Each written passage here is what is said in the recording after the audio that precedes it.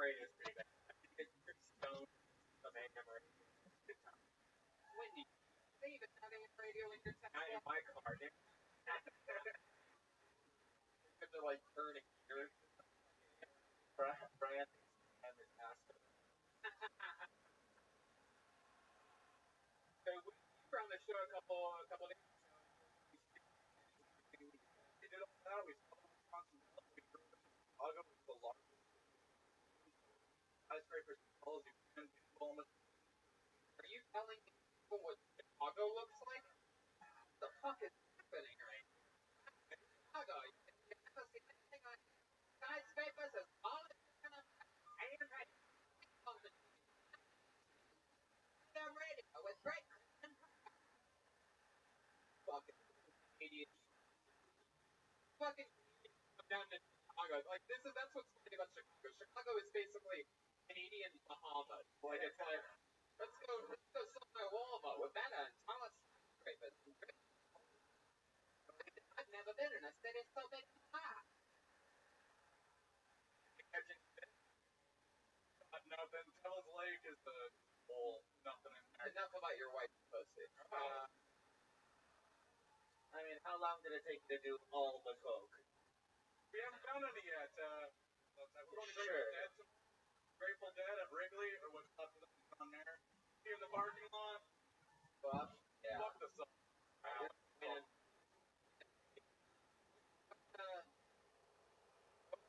Over here, like We have a riot in progress at Dahlia Hall. over here. So you live in Winnipeg, right? Correct. Remind me of what you do for a living. Radio, audio, FM Ah. radio. And Of course, rival over here, and you're second. FM radio. You're from Winnipeg, and by the looks of your clearly walked here all the way from Winnipeg. we got in the sand. I went down to the beach for some beach class and gosh, didn't work very well. Couldn't find any shoes. I ended up getting pinball for the 2 hours I was going to do shopping. So Fucking pinball. That is incredible. what's the place called? Logan Hardware. Alright, there you go. The 4 nerds scattered around here. Wow. How much longer is your vacation? I've never seen people. With you to this, we're going back to Madison, Minneapolis, and then home. But Wow, tomorrow was so a day you're off. coming up. You've been to every Kilkenny. 6 shows going with our first. I think that's the longest on the tour so far. There's some other people I've talked to that have done 3, 4, 5. I did went to Olive Garden today because it's love. Ah. Yeah. We did Big kind of guy. get that big. But I will say that I had one of the best dinners of my life tonight. We all did at a great place called Tavern on Brush. Really amazing. Really just a great place. There were a lot of people there at the Olive Garden. We had spent last night that we were going to get to go. I was the only one. Nick and I hung out. We had a selfie. Nick, if you're here, shout out. Thanks for the mint. There you go. Clayton, is That's there all he hooked you up with mints? God. Must really like you. made you even pay per breadstick at the Olive Garden? So, Clayton, is there anything that we don't know about you that we didn't find out on in Des Moines, Iowa, do a lot of drugs. That's the only other thing. So. Yeah, how much do you love drugs? Tell me about your drug. Your shirt looks like it's on Fear and Loathing, right? Level. I love drugs so much that I was on the freeway today and I thought, heroin. You have the right to remain silent. Anything you say or do will be held against you in the court of law, mister. Yeah, do heroin? I like it. I stopped after I OD'd a few months ago. It was a very light OD. We didn't. A light OD. Oh, light OD. Sunny D. Perfect. Heroin. DB. How long have you been doing heroin for? Very long. I did it for 3 or 4 months stretch. Needles? Did you go from painkillers to heroin? I did painkillers way back when I had oxy that you could crush up in the but I hadn't really touched it. And I just got across some heroin fentanyl type stuff. Right. Great. How that stuff doesn't end well ever. Yeah. That's when I switched to weed. That doesn't end well either. That is my favorite Keanu Reeves. Is that true? That's It is I do way too much early in the morning on radio. No, I have some acid pills. Weird like a thing pill. What's in it? B12 and take it and it's like Makes you boring. Yeah. Incredible. You are probably my least favorite artist that I've ever heroin before. Alright, like drugs, you had one can say what, you had a better set in Des Moines? like one was a really So you're on like gas, so hey, I feel better. we're in Italia. Oh. There you go. Really connecting with the audience. How about a hand for everybody? There you go. See you, man. You got up the put the mic stand where you found it. Goddamn fucking wherever you want. America, gotta do. Goddamn. taking gas. Oh, Chicago! I bet they have the best. I bet they got the best. So what here? Skyscraper, college economics. Phillips stuff. Never seen quite as many cars on a freeway as I'm seeing tonight. This name looks good. I love one-word names. I like this name. Put your hands together for your next comedian. K-O-O-K-I-E. It's all happening here. So far, I think my favorite of this week. Yeah, it's fun. Feels good.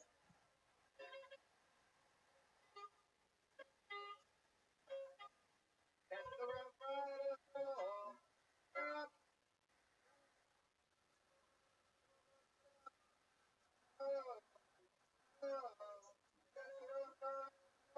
One more time for everybody.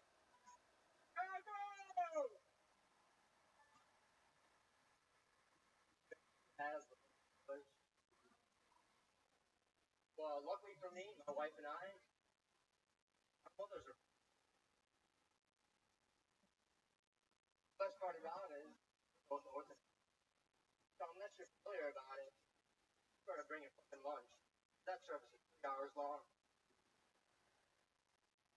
That's probably the first reason why they invented wine and crack. You got to bring a snack. You're gonna...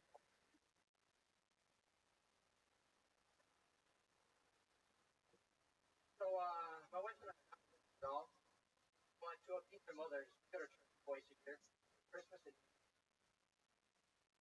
last year she just said it's going to for you one up about halfway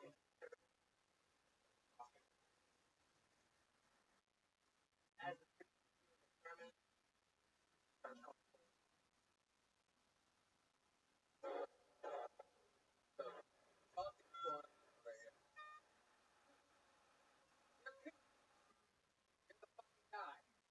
yeah, that was my nickname in college. I figured you want one more name? Like the kind of guy that would go by a fucking bird name. Serial killer looking motherfucker. Holy shit. Like you got fucking skeleton closet while one of them. How long have you direct ID home one?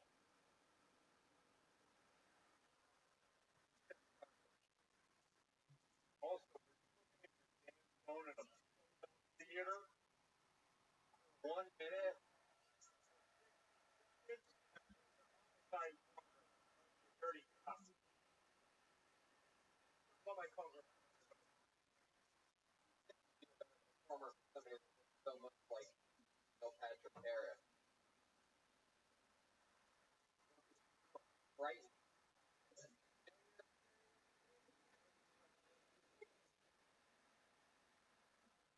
Chicago's very media exciting fucking Doogie Howser. I'm 80 Casey.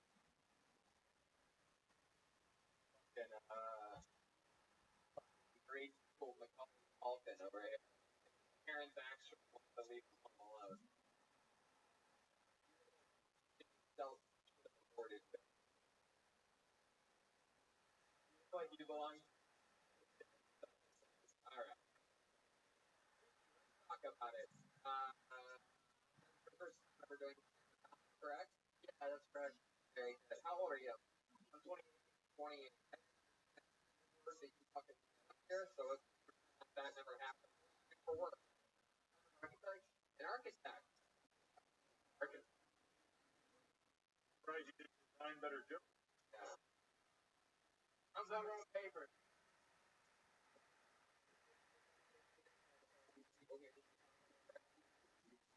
Yeah, I'm working on a breaking renovation projects in the area. Wow. Oh, name dropper, Wrigley and Field. My goodness. Go cut.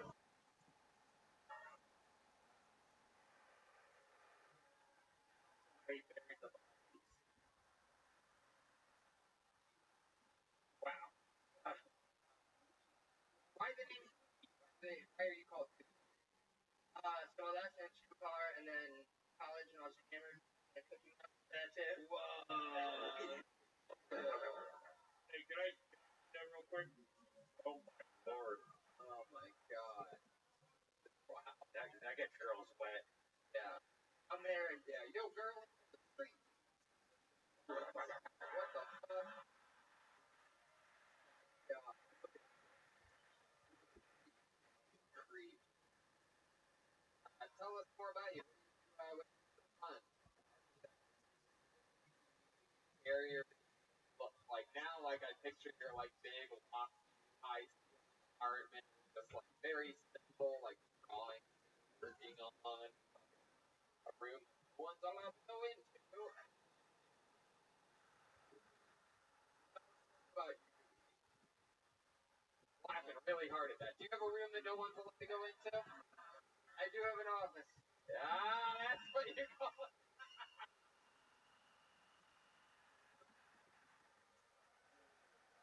Call it the key to like the thing with down at the bottom.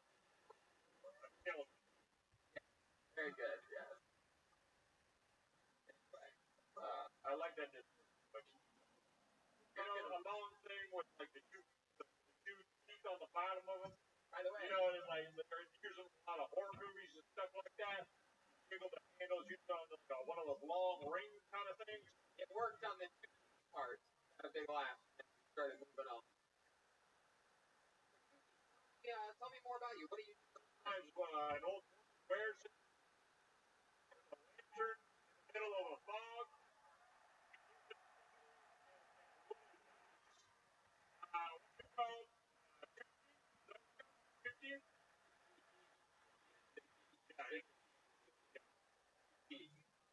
One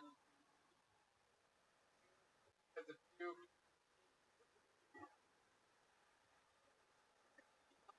Fuck you do for fun. Pull out the side of a brick that's in the well. Pull it out. There's a lever inside the brick. So the dead one is the brick at the bottom of the well. And her bill is the key. Okay. Okay. Very good. Hey, give a big hand to the lieutenant, everybody, so we can move on here.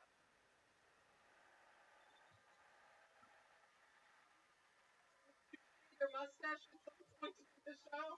Yeah, the fly with dress, but allowed me to keep it short. What do you do for fun? Not architect. Tell us the good stuff, your hobbies, whatnot. But start fucking talking. Architect. No. Here we go. For bike. Wow, motorcycle. Did you see a bike? Yeah. He lost his bicycle. He's talking about a motorcycle. Are you talking about a Vespa or he's more like a sidecar kind of guy? What kind of motorcycle did you get? Hey, yeah. I haven't got one yet. I'm still in the market. Wow. What are you looking for? Like, what is it going to take to do like a motorcycle? I'm looking at a Suzuki SV60. It's made of human bone. Make it bike. What else? I mean, I asked you what you do for fun. You're like, one day motorcycle. So what do you do for fun now? Snowboard. Yeah. Yeah. You right now. Can you tell me anything interesting about something you've done? Maybe you've almost died somebody heart surgery with a pen or something like that. Go ahead. Go ahead. There must have been something that's happening in your life. Your mom used to beat you when you were a kid. Am I correct? She has hit you before. I mean, I am Ukrainian. Say that again? I am Ukrainian. The answer is yes. And your mom why? My dad usually Has liver. I've taken a couple whacks with a sliver before. It's never fun. They take Hyper. 100% Ukrainian.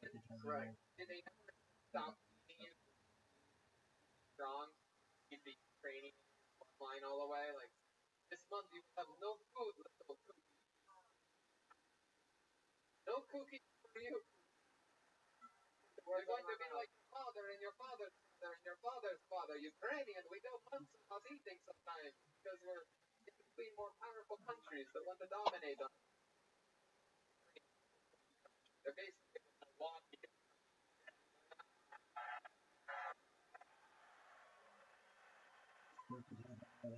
What do your parents do?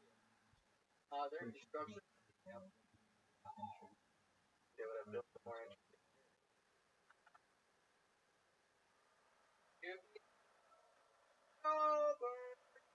I love Kentucky. It was a pleasure to have you up here. Thanks for hanging out. We went through it. Congratulations. First time ever on a stage before. I've been a huge fan. There you go. Make noise for everybody. Come on. People are up here in their goddamn dreams. Did you have a nickname when you were in high school? Like,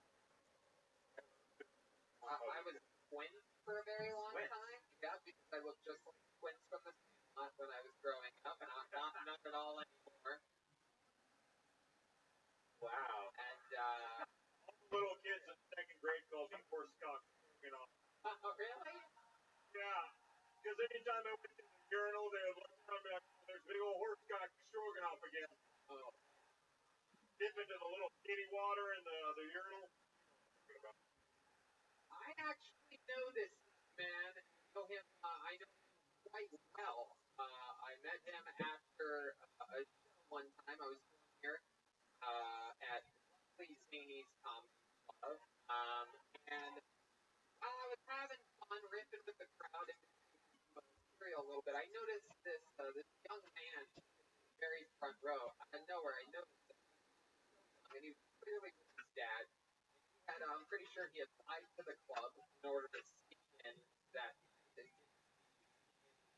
Afterwards, he talked about how he was so interested in something I've always wanted to do. This was like 5 years ago. So I'm so excited that I pulled his name out of the bucket. Make some noise for Tommy Wimbiscus, everyone. Very cool. Very. Years ago, I met this kid. Insulin inspired comedian, so I think this is good. What do you guys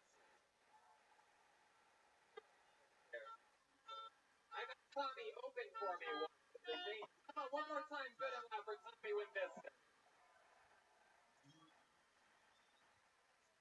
I was driving in today.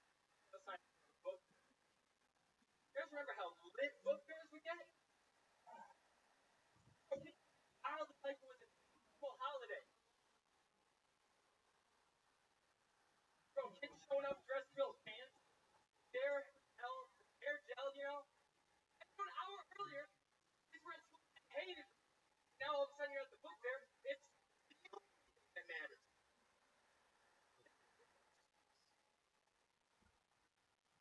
Or even the kids that can't read are going crazy. They're getting stuff like gel pens and colored pencils. What are they gonna do with that? Nothing. Dude, it's the goddamn book fair. That's right. Schools go out the window at the book fair. It's like the Wild West. One second you're looking at a magic school bus book. The second, turn and look over your shoulder. You're your best friend is fucking your friend.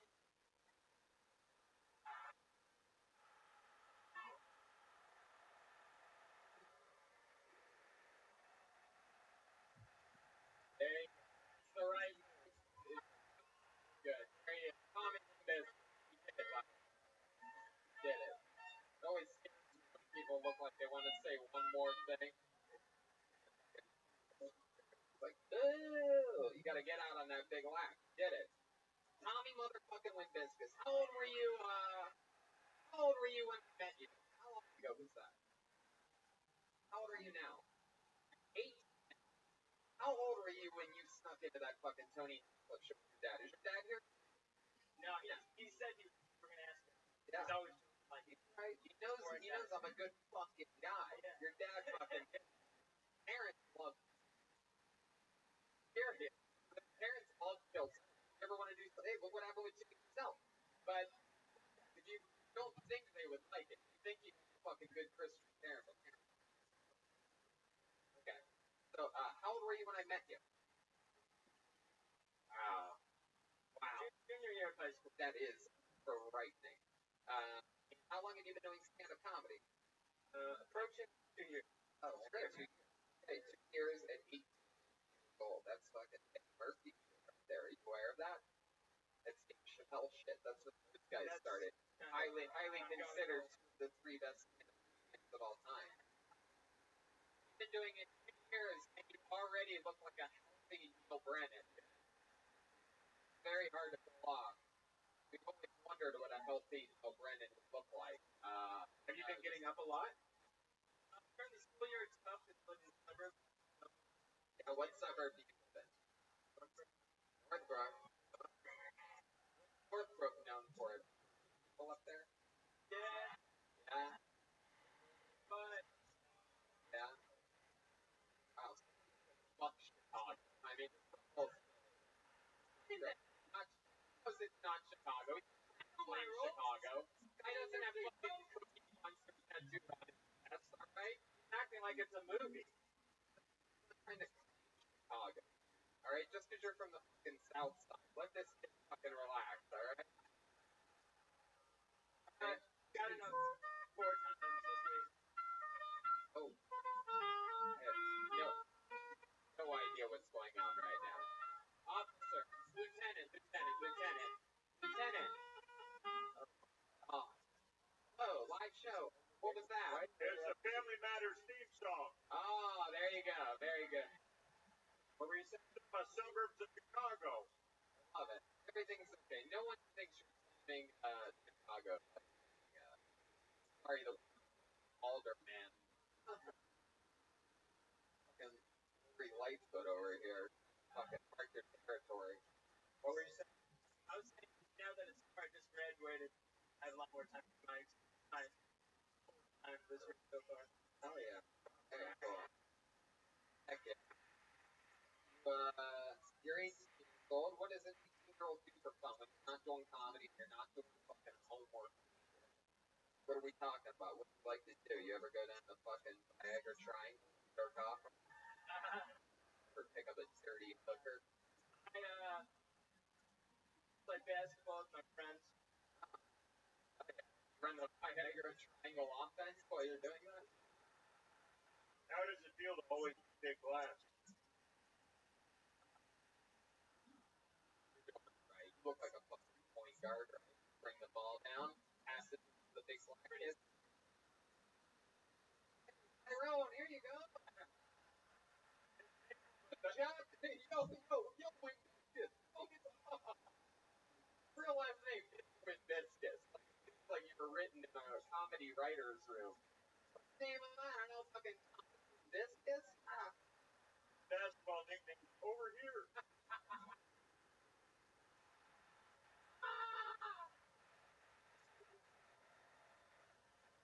Spin a rock. Pretty good. Pretty good. Does anybody have a basketball here? Do we have a basketball here? Dude, guy dribble. You're fucking. So they did upstairs. Oh, because it's now they sell everything. They're selling pencils. Hey, Brad, you guys don't have a basketball, do you? I mean, if you're Olsen, we can hear them. Brad. No. I already asked if they had a bike here. They do not. Okay. You really hear them say no, Lieutenant? I'm not trying to derail the show. Come on. Very good, very good. They might have a basketball. It's worth taking a fucking. No, I want to see a kid dribble. I would not say. I would not say they don't have a basketball. Come on, look. Fuck yeah. This guy looks built in a laboratory. Breeder built. Tell us something we need surprised to know about you. Like a pure, clean, well-behaved world that has everything together. What's like the crazy? What's the wild? See how funny his last name is? It's just so wild. It seems like it's a joke. What is the farthest? Yeah. Question. You asked me, and the Oh, oh yeah, I asked you in front of your dad. That's right. And you said 5. What did I say? Yeah, I know. I started laughing, but then what did I say? I must have said brilliant. Do you remember what it was? Go back and listen to the recording. I have every ever done a database. We have archives like that. So 5. What does that mean? What is the part? You've gone all the way with a girl, right? Yeah. What is? Why didn't you say that in the mic? Say that in the mic, son. No. Okay, then. What is the farthest? There's some juicy women out here who got their little clits hard.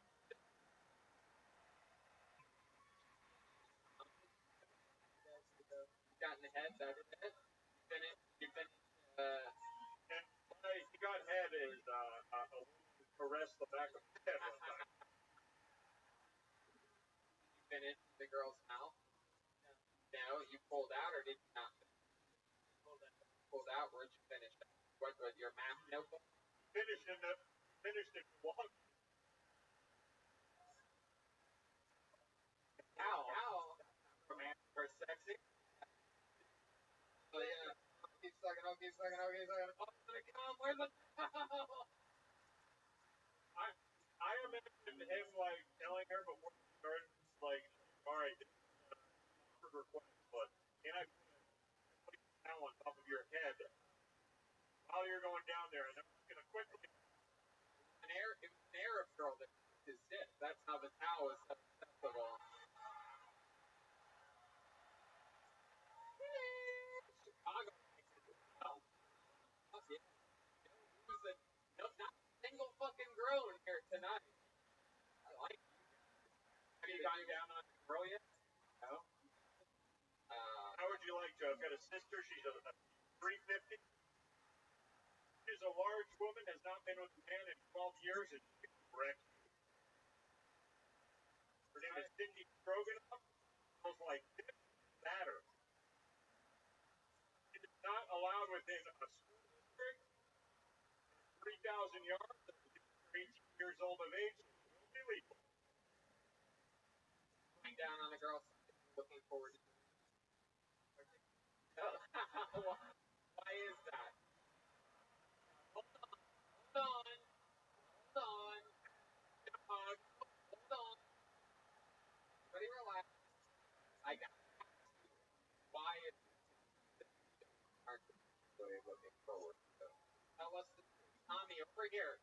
Over here, Tommy. Tell me why it's something that. What are you afraid of fucking. What are you afraid of? Look over here. Tell me why it's something that you're really looking forward to. Next. I just doesn't fucking well, not like actively interested. I don't know if you know this, Tommy. Chicago is famous for their pussy. Alright, people? Tony, By the way, Jimmy's so sad pussy for 2.5 weeks. Chicago. yes, some of their pussy is here in Chicago.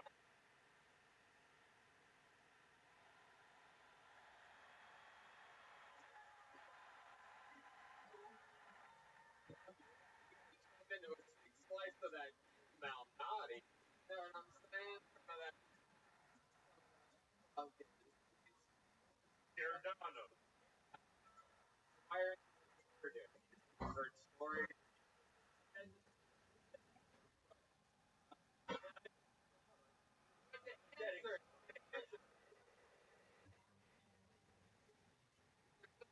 Are excited about doing? Or is like, what's like your biggest forward doggy style?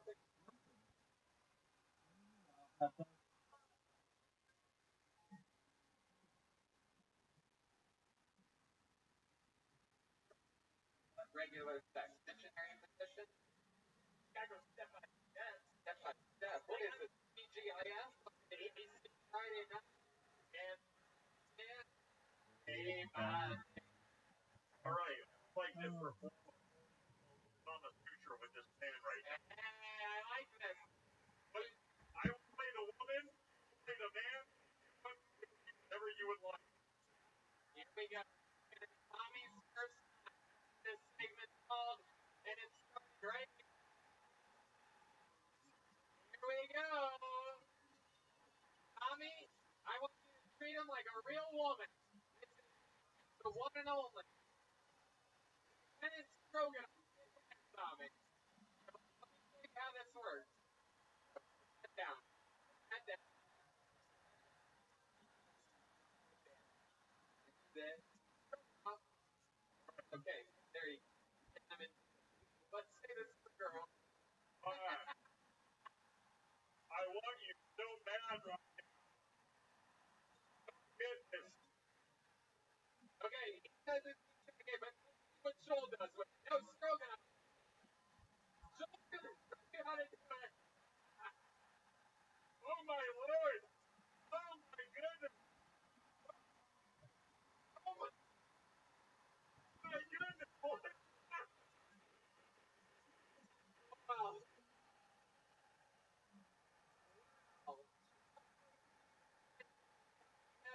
Wait a second.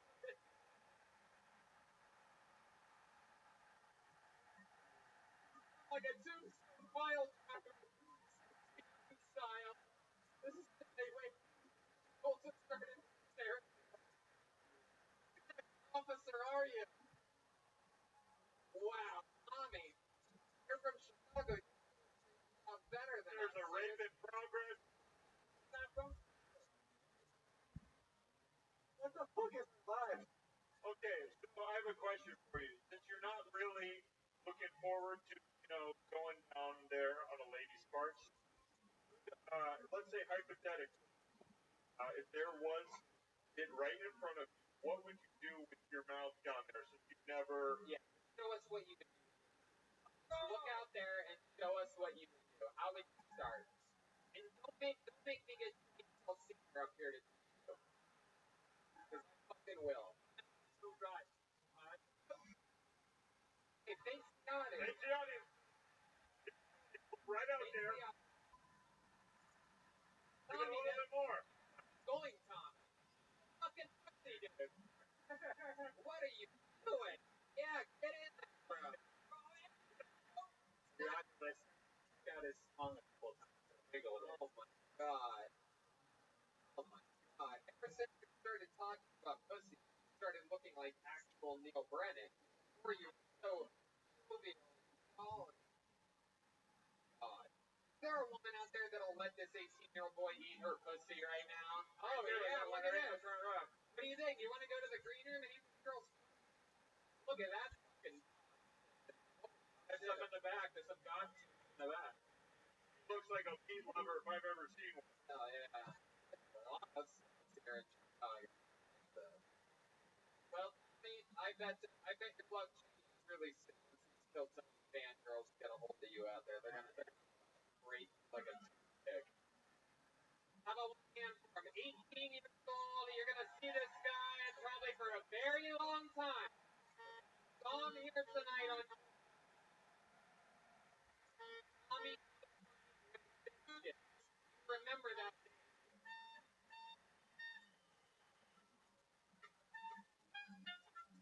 Alright. Here we go. Hold another name out, make some noise for your next. You guys having fun out there? Make the noise for Tom Santucci, everyone.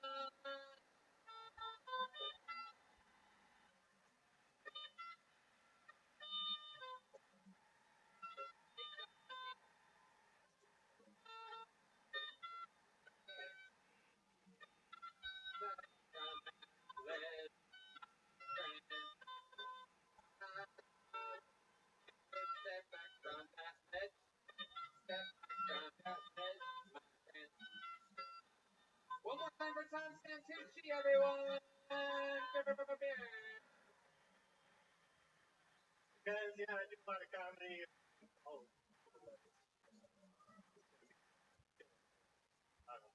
But yeah, Tom Santucci, shout out to Chris Blake. So this is a quick impression of my dad at a concert. He's enjoying the music and then he's gonna try and find somebody who he knows. Okay, get some music for this.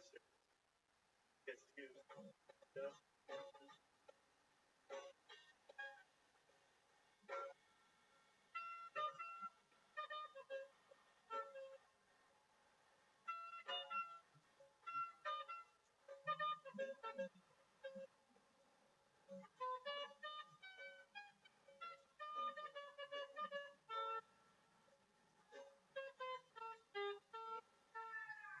Thanks. That's it? Thanks isn't like that's it? Right. How dare you bring the band into your bomb? Tom, I don't know what the fuck. So what was the first thing that weird disclaimer at the top of the set? Well, I do a lot of fantastic stand. I do a lot of You were being sarcastic right from the get. The first thing you ever said to us, whether you were sarcastic or not. Yeah. I can't believe you're not the most serial killer looking guy we've had on this stage. You are bright. That was the dog set. This is the first time ever doing what I guess considered stand-up comedy, right? This is my first.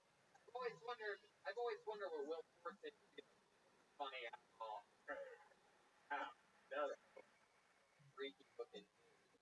very red. How old are you, Tom? 28. Stay over weatherman. What do you do for work?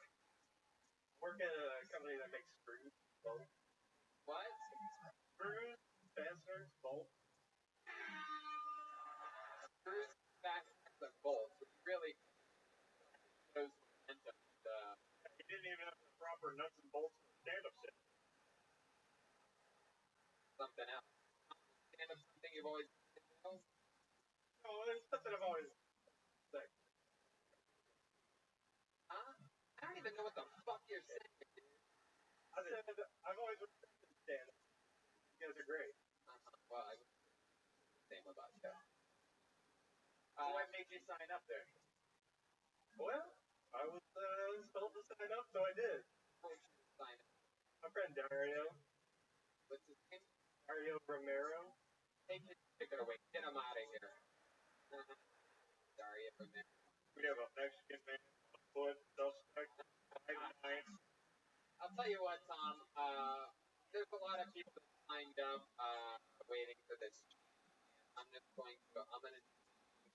with them. How about that? Here he goes. Tom Santucci, everyone.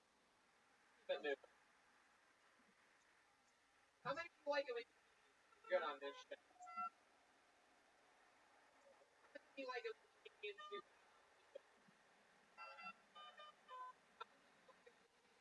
that bad on this show? Pulling a name out of the bag. Makes your next comedian, Danny Radovanovic. Danny Radovanovic. Here it comes. Here we go.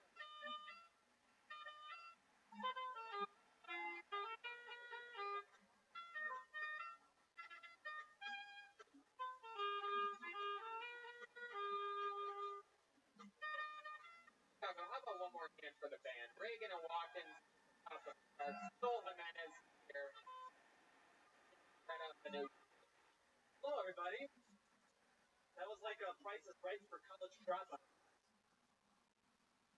So, I have this really weird problem where I look like I'm homeless, like I still live at my mom's house. Yeah, weird. As a matter of fact, the last person that I had sex with was a 3-year-old lady. Not joking. It brought together two of my favorite things in life: beanbag chairs and dick.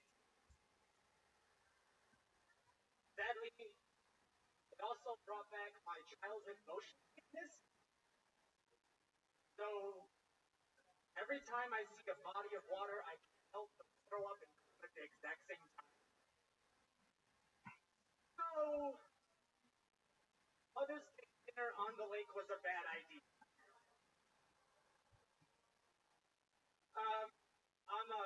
Yugoslavia. Thank you. So all that means is that we are the only well-respected white people in the NBA. Thank you. Hell yeah. Danny Radovanovic. Oh, Is that right? Radovanovic is the white way to say it, and I just want to be Albanian. Say it. Radovanovic. Radovanovic. Yeah. Very good. Yeah. All right. First time doing stand-up? No. bitch. Oh. Close. You're not far. You're not far. During elevator act, visual gag. Conspiracy, you gotta pull out new tricks, everyone. Okay, why not they do that?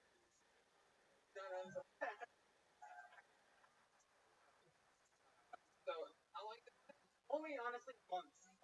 Yeah, but I've been going as soon as I hit the ground running. I was like 11 or 12 in now.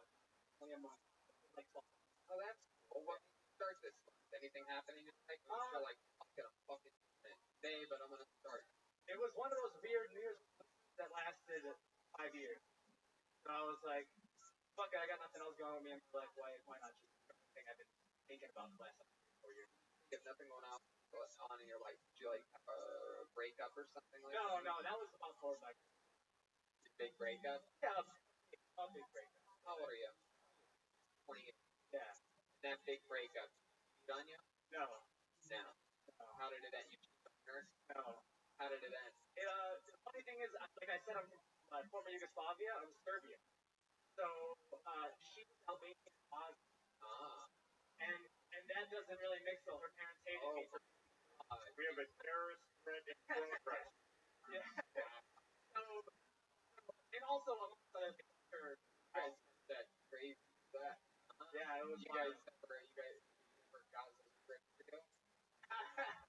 He was very pro-Palestine, and I was pro his on her face. Wow. Yeah. This guy's wordplay is off the chart. You said that you talk like you live with your mom. Yeah, I Explain that to us, the audience. so I guess that I look like I'm homeless often, and I thought it'd be a physician joke to say that I look like I'm homeless, but I look like I'm at my mom's. That wasn't a joke. Like, you're homeless, but What does that mean? You mean good or bad? I don't know. It's one of those jokes that you tried at open mics a few times and it works, and I'm like, why the fuck does it work? And then I don't think the homeless thing works. Clearly, haircut, barber, gone to for years. Right? Like, don't carry the barber all the way when I go to the 105 all the way to the fucking stupid pop top. Right? Fucking haircut. Everybody that thinks they fuck like they live at their mom's house. I've been getting my same haircut from the guy that I've been cutting my hair since I was 6. So what you're telling me is I beyond it. You killed it. That takes care of the homeless thing. Homeless people don't have fucking one on the side. You know what I mean? Before this, my hair was super long before this. I got a haircut, and then I decided to grow the beard out for this. So, yeah, just so I try to add more to the homelessness, but I look way more homeless than I was. Figure that beard out. Look homeless. For that joke. For this joke. Thank you. I'm sorry. Danny, what do you work? I work at an elementary that run the daycare inside of it, and I just started a new job that hopefully gonna start moving to like setting up events. Like, Get it? Here? yeah, With the kids? with little itty bitty homeless, helpless children. That's how you met this girl that you no, I met her randomly at the big friends. Yeah. How did that go down? Like, what happened? Fell and she couldn't get up, and you. Yeah, I saw the perfect accent. Give us an example. Tell us the truth without trying to punch it up or fucking funny. Tell us. No, okay, so Step by step. It's not this thing. all right. Before I actually talked to her, I kissed 4 dudes before I talked to her. Wow. So I kicked in the door. I kicked in the door of this family friend. They're like known as like outrageous kind of on. And I saw like 3 friends that were dudes. And I kicked them out like, and then they have this gay family friend. I kissed him on the mouth, and she's like, well, what about me? And then I kissed her on the mouth, and then she started doing like weird jokes. That what? Penny jokes, like a coin. So she was like an old person joke that would like not make sense at a party. She was like, fruit, they're 2 pennies. No, I don't see a fruit. Well, it's the pear. Oh my god. This. I didn't write the fucking joke. He wrote the fucking joke. 3-year-old. Like, there was a lot of alcohol involved. Right. So, I had. Believe it or not, I did not think I was going to fuck a 63-year-old that night. I think you're leaving out a huge description of the story. Is this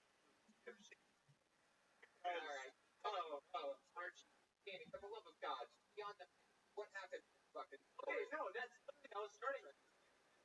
I got really drunk at their house, made our way to the bar, and she showed up, and I got really drunk, and she started like getting really into it, and hitting on me, you know. what she look like? Terrible. Wow.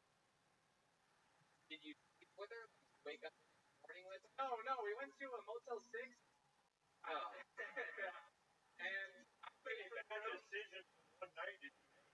I mean, I don't know if any of you have ever had alcohol before, but one of those nights. It's the type of motel where we can pay with fees. Did it feel different? To be honest, it wasn't the worst. Really? No, it wasn't. Did pussy still get wet? Yeah, it just took a little bit more time. Yeah, more time. There you go. Little Jimmy Senior reference right there. The foreplay scored 7 years ago. Wow. That's fucking interesting. 3-year-old lady. Anything else that's in the condom outside of her. In the condom outside of her. You can't get pregnant. You could have fucking came 5 times then. I know. Were you afraid of it? What do you think? Dinosaurus? You know what? You can never be sure, so I decided to go for the 100%. You look like you already had the thing. When you were done, Werther's.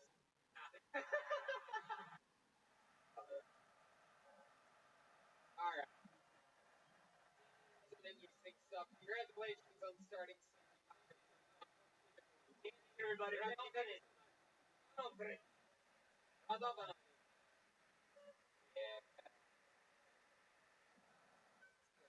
go to this fucker. You think we should find a female, huh? At a the lake. Oh wow, more blankets. Kendall is the girl, right? Kendall Harris? Alright, put your hands together for your first female comedian. Alright, Kendall Harris, everybody.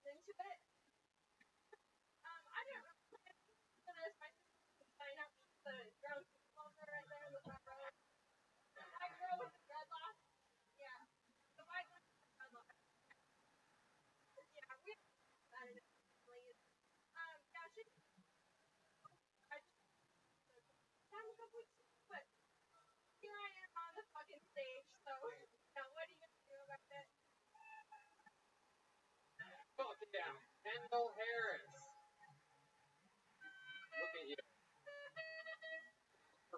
the Olsen twins you are, but I'm guessing the one that they tried to have aborted, and somehow survived out of the other end of the valley. Threw some braces on you. Had to go out there and get them. Sign up.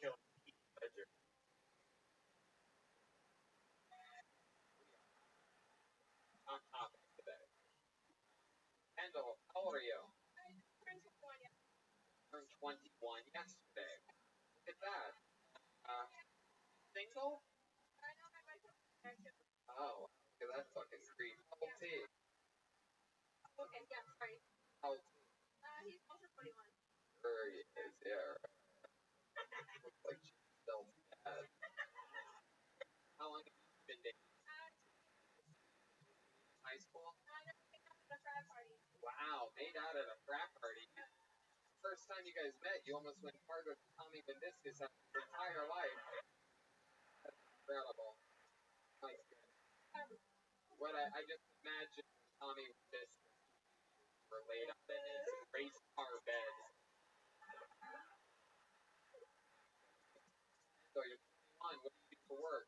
I clean houses. Yep. So you don't look like. What do you do for fun? What do I do for fun? Well, to be honest, I own every single Sims pack. Wow, heck yeah. Yeah. You ever watch the super animated people have sex? I downloaded the mod once, but it was just scary. It's scary. Yeah. It's one of my hobbies. You ever been playing for hours and hours and hours, and you're looking and you're playing a game, and you're like, man, crazy, this and this and this. Well, time to go to other people's houses now. Yeah, basically. Yeah. Yeah. My goodness. Not do that one. Right. What would you want to do? What's the dream? What's your biggest goal? Yeah. Politics. Really? What type of what do you want to do in politics? You want to be one of the aldermen, the wards here in Chicago? Yeah, I do want our alderman. Local politics like that. Yeah. Can you give us you're the first person in the history of the show to say you wanted to get into politics. Give us an example of a couple of your stances, something like that. Perhaps tell these people what you do or whatever. Go ahead. Just make fucking stay in the pocket. Go ahead. I'm ridiculously pro-abortion. Not pro-choice, pro-abortion. Parents were too. Me too, to be honest.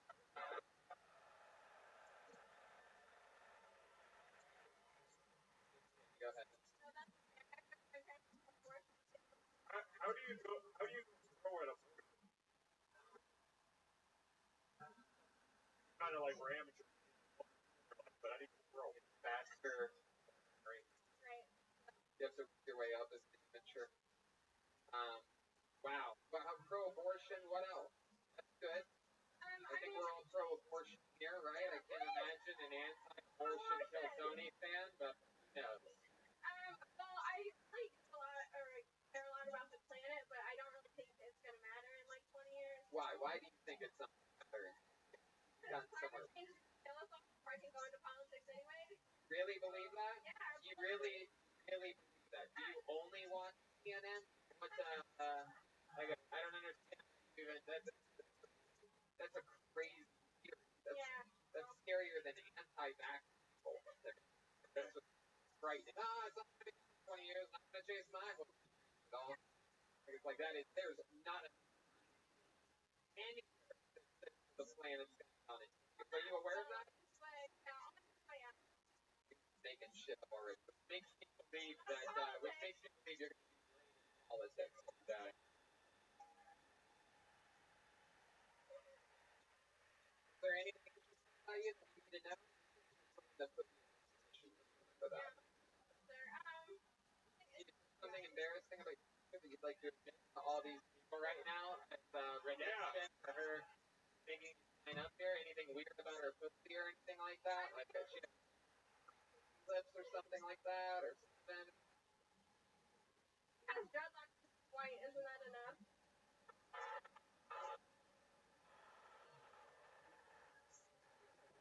White dreadlocks.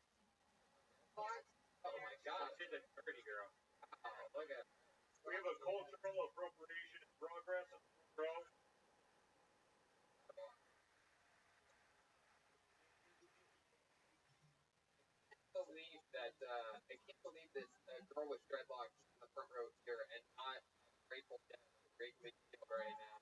You ever use her hair to mop a floor in a house that you're cleaning? How much longer you got the brace for, Kendall? I actually put on a couple months ago.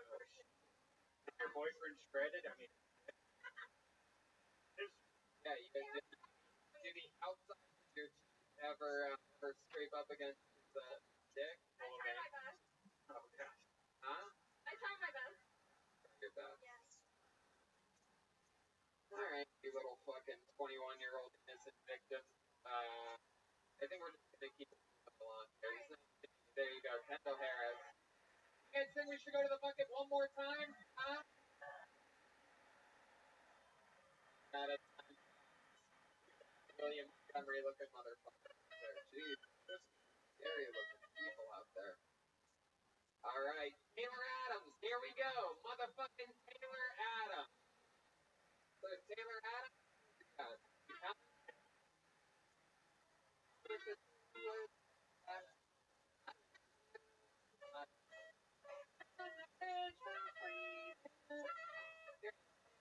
everybody. Final game tonight. Put your together for Taylor Adams. Yeah. Hell yeah. Yeah. So, happy I'm gay and have AIDS. I did. I was no way cheering for that, but okay.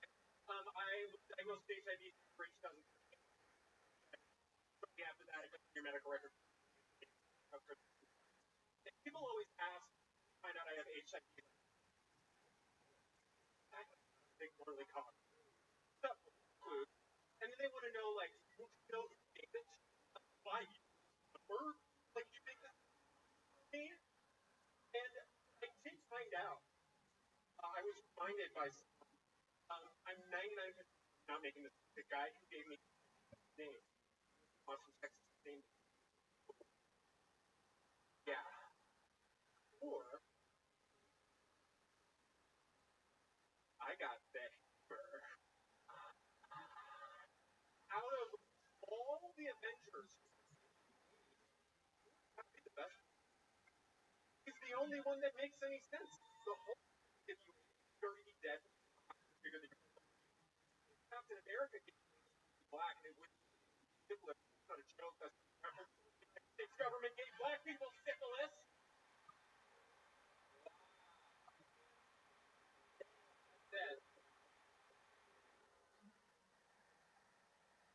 Taylor motherfucking Adams.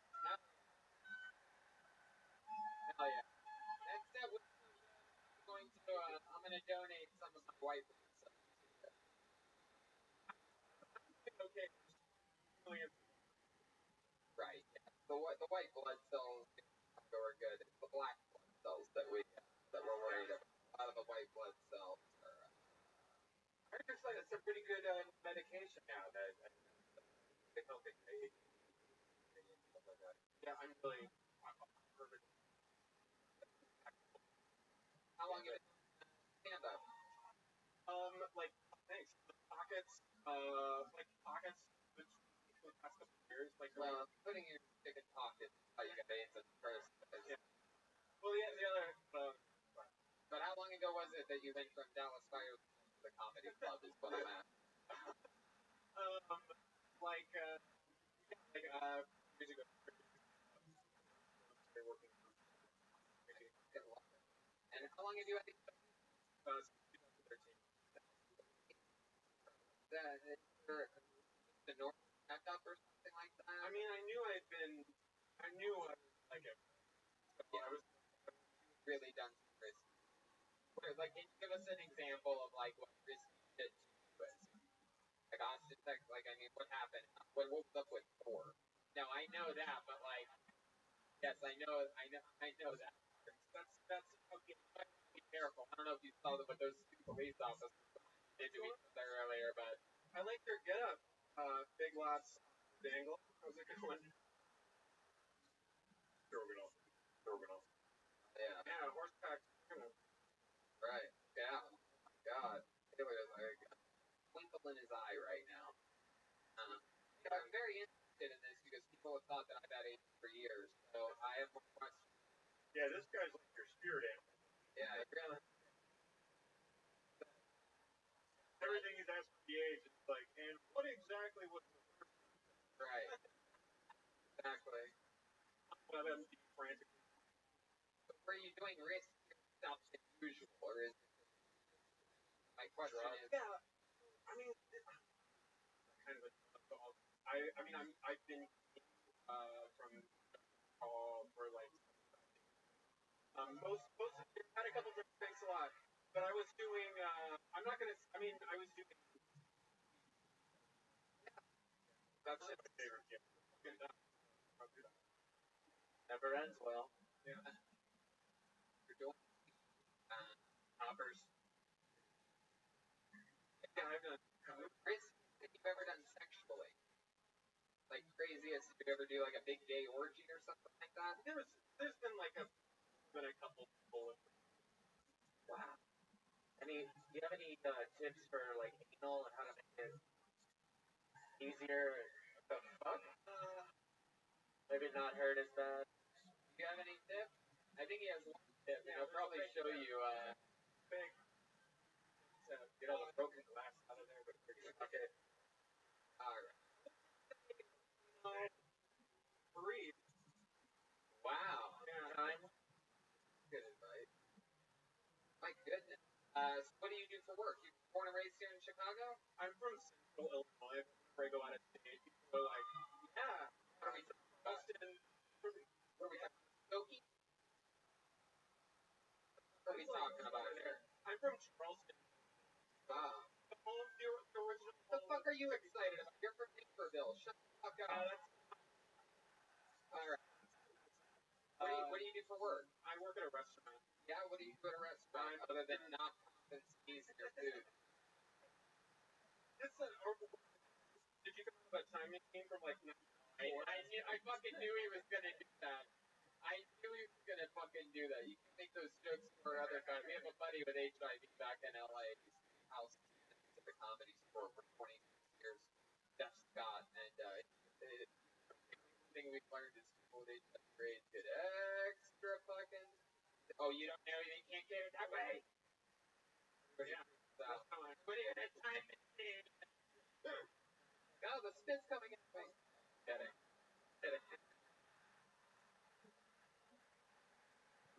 I know you, but you still food anyway, right? So there you go. Is it a fancy restaurant? I mean, if somebody asked me that, and I was like, yeah, it's pretty nice. Like, informative. Oh, right. Is it? Have a hepatitis A, B rating, or what are we talking about? D? It's actually it's in a hospital. We get a lot of sick. Right, so they have a quality restaurant attached to hospital. Yeah. Wow. A lot of babies are coming in. A lot of food allergies. What do you like to do for fun? I've been glued to coverage of the video game convention coverage. I don't have enough money or to play video games. Like reading about them. Just think that industry is. Right. Our friend Malcolm. Malcolm. Oh, cool. Voice the new video game from the guys that do Rick and Morty. Yep. The great Malcolm Action, former regular on this show. Wow. What else other than E3? What else? Their fun hobbies? I'm in a theater company, like a brand new theater company. Oh, that's cool. Yeah. Can you give us like a big like something? What's the current play or the current work that you're working on now? We're both connected to the company, and we're stay connected. The butt. Those are my pitches. But no, we're called Connected Theater Company. We're doing a show starting in July. Called Spirit Stop. What are you playing in this play? I'm not in that play. I'm in the play company, but I'm gonna be Harry, the guy with HIV. They cut you out. I know. Don't want to cut them. It's not that blood. On your feet. They cut you out of the play. Incredible. What have you been past play. Philadelphia. Jesus Christ. All these great actors winning trophies for pretending to be gay died. It's like, That's another weird thing that gay guys do is they get mad when gay guys play gay guys. You know what I mean? They could have hired a gay actor for that. What are they, an assignment? That's not. Yeah. That wouldn't be exactly. Crazy thing that's happening where straight white males aren't allowed to work on anything anymore, according to everybody. Clear. Couldn't we get a disabled black man with one leg for this? right. Right. Crazy. Alright. Anything else we need to know about you, Taylor? I don't know. Also, my hometown is And the answer was no. We have nothing else interesting about you to talk about. There he goes, Taylor Adams.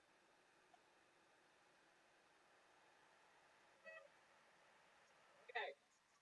I made myself a promise before coming here tonight that we weren't just going to fizzle out at the end. That I wanted to do something special because, like I said earlier, I was not a huge fan of the episode that we had last night in Milwaukee. Being honest here, it's our first ever Kill Tony in Chicago. I think we should do something fun to close this show real quick, right?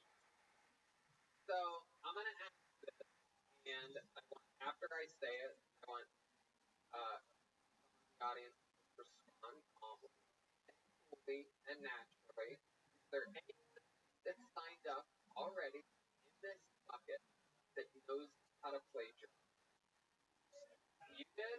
What's your name? David? Put your hands together for motherfucking David, everybody. Here we go. It's David. Your final no music for David? Alright. Here comes David, everybody. Signed up in the bucket. Signed up in the bucket. We're gonna do something fun here. We're gonna get a 60-second set from David. Come on, David. Let's go. Your fucking ass. Here he is. Put your hands together for David, everybody. Hey, what's up, Chicago? That's brought to you by ZipRecruiter. Alright, so my wife and I adopted a dog last year. And we can't have sex with the dog in the room because she's extremely no bumps are licking her. So we started locking her out of her room, door, and crying, and then she did something tight. Then we started leaving treats on the counter. Some within reach, stretched just far enough away to hold her attention. Works for the most part, but still pisses the house. I don't really know what to do about that part. I'm just that every time we have sex, I'm gonna have to clean up the mess. I met my wife on Tinder, and I remember when we first started dating, we watched an episode of River and Enthusiasm together. The episode where they flash back to a young lady regretting not dating Ted in one area. And being a charmer, I'm after I saw that, right? That's so sweet. But you want me to do that for you? I already have cancer. Old girlfriend. Alright. Good job, David. What's your last name? David what? David Ray? Levin. How long you been on? That's your first time ever. How about a hand for David? There you go. What do you do, dude? What do you do for a living? Work at a bank. Work at a what bank? Bank. Firm. Play on the weekend. What do you do for fun? Well, play drums. I'm in a local cover band. Yeah, so, what kind of cover band? Well, it's similar to the Kill Tony band, just with less sex appeal. What are you guys covering? Just regular songs? Classic rock, blues, contemporary stuff. Perfect. Well, I'll tell you what, David, I want to go off on a bang here. Let's have some fucking fun.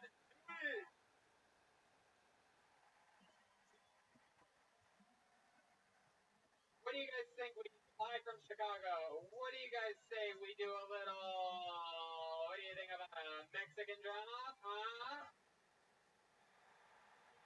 Wow. Up on a bang. David, now do you know the rules of this fucking thing? You're a fan of the show, right, David? The fucking microphone. Over. Yes, don't answer. You understand that if you beat undefeated Joelberg here in your hometown of Chicago, then you go to Minneapolis with us, go to Madison, Wisconsin, you go back to LA with us on Monday, you're in New York City all next week with us, you're in Philadelphia July 25th. You divorce your wife? Yeah. Yeah, she's all Joel. It's fun. So are you excited about this? You think you have a chance? I mean, I'm a little limited. Where are the times at? I mean, is this the house? That's a really good Where's point. the Ludwig? It's a really Where's the good. Ludwig kid? I'm a Ludwig guy myself. Stop with your fucking excuse. Goddamn. My best. Really know how to play up to the crowd, idiot. All right, put your hands together for a Mexican drum off. It's David Levin, everyone.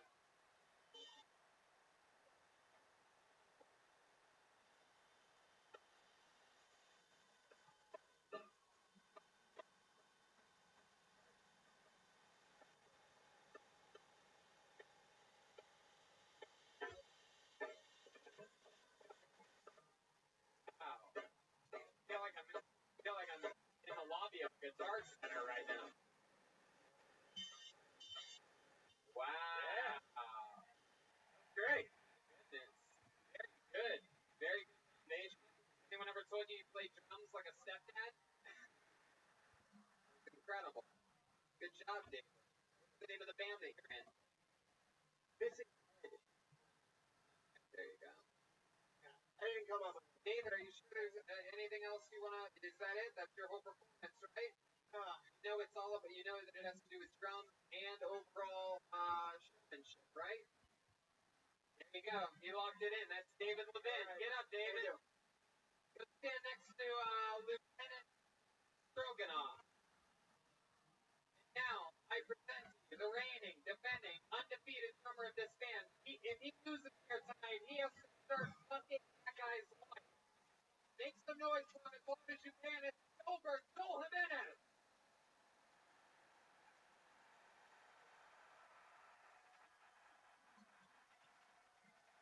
Oh my God. You're under arrest. Oh no. Oh, don't do it to me. I just not have to keep that. Probably just have to keep that. I'm really not that paranoid about these clocks. I'm struggling. I know where they're going.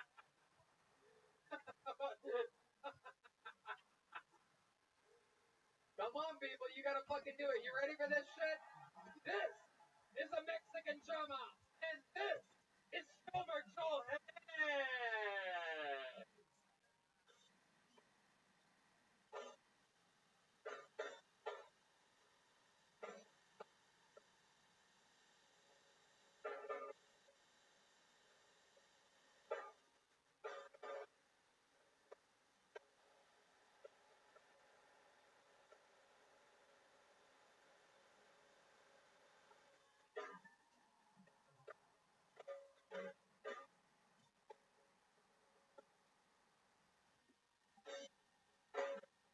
Oh shit!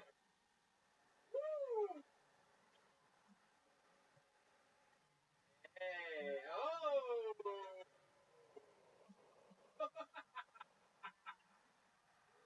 Whoa! How about Chicago? That is how you do it. My goodness gracious. How many of you have David Levin winning that one? How many of you have Joel Jimenez winning that, huh? That is how you do it. That is an episode of Kill Tony Live. You guys have any fun tonight? Fuck it. God damn it. How about another hand for the great and powerful Walken?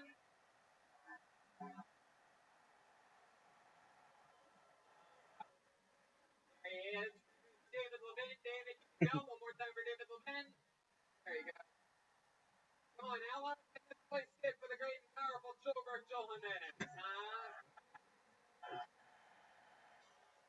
You guys all seem happy. After the show, we're going to wherever the merch area is here. Everybody has to make a straight line. We're going to sign posters, take pictures, shake hands, and tell us how much you love us and whatnot. We'll give you a chance to tell us if you've been listening for a long time and whatnot. I want to give a shout out to Bob and Ryan from Ludwig. They're here tonight. Yeah, absolutely. How about a hand for the guys from Ludwig? They're from here in Chicago. They made it.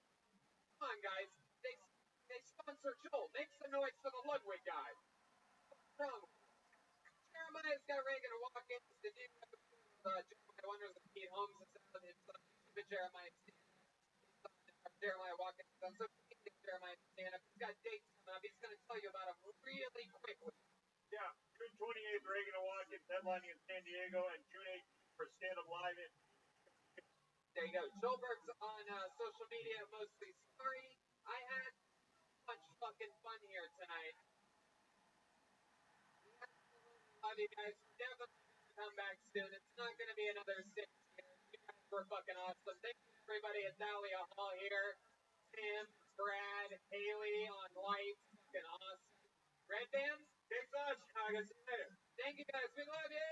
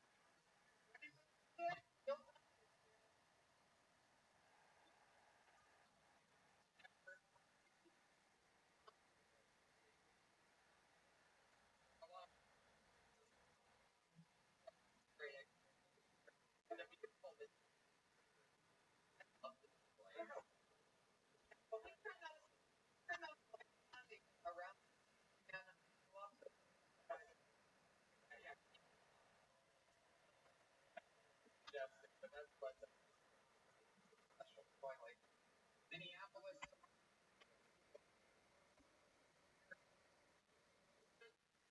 Then back on the road again. York. Grammar. Sold out. Grammar. Really. They're on twice.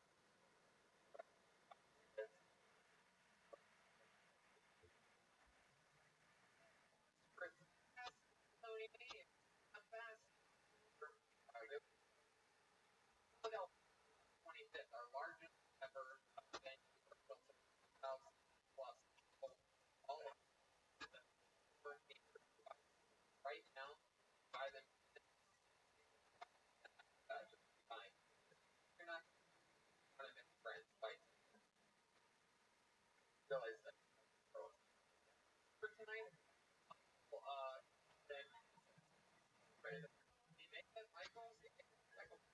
Of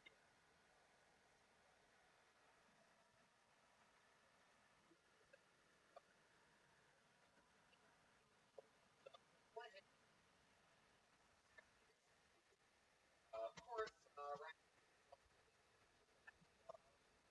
along with still taking positive way.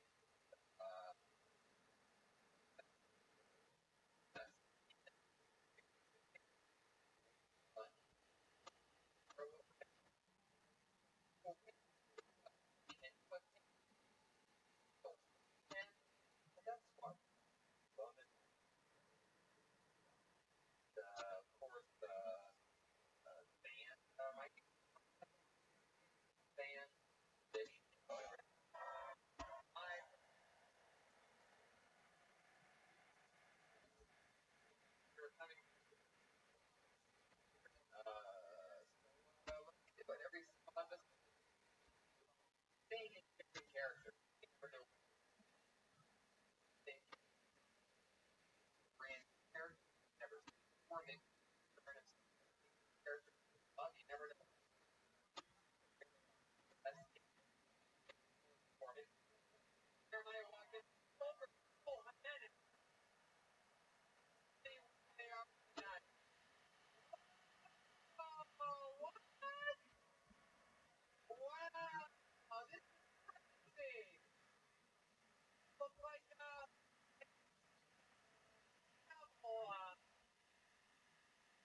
sorry, rocket of a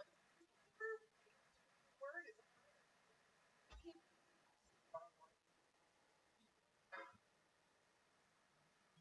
what was that again? Wildlife. First time we've ever heard of like that so far. The way to manage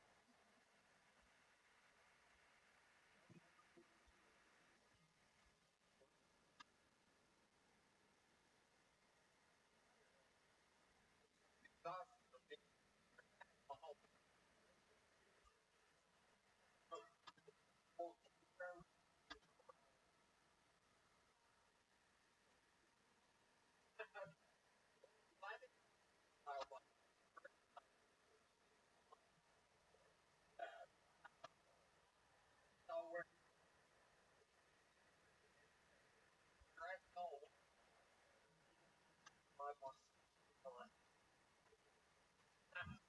Your name. Mullen. Having a blunt. I have never wondered what that was like. Mark. Your name. Peter did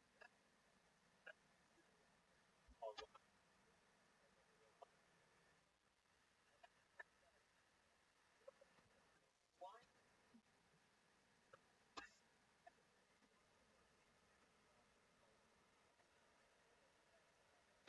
don't have any accent whatsoever.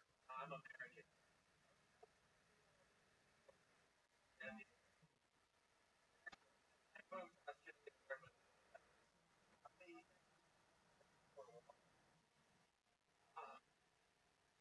just about that a wildlife.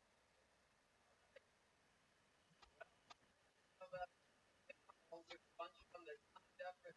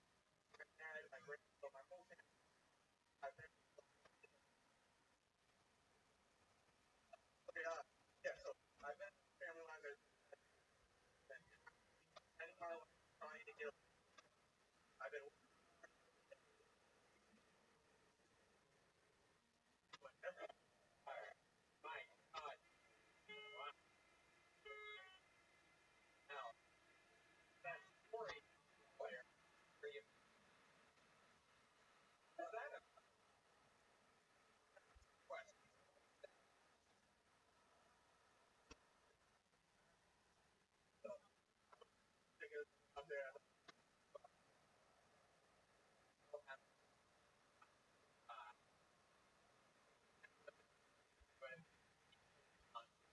Out like more version game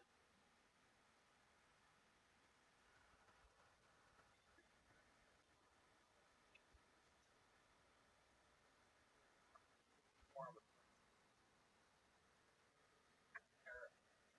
or just like make recording out of your life.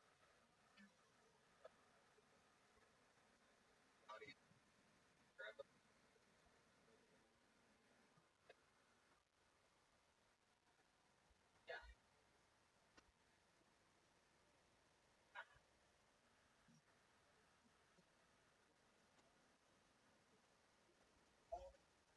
Life before he died of food.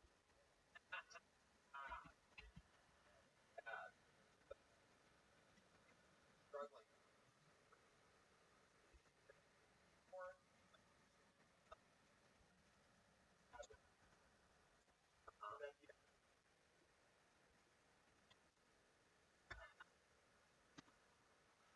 so how old are you? 20? Horrible.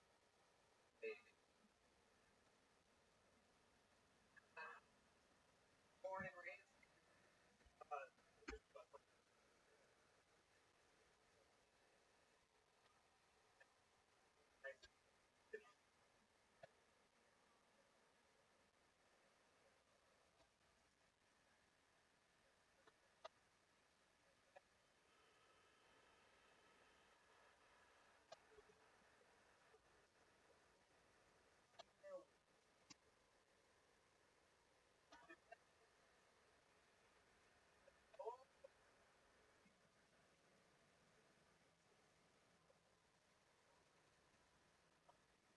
What is the thing? Like you're crazy.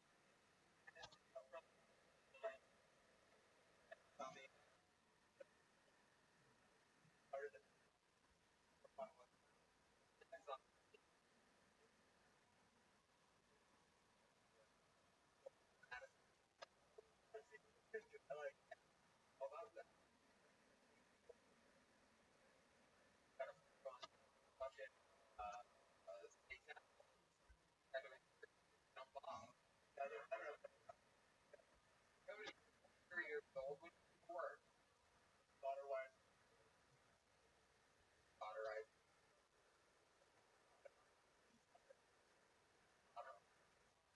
Daughter, basically, word I'm just trying to get daughter. Fucking know what you do for my. What I would my daughter. Daughter waters.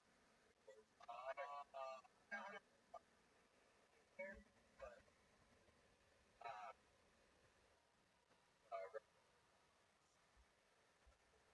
20 years old. Daughter is years old. So, what does a 3-year-old like to do for fun? Exam. Football team. I'm here yet.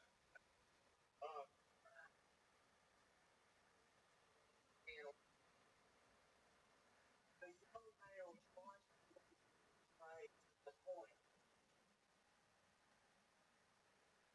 Tell us more about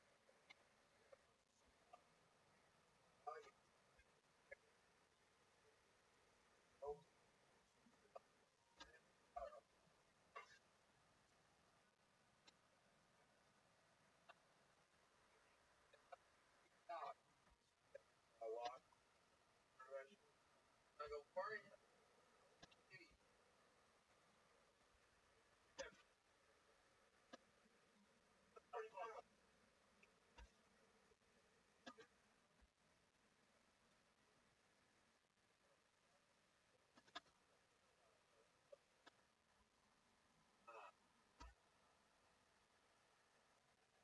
Hang out.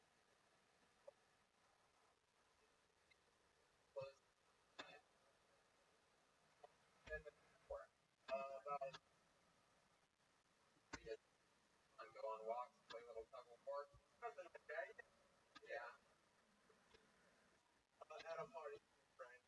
she actually. So I was going on for months and months. Good. My dad's going on for months. About taking care about 6 times. About 6 times. We almost see. It's like not all the way. Not all the way. Hey, when you carry down on you, of course. It's not a price being a pedal. Like,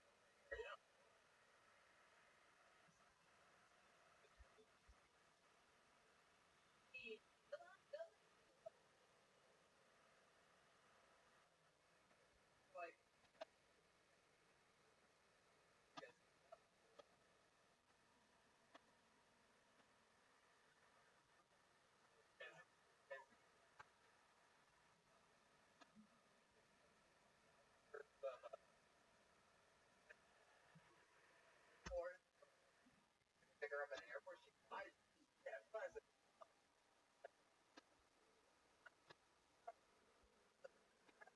Nice. You gotta be.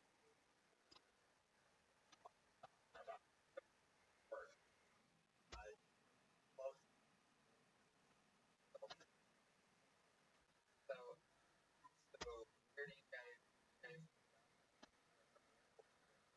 place? I do. You and your dog. You have a little apartment in the building.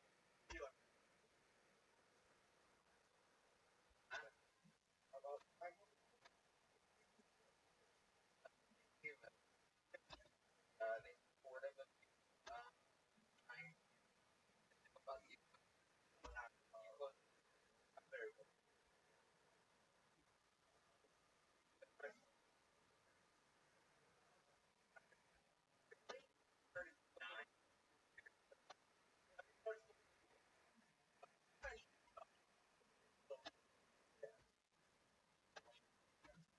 Fun. We need to know about you, Cody. Fun about you.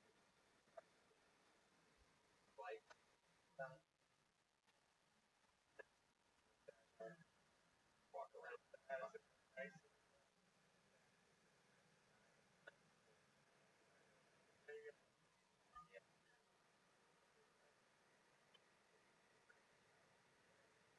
Wait.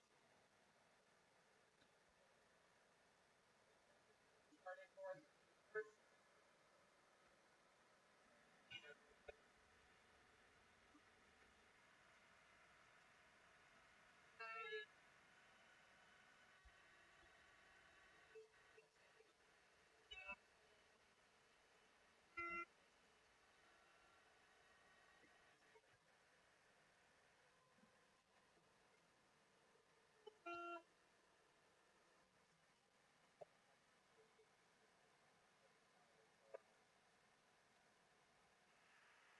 so long.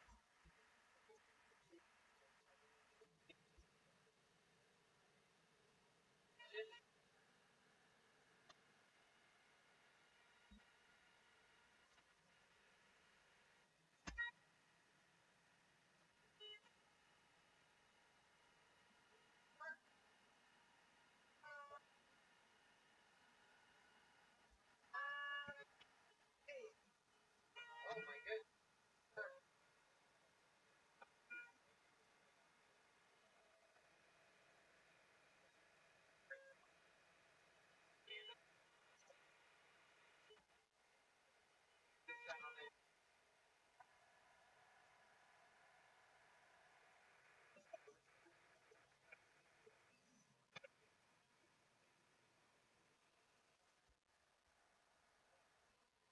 If you're gonna do anything forever, people. Yeah.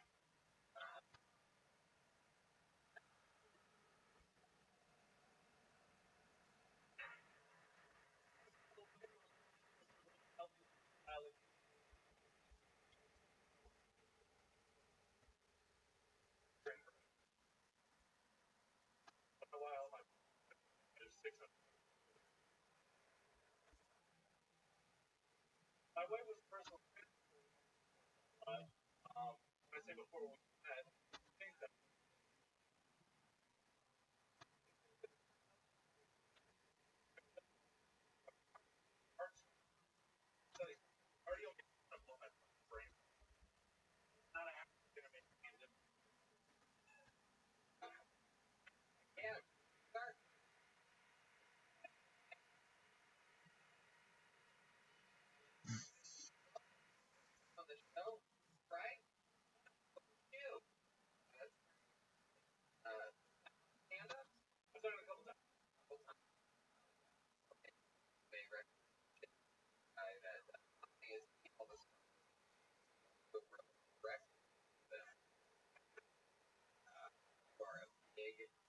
book in. They are very Okay, so I actually don't like either. I like Star Trek books. I tried harder with thanks a lot for taking Fortnite off the here.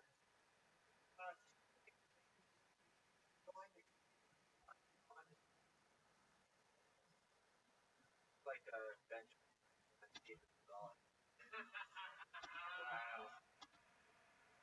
What did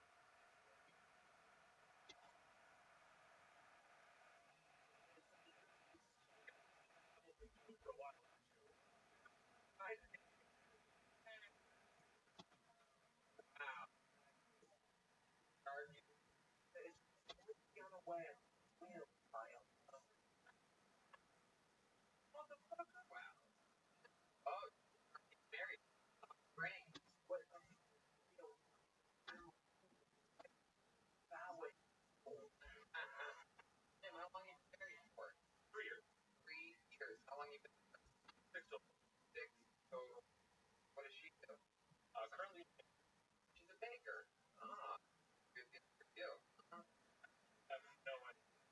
Maybe you do. You said you retired. Yeah? Correct. Why'd you retire? Toxic. And I got crazy. Oh, you got correct.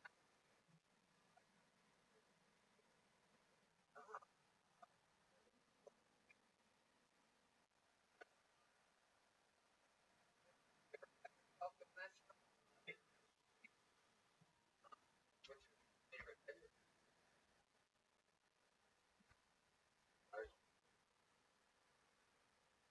Why would it be dark?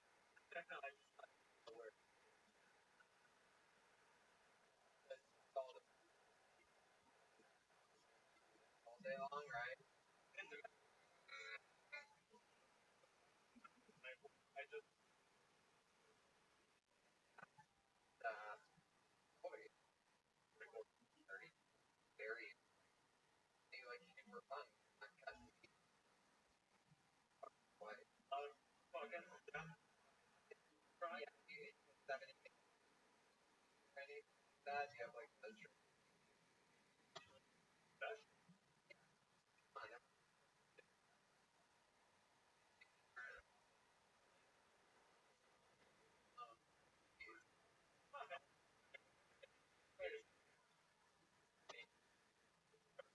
I want to have oh no, I know. Oh, if you're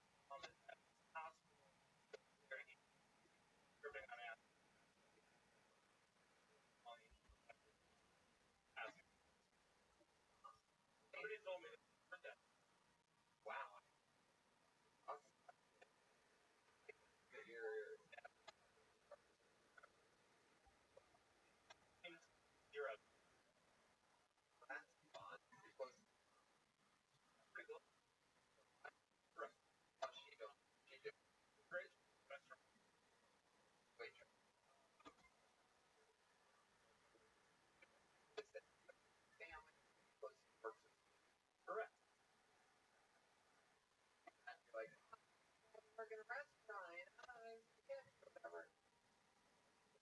I said, this is not a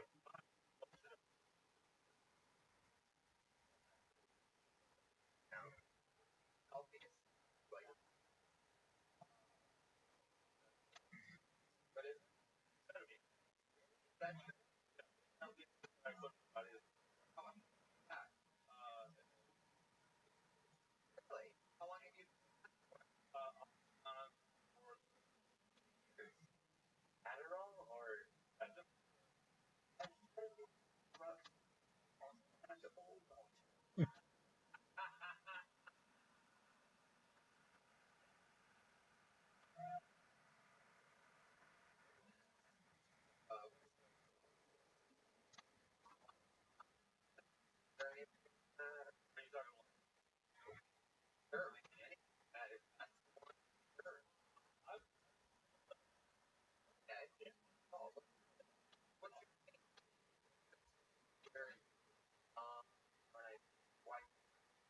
while you're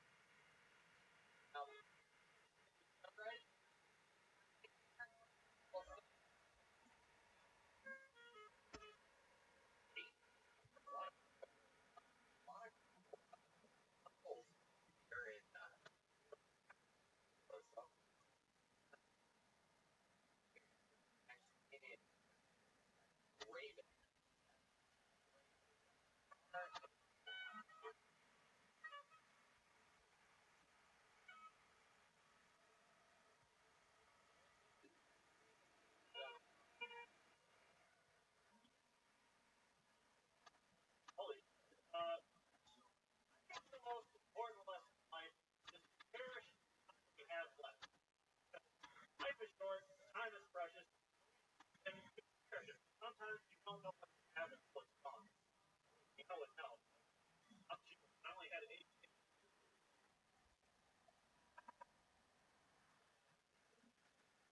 Ladies and gentlemen of the Pacific, I've come up with a brand new theme for the fun and fast, gets your adrenaline pumping.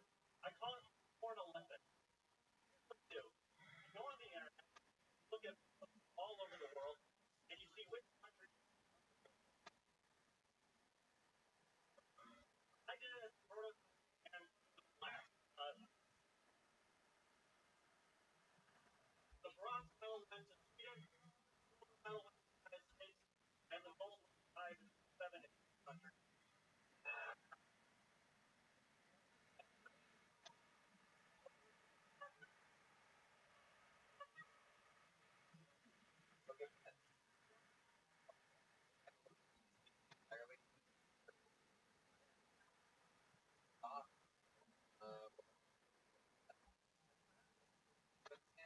No, I've been doing it for There she is. How are you, Audie? in high school, college.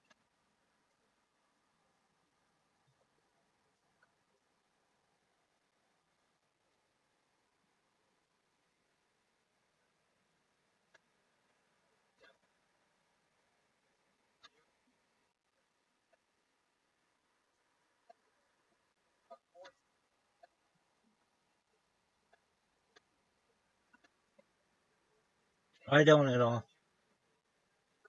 I like you a lot. I think you're a cool person.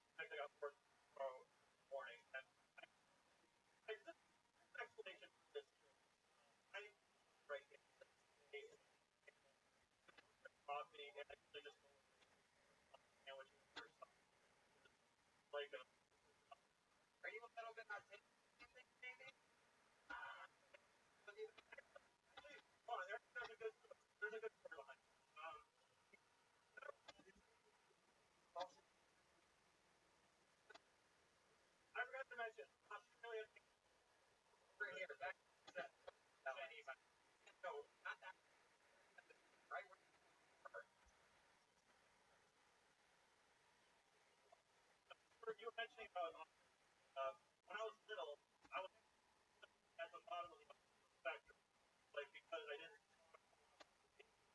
make good eye contact. Doctor basically saying, yeah, you are autistic, not enough for bragging about it. So Right. Now we're followed up on that. I am 28. I have my half work next one. You're a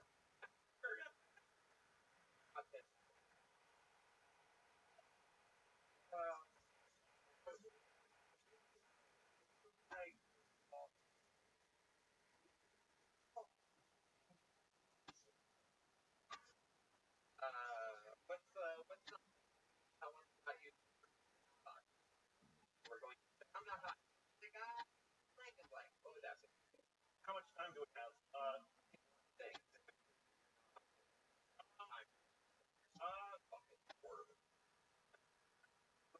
With the phrase, I'm not I mean, I'm not autistic because I'm not autistic because I have like I have love for things like other people. Not different. like what? You sound like a guy that is autistic trying to sound autistic. Everybody does. Like everybody. That's why I'm not autistic. Well, of course. You love about sports.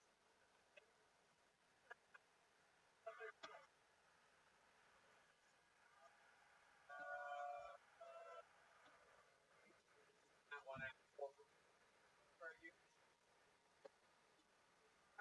Oh, okay.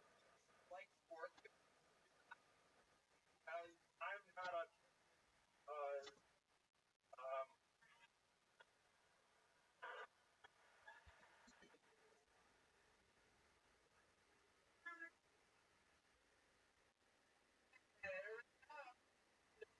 changing lives. Bringing come out of the autistic closet. Or in this case, the refrigerator.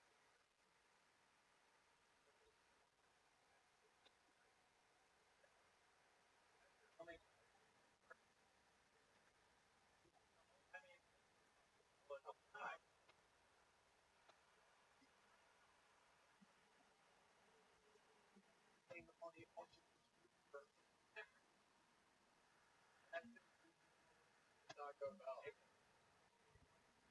You're on a different island. You're on an island that's deserted island. Now this island, you know, but it's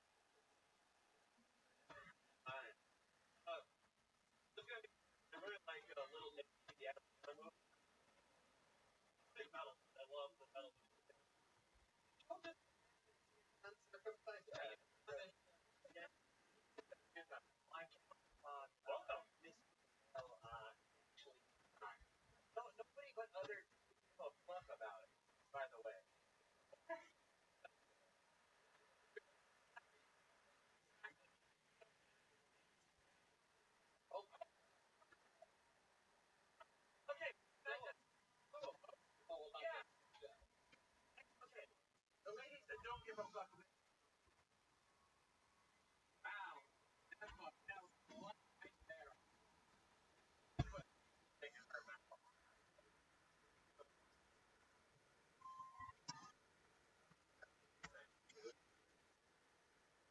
don't want you any. No, that's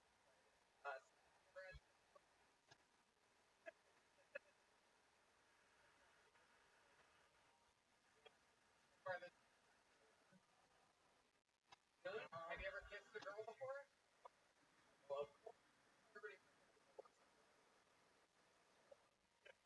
Because I have inside of close. I like to leave. I have a list.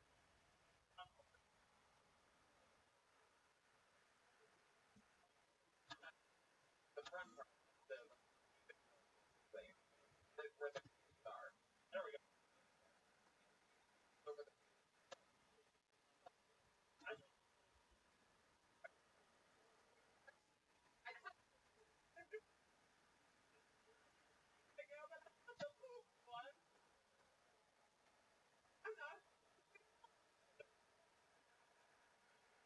that's adorable. Watch those flex. Oh,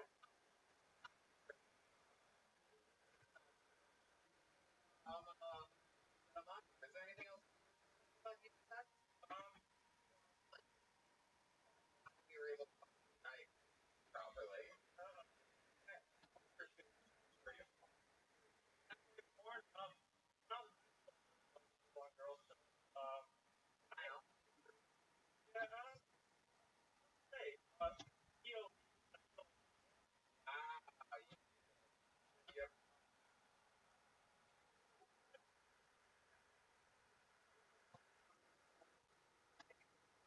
one also.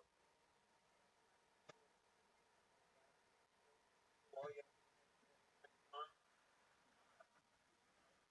right.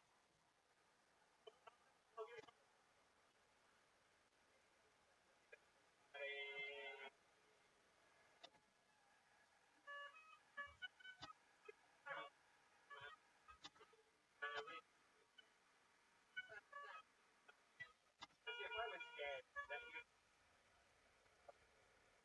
gay. or yeah.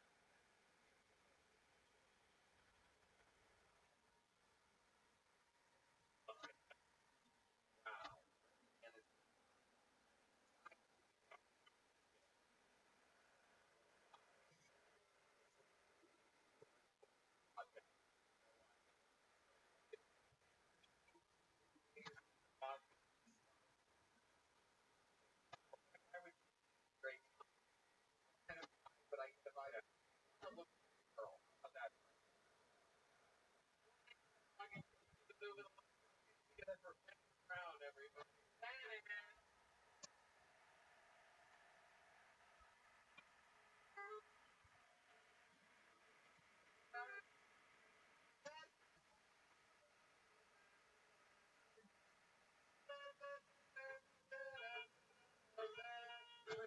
Brown act. Stop, so it's just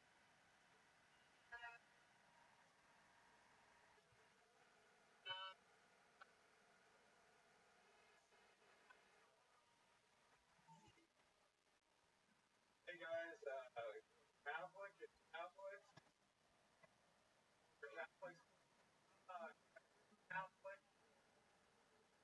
why you That is forever. They late as you coming marital sex should be like for marriage. Opposite sex person. They like the cross sex person. Cross sex marry that or cross that. But I got a little older. I got a couple problems. Like you know, and it girls that I know want their own life.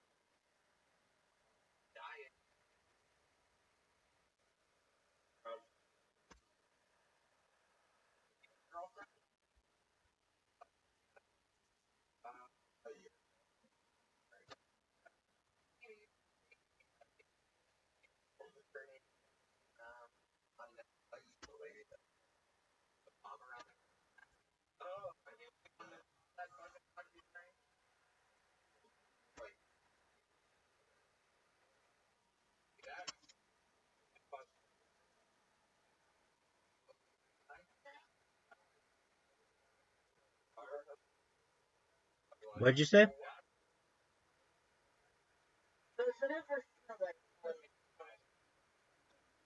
No, I like having you here. Don't worry about it at all.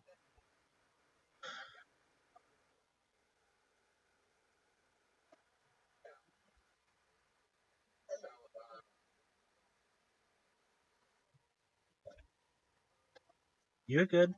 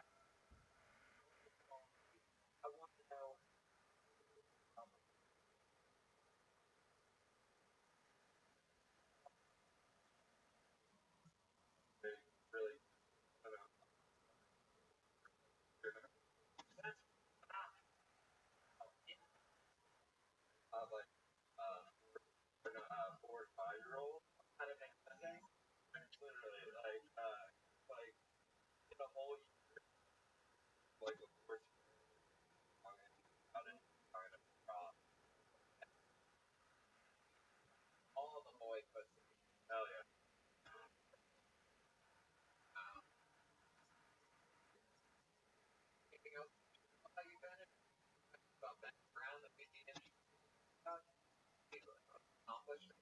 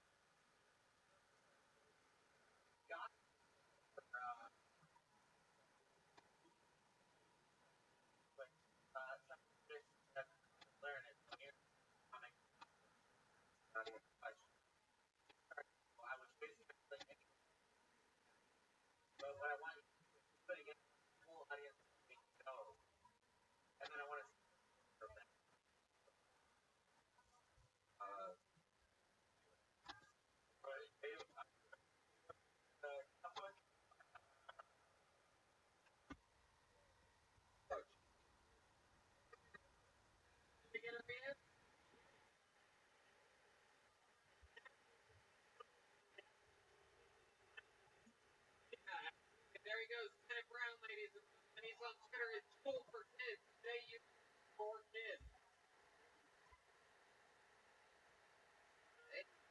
Hey.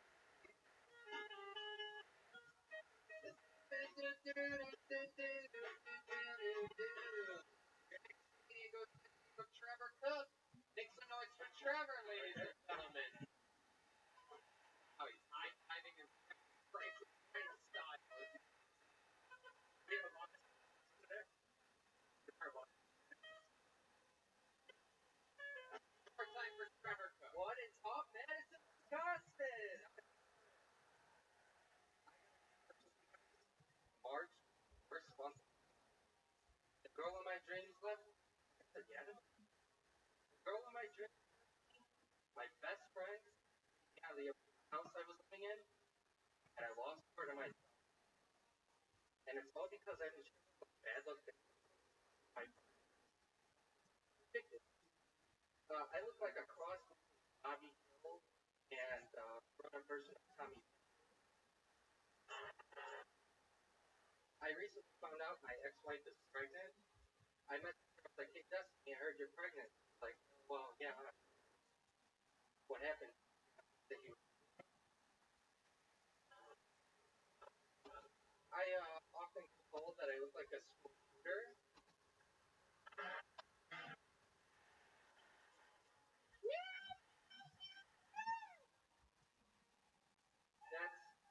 That's my impression of the cat that I gave acid to. Oh, wow. Hell yeah. There you go. Here he is, Trevor Cook. Or as I call him, Brock Lesnar with leukemia. Welcome to the show, Trevor. First time doing stand-up? 14th time ever. I love it. That is so fucking cool. Did you just start in March? Crazy happened? April. You wearing an army hat? Were you in the army? Yeah, I've been in 5 years. Hell yeah, an American hero. First fit person to be on the scene, and the first person who's not borderline morbid. So congratulations to you on that. Have you, I have the army thing for that, I guess. yeah, no, that's true. Have you served overseas at all? Yeah, I deployed in 2016, Kuwait, Iraq. Wow. Share with us, can you share with us anything that you saw over there that we might find interesting or that I saw another soldier die. yeah, and there. Actually, what you were expecting is a car accident. Regular old car accident? They had a flat tire, and they ended up rolling over like 3 times, and there was a lieutenant in the car that smashed his head up against the side frame. And I was EMT classes at the time because they have like college programs, and I actually tried to assist in respirating him. And, Yeah. Proud of goodness. So, wow, that's crazy. And perform mouth to mouth. oh, I couldn't. There was just too much blood. I couldn't even open his airways. Did you try to open it? They thing was had some sugar. Tried it. I think he was dead by. Yeah, probably. Wow. Trevor, what, Wow, any stories of what happened to your accident there? What happened? There was I thought you were Australian. Okay. Making sure. Seems like to acknowledge a low part of the like you went a little bit American there for a second. No, I don't know what you're talking about. Alright, very good. The March was a bad month for you. Yes. Tell us more about the month of March. So, I had a girlfriend at the time. How long were you with her? About 7 months. 7. What happened? Broke up with the same day that my best friend was out of my house. Wait, what? She broke up with the same day my best friend was out of my house. Why? She was fucking the best friend? No, because No. She's letting you know right now. my best friend doesn't like heavy stuff. Whoa, how heavy is this? Is he the car that killed your buddy overseas?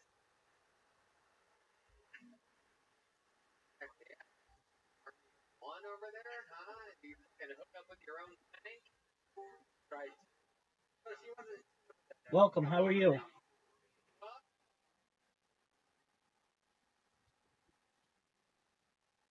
Oh,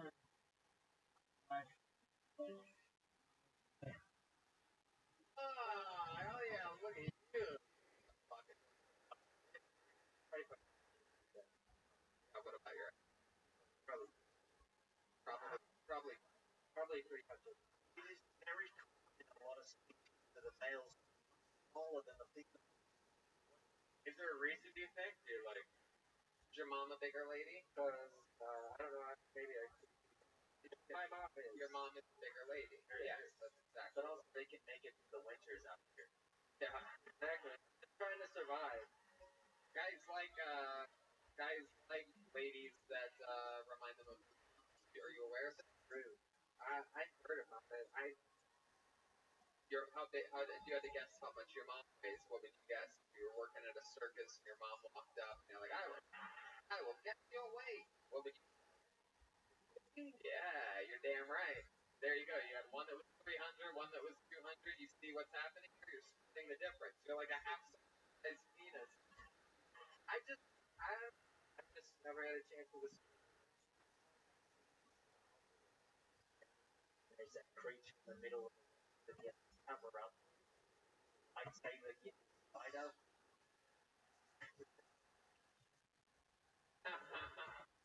Wow. Was there any time that being with a bigger lady, your ex-wife in particular, was there any time that thing like her like did she in her teeth in her butt or like oh no ever anything a little extra sloppy or anything? have like a fat girl's name, like something like that? Ariel's not a fat girl's name. Fat girls are Catherine, and Lily. Fat girl name. What? You have a fat girl. Destiny. Oh shit. Wow. You ever come realize that you weren't even fucking a vagina? I went with a fat girl once, fucking the wrong part. Heck yeah. A man who claims to have an 8-inch put it in the wrong hole. Sure, no, yes. It wasn't a hole. I was fucking her stomach or something. Right. 8 inches into her stomach. Belly button. Sorry, Red Band. I don't have a problem with the right spot. Well, let's just let him answer this question a minute ago. Hey, can you pick your own? Okay. I've tried it once. Your approach. Did you go feet over the head, or did you take the Red Band approach? I was on the toilet. Ah, look at you. Multitask. Yeah, that's the Red Band. Yeah, respect the troops. Isn't it strange I made that Star Wars analogy, and then he said that his girlfriend's Destiny? Why was that? Because it is your destiny. Okie dokie. So, Trevor, I asked you earlier if there was ever a time in which things got a little bit crazy because of big girls. Did you ever notice anything odd about it? Anything odd about having sex with a big woman? Yeah, like was there ever a time in which you're like, Jesus, fucking work. That, like, did you ever like? Typically, they have bigger asses, and I like that, but it's so hard, like, attached to the rest of the fat around it. That's the only problem. You can copy and paste the fat from the smaller being. I don't have much interest. I just let them get the top because I like something. Whoa. Oh, you do? Hold on. You like them on top? You like suffocating? Yeah. What do you Oh, you fucking love yourself sometimes. I don't. Do you have girls choke you? Yeah. I have done it before. Did you just answer the question for him after you asked it? I think you did. Yeah, you did. You just said you ever have girls choke you? Trevor Cook. Interesting. Wow. So much fun, man. Talking about all these big girls reminds me that I want to tell you about People's Choice Beef Jerky, LA's original small batch beef jerky. People's Choice Beef Jerky is a family business from California that's been for over 85 years.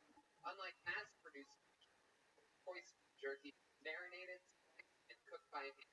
If you like spicy foods, you're going to love the Nashville pot. This Nashville pot is made with thick cuts of 100% U.S. cooked cayenne pepper, chili powder, garlic powder, and smoked paprika. It is a slow-cooked, creating a flavor profile that is spicy and satisfying. They actually sent us a couple of these bags, and holy shit, it's really spicy. If you like spicy food, I recommend it. It was also extremely delicious. And beef jerky is great for staying healthy. It's a high-energy snack loaded with protein. Go to peopleschoicebeefjerky.com. They have a diverse line of products and flavors, and if you use the promo code TonyHot, you're going to get 20% off your order of the Nashville Hot Beef Jerky. So once that's peopleschoicebeefjerky.com and use the promo code TonyHot for 20% off your order. It's Nashville Hot Beef Jerky. Yeah, well, I guess I'll have to go buy something, get up the par with some of these other things. You can probably buy a couple bags for your lady. Yeah. But, and now that you got kicked out of your place in March, what's your living situation now? I unfortunately I had to be back in with my parents. Oh, you moved back in with your parents. Now you have your mom to hang out with. I hate it. You just jerk off in the morning.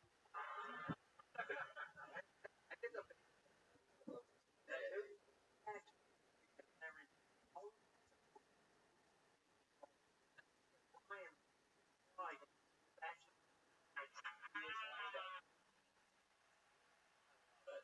Well, Trevor, I'll tell you this, man. You were a lot of fun up here. You get it, all the questions honestly, and I had a blast with you, dude. Fun time. How about a hand for this goddamn American hero serving us across the world? Wait, Iraq. Trevor Cook. Hell yeah, buddy. There he goes. Interesting that Trevor Rothschild, the only guy that doesn't live in his parents' basement, but he is the guy out here tonight that parents. See what happens next. Make some noise for your next comedian. Brad Micah, or comedian Amiciay, whatever the fuck you could ever say that. Yeah, I guess. Yeah. Here he comes. You go in and you go in and on your mind. In the summertime, you can make it a good time. One more time for Brad, everybody.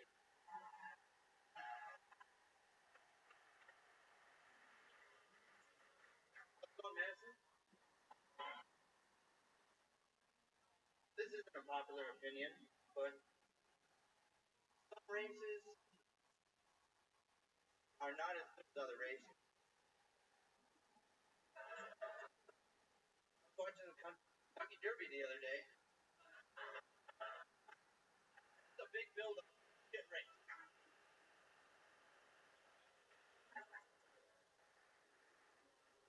I was having my transgender friend out, and I was like, "All right, ready?" She goes, "I was born ready."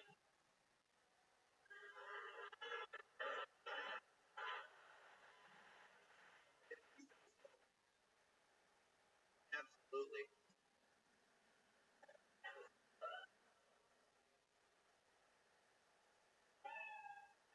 Ow, going fast. A minute from Brad. Say your last name. Kamicha. Yeah, no. Fuck yeah. And how long have you been Nice Kamicha. Right, perfect timing. And Pretty hot one from Coco. that's right. It's actually not. It's Tony Hawk. Just people don't. Tony Hot. Also the password. Yeah, that's hot Tony. Tony Hawk. I love that you had that. You couldn't wait to use that joke, waiting for me to poke you when you interrupt me on my opening line. That's not his life. You there. Hey, you're the one whose voice cracked earlier. You big fat fucking pussy. Shut the fuck up. And how long have you been running the Vice Network for? Remind us. You're a big boy. Yeah. 5'4", 5'5", 5'6". Sure you are. It's like Santa Claus the reboot. Okay, so Brad, you've been doing stand-up comedy a little while, right? First time. First time. That's really good for the first time. I like where I was born ready joke. Really good, man. Really good. Is it something you've always wanted to do? Yeah, I guess. How old are you? 31. 31 years old. What have you been doing with your life up until this point? I've been a machinist for a long time. What kind of machine? Ice cream? Nope. Just making shit out of metal. Shit out of metal. Hell yeah. Fucking man stuff. Yeah. What else? Machinist? This? Got good at machining and that's all you do? For 15 years? Heck yeah, you in some type of union or something like that? Nope. No? Never got into union, but It never had to. Hell yeah. Why are you shaped like that? What's your excuse? a lot of beer curls. Yes. Now, are you wearing polo shoes so other people can relate to you not being able to see them?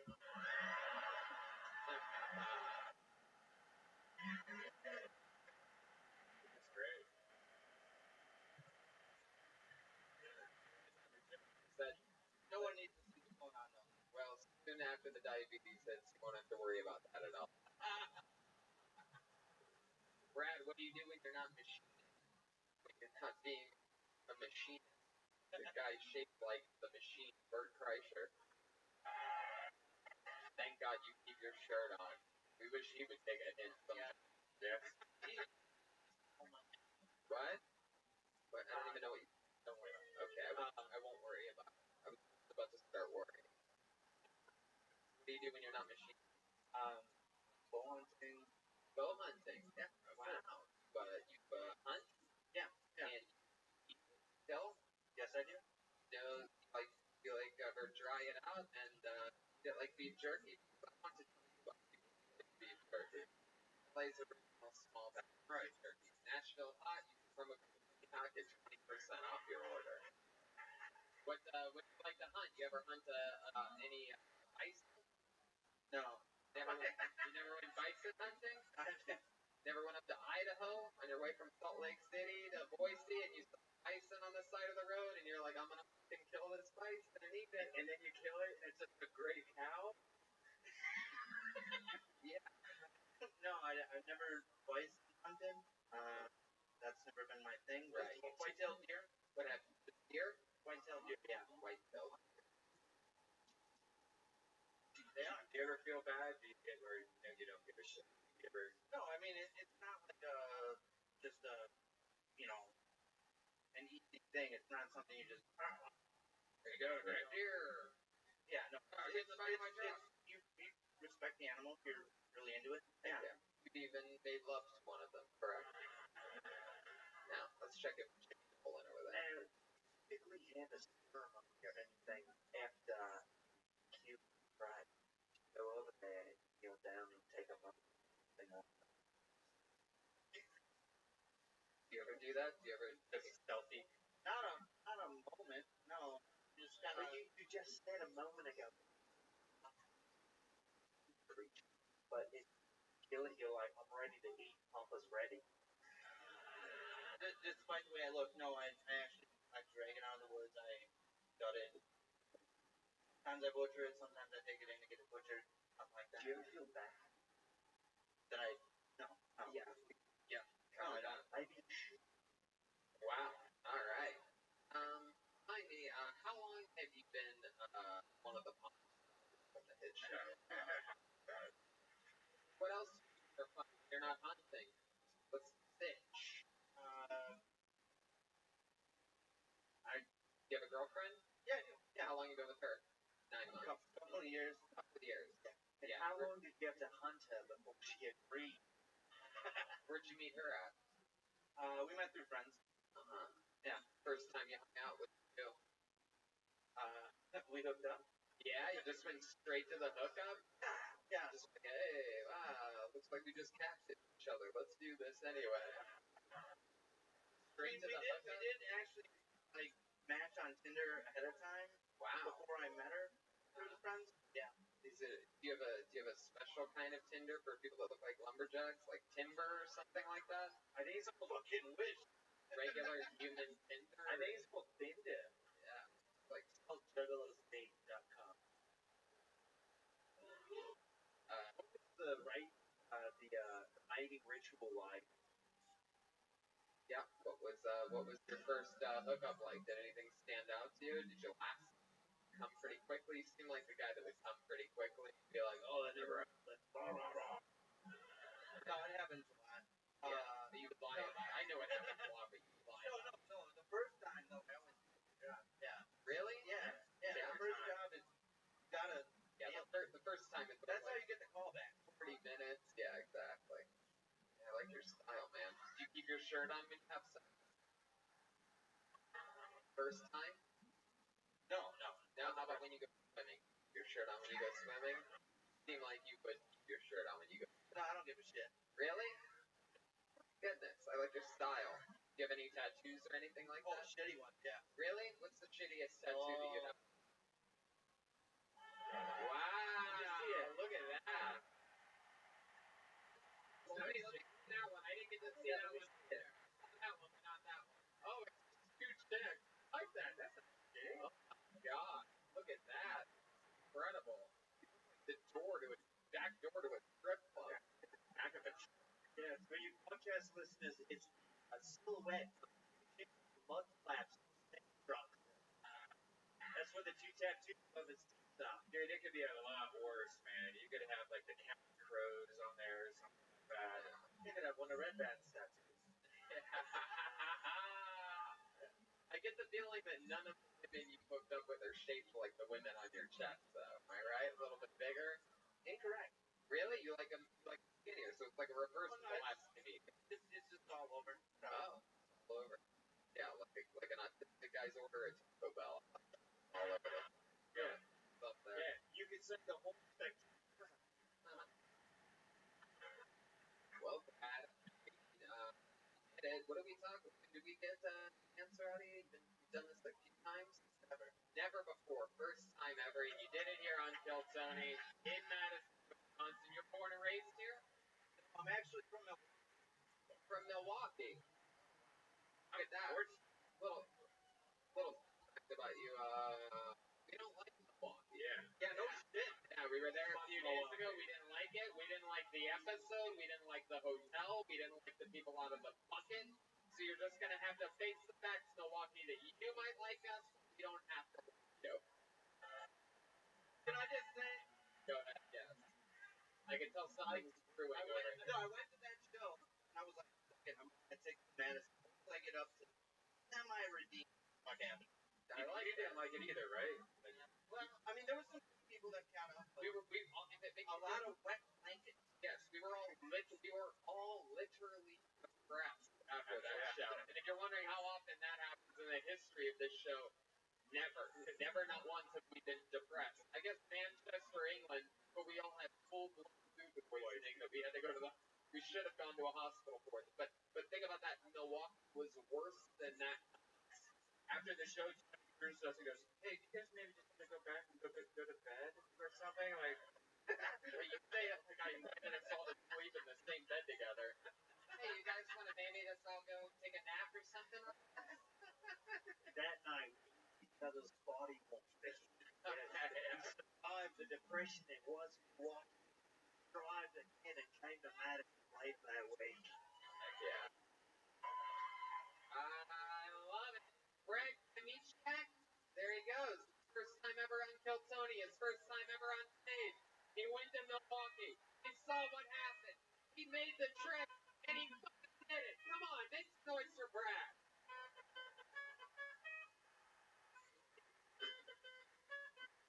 What a hand for this band. Killing it tonight. New songs between every comedian. They play these songs every day. Every day. It's like a half hour before the show. Jeremiah learns it. They look at bands from the city. They think about the part of the tour. I think obviously they apply their characters to it. Fun fact about Madison. Garbage is from Madison. Yeah, that's the only famous band from Madison. Every other band from Madison is literally garbage. Do the math on that. Let's see what your next comedian is shaped like. Put your hands together for Andy Weigman, everyone. The bucket of destiny has spoken, and it has called Andy Weigman. There you go. And this guy in the wind. You got it. Great. Here comes Andy Weigman. Here he is. Andy Weigman.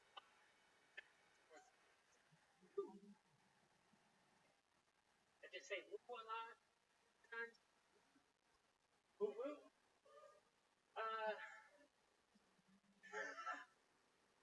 Actually, today is a special day today. It's premature ejaculation day. It actually came early this year. I've got a nephew, a newborn nephew. It's not really an accomplishment for me, but I have it. I'm not going to wipe it, change a diaper at all, because I don't like wiping my own ass. Gross. Gross. Red band. Red band.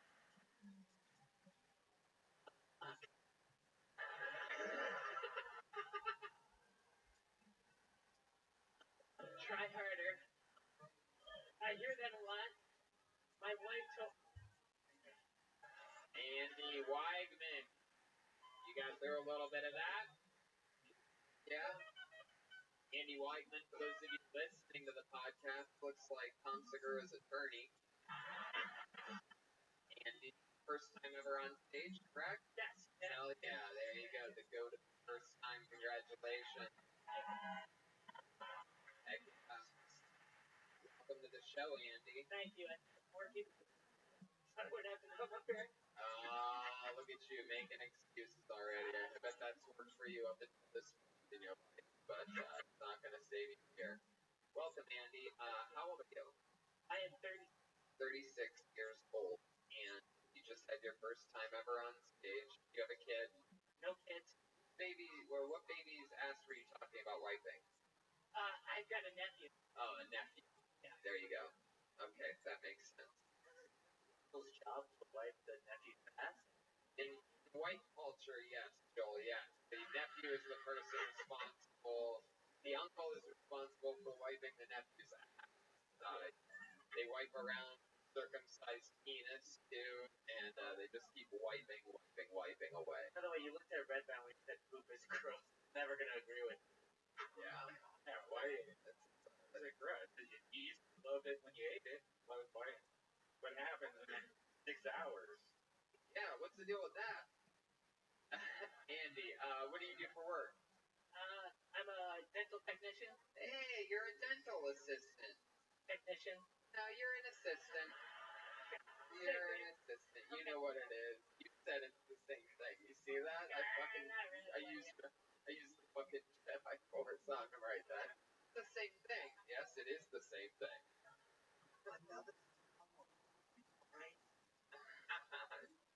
Do you know your father, Andy?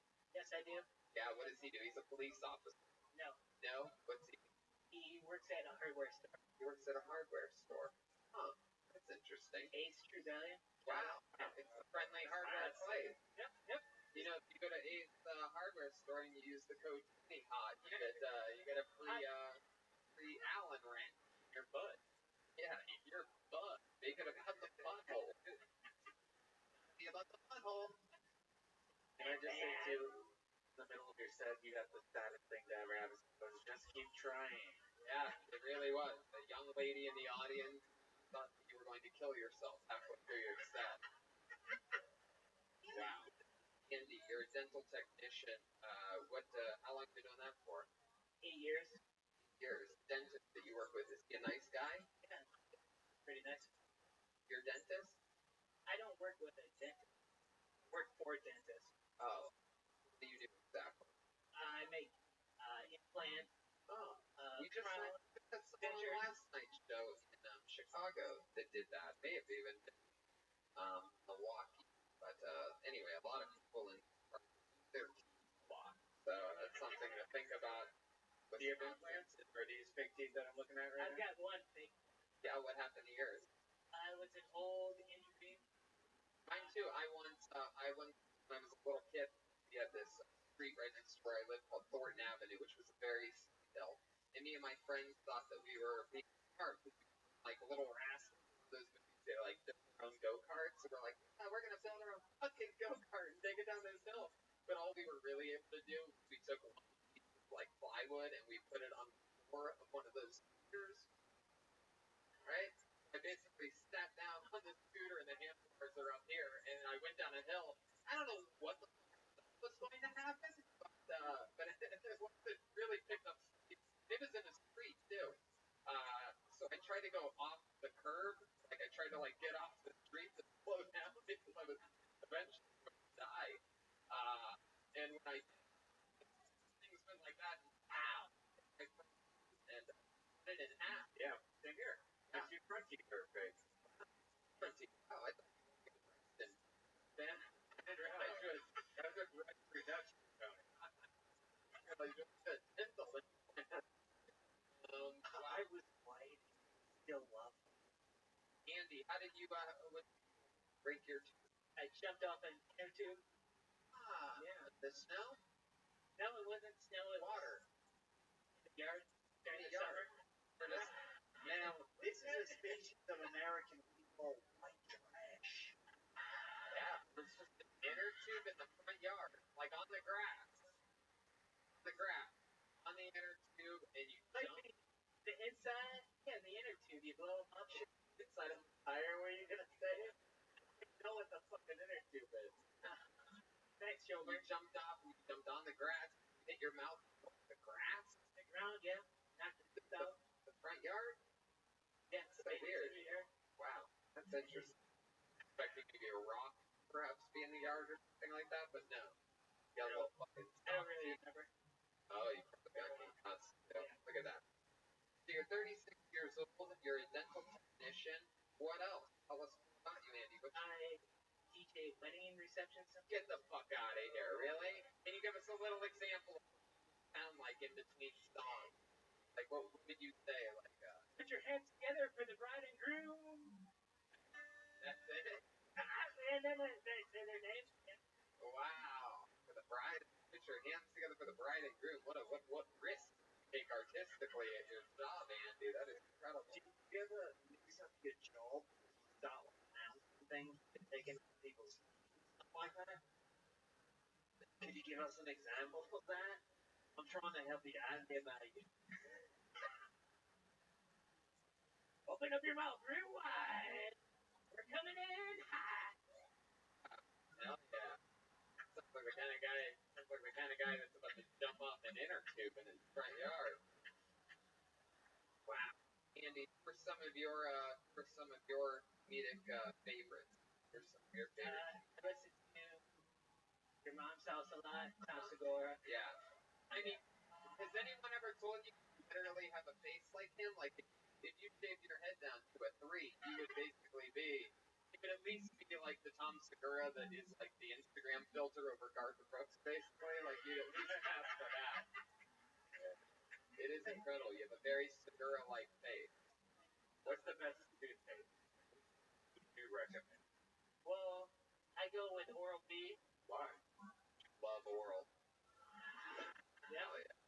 Right? They have something in it that all so nice. I don't know. It's Nice. I could answer these questions for you, Brian. Do you like? Honestly, I go back and forth. Right now, I'm experimenting with one of those charcoal toothpastes, but I decided on this for specifically that I hate it because it just fucking like gets everywhere, and I have an electric toothbrush, so if I put it on there and just start doing it, the entire bathroom turns black eventually. Every hotel bathroom been in is black face by the time you're done. So, but no, one thing I've noticed, a normal old fucking cheap travel, goddamn regular fucking whitening everything, all the chemicals, you know. Good old Don toothpaste. Yeah. Fluoride. The fluoride. I use Gorilla This as mouthwash. Works great. Yeah. I love all toothpaste because it's a big deal, and tooth, you know what I mean? It's something that everybody sees, and yeah, screech indeed. The guy with no teeth talking about it. 3 out of 4 dentists recommend Crest. The 4th one in Australia recommends just Yeah. 4 because of 4. Because Andy, it was a pleasure to have you up here tonight. Congratulations on getting pulled. There he goes, Andy Weigman. We're having a lot of fun. Hire him for your wedding, Andy Weigman. If you like super basic white DJing your wedding, put your hands together for the bride and the groom. Wow. How many of you like it when comedians good on this show? Madison, how many of you like it when comedians do bad on this show? Wow. The guy that did bad earlier points at people that do bad. Be proud of yourself. All right. Put your hands together for Craig Smith, everyone. Craig Smith, our next comedian. Hilltonian, High, Madison, Wisconsin. I believe he's coming from the 2nd level. Very exciting. For those of you listening, it's a very intimate yet large venue in which it's extremely high up in the air and not that deep. Really cool. But this guy's You guys having fun?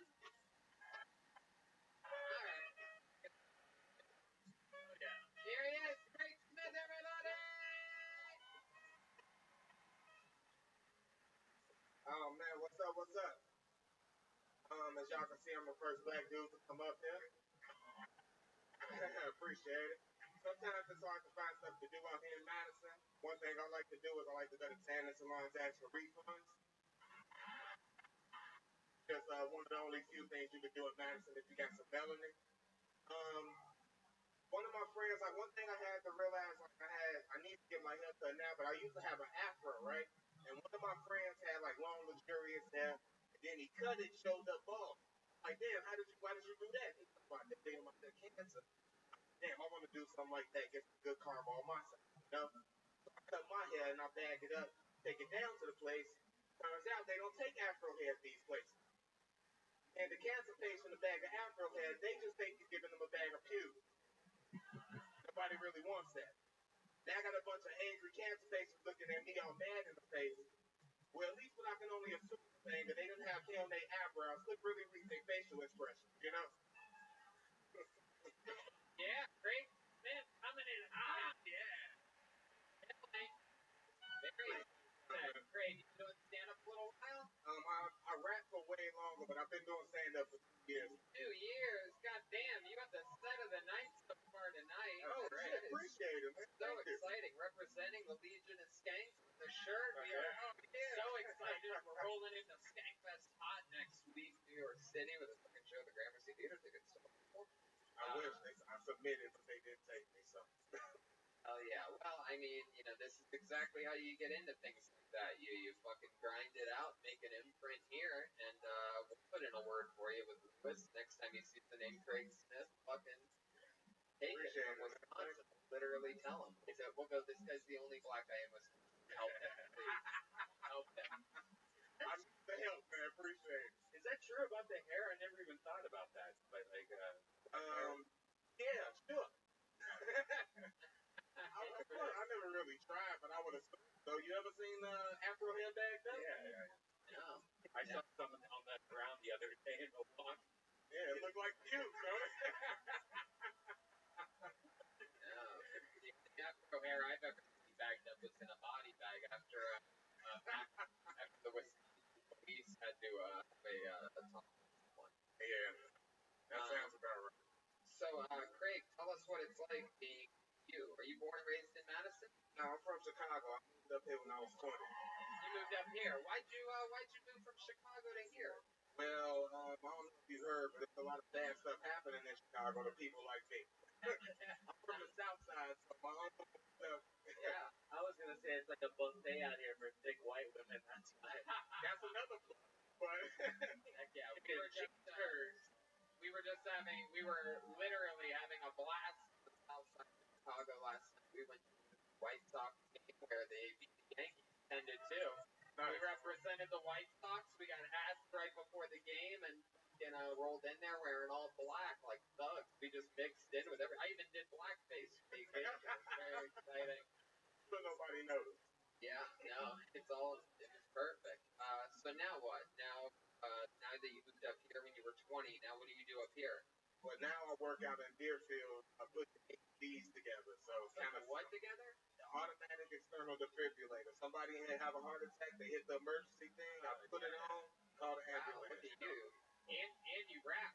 You build AED. You're like Stealth the Shocker. Yeah, something like that. I actually rapped on this stage a lot of times over the years. Really? Well, why don't we do it again right now? How many you want to hear? How many you want to hear Craig Smith rap right now? We got a lot of country music fans in this audience, so let's hear it, Craig. Let it rip. Don't even know what it started. My started the hard more weight than a car. You knew that recorder, so let me restart it. The illest of all competition. You want me to keep the beat going out freestyle. Fucking no kill Tony at the Majestic. And you already know what's this in life, you guessed it. I really didn't want to rap, he manifested. I'm coming off the top, I'm not anorexic. As you can see, I'm getting fat, I ain't got a six-pack. I have the two-pack, some people say he's two-pack. Whatever I can say, I really wish I was funny. This is not the day for me to be rapping. So up the hand, shout out to Henry Toops and Samara, they more than understand, they fucking comedians. Who else didn't go up with Whitehead or Rory, gotta give it up. Alright, I'm stuck now. I ain't really gonna keep going. That was great. That was fantastic. I love it. You got this place in a frenzy. Wow, man, Yeah, a room. Do you have a rap name that you go by when you're normally? Yes. I'm just gonna be honest with you. Craig Smith doesn't edgy. Nah, it's not, man. When I was young, I wanted to change my name to like Mustafa or something, Yeah. something cool. But nah, Sincere Life is my rap name, and there's no Spotify albums, all of that stuff. What is it again? Sincere Life, regular spelling, SINCERELIFE. I love it. Sincere Life. That is fucking cool. Appreciate it. Funny because out here MC means most calories. And I asked you what you do for a living, right? Yeah, working Deerfield. Right, working Deerfield AD. And do you have a girlfriend? Yeah, she's tonight. Yeah? Yeah, shout out to Samantha. She is. Samantha, that's a white girl's name. Is she a white girl? Yeah, she's a white girl. Wow, look at that. Hell yeah. Fucking all up in them curds. You know what I'm saying? Hell yeah. Fuck yeah. Where'd you meet her at? We actually used to work together about 5-6 years ago when I was working at Shop House. So, What's that? It's a huge website that sells like $600 jeans, $1,000 shirts to rich white girls. Oh, damn. Look at that. You do that? I used to work in the librarian part. Mundane stuff. Some missing out of the inventory, I gotta go find it. If the models need to put new products on, I gotta take it back there to them. Stuff like that. Heck yeah. You ever have any problems with the cops here in Wisconsin? One thing we've noticed in Wisconsin specifically, and you guys might not know this because you live here, but people are definitely afraid of the police much more than anywhere else. Crazy police state. Yeah, I was telling them today that after being in Milwaukee and where else? There was somewhere else, right? Appleton, yes. After hanging out and realizing what the police state is like in this state, I have confirmed that I definitely think Stephen Avery did not do it. I really now, after everything, I believe that those fucking guys definitely framed him. Yeah, I believe that. It's quite frightening to think. Like, I would truly be afraid if I lived here. I mean, not me personally. Like, I don't think it would happen to me, but I'd be afraid for, like, my autistic buddy over there. Like, I don't want him to get framed for every murder that happens at a Taco Bell. That guy did it for sure. Yeah, he probably did do it. I don't know, man. The worst thing, one thing I'll say about Madison police compared to Chicago police, at least when they pulling up, they say, hey, I'm officer whatever, and this is what I pulled you over for. In Chicago, the first thing they say is, do you got dope or guns in the car? And they don't want to hear nothing else. They actually mad if you got weed. So that's the biggest thing. I'm grateful that they asked me for my ID and all that, and just keep it regular. All the extra stuff is I don't want. Yeah, I love that. I love that. What does your white girlfriend do now? Does she still work at the fancy jeans place? Nah, she got a way better job doing stuff for boys. Stuff for what? Heck yeah. How much roses does she make every night? You say what? No one knows. Yeah. I love it, man. I love it, dude. Well, Craig, you were amazing tonight. An unbelievable performance on stage. Appreciate that, man. Thank you so much. For real. And I mean it. I'm going to tell Louis J. that next year a guy named Craig Smith applies, so really watch your tape.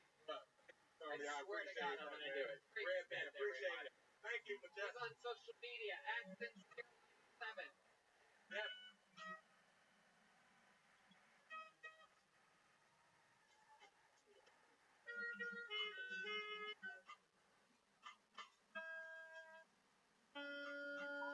We're at an hour 40. You guys think we should go to the bucket one more time, huh?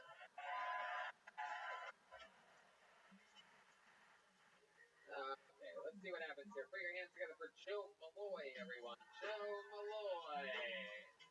I think it's right at the top again. Here we go. Joe Malloy. My friend, cause you gotta step back from the ledge. Hey, I wish that you would just back from the ledge. Hey, this is you to step back from that motherfucking ledge, my friend. Hey, Joe Malloy is coming, ladies and gentlemen. Here he is. Hey, Joe Malloy. I am the head of a taller, more successful man. Yeah, you guys see that? From the neck up, I'm destined for greatness. Rest of my gymnastics coach. I won my 4th and 5th grade science fair. That is my greatest academic achievement ever. I've been riding that wave of accomplishment for 20 years. And my head looked like young Einstein. The rest of me dropped out of college 3 times. Yeah, cool. I've been trying to be happier lately, right? So I asked a friend for some advice. If you want to be happier, easy. You just stop watching the news. I've been not watching the news for years. I don't think that works on me. He's like, no, he's trying to prove his point. He's like, look at my baby. Look how happy my baby is. I don't let him watch the news. Like, buddy, your baby's not happy. Your baby is ignorant.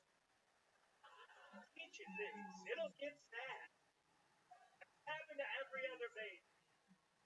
Cool. There you go. Joe Malloy, everybody. Wow, you look like Zach Galifianakis with it, like a cheat code. Your aspect ratio is like all off. Or like big head mode on Grand Theft Auto or something. There you go. Heck yeah. I think he's a creepy trench guy. Look like if Richard Branson actually still a virgin. You have an interesting look about you. Ain't like you can't. No? I'm like, Do you have a giant tricycle that you ride sometimes? Like you have a giant tricycle. no room for it. Unicycle? No. Kayak? Do you have a kayak? I do. Outside. Yeah, I can see that. I could see you in a kayak. Do you play violin? No. Weird. Yeah. Alright. Okay. Joe, tell us about you. What do you do? Comedy, believe that or not. How long have you been on stand-up? Like a year and a half. Year and a half. Yep. What do you do for work? A little bit. You know what? Maybe take the jacket off. Can we see? Yeah. Trust me. I want to see it. I think it is. It is. You're wearing a tiny muscular jacket. Yeah, that jacket's 2 sizes too small, friend. There you go. Hey, that's sort of better. That's better. You don't really have shoulders. I think that's a big part of the problem. Hey, okay. You don't have. From you? You don't okay. have. Yes, I actually have extreme, what people consider to be extremely broad shoulders. Okay. Especially, I mean, they're the ears. I mean, you have tiny shoulders and a big head. You know this, though, right? I do. Okay, very good. The first joke about my head. I know I have a big head. Hey. Yeah. Joe, what do you do for fun? Yeah. Now we're gonna need to make your pants off. Just strictly for study only. No, don't take your pants off. Okay. No. Has anybody ever seen that like born between a badger and a flamingo? Interesting. Okay. You would know. He's a wildlife expert. Yeah. What do you do for fun, Joe? That's comedy. That's the thing. Other than comedy. You got a kayak, so you kayak. Sometimes. That's one thing. Yep. Keep naming things. I do like film, like a lot of related stuff. How old are the children in the film? If you don't ask, you don't have to. What are you afraid of, Joe? What scares you? Anything ever keep you up at night? You ever stare at your Just like rushing loneliness. That's worthless life. You a pretty lonely guy? Not really. You have a girlfriend? Couple girlfriends? Really? Wow. Yeah. True. Yeah. You have sex with both of them? Do they know about each other? They do. Are they both here right now? You're looking back and forth like they're everywhere. Well, hey, no, me and 2 women were ceremoniously married like 2 weeks ago. Really? Yeah. That is so fucking So cool. shut up. I Wow. wasn't sure if I was gonna say that. You have a threesome after that? You did. I'm being a gentleman about this. No, don't be. Yeah, for sure. That is can you sort of take us through step by step that threesome, like what happened, like how did you go into it, or yeah, just stick with. No. Like Greg, in an open relationship, met another lady, and we both liked that lady. And then we all That is so. Where'd you meet the third wheel at? Brings me back to the fact that you look like you ride a tricycle. Hey, threes. Where were you? Through improv. Couple improv groups. Wow, hell yeah. One in the thing, group in the thing. Anyway, put it in her second shitty. Second shitty? Yeah. Instead of I do, did they say yes? Wow. That's cool. So instead of taking us through that threesome after your ceremonious marriage, was like a highlight for you? Was there a time in which you're like, wow, this part's great, like something that happened? Like with a thought? Yeah, like once in a clip. Yeah, right. Hey, I went to Las Vegas for a friend's bachelor party. Pretty lame. Flew back to Chicago and they both picked me up and we all got a little hotel room, hot tub. That's fun. Wow. Oh, there you Did go. you want more details? No, that's fine. They give you when they picked you up from the airport, they give you a giant road head. I sat in the back. Sat in the back. You're like big head and shoulder. Do they spend a lot of time on each other more than they do on you? Like I said, because I've been in like relationships like that before, where it was mostly them and then the while. No, I think there's a good balance. Yeah, there's a balance. Yeah. Yeah. Did they look like they love eating out as much as you do? No. Fair, yeah. That is true. We're a fat area. That's Yeah, true. you really are. And you live here now. Yeah. And you born and raised here in Madison? No, born in Detroit. Born in Detroit. Yeah. And you're like getting out of it. That too. Getting out of it. Getting home to Detroit. I'm going to Madison. Yeah, more or less. Yeah. I'm proud. You're happy with it? I love it here. Great. Good comedy. Heck yeah. How bad is it for real though? Yeah, it's pretty bad. Yeah, the last 6 months. Well, that's. Yeah, but you can handle it, right? Like Jon Snow. I'll take that. Yeah. Well, Joe, we're gonna keep it moving along. Congratulations. Thanks. Fun times. Very good. Get one more up here. What do you say what do you say, since we haven't had a lady up here tonight, what do you say we get a woman, huh? Equal opportunity.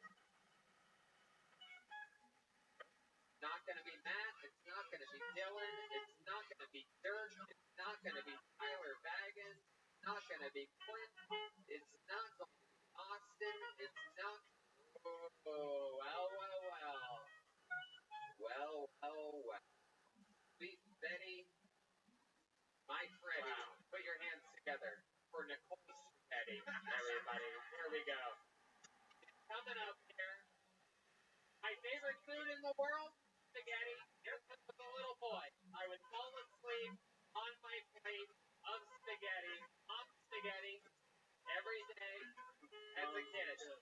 As a kid in high school growing up, I would have my mom make an entire bag of spaghetti so that I could eat spaghetti throughout the week. I would just make noodles, eat that shit up in the microwave. Does it exist? Eat radioactive spaghetti. It's coming down right now. So, anyway, my point is, I love spaghetti much, and I am excited for the arrival of Nicole Spaghetti. She's your final comedian of the night. Believe it or not, we had a 2-hour-long show here in Madison, Wisconsin. Starting now. Here she is. Come on, make some fucking noise. Oh! Hello. So, I just graduated college, really. Definitely experimented with this a lot. Yeah, I took acid and I thought I was going to have a great time. I went to my friend's bathroom, sat down for a little bit, this all, and another couple decided to come into the room and start fighting. Wow. It wasn't like physical fighting. They were yelling at each other, they were upset. Lasted about 4 hours. No, it was like 15 minutes. I was on acid time. Yeah, so they were deciding, they were fighting for which girl they wanted to pick to have a threesome with at the party. I did not have a good trip. Oh my god. She was pissed off. Fuck yeah, there you go, Nicole Spaghetti. I think that's a true story, right? Griffin balls. No, it's there's just a little management platoon. It's fucking your real name's Nicole Spaghetti? My first, yeah, the last one. Oh, well, Yeah. it's spaghetti. Are you Italian? And they're like, Yeah. yeah. Why'd you say oh God to that? Because that's just hilarious. It just seems like the Italian person. The last Well, you name. probably have a hard Italian last name. Spaghetti, right? Yeah. Yes, there you go. Very good. In that case, that's the correct move. Much better to do that than to be a doucheball like fucking Brad Ichiaki. an idiot up here. Misha. You're an improv group, aren't you? No. No? No. I've been doing stand-up for 1 minute. Been doing what? Stand-up for 1 minute. Very cool. Yeah. You say 1 month? 1 minute. Oh, 1 minute. That's your first time. Cool. Heck yeah. That's fun, Nicole. And as you always wanted to do. Now, did you even want to do it tonight? Yeah. Well, I mean, I have to do my name about that here. Right. Right. Right. Are you a fan of the show, or is it your boyfriend or something? Yeah, my boyfriend's a huge fan. Your He's there boyfriend's too. a huge fan. He's up there. Yeah. What does he do? He's in grad school. Grad school. What's he studying? Studying in his pharmacy. There you go. Get your prescription addiction ready. You're an Adderall. An addict. Nicole, what do you do? Second grade. Oh, wow. Second grade. Wow. The boners are rolling. Damn. This is spaghetti. Spaghetti, you make me feel weird in my belly. This is spaghetti. My new part.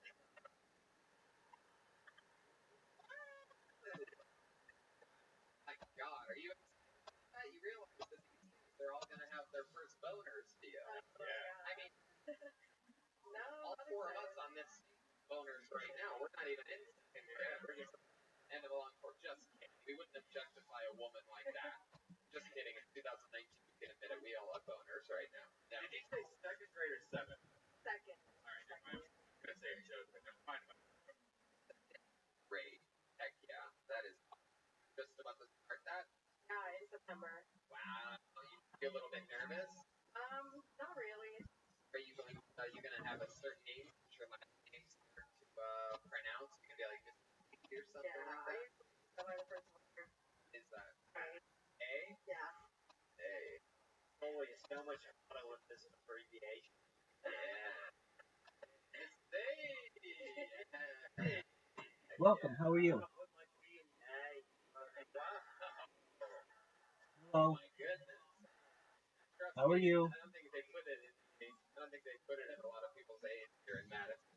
To be honest, they love their one-way street here in Madison, and definitely not gonna put it in the old. You don't want to put it in their fucking Janesville tunnel. You know what I'm saying? In Australia, we got roundabout. Heck. So you start that next year. You've been doing for this for months. I work at daycare. Working at daycare. So kids. Yeah. Why is that? Did you your mom wasn't a good mom when you were growing up? She was there for you a lot. You're in an in-home. She ran a daycare too. Yeah. Goodness. Good mom. Yeah. Oh. Yeah. Incredible. Love daycare. That's interesting. Fuck yeah. So, what do you love about living in Madison, Wisconsin? You born and raised here? No. Where are you from? I'm from Phoenix. Phoenix, Arizona. Yeah. Wow. How did you end up here? Yeah, what the fuck? I moved with my boyfriend. You moved here from beautiful Phoenix, Arizona, with Arizona. mountains, bright red mountains, United States of America. and really bringing up a lot of trouble. Okay? I guess so, probably. Yeah, Phoenix is just hip. Hey, you know, Yes. rain, drugs. They do a lot of they do a lot of things. But I don't think that's the reason to stay in a city. Hip place. Now, this is a real question. I see you got a tattoo on your left leg. You got to cover that up whenever you second graders. No thanks. No. No. Now what's So newly. It's coloring. Like Yeah. drawing. the tattoo? It's a mermaid. I usually have teachers who, you know, they never like check tests and stuff. Like a kid above their tattoo that's said like, "I hate my dad" or something like that. It's crazy. A kid above their tattoo that says that? That's incredible. That you would say that. You say everything was in Australia. Yeah, dude. Did you think you're gonna last out here? I mean, you went from the opposite. Odd is like 120 degrees to winter. How long have you been here? I've been here a month. A month. That's Yeah. it. Year's gone. How long have you been with this guy? 3 years. 3 years. And it was all long term for all that first time. You guys do what? Like once a month or something? Yeah, about once a month. Fly in. Very, very interesting. My God, that's incredible. Wow. What's your favorite thing about this guy? Really fun. Is he funny? Is he really funny? Yeah. Did he sign up tonight too? Yes. Really? He did. What's his name? Why don't you bring him up to close out the show? Let's do this. Introduce. Hey, you start walking, sir. Bring him up. Ladies and gentlemen, your final comedian of the night. Say his name that he signed up at. There's a lot in life. Not You guys are in guaranteed. luck. You just Getting the deal you actually want. But with the AT&T guarantee, you get AT&T's best deal on the new Samsung Galaxy S25 Ultra for $0 with eligible phone trade-in and your choice of their most popular plan. Learn more at att.com/Samsung. Offers vary by device. Terms and restrictions apply. Subject to change. AT&T. Connecting changes everything. Need an easy button to feed your baby? Baby Brezza's Formula Pro Advanced makes a perfectly mixed warm formula bottle automatically at the push of a button. No air bubbles, no fuss. Choose your temperature, select your ounces, push start, and you're done. Works with virtually all formulas and bottles. Say goodbye to 3 a.m. feeding chaos and hello to a stress-free solution. Let Baby Brezza make feeding a breeze. Get 20% off and free shipping at babybrezza.com. That's babybrezza.com. If you work in quality control at a candy factory, you know strict safety regulations come with the job. It's why you partner with Grainger. Grainger helps you find the high quality and compliant products your business needs to inspect, detect, and help correct issues. And the sweetest part is, everyone gets a product that's as safe to eat as it is delicious. Call 1-800-GRAINGER, click Grainger.com, or just stop by. Grainger, for the ones who get it done. Love this podcast? Support this show through the Acast supporter feature. It's up to you how much you give, and there's no regular commitment. Just click the link in the show description to support now.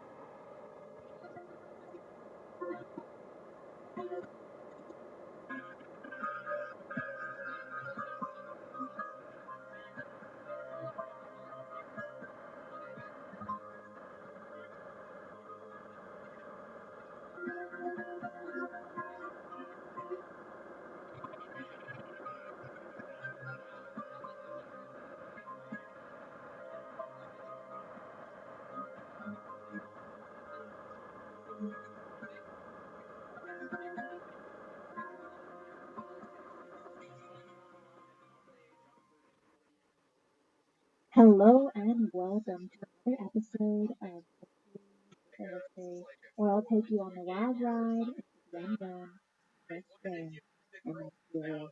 Like you, I have questions, and like you, I want answers. Thank you for joining me here today on Twitch and on Facebook because you put down my account for the time being, but I'm told that will be fixed up pretty soon. And if not, I'm just gonna roll out this message and go on with my mission on every platform that I'm able to. I don't want to waste my time on them, so we're just right into the topics. Today's episode of Mysteries with the History is all about human and alien experimentation, information, insanity, and alleged documents of the levels that happen at the secret base. But before we really dive into the topic, let me bring in my extra special co-host, Mr. Jimmy Church from Baby Black. Jimmy, how you doing today? You may not want to talk about it anymore, but I'm mad as hell. I can't take this anymore. It's unbelievable, Christina. Listen, I'm just going to tell the audience, and we've got some comments starting to flow in. It's a different day today for you, but I'm going to let everybody know that I got a call from Christina first thing this morning. And have you seen Twitter? I said, what's going on? They took my YouTube down. They what? And now I'm going to say this, and then we'll move on because the Dulce base is one of the most exciting subjects that we could ever do, and it's a great choice on your part. I'm very excited about that. So we'll jump into it in just a minute. Look, everybody's flooding in. They found you. See, they found you, Christina. They found you. You're loved out there. But let me say this. I've had my ups and downs with YouTube over the years.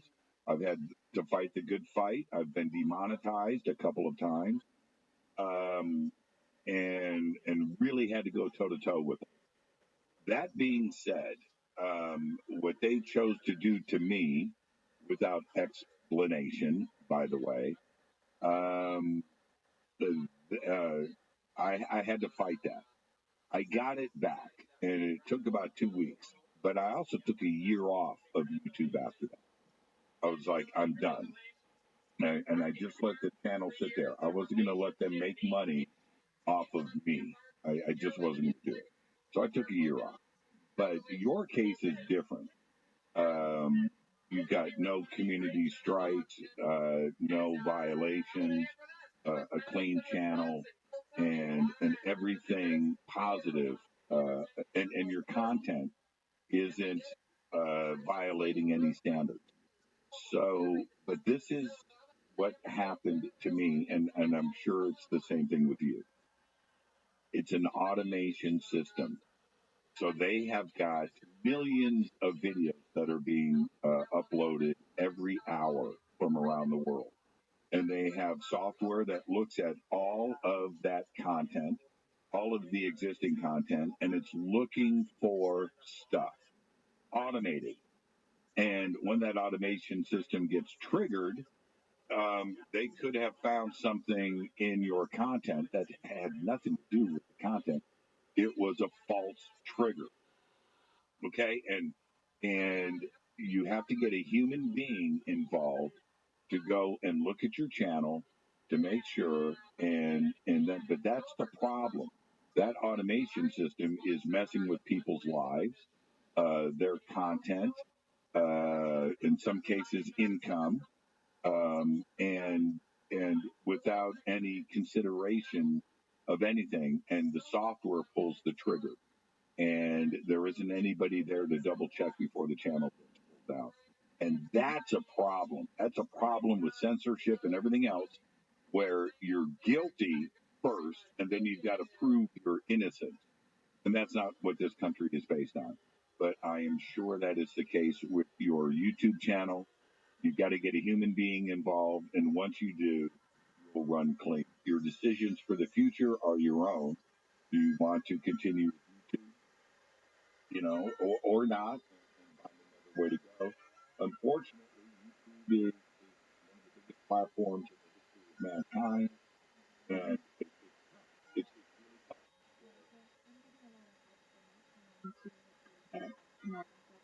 Let's talk about it today. What I'm going to You're here such right a now. bright ray of sunshine. Just get off the subject, Jimmy. I'm done. Let's go. Let's go. Let's go. So I'll go ahead and read the black and white description of the story. Today's is a little bit longer than usual, but I think these are all pretty important notes, and then we'll hear your more colorful side of the story. Sure. So, residents of the small New Mexican town claim they're seeing and even photographing flying saucers and other unidentified flying objects over the community of about 2,600 people, many of whom also share stories of low-flying military helicopters and fast-moving lights darting back and forth in the sky. Dulce is home to the headquarters of the Apache Reservation of northern New Mexico and is largely inhabited by indigenous people. Despite its small population, it draws heavy tourism by ufologists who host an annual Dulce-based UFO conference. And Dulce is located about 200 miles from Albuquerque. It is important to note that the existence of the New Mexico alien base itself remains entirely unproven, even as the legends surrounding it are well documented. We simply don't know if this is all true or not.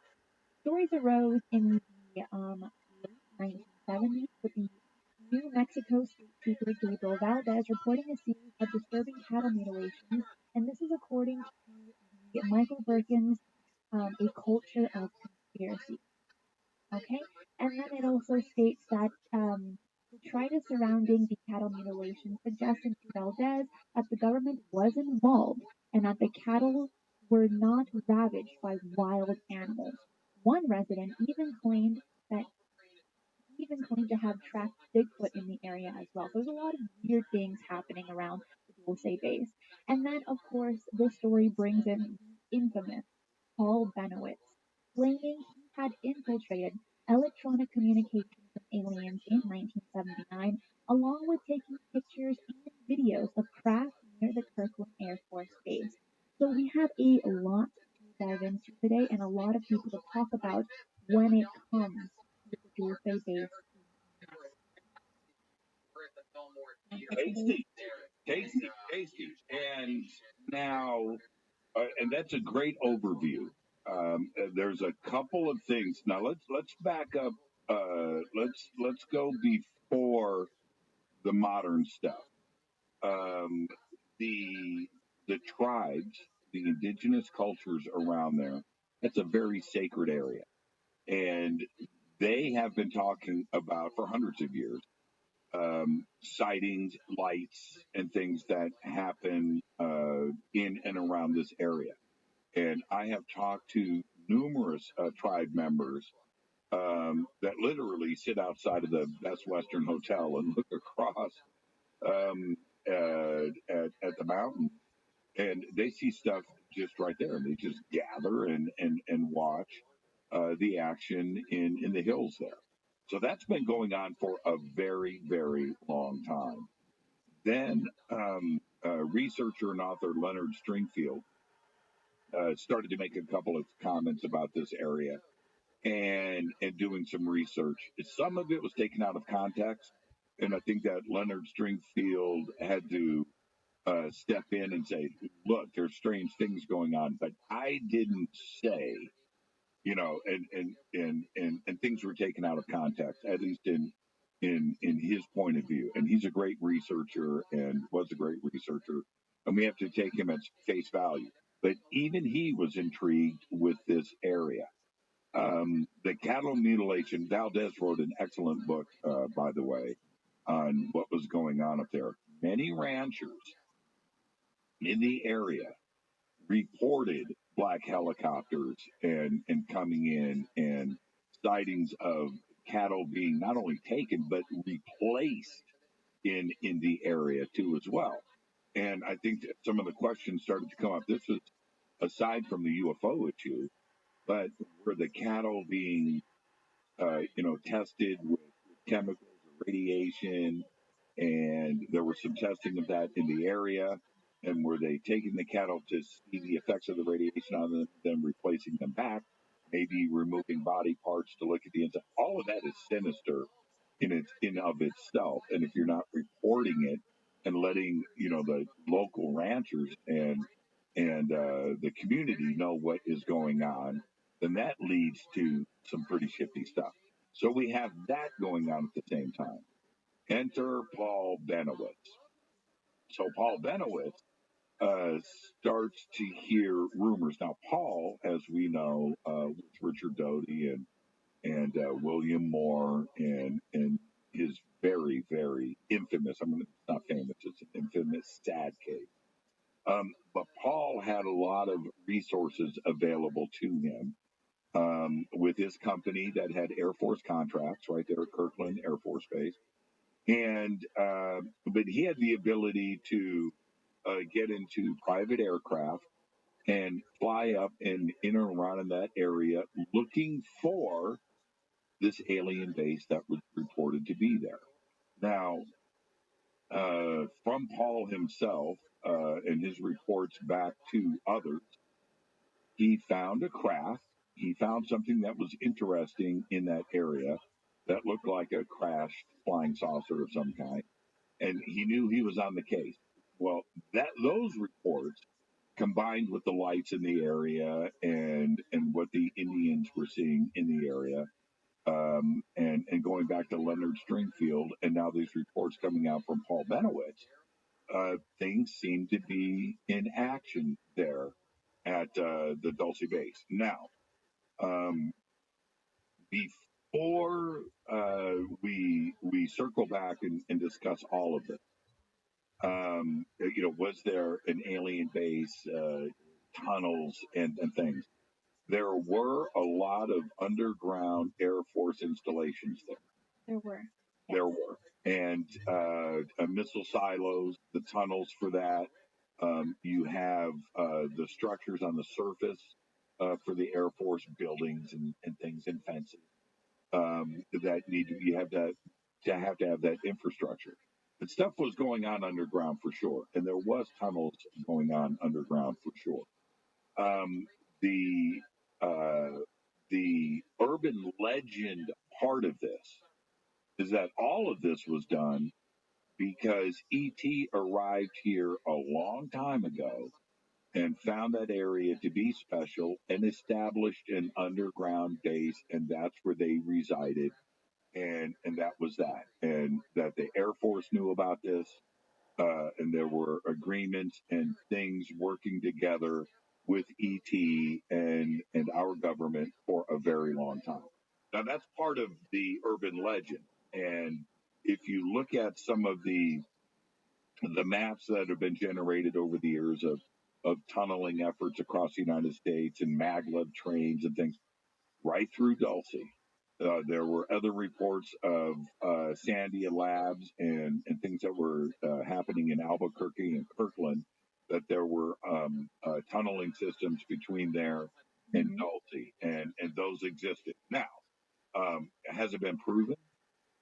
No. I have talked to Noria Hayakawa a couple of times. He was a guest on the show very early on with Beta Black, and his investigations going into Dulce. And I asked him directly, have you found an entrance anywhere? No, have not. And that search continues. Now, is there an entrance that has been found? There's been rumors about that. There is a lot of stuff with the Air Force and their existing facilities that are there. That could be entrances. But it's behind fences, and you really can't get to it as a researcher, photograph it, or ask any questions. But if this story is going to get any stranger, any crazier, it's Phil Schneider. And when this is Jimmy, you're racking them all out real quick. I mean, we're Phil Schneider. And now I think that Phil Schneider, his name, his face, and his story has become so respected in ufology, and some of the things that he had said, and you can see some old video. He died in 1996. He was murdered.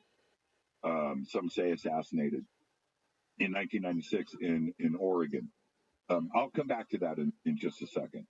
But Bill Schneider goes on the UFO circuit and is speaking at conferences around the country about some pretty amazing things. Now, the facts behind Bill Schneider are the stuff that is there. Geologist, and he was hired by the United States government to help engineer underground tunnels and tunneling systems, deep underground military bases, and that was later. Before that, he was an investigator into 9/11 for the government to figure out how those buildings came down, the World Trade Centers 1 and 2, how they came down, and he had a pretty healthy CV. And so you can go and look at his work history and his education and see how legitimate he was. Now, but he chose to go out and speak about the New World Order, the elite, and governments around the world, and how they were working together for control of humanity. And he gave his reasons why. And some of his claims were outlandish at the time. But now that we can go back after 25 years after his death and go back and look at it, and he was very prophetic. And there were things that he said that came to pass. I'm not going to get into specifics with that. But he was taken out. And he was taken out as he was talking about Dulcie and what happened there. So he gives this account. And again, I'm not reading. I've researched this case enough that I can actually speak about it and be pretty close. And if I have any of the facts wrong, excuse me and things. But this is pretty close.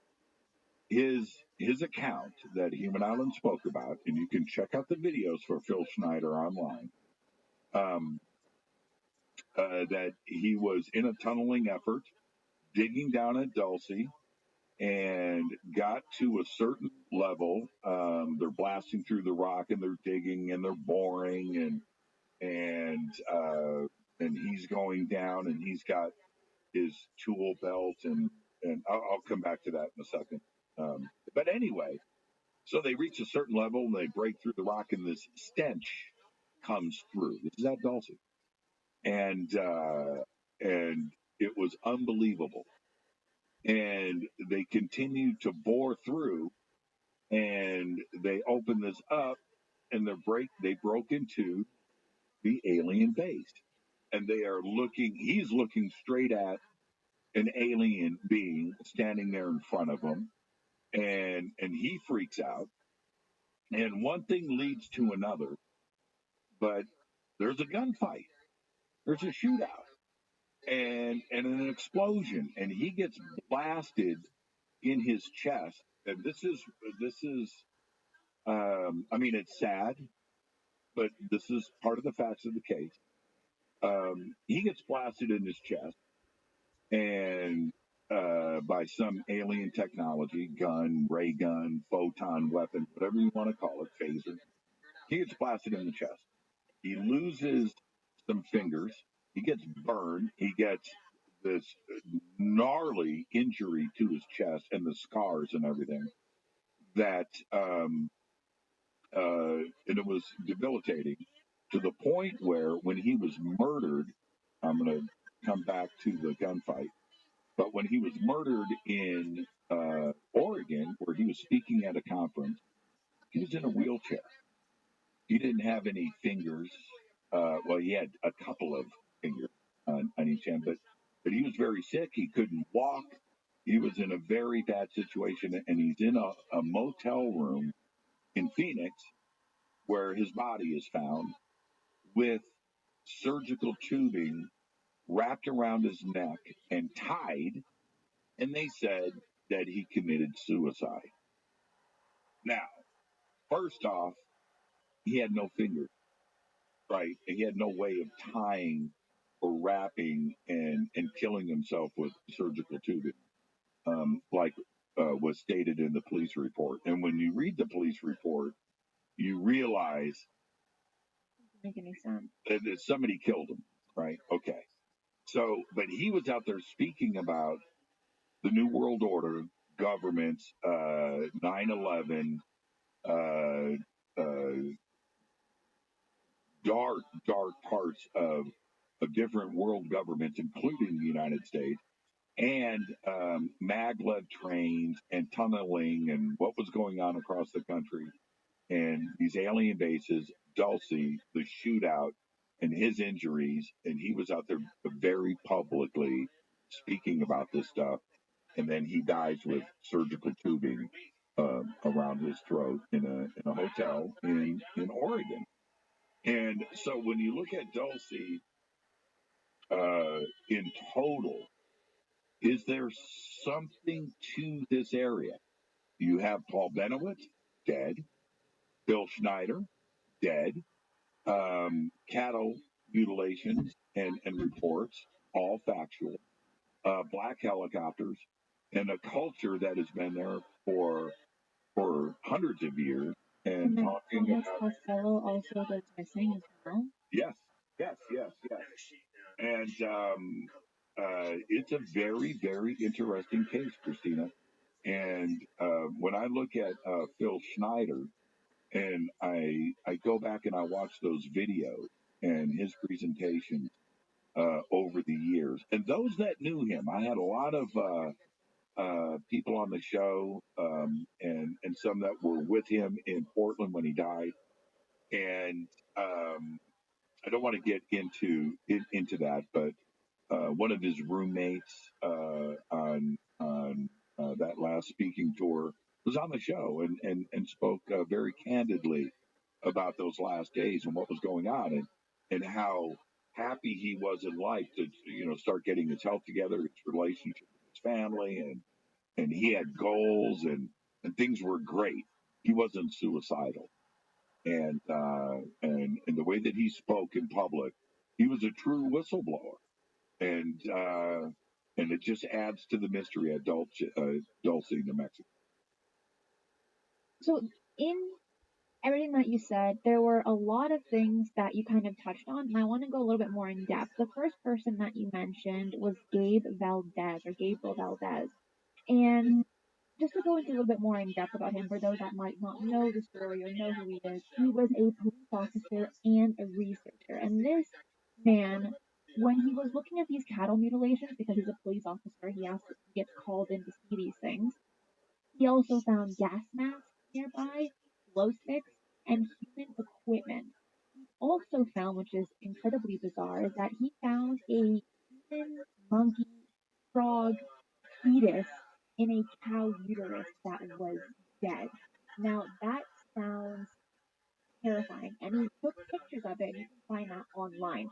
But with this man in particular, Gabe Valdez, there were some moments where he believed that these cattle mutilations were kind of more human and scientific than maybe towards the more alien side to it, just because he found evidence to back up his opinions onto why these cattle mutilations were more human, because he found human equipment.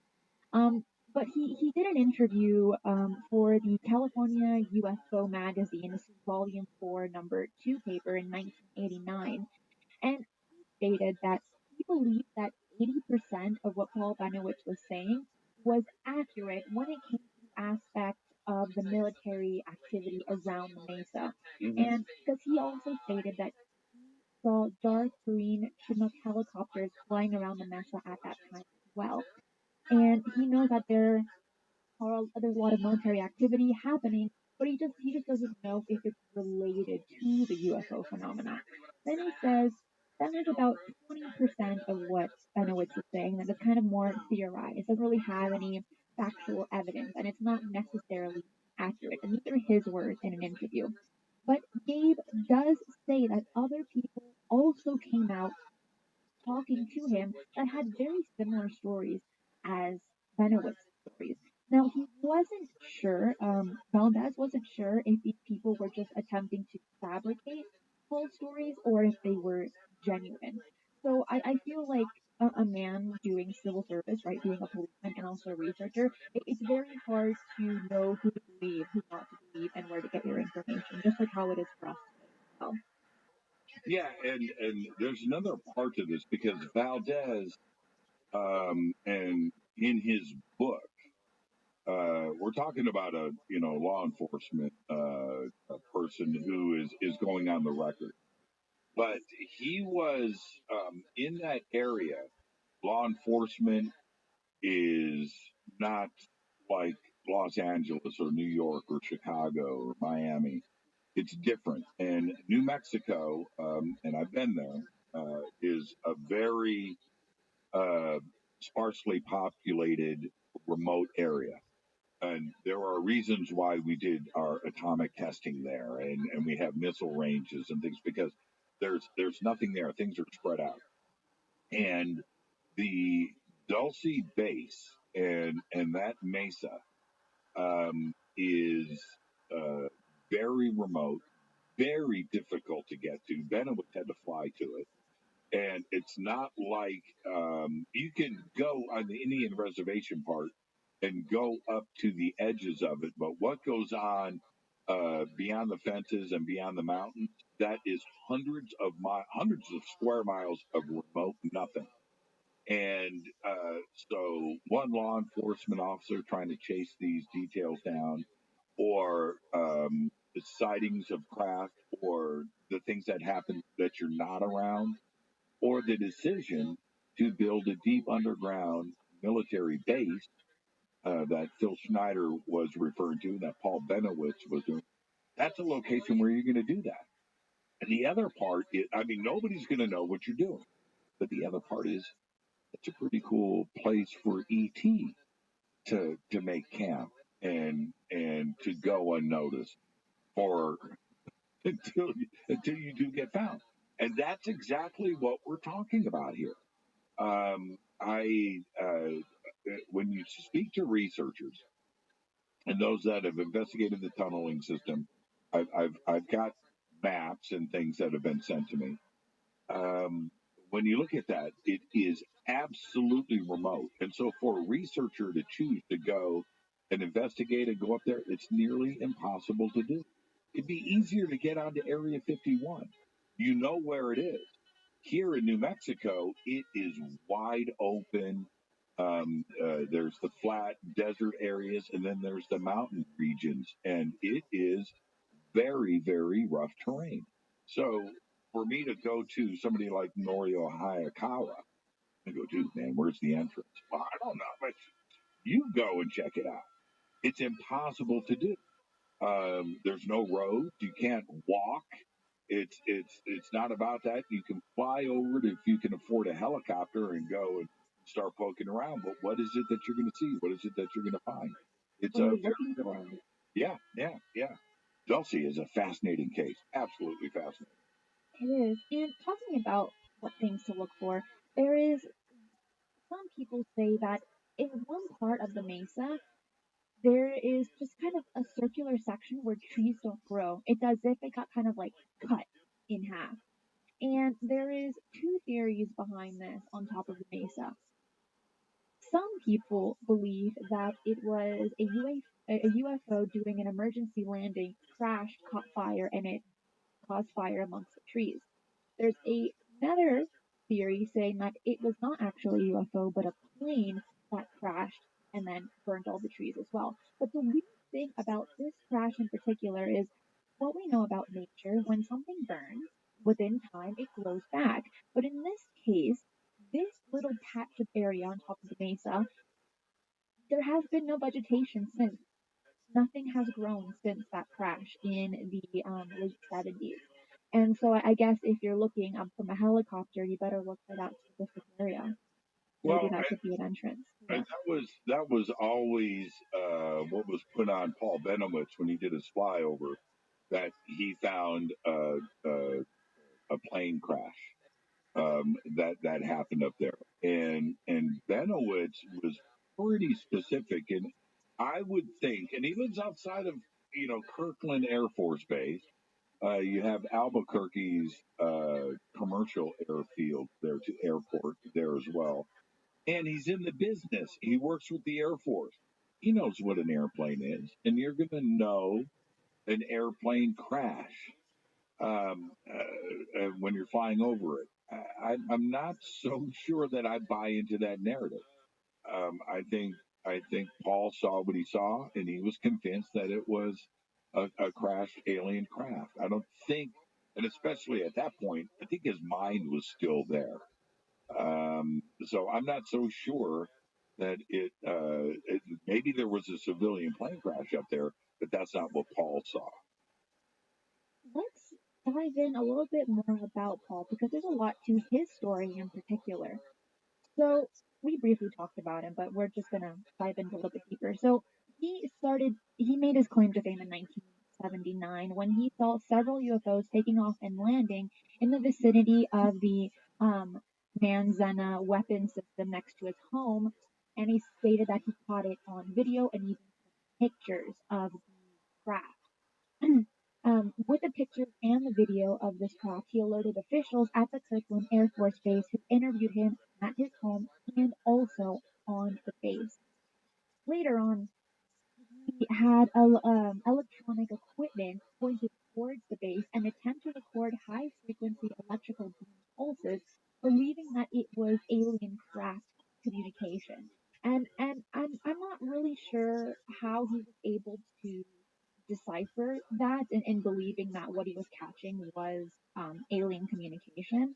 But later on, he says that from the more research that he did and the more that he saw, he believed that aliens that at least were here on this earth were hostile and a threat to humanity. And he also had this obsession into proving that the government was dealing with aliens instead of having the government brush it off. He really wanted to prove it, which led on later to Richard Doty and Bill Moore to come in as being a part of the story as well. Well, we have to. Obviously, there's a lot going on in this area.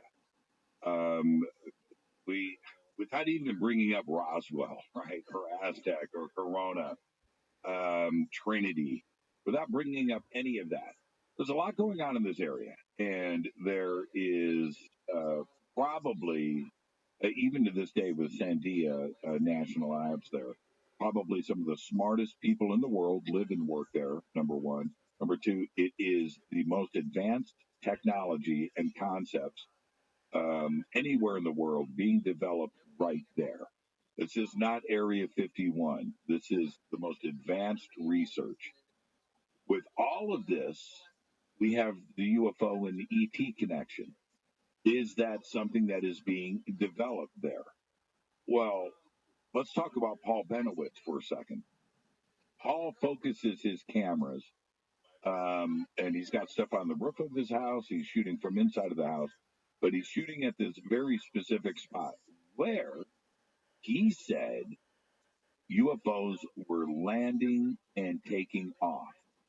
And he had very specific images that he talked about of landed craft and activity going on around that craft that he photographed and videotaped at length.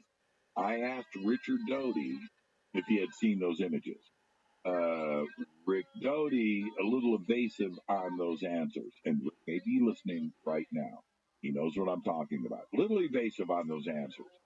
And the reason for that is, where did the images go? Now, there were, and I've heard from a few different people, that Paul had a box full of images and videotapes near these cameras on the back half of his house. Where those images are today, don't know. His computers with the data on it, where's that? Where are the hard drives? Don't know. And that is one of the most intriguing parts about all of this.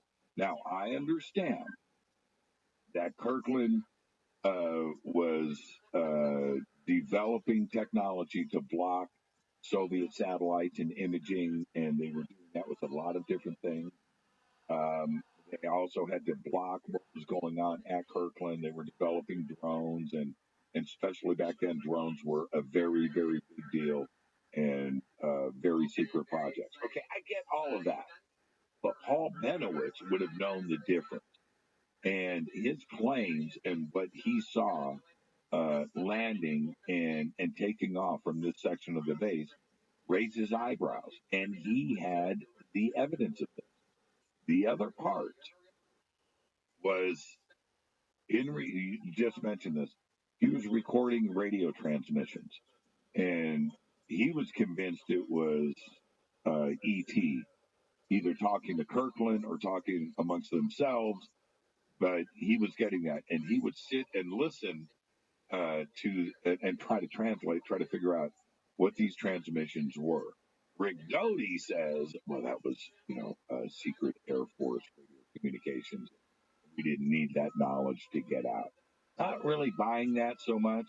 I keep going back to Paul Benowitz was a very smart guy, owned a very cool company that built instruments, and he had government contracts with the Air Force right there at Kirkland, and he wasn't a dummy. He was seeing what he was seeing, and he was hearing what he was hearing. Meanwhile, we've got cattle mutilations. We've got the sightings in and around Dulce. And, of course, we have Bill Schneider and his accounts of what happened there. And, the Delta Force being brought in and this gunfight, that broke out between ETs and Delta Force in this deep underground military base. Something we need to talk about when it comes to Mr. Benowitz is in the book called UFO, The Dulce Story, an incredible deception written by Thomas Castello and Weldon Stevens. They state that Benowitz was arrested, and this was referring to psychiatric treatment, and he was institutionalized 3 times. Again, this is stated in the book. Now, the first time he was arrested, it was stating that he needed to get a psychiatric treatment, but then was later released when he was completely sane. There was no reason behind him being arrested for that, but it was kind of more to intimidate him. Again, this is from the book. Later, he was arrested yet again for the treatment to be psychiatric treatment. And this second time, he was given electric shock treatment to derange his memory so that he could no longer recall what he had been seeing or what he had filmed above Dulce. Now, I could not find evidence to back up that statement from the book, but I mean, I guess with this whole story, all the documents that we read about this, it's very difficult to corroborate, right, where the evidence is coming from and to back it up. So I think this is important to know about Mr. Benowitz while we talk about this story is he was institutionalized 3 times during this. Was it because he was insane, or was it because he wasn't supposed to see something that he did, and the government needed an excuse to get rid of him? We simply don't know. Yeah, and again, going back to Rick Doty and his accounts of all of this, I think that a certain amount of what Rick said is probably pretty valid and pretty accurate. But the disturbing part about it, if we take Doty's accounts of this as being true, I'm just going to say this directly. Rick saw the instability there. And Rick knows that leading up to this, we didn't even talk about the other, the cattle mutilation parts. Okay, hold on. Let's back up for a second. So, Paul Benowitz and a friend of his, they get introduced to a woman who had called the police and said, "Hey, I'm watching cattle getting abducted, by a couple of craft. One is big, one is small, but they're taking cattle." And the police literally tell her well, give Paul Benowitz a call. She's outside of our, we don't deal with UFOs. So she gets a hold of Paul Benowitz. Paul and his friend, who was a hypnotherapist, bring her over and they regress her so she could remember more details about this cattle abduction thing that she saw right outside of Kirkland Air Force Base. And she described two large craft, one big, one really big, that were doing the abductions. So this thing, and so they did all of this crazy stuff when they were regressing her.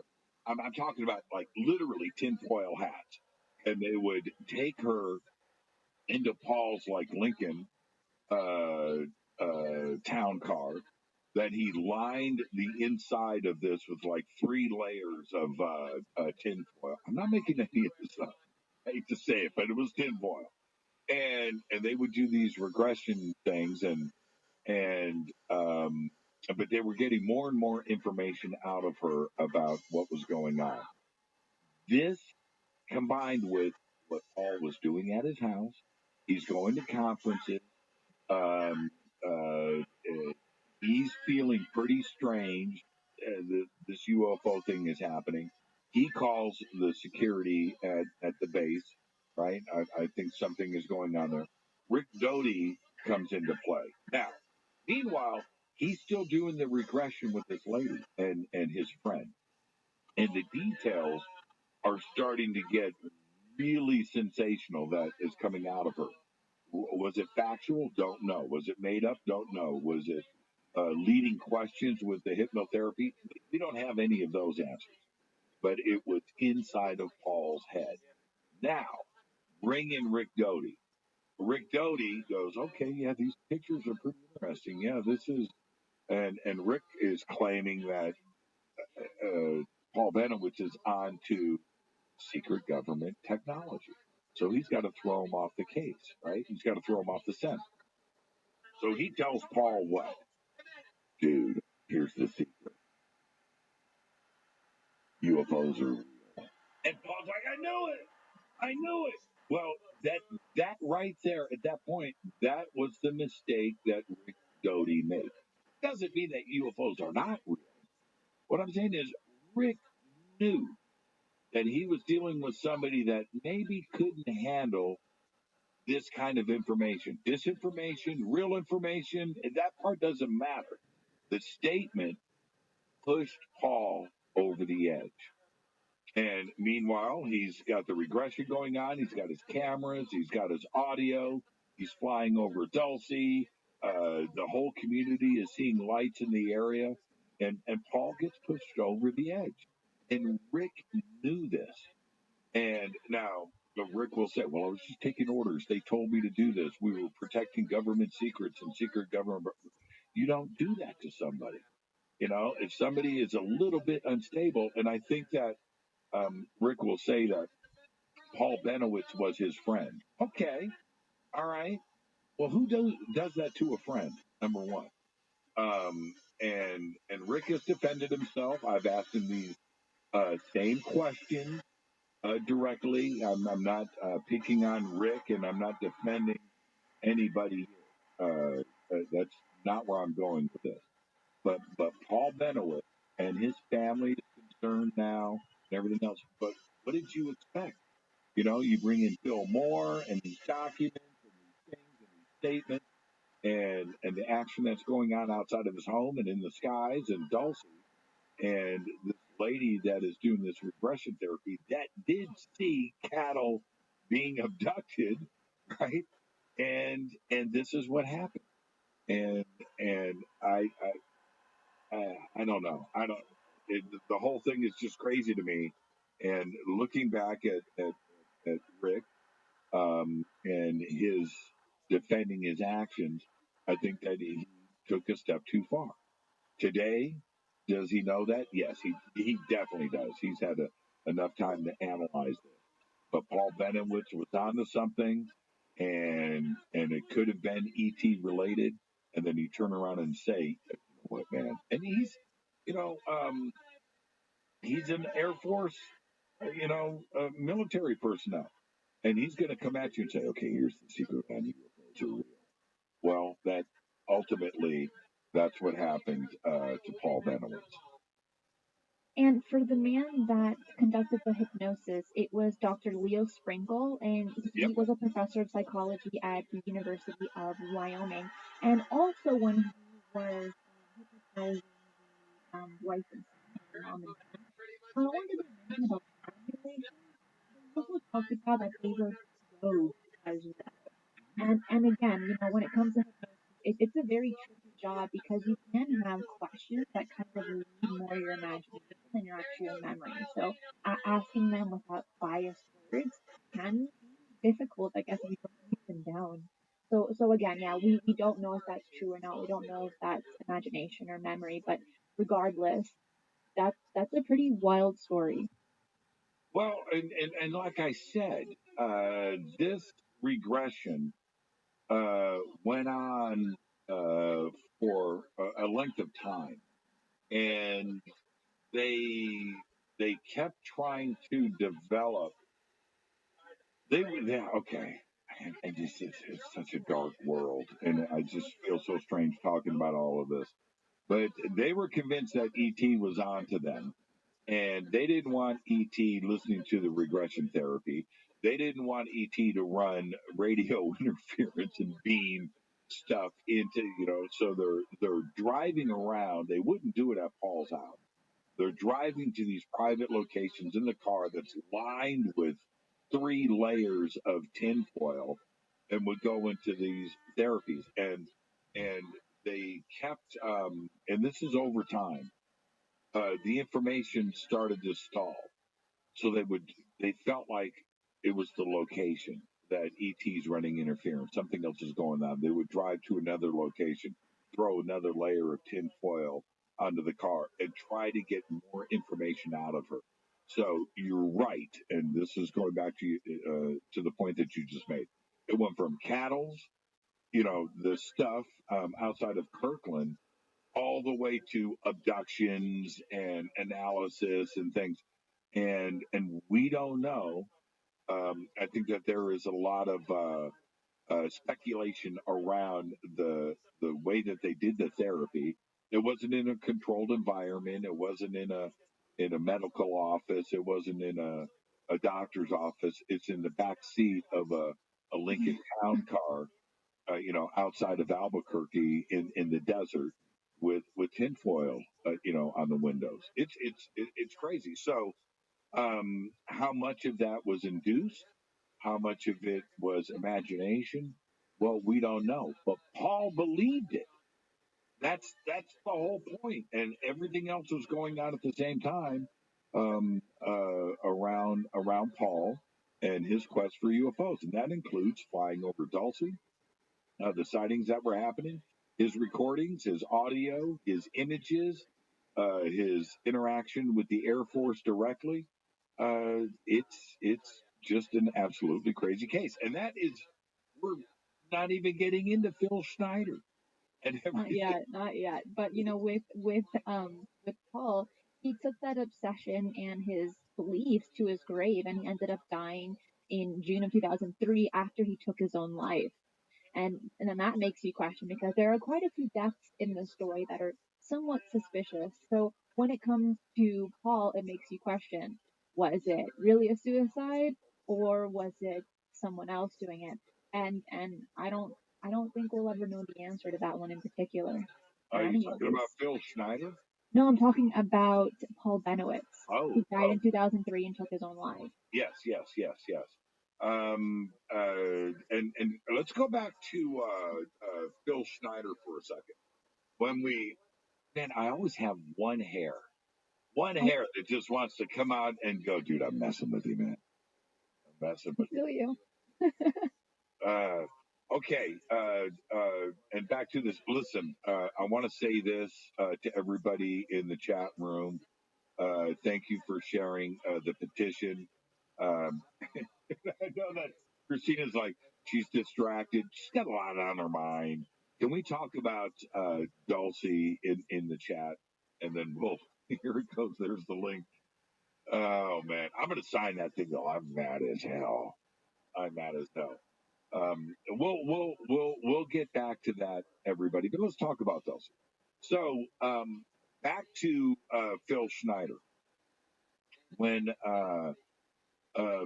Phil first started to give his accounts, and I want to say this in the most candid way that I can. His, from beginning to end, his account is so detailed down to the most minute thing. And when I listen to somebody speak about something, I want the details, right? I want to know. It's the little things that I'm picking up. And I think those are most important because, Christina, if you went to the store today, right? Okay. Okay. You go to the store. I know where you were this morning. I'm not going to go there. But let's take that for an example. Okay. So you go to the store, not really the store, your other location, but you go to the store and you go in and then you leave the store and get back in your car. Okay. Now you have a choice of, I went to the store today. Okay. Or, right, somebody telling me that they were abducted by aliens or they got into a gunfight in a deep underground base. Right? Okay, you got in a gunfight. There are details there. So if I'm talking to you about the store, you can tell me about the ground that you just walked on. You could talk about the temperature. You could talk about who you saw coming out of the store. You remember that. You remember the children that was with the lady and she forgot to put her shopping cart back. You remember those details. You remember walking into the store. Did you grab a cart? Did you grab a basket? Did you walk to the deli counter first or did you walk straight into the vegetable aisle? Right? Or were you there for Captain Crunch? So you went over to Captain Crunch and then you saw. You have details of everything around you. And you remember those things, right?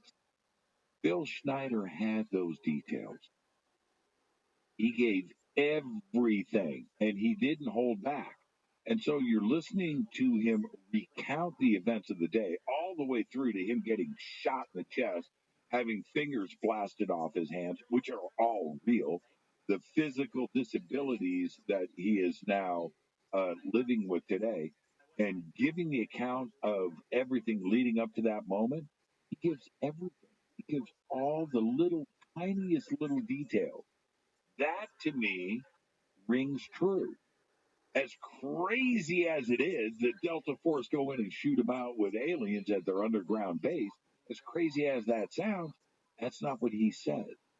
He gives the details of everything around that, and he stayed consistent with it. And I think that we constantly have to go back, and when we talk about Tulsa, we talk about Paul Benowitz and Noria Hayakawa and the reservation that is there and what surrounds the mesa. Phil Schneider needs to be included in that conversation. He does. Oh, and there is one other part to this too. I believe, I could be wrong, somebody could correct me. I think Paul Benowitz found an entrance to the Dulce base and flew over it and gave that information to Rick Doty. And Rick had to throw him off of the trail, once again, throw him off of the scent. But I think that was something else that Paul Benowitz believed that he found. And he went back to pinpoint that location a few times and spent a lot of money doing it too. With Paul, I don't think he found an entrance, but he found like some kind of vent. Like there was smoke coming out of the mountain, which isn't a thing. That's not necessarily natural. Okay, it's like a volcano or something. But this is not a volcano, it's a mesa. So that's what he saw. And he might have given it to Doty and be like, this doesn't make sense, which it doesn't. And with Mr. Schneider, what is interesting about his story is there was like what practically it was a war between what he states as greys and scientists, and he says that about 60 beings died, including humans and other entities, and only 3 survived. Him being one of the survivors. But when he was giving these interviews and being a part of these conferences, he stated that there were about 140 bases like the Dulce base around the world, and 192 in the United States alone. That's a lot. That is a lot. And he ended up committing suicide with a catheter cord. That's what it was in the mid 90s. But I want to tell, so he's stating that there's 192 Dulce-like bases in the United States. Now let's talk about the levels of the Dulce base, because there is a lot in that. So I'm gonna run through them, and then we can enter in. Do you have any drawings of the base? Not on me. Okay. No. Yeah, walk around, Jimmy. They're in my purse. I carry Dulce with me everywhere. Well, if you know. A few things have been put out there. Okay, so continue. So the very first level is pretty mundane. It's the garage for freak maintenance. And by the way, this blueprint was leaked by Thomas Castello, who was a security guy at the base, inside of the Dulce base. And we should talk about him first, I guess, before we talk about the levels. So Thomas Castello was a guard at the base. He collected about 72 pictures, 100 pages of work, and he was the man that revealed the 7 levels under the base. But then, 2 years after coming out with this information, sometime after coming out with this information, he ends up disappearing. And he also states, just like with Schneider, not only are there levels and tunnels that connect everything together, but for the Dulce base in particular, there's a whole shuttle network that kind of connects the whole United States as well. And again, these are just alleged accounts. We simply do not have evidence to back up these claims, but he does say that he did collect pictures and work, right? Like pages of work to hopefully, I guess, in his mindset, to back up what he was saying. And he claims that in the Dulce base, he was dealing with reptilians on a daily basis. In the Dulce base that worked with humans and greys. The dominant reptilian race was the Draco, which we have talked about before in one of our episodes called Alien Visitors. You remember that, Jimmy? I do. That was a while back. I'm looking at blueprints. Keep going. Okay, well when you find it, share your screen. So he so that's the man who brought up these levels. Now let's talk about the levels, the 7 that are there, and there are more below it, but people don't warn to death. So the first one is pretty mundane, and that is just a garage for street maintenance. You know, just like for any normal building, right? You're gonna have a garage to park your cars. In level 2, you have a garage for your trains, the shuttles, the tunnel machines, and your disc maintenance. Okay? Level 3, this is when it begins to get pretty interesting. In level 3, it states that everyone is weighed in the nude and then given a jumpsuit uniform. The weight of the person is put on a computer card ID every single day. If their weight changes to about 3 pounds above their physical weight, right, like compared to a few days prior, they will be required to go under physical exams and x-rays. So it seems like here, and this is merely an assumption, that the reason to why they're being weighed is to make sure that all of the equipment stays there and that nothing goes in without being authorized and nothing comes out without being authorized. Okay, then you have level 4, which is human research in the paranormal area. This includes mental telepathy, mind control, hypnosis, remote viewing, astral travel, and so on. So things in this nature. Then for level 5, you have your alien housing. Yep, the bunk beds. The bunk beds. And it says here that it is there are armed guards on patrol constantly, and there are sensitive areas in the 5th level that require a handprint and an eye print station in order to enter these sensitive facilities. Level 6 is privately known as the Nightmare Hall. Genetic experiments.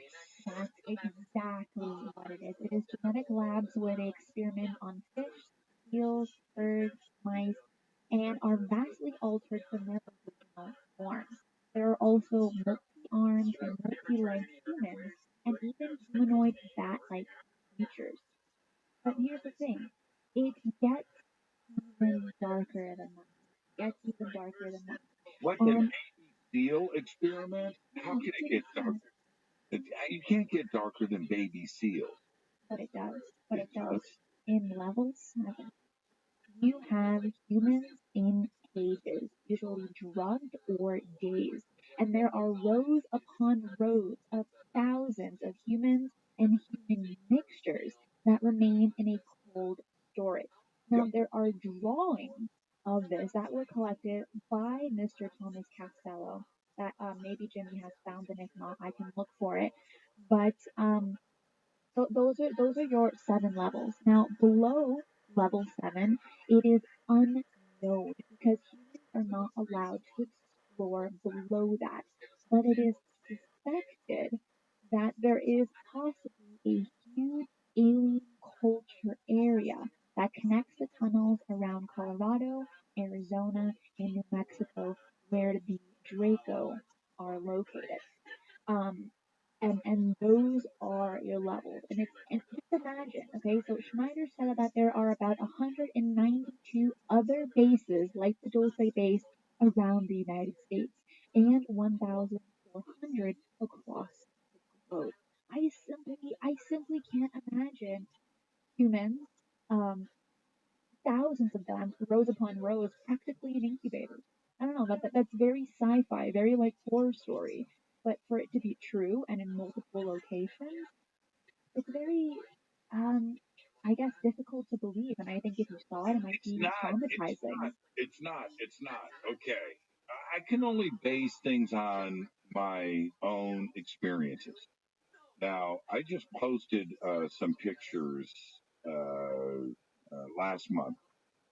Eric Awakening Man and I were out at Edwards Air Force Base, and we're standing in front of, warning signs. You will be shot if you're driving the black Jeep that says "Fade to Black" on it.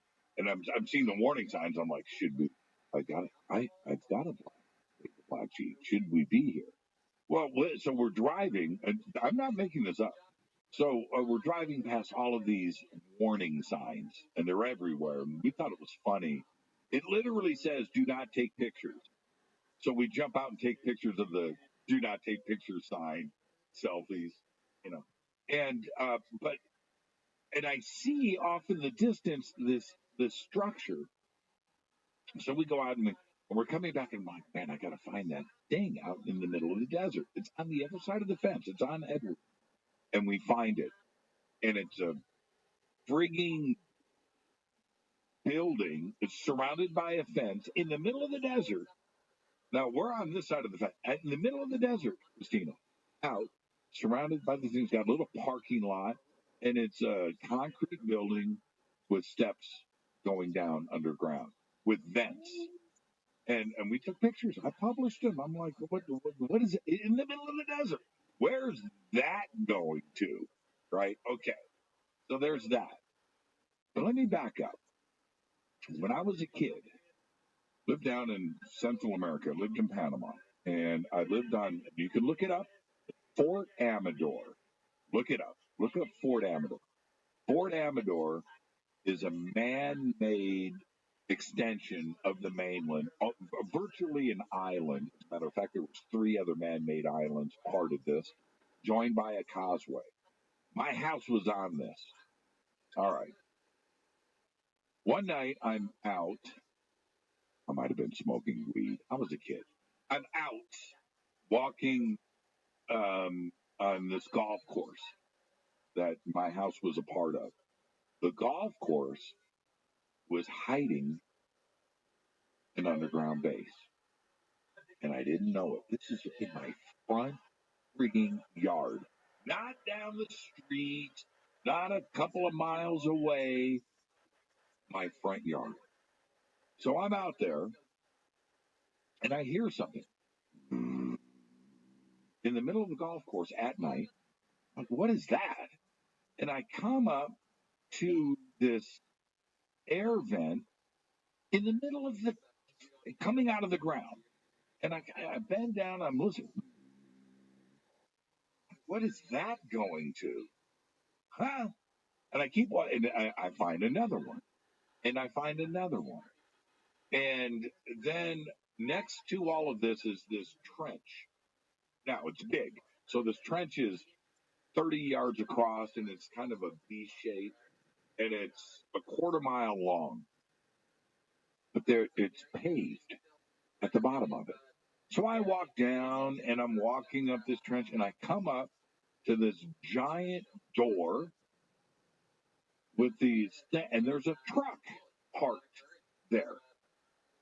And what is that door? The vent that I'm talking about is out there, maybe 50 yards away. My house is behind me 50 yards, and I've got this garage door going to an underground base in my front yard. Now I keep walking, and I find another one, and in this trench, in my front yard, there are 3 entrances. So now I walk up the hill. It's probably 20, 30 feet. I walk up, and I just stand there.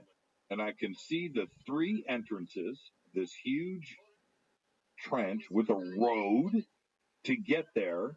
And I see the military vehicles parked outside of the thing. And I'm looking, I can see the air vent, and I can see the vastness now of what is this giant underground facility in my front yard. Nobody's talking about it. Nobody's saying anything, and it's a government base. I'm not here to go and start poking around and figure things out, but that's in my front yard. It's in my front yard. Now, what is going on across the United States? Here, this is right there. I don't know what's going on. I don't know. There's people in there. There's obviously air conditioning running. There's electricity. There's things going on.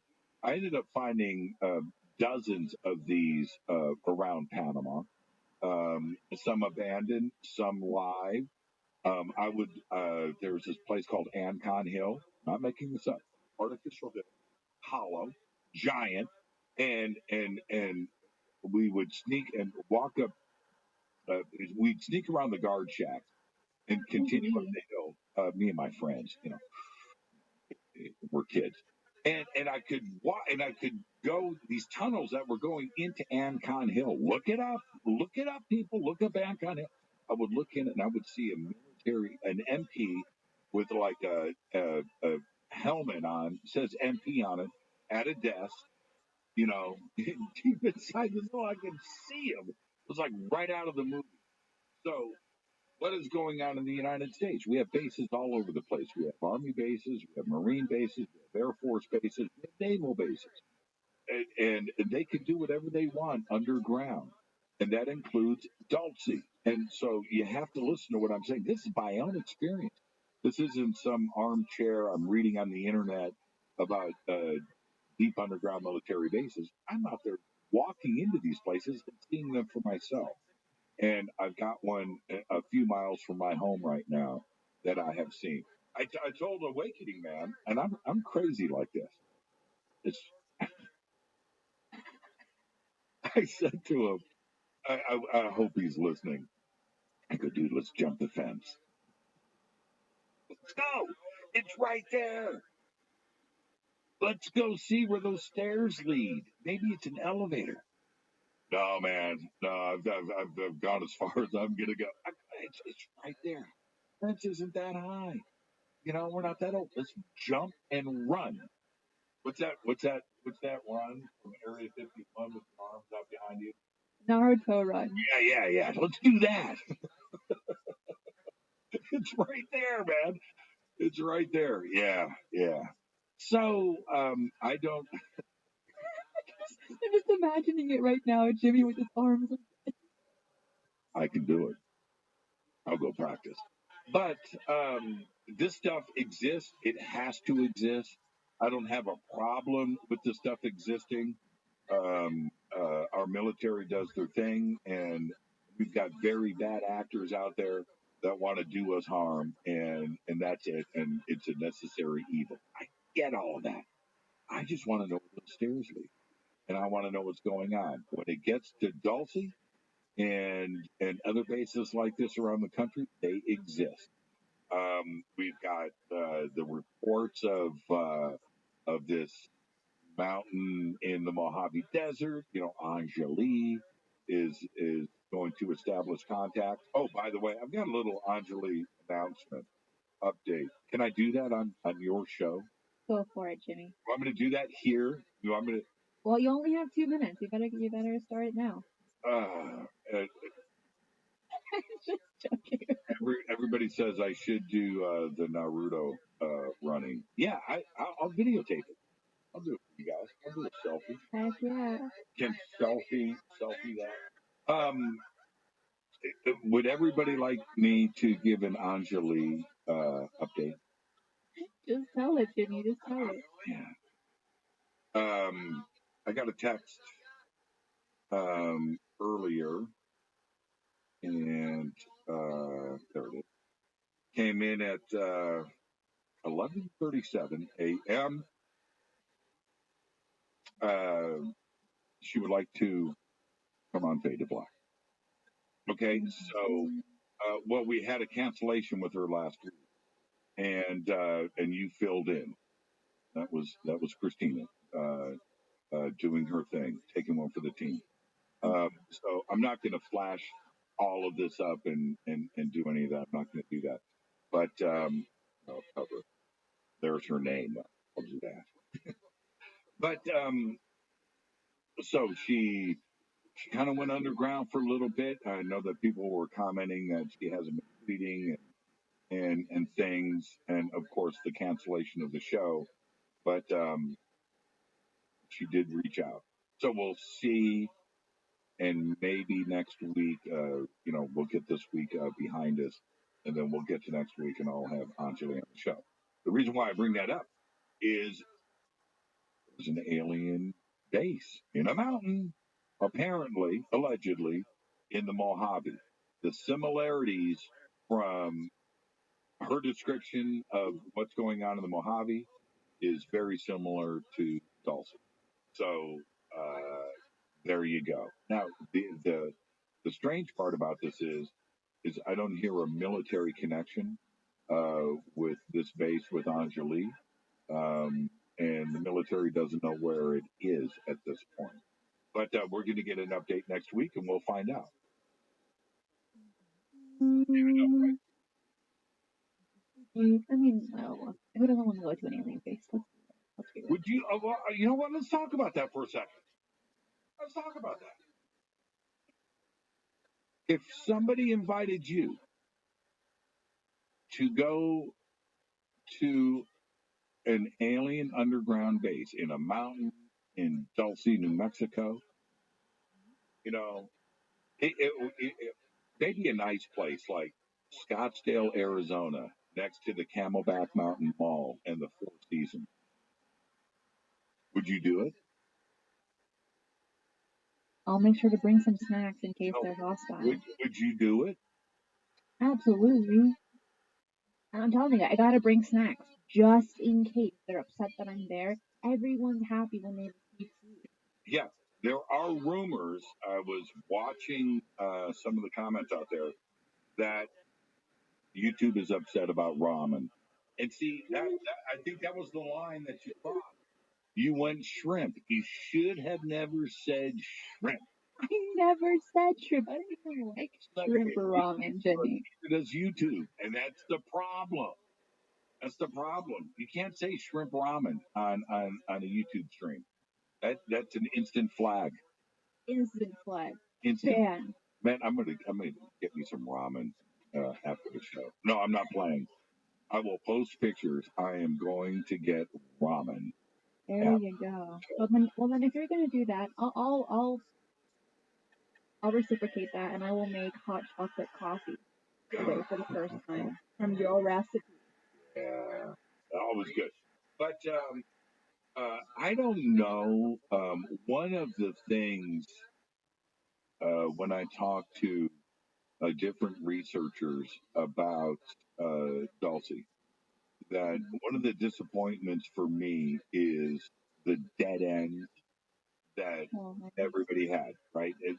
At least when we're talking about Area 51 or Edwards Air Force Base or Holloman, and which is Edwards, or you start to talk about these different, you know where the locations are. You can drive to the front gate. You can even get arrested, right? But Dulcie, we don't have any of that, right? We don't have the thing. We have the accounts. We have all of the things that have happened in the locations around there. And I do want to say, going back to, cattle mutilations, of course, all of the sightings and things, we don't have an entrance. We don't have anything physical to point the finger at Dulcie. It's an amazing, that part of the case right there is one of the most fascinating parts about it. We know where it is, the general location, but we haven't had the one thing to push us. If we had an entrance, right, a guard shack, you can't go past it. But if we had that, then it takes it to a whole nother level. We have that, at Area 51. I've been to the gates at Edwards. I've been to both of them. I know that they're there. I can see the base. We don't have that with Dulcie. It's a very fascinating part of the case. And the story went quiet, after it had came out. And I think a big reason for that is because there wasn't really an entrance. All we have are some somewhat witnessed accounts, and that's really it. Nothing really tangible to grab on, really good evidence, and that evidence that was, such as film and video by Paul Benowitz, we don't have it. It's not open to the public. And and the two main guys, they're both dead. They're both dead. And were they suicided? I would say yes. Yes, I definitely in the case of Phil Schneider, and in the case with of Paul Benowitz, I think he was driven. His health was, but I think he was driven to the point of if he did commit suicide, well, he was given reason to do it, and so I would say that falls into the classification of suicide. And I don't want to get into legal areas here, but and putting Paul Benowitz in his very unique, very public situation to the side. The case of Phil Schneider is one of the most interesting that we have in all of ufology. It wasn't just Dulcie. He was talking about the New World Order. He was talking about 9/11. Other instances, those weren't the only cases. I would classify him as a true whistleblower, and he was bringing things to our attention. And for him to die that way, completely suspicious, completely. People don't in the media.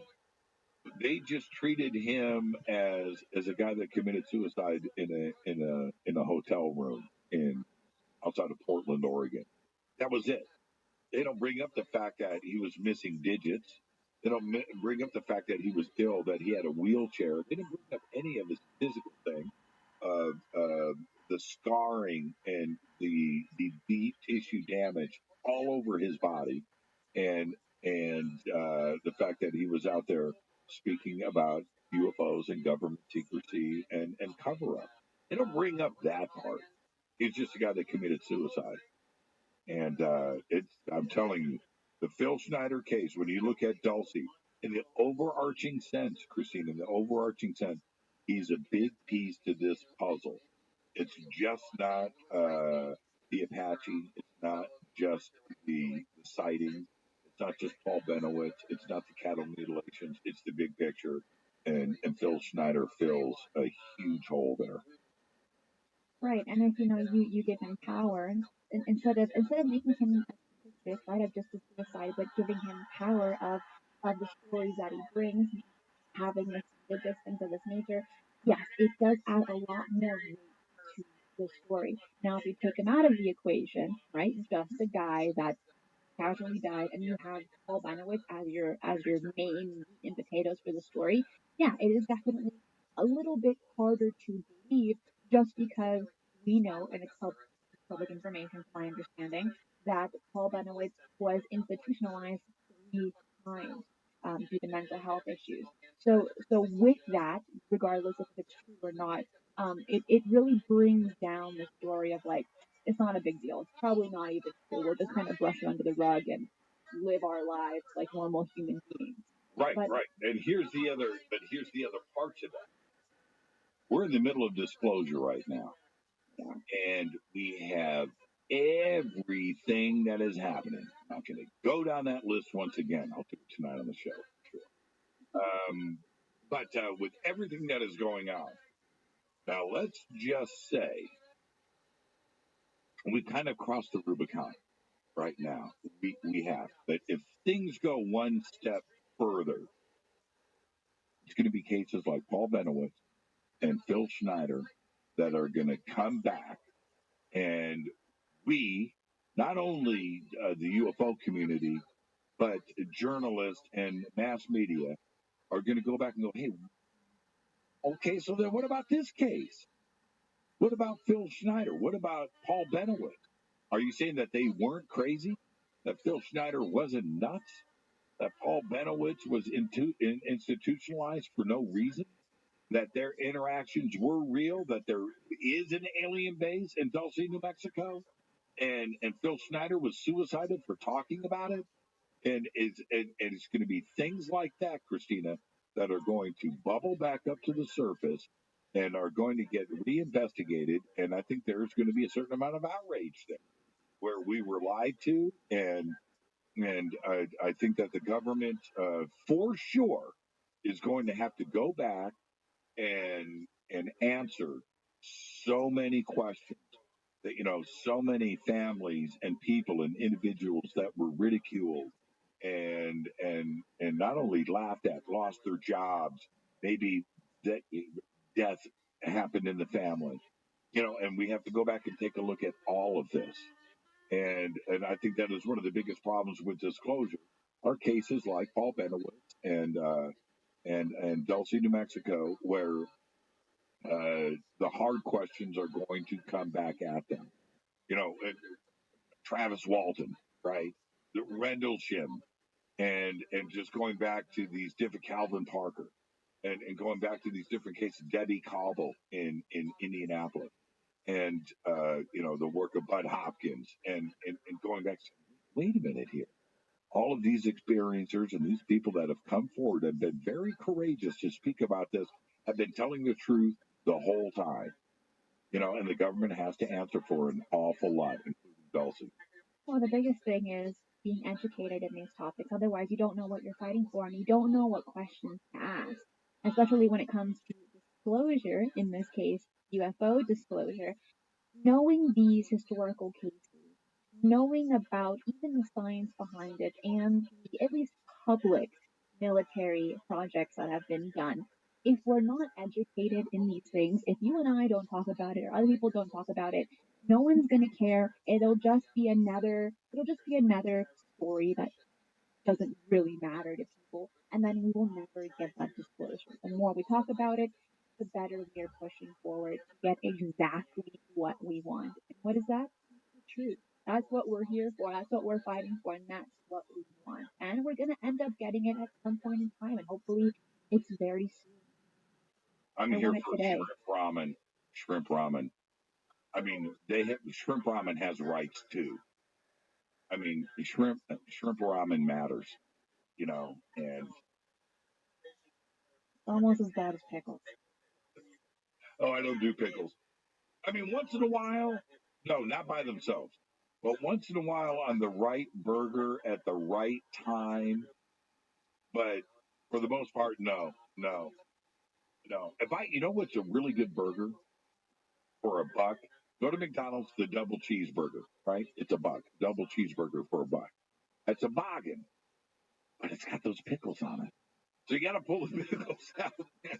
You got to pull the McDonald's pickles out. I don't do those pickles, but yeah, I'm not a big pickle guy.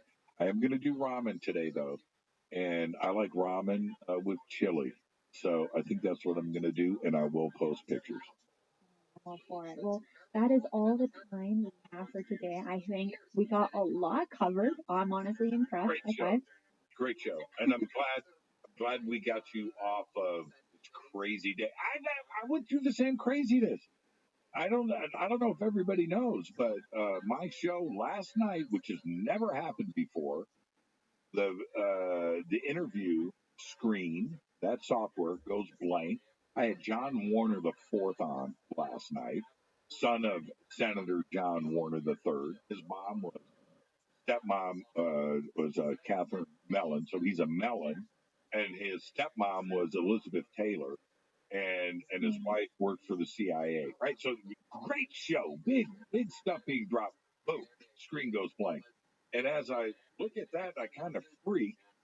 I looked over and I went to go type on YouTube in the chat. Oh, the man is listening.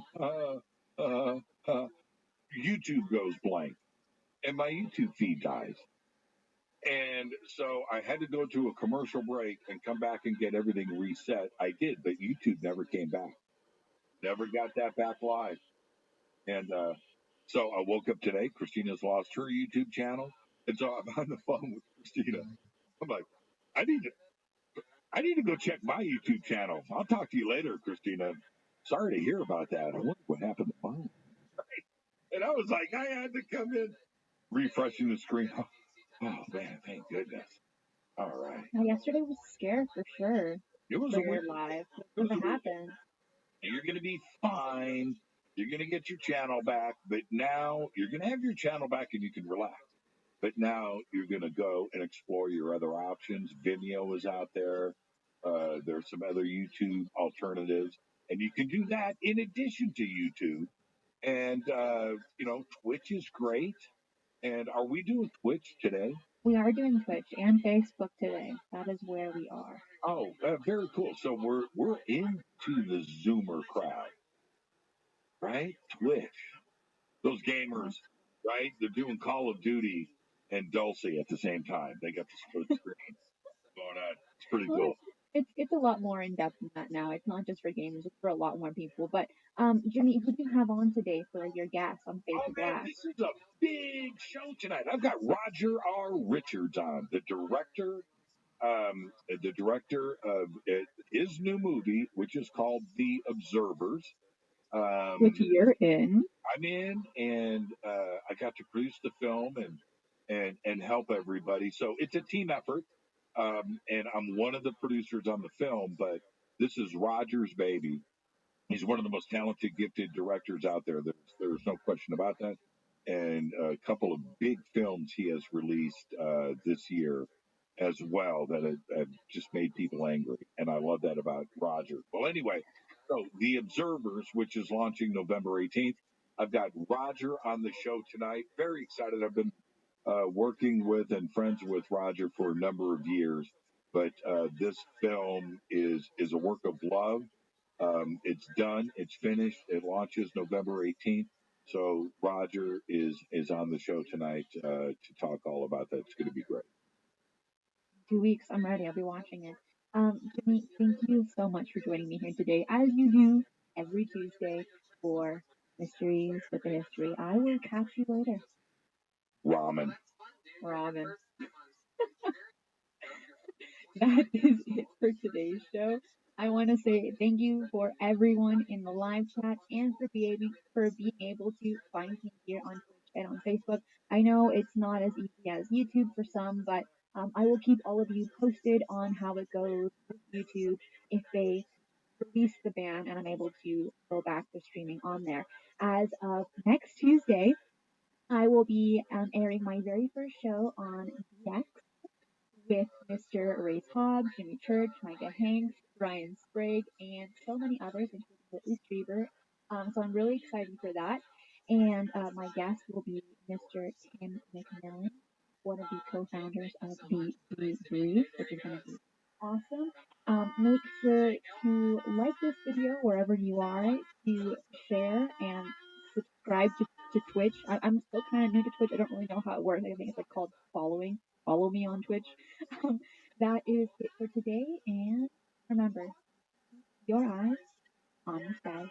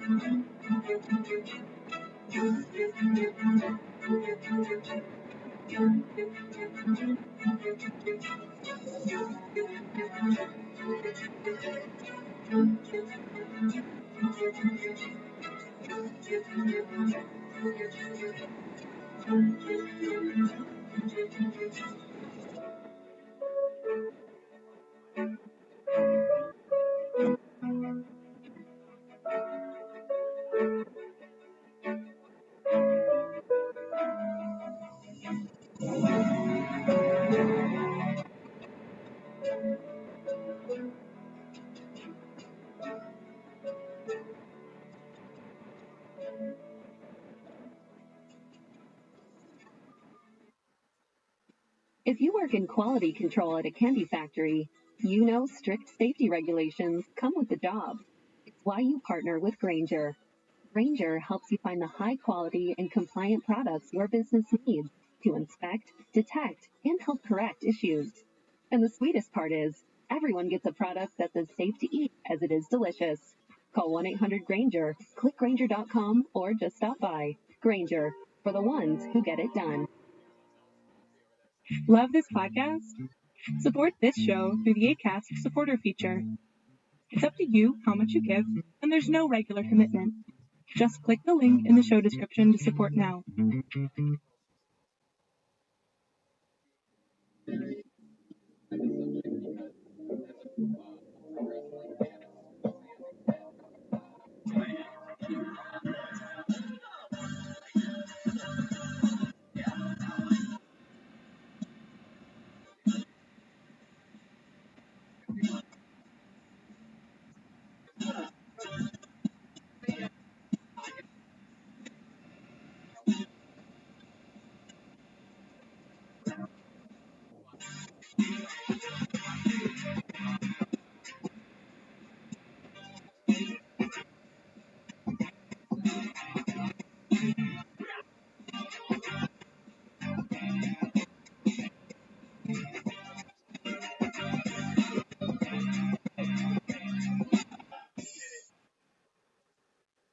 Hello and welcome to episode 18 of Shifting the Paradigm. I'm Christina Gomez, your hostess for this next hour of UFO shenanigans, where we look and think outside the proverbial box, jump down rabbit holes, and where the red pill is actually a red tic tac.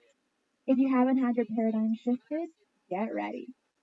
I've been looking forward to having Mr. Lou Elizondo as my guest on Shifting the Paradigm for many months now. If ever there is someone who's really shifted the paradigm for so many, it is Lou. A lot has happened since our last interview for the debrief. The DoD UAP report was released on June 25th with a tremendous amount of mainstream media attention and fanfare. And then, within a week, it was old news. Not just the report, but the entire topic. We went from daily news coverage, speculation, special reports, and features to practically zero coverage in the space of a week. And it was back to the old news headlines. Here we are, 2 months later, and it seems like kind of nothing has changed. I mean, what gives? Did a lid come down on the entire topic, preventing any more coverage? Or is it just the same old news cycle recycling itself? What's going on behind the scenes? And what are we not hearing about? These questions and more we'll be covering here today on Shifting the Paradigm with Lou Elizondo. Lou, welcome to the show and for joining us here today. So exciting. Christina, thank you so much for having me. Thank you to your wonderful audience. You know, it's always such a blast always talking with you. I'm wondering, I mean, can I just move into your studio and we have a chat every week, maybe every day? Let me tell you, I live in a really, really tiny dorm room, so we might just be like a little cramped. Well, I'm really short. I Me always too. told people one of the advantages of the military that if you're in combat, usually because they're short, the bullet just goes right over my head and hits the guy behind me. Now, if they're like aiming for the movies, I'm done. But thank you so much for having me, Christina. This is great. Apologies for last week. I was stuck in the Denver airport. I guess there was a storm and it backed up all the aircraft, and I was stuck there for about 2 days straight. And no, I didn't get a hotel. I just took it out. And, yeah, it wasn't. By the time I got home, I hadn't shaved. I was stinky. I was grumpy and just all sorts of miserable. Thank you for rescheduling. Oh, absolutely. I mean, we get it. Life happens, and you can't always plan for it. I did want to mention that my last guest on the show was Harvard professor Avi Loeb, and he told me he appeared on over 1,100 interviews over the course of 6 months. But I've got to believe you have him beat because months running to the 180-day report, you were either on TV or in a podcast or being interviewed by someone several times a day. And then the report dropped and everything has gone quiet. But I quickly want to ask you, how many appearances do you think you've done in general? Oh, well, Christina, it's not so much a question of how many I've done, it's how many I've really enjoyed. And I really enjoy yours. So yours is one of my favorite. The rest don't really matter. I've only count. And I certainly appreciate the compliment. Yeah, it was a lot of media exposure. Now, you said Absolutely. something really interesting. I've been dying to address this, and I'm going to address it on the show. All right. People say, it's crickets out there. Saying news coverage. Yes, precisely, because real work is being done right now. I'm in the middle of writing a thought piece, and I compare disclosure to three things: nuclear submarines. I compare it to dark energy, and I compare it to earthquakes. Why is that? Because all of these things occur and exist. You can't see it. Really, it's hard to detect. But just because you can't see something doesn't mean that there's not something happening beyond what you can observe. It's the same thing, right? You have all this energy and occurring right beneath your feet in the Earth's crust, and it's only when there's a sudden release of energy does everybody now feel the effects, right? Well, it's the same thing with disclosure. There's a lot of things happening behind the curtain right now, a lot of exciting things that are really taking this conversation to the next level. Unfortunately, the general public doesn't see it because some of these things haven't yet come quite to fruition. But make no mistake, Christina, we are absolutely 110% engaged, and I think your audience is going to be absolutely when some of this stuff comes to light because you know what, it is going to have a big splash. There is 60 Minutes that's going to be replaying their episode on this topic again Sunday. And they're doing that because they tend to do repeats. The best shows, they do repeats on off season. But there's a reason why they're doing it. And I think there's a lot happening. I don't think actually I know because we're part of some of that efforts. But again, there's a lot going on. Just like I talked about earthquakes, your submarine. This is if you will, submarine is a boat basically that goes underwater. That's the size of a skyscraper, right? And yet it's completely invisible, all under the surface, and you only know it's there when it breaks the surface or bad things happen. But that's very much again like what not happen subsurface. I'll discuss with you if you want some of those things. And also, if I may, the last 2 months I've been a little bit missing in action, and I will share with you. I had a pretty significant health scare, some health issues. It was a little more serious than that. I was told by my doctor what they were diagnosing a hiatal hernia that I have, and they found what they thought was cancer on my kidney. They were trying to figure out do we the kidney? Do we try localized the surgical debridement? Do we do chemo? Do we do radiation? So for a month and a half or so, it was a pretty intense ride in the Elizondo Pass. And so I kept quiet about that for several reasons. What I don't want is a bunch of people on Twitter to feel sorry for me and start worrying about me. I can handle myself. And then two, we didn't have the full diagnosis yet. It turns out just a few days ago, I was informed that what that made this mass they call large mass on my kidney, my left kidney, may in fact be just a large benign cyst, which is it's not super common. Basically, when they did the tests, all the tests were saying there was this cancer. But then the last test they did, they were surprised. They said, actually, you know what? This may not look like cancer. This may just be something that's quite benign. So I'm still undergoing tests right now. Right now, things are looking much better than they did just a few days ago. But I wanted to share that with you and your audience and apologize for being a little bit missing in action. I wasn't trying to be neglectful or ignore anybody. I had to take care of some health issues for sure. Gosh, my heart's racing. Life can really suck, and that's really awful to hear, regardless if it's cancer or a cyst. And I'll be praying for you, and I'm sure everyone else will be as well, because you're a hero to us, to the UFO community. You know what? People have gone through a hell of a lot more than I have, and I've had to go through a lot more. So the good news is, please don't feel sorry for me. I'm doing great. The best news that I've heard was given to me. So prognosis is actually quite good. Worst comes to worst, surgery, right? Yeah. I mean, worst comes to worst, look, take the chance. Okay, got enough. I mean, at this point, they've taken so many organs out of me. What the hell's a kidney, right? So, again. But anyways, just wanted to share that with you and say thank you for your patience. Lou, what other organs do you not have? Oh my goodness, gallbladder. I've got my knees. I've had inguinal hernia, hiatal hernia.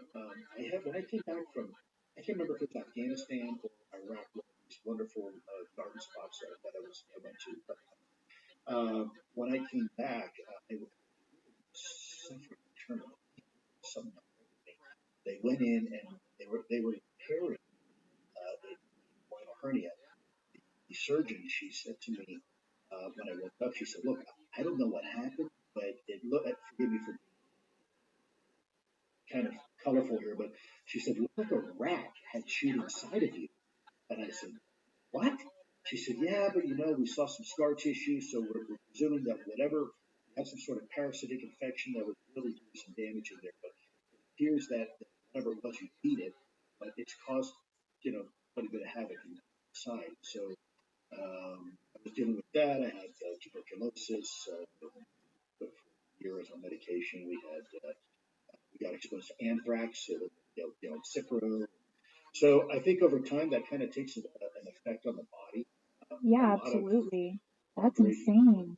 A lot of our brave men and women in uniform, come back now, and it's not just the PTSD. It is, some physical challenges that our folks in uniform are back. So again, I had it a lot better than most. So, for the love of God, please don't feel sorry for me. I'm doing great. I feel great. Nothing that a cup of Cuban coffee won't fix.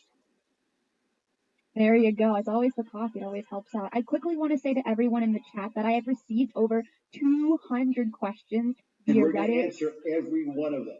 In an hour. Well, less than an hour now. 45 minutes. We're going to answer all 200. No, we're not. But I got them on Reddit, Twitter, Facebook, email, Instagram in the last 2 weeks. And of course, I will not be able to ask all of them. I picked a few of the ones that I found the most intriguing and original to ask along with my own. I also want to say that I can't follow the live chat accurately while we are streaming here live. So if you have a burning hot original question to ask, then please help out this channel by doing a super chat, which will of course grab my attention from the rest of the chat and will be asked. So believe it or not, we had a super chat question already given to us by Sobilo R at around 1 p.m. right? So like 5 hours ago. For $20 supporting the channel. Thank you so much, Sobilo. And the question is, I'm condensing this question into one here. So it says, can we understand the psychology of those operating the UAP through through observation, giving us signs that they enjoy toying with their pilots, even mischievously, therefore showing that their evolution could possibly be similar to ours? What are your thoughts on that? Wow. First of all, I've never been asked that question before. Thank you very much for the insight. Good question. The problem with this topic is we tend, as human beings, we tend to assign anthropomorphic characteristics to everything in nature. Every time I play with my dog, what such a good boy, right? And there's I'm connecting with a sentient being, and as such, I ascribe to it human characteristics. Now, maybe I'm right, maybe I'm wrong, but I think we tend to do that the same thing when we're talking about the UAP pilot. We tend to ascribe human motivations, human intent, human psychology, sociology as well to this thing, because what we see are observations there that defy our current understanding. In order for us to better rationalize what we are experiencing and seeing, it's easier for us to put it in a nice, neat little box that we understand. Christina, you said it at the show here about thinking outside the box, by the way, on the show at the beginning of the show. But we have to force ourselves to think outside of the box. In fact, we have to presume there's no box at all, and that's hard to do because it goes against everything we are as a human species. Whether or not there's an intent to toy with the human race, it's certainly possible. But then you have to presume that whatever it is more human, more similar to us than perhaps we realize. And that in itself is kind of a scary notion. Dealing with something else that's very similar to human beings and as far as thought process and motivation, I certainly hope not, because we tend to be a pretty unpredictable, violent species. I'm not sure I would want another human-like species having access to that type of technology, because they may do human-type things. They may react in ways that we as humans do. It's not that's not always a thing. So I guess my question is it possible? Yeah, it's absolutely possible, and it could be playing with us. But it's also possible that they're not, and that we are looking at these observations of performance and the way they're maneuvering, and we are ascribing it attributes that may not necessarily be there. But it is the only point of reference that we have, and so therefore we ascribe these human type attributes. John has a question. Thank you so much, John, for the 50. Wow. He says, Lou, will there definitely be anything definitively non-human enough to shut down all debunkers coming anytime soon to put on the front page of the New York Times? The 23-minute high-def video, anything we haven't heard about yet? We can't lose momentum. No, I think you're right. We can't lose momentum, and I don't think we. I've mentioned this before. We are in a marathon relay race. We're not in a sprint. Let's just reflect very quickly on the last 3 years, just the last 3 years. Okay, let me, if I may, remind your audience just how much we collectively, all of us, your audience included, have been able to accomplish in just 3 years. First of all, you have the acknowledgement that the UFO program called ATIP existed and was real.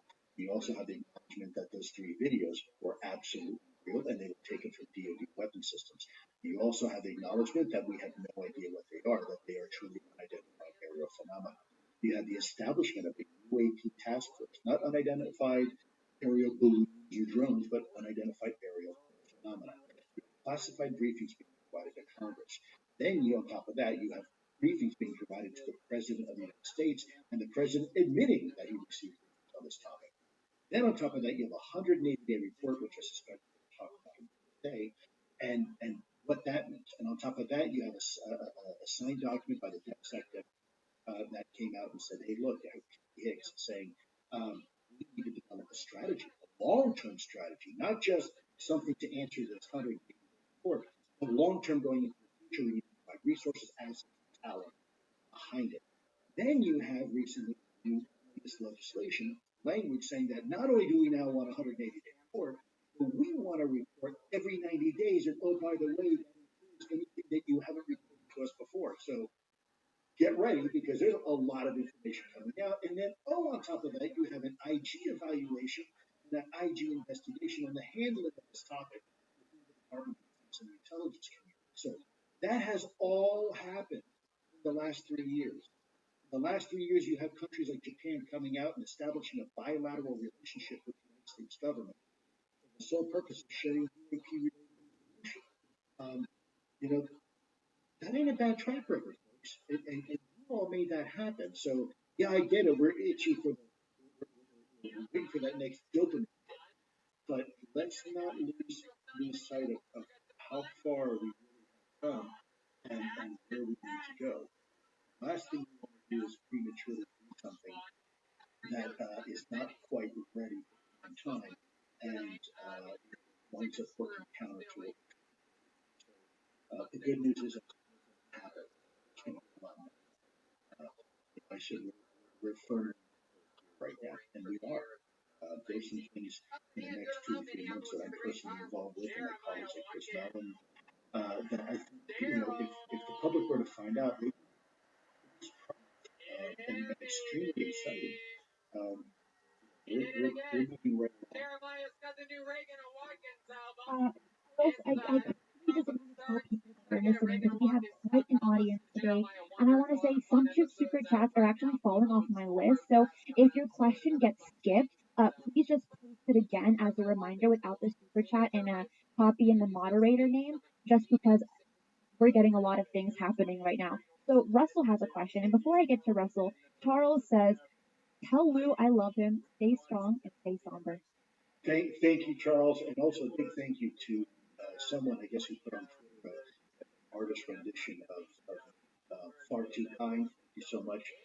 You certainly drew me better than I really look in real life, so I thank you for that. I couldn't really pronounce the handle. Had some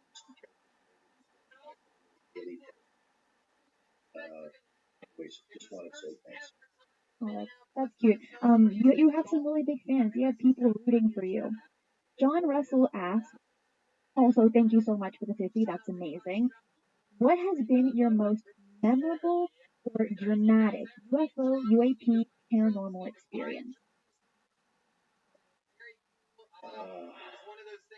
Just lay it on us, Lou. Have to be careful.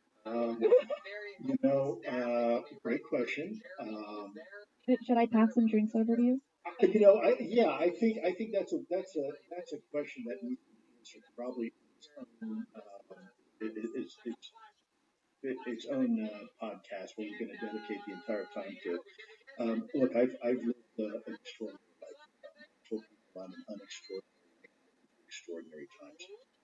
I've been privy to things that I don't understand. Just put it simply as that. This is a strange universe. Wondrous universe. It's a huge universe. Both at the grand scale of things and at the micro and nano levels. There are, when you say what's the greatest experience I've had or most wondrous experience involving UAP and or paranormal, that's a loaded question. Yeah, that's a question that I at some point I'll probably share. It wasn't those who know who I am and my involvement, but how, those times and there's things that I've been exposed to that I can't explain. That's just scientist, my background, microbiology and immunology. And I'm careful not to really talk about it publicly because it's really easy to go down that rabbit hole of the woo. And as interesting and intriguing as it may be, it can also serve as a distraction because at the end of the day, they're just my observations and my own experiences. And I wouldn't want that to taint the collection of information and analysis that needs to be done in the topic. You know, a lot of the best reporters you have you don't know if they're conservative or they are because they try to remain objective, even though they do have personal beliefs. You know, it's less relevant to the pursuit of truth. For me, ultimately, this is about truth, and you know, there's a lot of truth out there, and just has to talk to indigenous people in our country that have been here for millennia. They have incredible, fascinating stories. Um, you know, I think there's a lot to be said, and I hope one day I can share some experiences in a way that people to judge me, judge anybody else I was with. The problem is we're too early in the conversation right now. It's too much of a distraction. Too many people out of the shadows to continue this conversation, and by me going into my own personal experiences, could hinder that process. And so, with all due respect, love the question. It's very sincere and really struggling because I really want to have this conversation. But probably now is not the time, unfortunately. Well, we will all be waiting when you do tell the story. We'll all be there, like biting our nails. And, oh my gosh, she's gonna tell it. So we're excited for the We got future the when it comes to popcorn you. and 3D sunglasses. Oh, absolutely. My next question is obviously the mainstream media has shifted its focus since the report dropped. But to me, you know, I've been shocked at how quiet they are on the topic of UFOs now. In your opinion, do you think this is because an official lid of silence has been dropped, or is it just a natural curve of disinterest? No, it's neither. We've turned the dial down. We had the oven cooking, and we had to get it up to operating temperature of 500 degrees. I don't need to continue that gas right now to go up to 800 degrees. 800 degrees. We need to keep it at 500. And sometimes you have to turn back the gas a little bit to keep the oven temperature constant.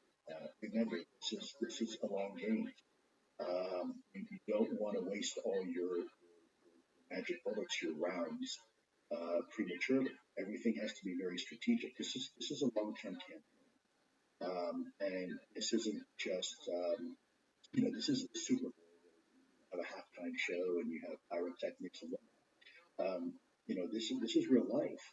What we're trying to do is keep this conversation going and letting people catch their breath. There's a lot of things happening in the world right now that demand our attention. There's things like Afghanistan. There's things like COVID and the Delta variant. We have to let people catch their breath. We can't be selfish and just dominate and consume the narrative 24 hours a day because people will get fatigued. Eventually, they'll get annoyed. So again, this is something that comes in waves. I've said this before for the last 3 years. We're not in the business of satisfying idle curiosity. We're in the business of disclosure.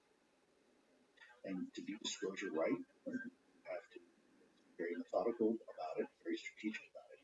But know that there's a lot happening right now. We have several of us have deliberately made the decision to throttle back a little bit and let everybody else, everything else catch up, and then continue to move forward. If that makes sense. By the way, I know I'm going to be upsetting some people out there saying, you don't have the right to do that. Well, it's not just me. Anybody can get up here and champion the cause if they want to, but it's a strategy we collectively have chosen to take because quality matters. Is presenting information. What is the evidence of it? The last thing you want to do is make some proclamation and not have the evidence to back it up because that will hurt disclosure.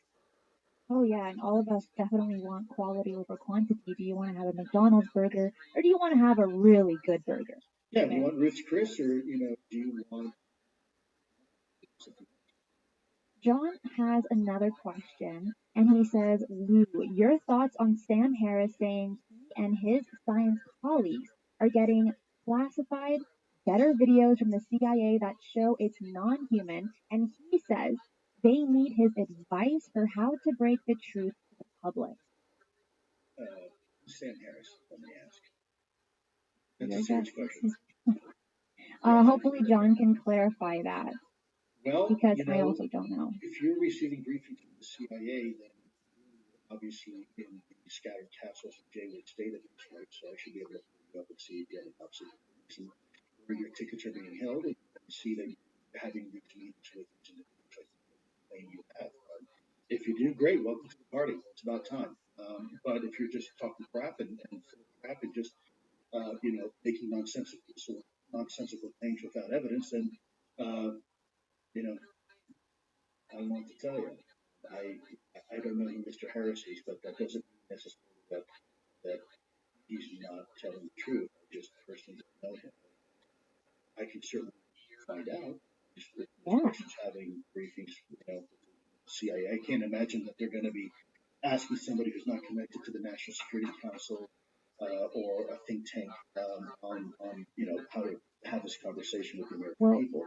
When you let us know, or when you find out, please let us know. Sen Zubin has a question, and I'm sorry we're going through these so quickly. Let's go. People are just like, they want to ask a lot of things. So they say, hi Christina, perhaps you could ask him if he thinks UAPs travel using some sort of warp drive, and that way probably avoid the massive G-force.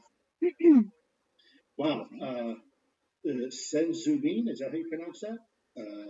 I'm gonna guess so. I like the name. I do too. Yeah, I love it. That's certainly one of the hypotheses.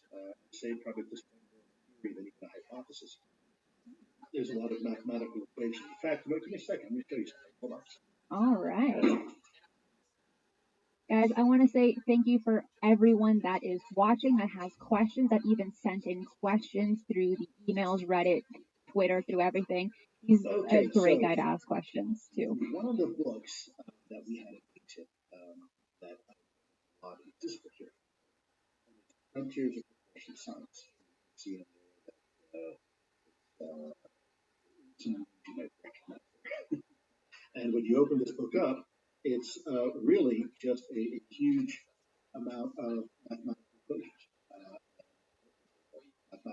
and whatnot. This is important because this is exactly how we look at the potential of what advanced propulsion might look like, and what those signatures might look like. So, is it possible that these things are warping space-time? That certainly seems to be here. Certainly, the mathematical equations and scientific models suggest that. GD has a question. Thank you so much for the 20. And they say, 1. Does the IAA parentheses FY 2022 require the UAPTF/NASIC to report to Congress on UAP events pre-FY 22? Yes, it does. That's the key. Every 90 days, and whatever you haven't reported in the past since the 1940s is supposed to be. Okay. Second question they have is, did the USG discover the exotic matter? Pure USG custody? That's a good question. I have to be very careful how I answer any questions about exotic material that I have said for the record. It is my belief that the U.S. government is in possession of it. I am not at liberty to elaborate any more than that, unfortunately. At least not now. But when that does happen, I'll have to ask you again. Absolutely. The last thing is, what are your thoughts on the UK Conding report, plasma on radar, etc.?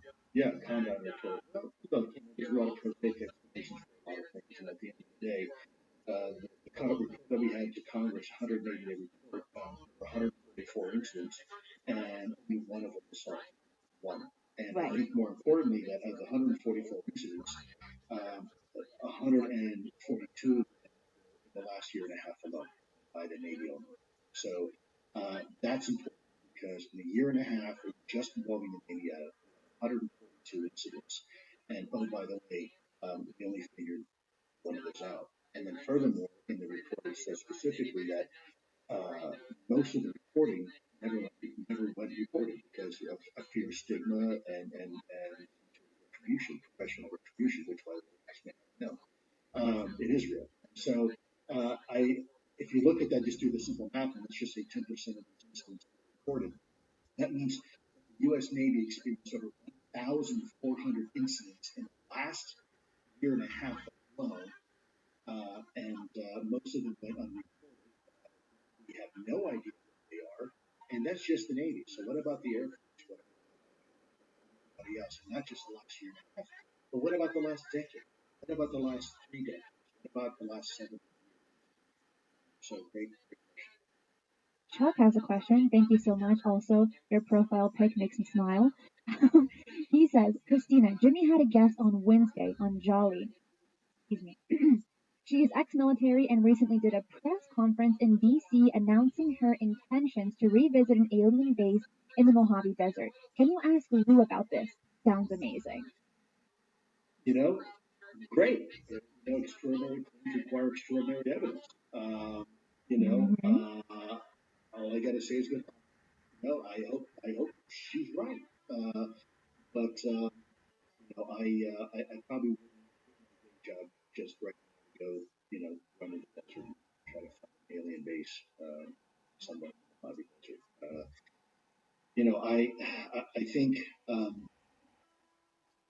I think there's a lot of people who want to be part of a narrative.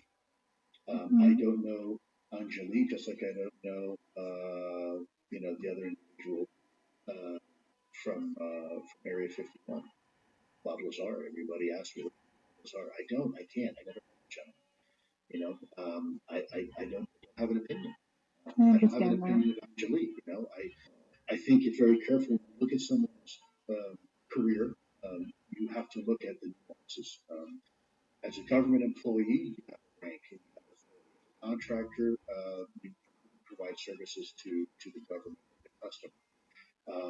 It's important that people, if you were to see my resume, which is public, I don't know, but at some point I'm sure it will be, you can see precisely where I was assigned, what I did, what my roles and responsibilities were, what I had the duties I performed.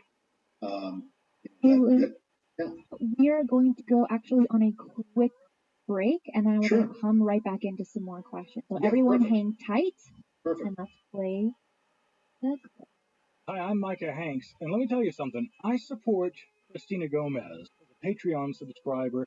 Here's why you should too. She brings all of her unique insights to a whole new generation, and all while she's also going through college. Listen, support Christina. Become a Patreon subscriber today. You won't regret it. Alrighty. Hey, for the record, I agree with that, Christina. And I know you do a lot of this on, so let me second that motion. For those of you out of the audience, no, I don't get it. But Christina has been working her ass off. By the way, fantastic job in push forward.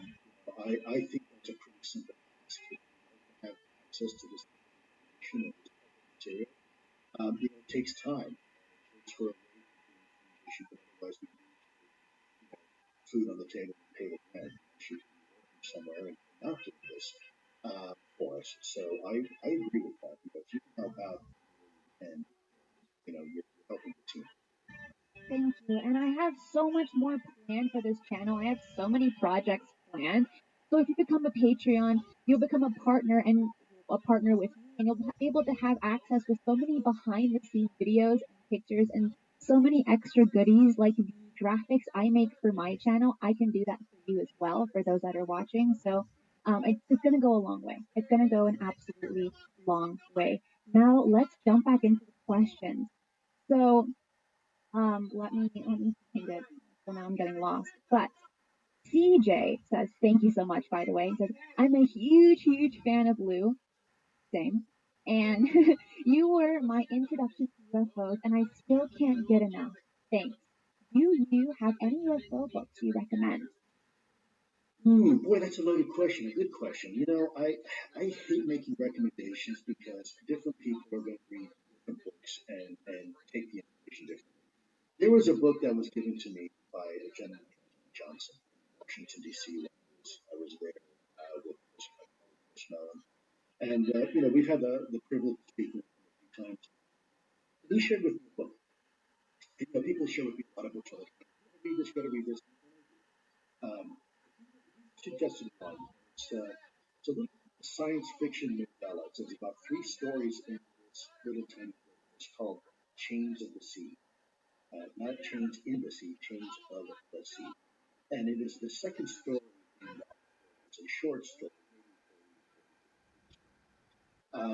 But it is a wonderful little story because it provides a different potentiality of this needs. Now, I don't necessarily subscribe to it. Let me just say that. But what I'm saying is it forces you to think. Remember, talk about the box, right? This forces you to think outside of the box. A different paradigm of what something might be, what the phenomenon might be, what the normal might be, what our interaction might be.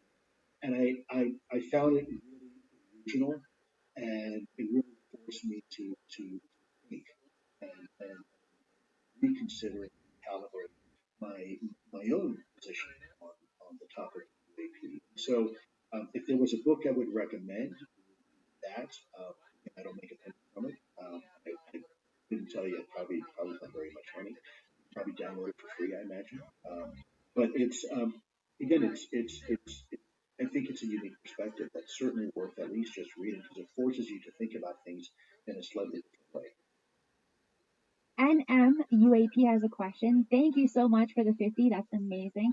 It says, aliens don't scare me. The Chinese and the Russians do, unfortunately. Should I be nervous that some of this may be these adversaries? Well, there's certainly potential. It appears to be exceedingly unlikely because we've seen this technology since the late 1940s, and it's not, by the way, documented in official U.S. government documentation. So we've been dealing with it. And of course, everybody knows about the Tic Tac in 2004, but it might be surprising to know that there are other Tic Tac sightings back in the 60s and the 50s where they were described as white flying butane tanks, right? Or white flying throat lozenges. We were describing these based upon the genre at the time, but they were still performing exactly the same way that Commander Freight and Alex Dietrich witnessed in 2004. So if there is a country that has this beyond next generation technology, and they had it since the 1940s, so I think the likelihood of that is exceedingly small. If you look at where the world was, let's just take the United States, which is probably the most technologically advanced at the time. Where were we in the late 40s? Well, we were just unlocking the secrets of the atom.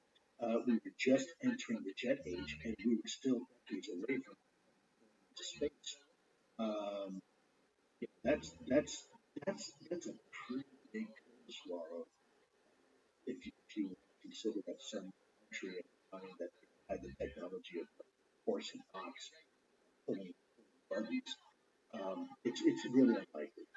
The signature of the amount of money and resources it would take to develop that technology and its secret for this long, I think it's highly improbable.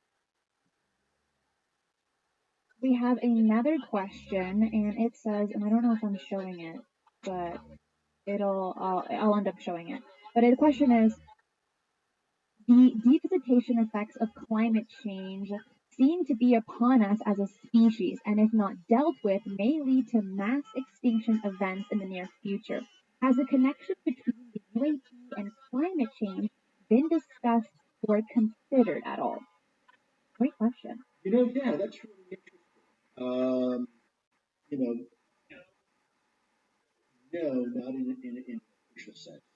It's been bantered about by some people who kind of quietly expressed that opinion that hey, maybe the two are related, but there's never been any earnest study into that.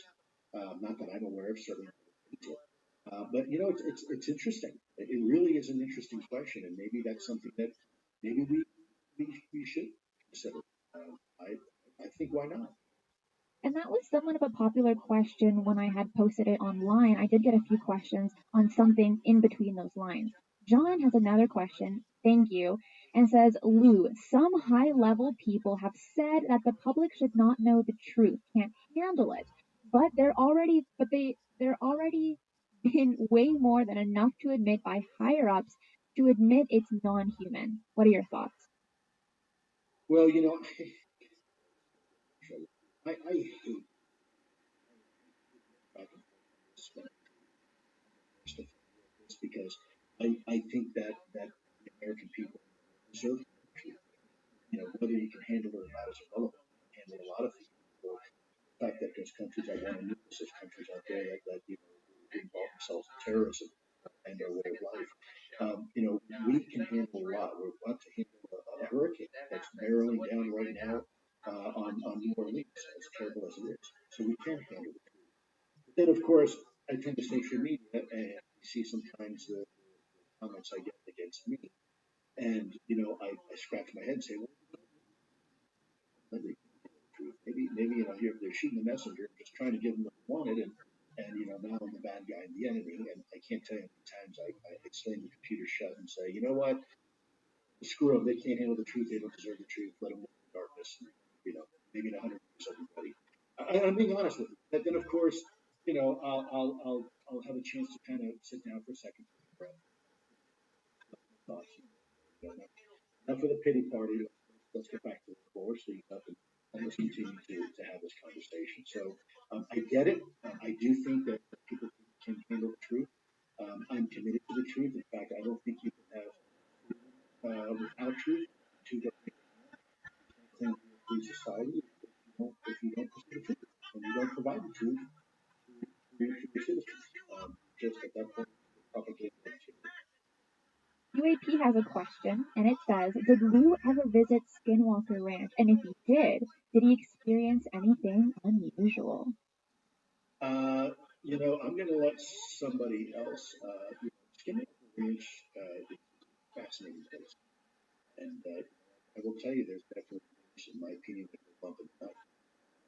It's probably not very pleasant to think about, but I've seen enough evidence to suggest that you know there's something going on there. I would recommend talking to Brandon only because he's the owner of that facility. I am certainly not qualified. A lot of that work was done under the auspices of OSAP and under Bob Bigelow and the former director. They're certainly more qualified to tell you about Skinwalker Ranch. Am I aware of some pretty weird things happening? Absolutely. Am I aware of some of these things happening to my own people? Yeah, I am. But When are you going to write a book, Lou? When are you going to write a book? I want to read my book. It would already be like a New York bestseller. Preston has a question. Says, Lou, grateful for your dedication to this topic. Can you assure us this is a true unknown and not related to Nemesis / Palladium type programs? Yeah, Palladium. So he's Palladium, talking about he or she is Preston is talking about the problem with electronic warfare. It works off the spectrum. I think too much stuff, but the bottom line is you can spoof the radar, but you can't spoof. That's just the bottom line. So any type of electronic warfare, yes, you can fool the radar into objects it's even there or it's not. There's a bunch of them, but you can't fool the mind. You can't fool the information. So therein lies the problem. The problem is that our pilots are encountering. The problem is that our sailors are encountering soldiers. So it's simply not. It's not a viable option to say menace because it doesn't explain the other aspects of this phenomenon. It doesn't explain the eyewitness testimony accounts and the actual footage that we privy to. Absolutely. Another question is, hi Lou, if you were a civilian scientist and could place a limited amount of sensor systems around the globe, where would you focus on placing them in order to capture data on UAP? Thanks. So I will share something with you. I won't go too much detail, but we're looking at that right now. Oh. It's a lot easier. You may not even need a bunch of sensors. You just might need to know where to put it and how to collaborate that data with other data. I'm going to do a very polite pass on that because I'm hoping in the not too distant future I can share that.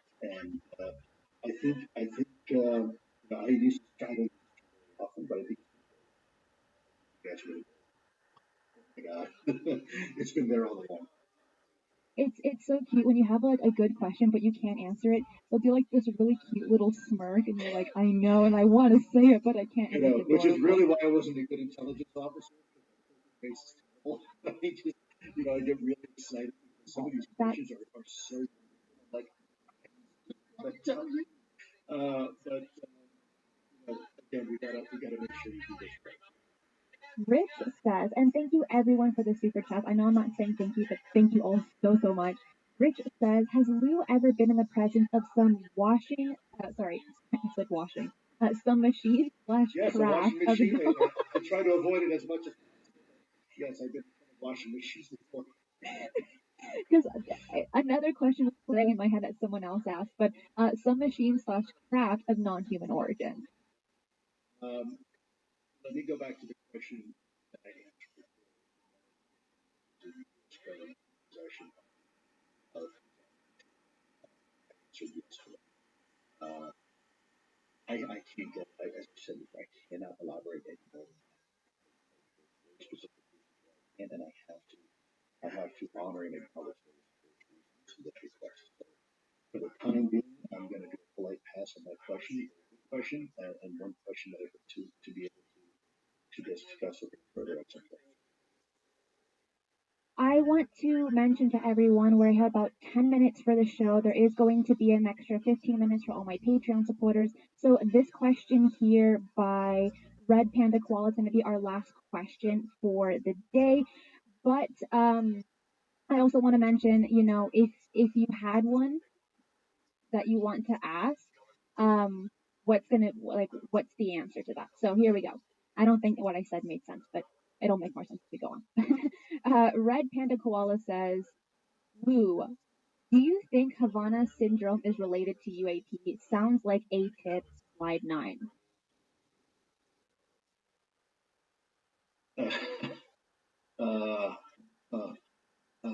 First of all, a profound relevant question. One that I'm not prepared to answer right now. I'm thinking in my mind right now the number of individuals that are breathing at my neck. I could go into that. There's some very interesting peculiarities. I am not qualified to discuss the nuances of Havana syndrome. I think we are still trying to figure it out.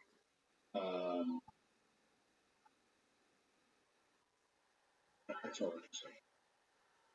Okay, well, here we go. We do have a few extra minutes. So we have 8 more minutes, and I'm sorry I misread the time. So we are going to go over a few more, and the last one is like my favorite question of all time. But here we go. Another question is 94. There was a sighting at a school in Africa where many school children claimed to have seen beings exit a craft, and some were given a message telepathically. The message was that we are destroying our planet. What are your thoughts on that?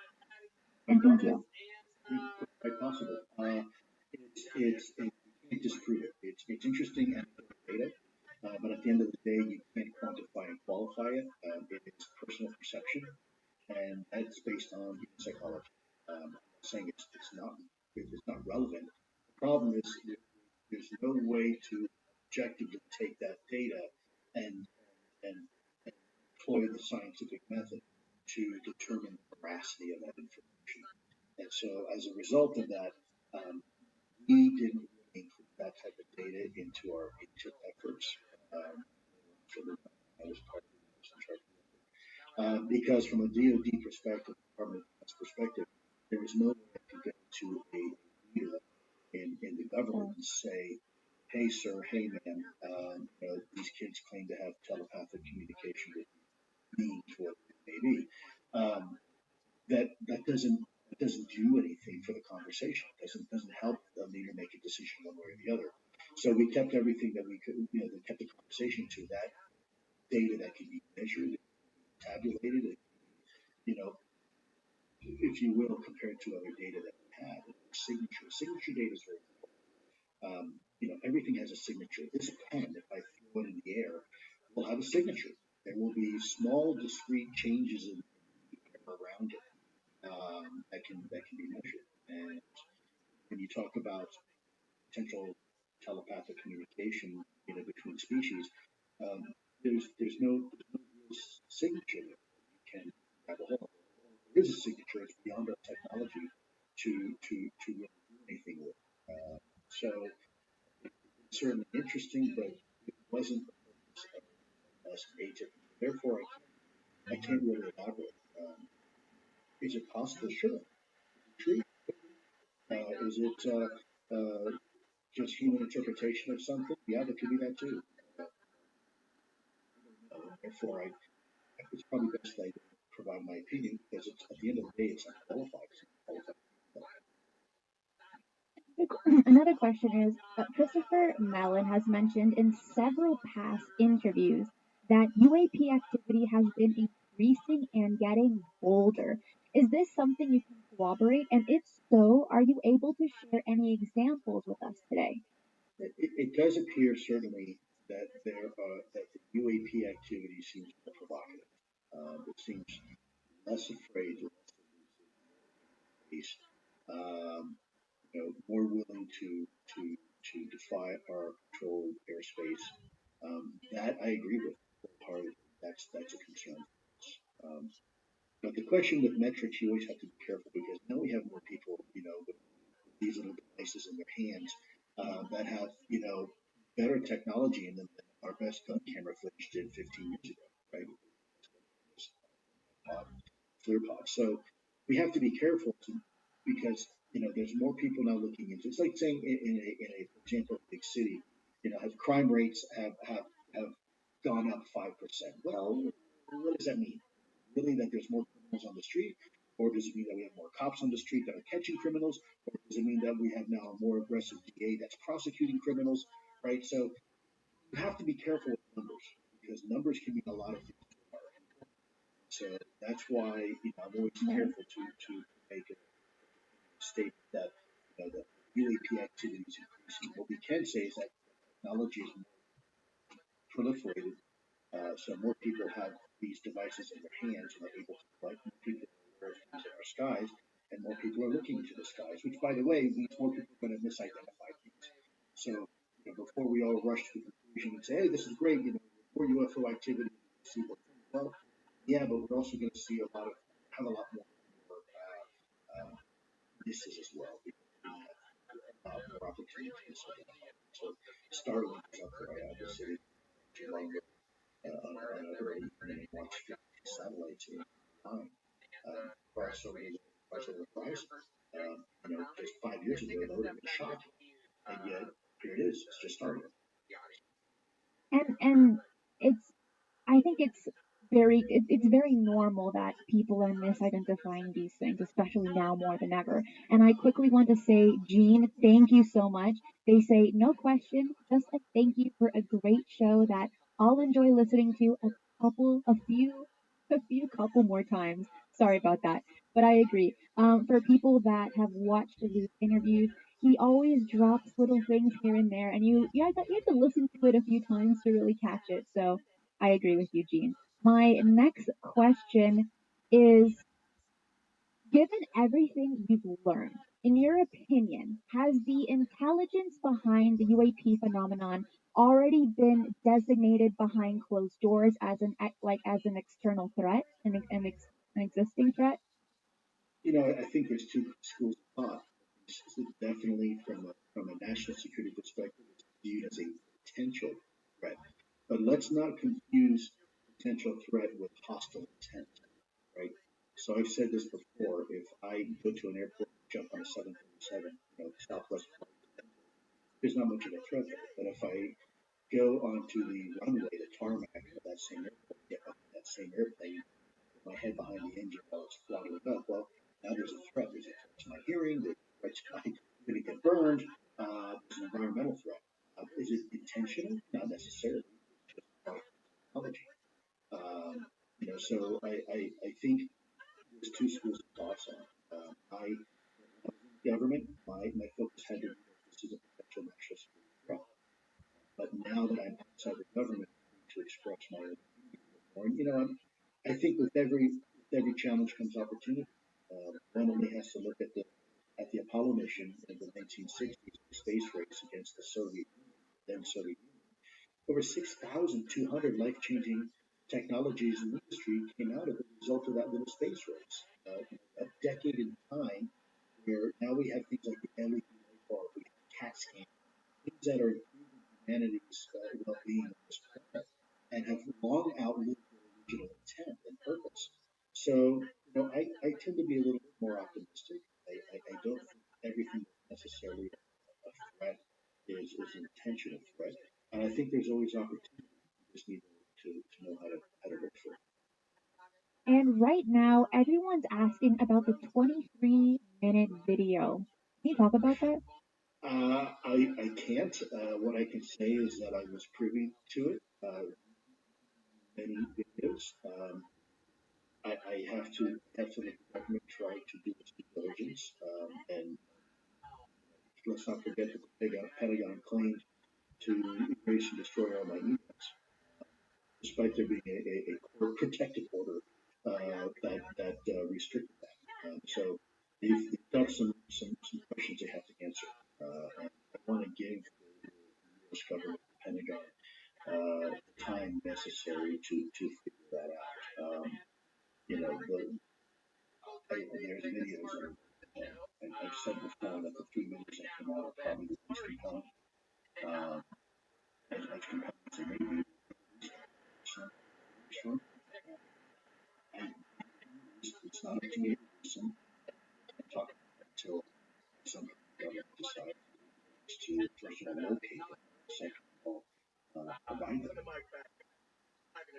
RG has a question, and they say, does VHS Red Cell ever use UAP simulation events to test U.S. military responses, which may have been confused as real events? And this is going to be the last super chat for today, guys. We are running out of time, but please answer that, Lou.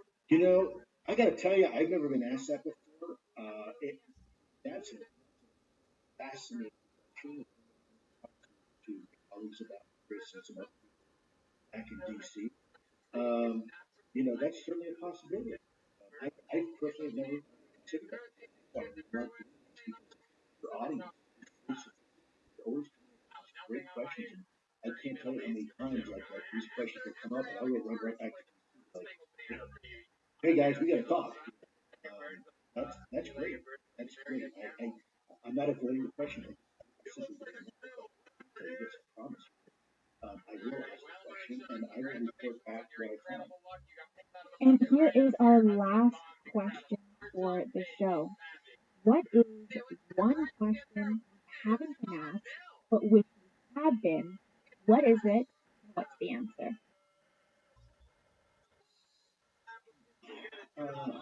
So you've done thousands of interviews. I have, and there's so many questions that still need to be asked. There isn't one that's better than the other because we're putting together a jigsaw puzzle, right? No one piece of that jigsaw puzzle is going to put the whole puzzle together and be that aha moment. There it is. Now the whole puzzle comes together. That's not the way it works. All pieces are critical. All pieces are important. I personally don't have the patience to put together a jigsaw puzzle because it drives me crazy. Every single piece is important. What I do is I do what most people do.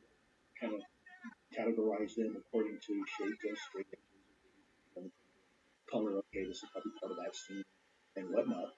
But at the end of the day, there is no piece more important. There is no question. There is no golden question out there that people should figure out. And if we only ask this question to me, we have all the answers. That's sadly not the case. All questions are important. All questions should be asked. Is there a question that people should have asked me? I think we're on a great roll. I think the questions that are being asked here tonight are some of the most insightful I've had a chance to answer in a very long time.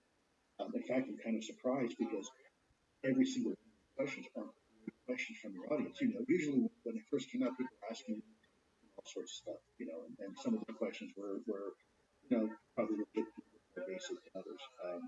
So then let's give an applause to everyone that's watching and put in their questions. Absolutely. Thank you, everyone. you were able to answer a lot of them. And like you said, these were questions that haven't been asked. People that were writing these questions have seen your interviews and they were getting frustrated. They're like, why aren't people asking these questions that I want to ask? So I think I was very lucky to be able to host this today and actually have people ask their questions along with the ones that were sent to me prior. And overall, it's been such a blessing for you to be here with me today and to have this conversation. I assure you, Taylor, we are only 60. I've said this before. I will say it again. Look, people or what?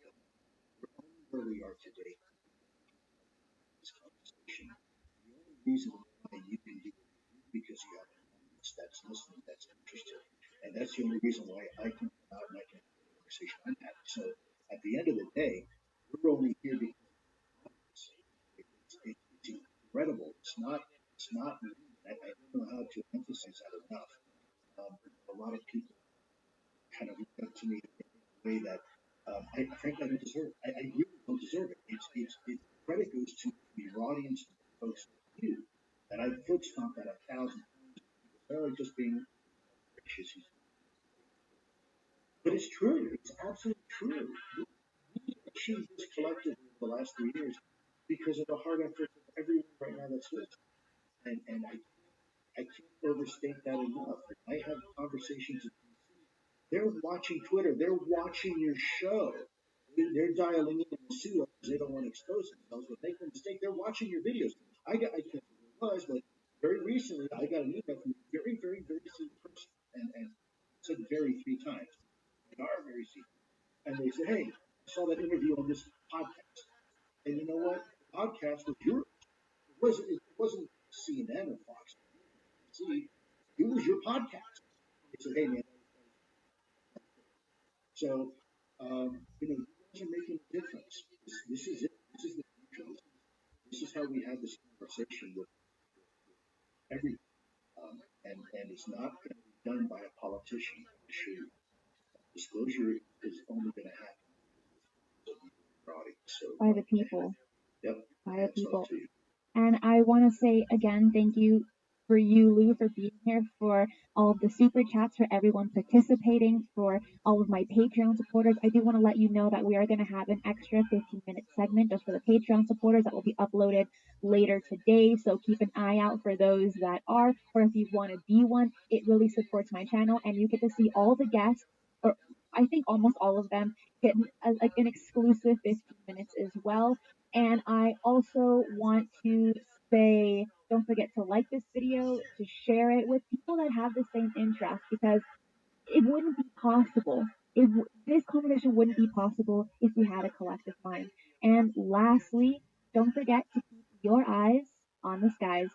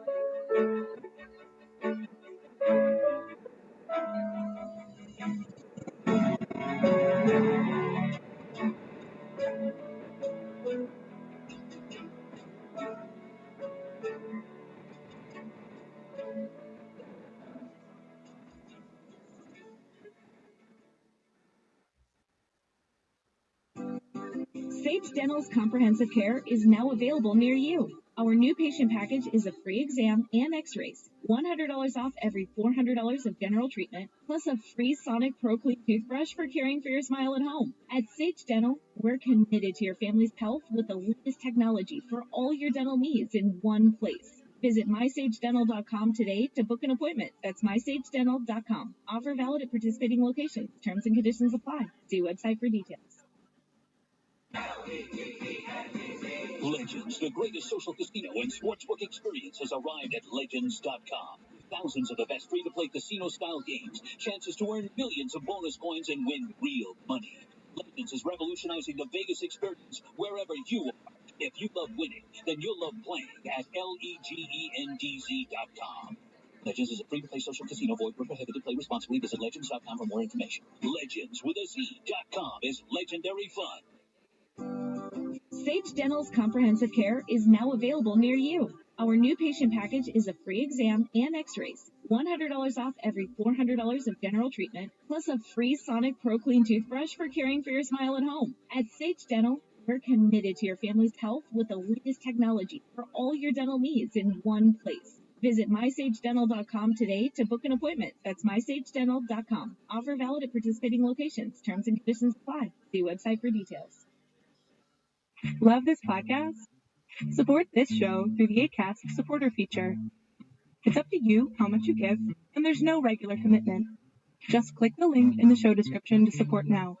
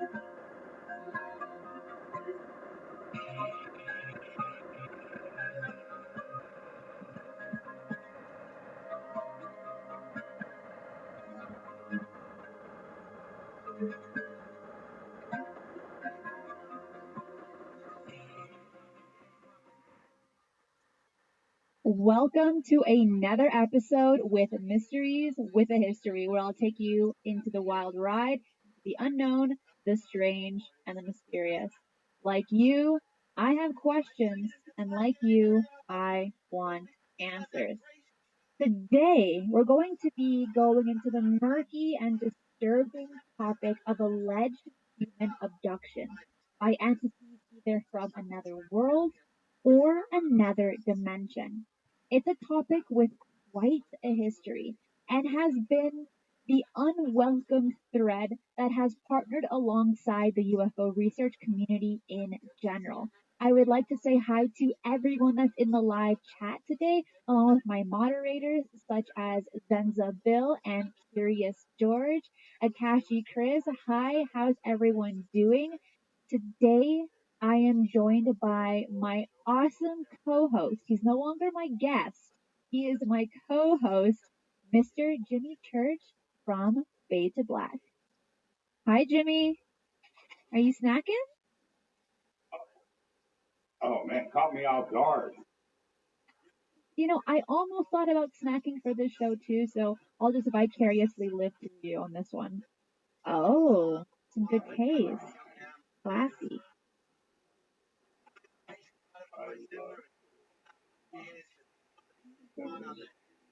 Hey, Christine, hi. How you doing? Oh man, it's so good to be with you. And after am I on this cam? I'm on this cam. Yeah, you're on that one that you're pointing at. That the drama last night, internet went down on my video, and it's not the internet. It was hours at the moment, and it's been working. Anyway, they came out, posted crazy 27 on the top of and gave you this and I'm here. So there you go. And I want to let everybody know, we're going to jump into this abduction thing really quick.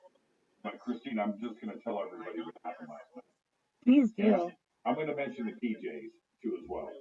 So a couple of things happened, and Ryan Spray is involved with it. Okay, so internet goes out, and then I redo everything, and you know what? We're going to go back on the air. What I didn't know at the time was that there were still issues with the internet. I'm talking about 1 megabyte upload, which I need 30. Okay, so, but I didn't know that. I just got the internet back up. So, everybody, I text Christina and said, Ryan can't do the show. You're gonna come on with me right now. She said, cool. I said, okay, whatever. 1 minute, let's go. I'm in my PJs. Can you give me a minute? And I'm like, man. So that's what she texted me, and then Ryan texted me back, and so I go to text Christina back, but I don't text. Oh no, that would be the correct thing. Instead, I text Ryan, and I text Ryan this, and flipped out. I said, "Don't worry, uh, nobody's going to see you, just me. No biggie." That's what I texted Ryan, and it's right there for everybody. If you want to see it, there it is. That was good to Christina because she said she was in her PJs. I was like, nobody's gonna know. Let's just get the show. Let's go now. Ryan texted me. He was like, what? And I said, oh, hold on a minute. And I texted Ryan back and said, oh, shite. I thought I was texting Christina Gomez. She told me she was in PJs, and I said, nobody's going to see you. We're going live right now. This is the funniest text ever, and you must think I'm the strangest dude in the history of the world. And so that was last night after the show, and then we didn't get the internet wouldn't cooperate. So then Christine and I just got it on the phone and talked about studio gear for about 30 minutes, and there you go. And you got the secret fix of the bunker. I did. It was pretty awesome. And there's a whole other side to that story. But while I'm telling the story, people are saying that your mic is a little bit too quiet. Do you want to like boost that up a bit? Oh, my mic is too quiet? Yeah, a bit. So I can turn this up. When Jimmy was like, "Hey, can you come on the show?" I'm thinking, I'm in my PJs. I have to set up my studio, right? Even just to put my camera up and the mic, and I'm like rushing. And he likes to use Skype, and I don't I don't use Skype, so I had to relog into my account. It wasn't working. I start panicking. I'm like sweating through my sweater because I sleep in really big sweaters. And I'm like, I'm not gonna make it. And then Jimmy calls. He's like, it's fine. It's canceled. And I'm like, whew. It was so funny. Anyway. It was just a funny, drama-filled. Hopefully, it isn't my microphone. I mean, I'm cranking and in my headphones. So I hope that this should be too loud. Okay. We're getting some good feedback. People are saying it sounds fine, sounds good to me, so I think you're good. But if anything, people in the chat can keep us updated. So today's topic is abductions. Now, there are so many facets to this topic. I think for people that want to know a lot about it, require years and years and years of research. We're only going to be doing it for about an hour and a bit, maybe an hour and a half. So obviously, we're not going to get into like the very, very deep nitty gritty of this topic. But I'm so happy to have Jimmy on because you've interviewed countless people that have studied the phenomenon along with contactees as well. Am I correct? I have. So I couldn't imagine having anyone else. And let's just get into it. And one person I want to ask you about specifically is John E. Mack. Mm-hmm. He was a Harvard psychiatrist. in I think in the 90s, right? And he went ahead and he said, I do not believe in this phenomenon at all. Abductions are not a thing. But then he goes ahead and he interviews 30, 40 abductees, contactees. And his mindset definitely changes on the concept that maybe it is possible. Now, I want to hear your thoughts on John Mack and a little bit about possibly if you know anything that he's researched. Yeah, okay. Let's stay with John Mack specifically Oh, for a second. Yeah, go ahead. and John, I mean, not Jimmy, sorry, I was talking about John. But it seems like your audio is coming from your camera and not from the microphone. Impossible. But let me see. I Yeah, don't have. Oh. It is. Okay, hold on a minute. Hold on. When it comes to podcasts, it's impossible to not have technical difficulties. Okay, now how's it sound? Oh, beautiful. Okay. Like a diamond if they made noises. Now it's probably too loud. See, that's what I was saying. It's too loud. All right. I don't know why that reset. Legends, the great social casino and sportsbook experience has arrived at Legends.com. With thousands of the best free-to-play casino-style games, chances to earn millions of bonus coins and win real money. Legends is revolutionizing the Vegas experience wherever you are. If you love winning, then you'll love playing at LEGENDZ.com. Legends is a free-to-play social casino. Void where prohibited. Play responsibly. Visit Legends.com for more information. Legends with a Z.com is legendary fun. If you work in quality control at a candy factory, you know strict safety regulations come with the job. It's why you partner with Grainger. Grainger helps you find the high quality and compliant products your business needs to inspect, detect, and help correct issues.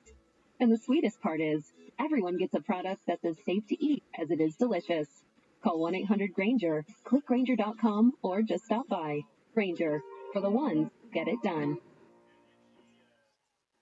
Now I've got to tell you the jokes. Thank you. John Mack. Okay. Let me, I want to go deep on this for a second. John, professor at Harvard, tenured, very respected, and psychologist. And so when he entered into this world of ET and contact, and of course abductions, which came a little bit later, but full-on skeptic, was a part of the community, didn't understand what was going on, starts to figure out a few things. Now, everybody can go and read Ralph Rubenstall's new book called Believer, and it is the story about John Mack, which was just released. It's the best-selling book, and it's great. I have it. But this is what ended up happening. And let me be very clear for everybody when it comes to the abduction phenomenon. John started to see, and he died, so we never really found out, but we know that he started to see similarities in his session and with people that he was interviewing. And a couple of those people I've had on the show. And we have time to talk about it. But as he started to see these similarities, he wasn't sharing with anybody. He kept it inside of himself. And that something flipped with him where he went from skeptic to believer. And he knew that the phenomenon, the abduction phenomenon, was real. Now, what part of it was real for him? Was this, was this something caused with consciousness? Was it a real physical interaction? Were people really being taken on the ships and with, all of that? That's where his research started. At the same time, there were Bud Hopkins, his friend, Dr. David Jacobs, Barbara Lamb. I could continue on down the list of. And she passed away early, but other therapists that were Yvonne Smith that were looking into them. They were all friends, right? So this thing that that John figured out is something that I also do as well, which is this: I listen to everybody, but I don't share certain aspects of my own experience. I don't do it, and I don't do it for a lot of reasons. The main reason is I don't want to put suggestions into other people's minds, right? Or maybe Right. I don't want to do that. And I also need the proof for myself, for my own experiences, when I hear somebody else say a key word. And let's just say, right? Okay, I'm just going to pull something out of the air. Let's say I saw E.T. wearing Birkenstocks. Now, I know. Right, let's just laugh about that for a second. But what if? But I don't tell anybody. And then I'm interviewing somebody, and they go, and you know, the darndest thing, Jimmy, comes out and he walks up to the little Gray's wearing Birkenstock. Right? Now that's where I would go, oh, so their experience, right? So I don't share that. And neither did John Mack or Bud Hopkins or Yvonne Smith or Barbara Lamb or David Jacobs. You don't. You're collecting the information. And that's the part of the abduction phenomenon when it comes to therapists and regression therapy that I find, is it definitive proof? No, but I find it the most intriguing in that Yvonne Smith knows something is going on because she's done thousands of regressions and she knows these certain things that are similar to each one, but she doesn't tell anybody. She doesn't put it in books. She knows. And that's the part of this phenomenon where I have to step back and say, millions of people are not crazy. They're not. They're not. They're having very similar, as John Mack had said, they are having very similar experiences. They don't communicate with each other. These are people that don't know each other. They're on different parts of the world or different parts of the United States. Yet they share these same experiences. And now, what it is, John never told us. He was killed by a drunk driver not long ago. Yeah, 2004. Yeah, 2004 in London. It was 11 o'clock at night. John, they drive on the opposite side of the street over there. So he's in the United States. He's on one side of the street, so he's looking that way when actually traffic is coming from the opposite direction. He's expecting it this way. It's actually coming this way. There was a lot of conspiracy theories behind that, and we don't have time to get into it. But he took his research with him, and that's the unfortunate thing. So that's John Mack, Harvard, and he is one of the examples. When you get into the abduction phenomenon, go focus on his work. I just recently on the show, everybody can go back and look at Faded Black. I had on Debbie Cobble. And Debbie is an abductee who was featured in Bud Hopkins' book, who I just talked about, Intruder. She is the central figure in that book. And when you have her recount her experience, just, I mean, incredible. Again, it's very similar to so many other abduction cases that have been documented throughout the years. So go and listen to Debbie Cobble. She's amazing, and she's also in a film that I just completed that'll be coming out in November, and you can check Debbie out in that film. But when it's not just Travis Walton, it's not just Betty and Barney Hill, it's not just Calvin Parker, all great cases, and we need them, and stuff. But there are other cases out there, and Debbie Cobble is one. She's just incredible. So that's John Mack, Bud Hopkins, David Jacobs, Yvonne Smith, Barbara Lamb, and many other great therapists out there. And I know that was long-winded, but it just needs to be said for those out there that are just getting into this abduction phenomenon and need to go and find more answers and do some research. And it's a bit hard to do because a lot of these cases are, just alleged witness accounts. Yes, there can be some evidence that can be placed on the body, such as scars and bruising and things of that nature. But overall, at least from what I've done through my research, it's a lot of just kind of believing them. And before we go a little bit more deep into that, I would like to say thank you so much to Inquire Within. They say, "Oh, yes, look at this magical duo of intergalactic epicness. Keep the good times rolling." And then Disclosure Team, thank you so much. And John Russell as well. You guys are absolutely spectacular for supporting this channel.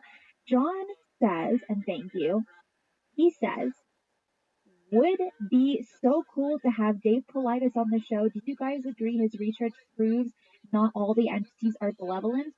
I obviously want to have him on the show, but I know that he doesn't really do podcasts and things like that, especially now that his son has passed away. He's been a little bit more reclusive. So I think in the maybe a little bit later on into the future, I'll ask him. But right now, for him, I don't think being on this show is very important. But I enjoy his research, Missing 411, and his YouTube channel, along with his documentaries and his books. What about you, Jimmy? Yeah, he's great. Good dude. He's pretty intense. Do you know him personally? I do.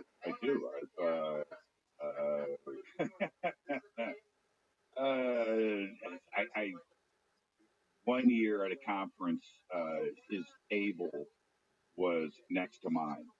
So for 3 or 4 days, literally, we're shoulder to shoulder and Oh my gosh. and talking. But we did a panel together, maybe two, maybe one, maybe two. But he's been on the show many times. As a matter of fact, one night doing Fader night, and I just didn't just going on the list. Hey, you're live on Fader Black. You're up next. Who's calling? Fader Black. I was like, hey, what? And it was pretty funny. He caught me off guard. And instead of a 5-minute phone call, I think he was on with us for about 45 minutes.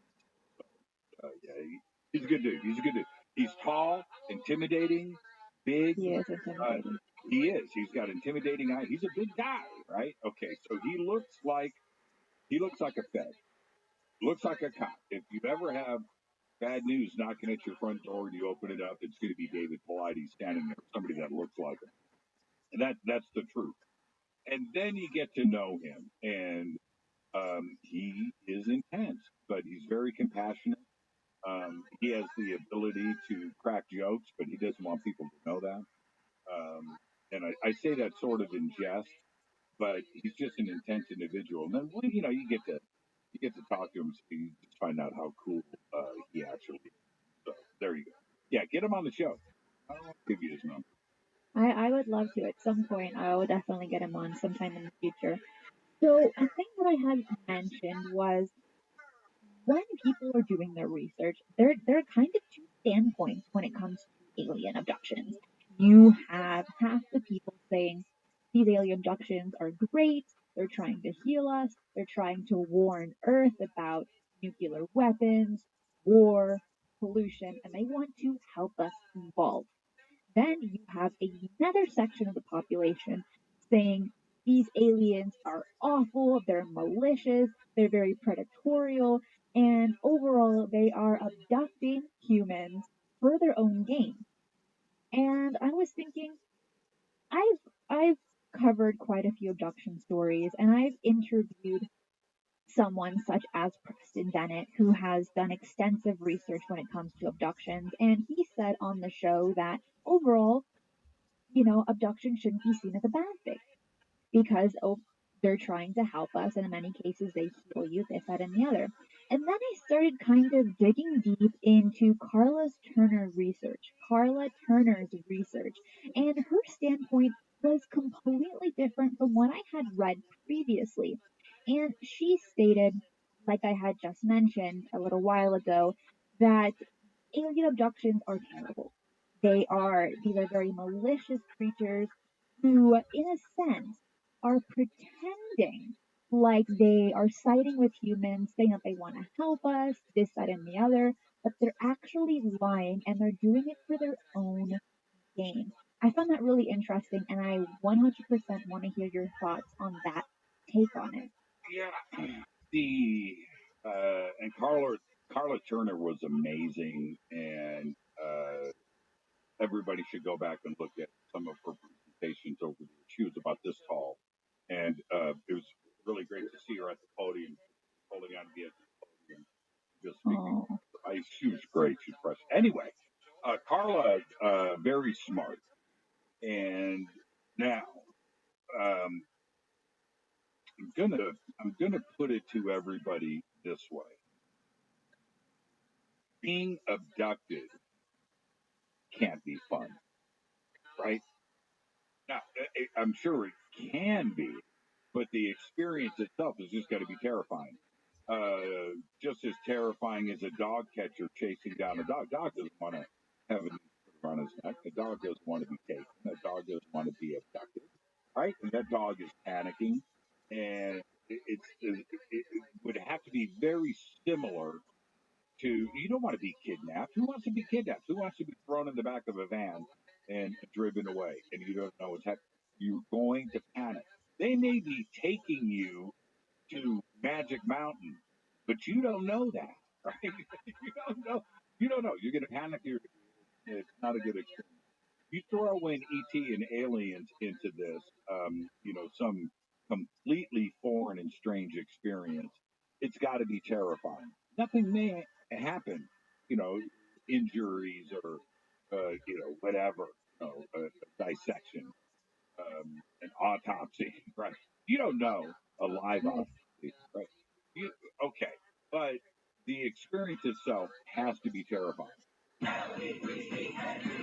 Legends, the greatest social casino and sportsbook experience, has arrived at Legends.com. With thousands of the best free-to-play casino-style games, chances to earn millions of bonus coins and win real money. Legends is revolutionizing the Vegas experience wherever you are. If you love winning, then you'll love playing at LEGENDZ.com. The free-to-play social casino void where prohibited. Play responsibly. Visit Legends.com for more information. Legends with a Z.com is legendary fun. If your job at a healthcare facility includes disinfecting against viruses, you know prevention is the best medicine. And maintaining healthy spaces starts with a healthy cleaning routine. Grainger's world-class supply chain helps ensure you have the quality products you need when you need them. From disinfectants and cleaning supplies to personal protective equipment, so you can help deliver a clean bill of health. Call 1-800-GRAINGER, click Grainger.com, or just stop by. Grainger, for the ones who get it done. But most of the abductees, and this is where I'm going to stay on the controversial side of the fence.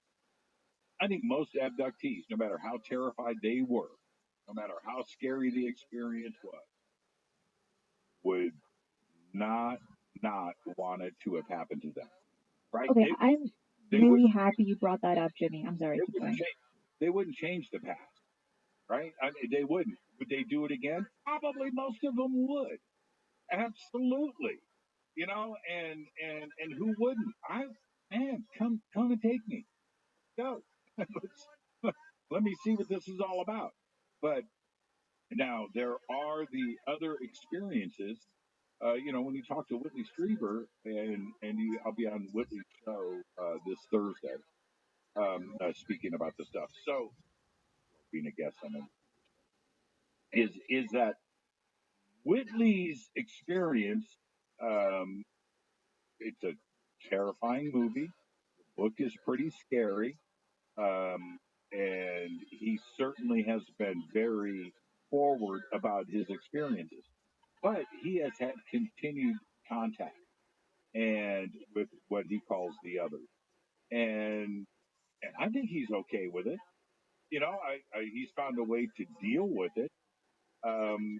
And just like anything else, Carla, Marshall Summers, or even David Jacobs, who talk about the colonization of this planet or the takeover of this planet, that's not necessarily the abduction phenomena, right? So Marshall Summers saying, and it's a great message, something to listen to, but Marshall, they're here to get this planet and its atmosphere acceptable for them so they can move here. So those are the changes that are going on to the planet. And that's pretty scary. That's not benevolent. That's pretty mean. That's as benevolent as it gets.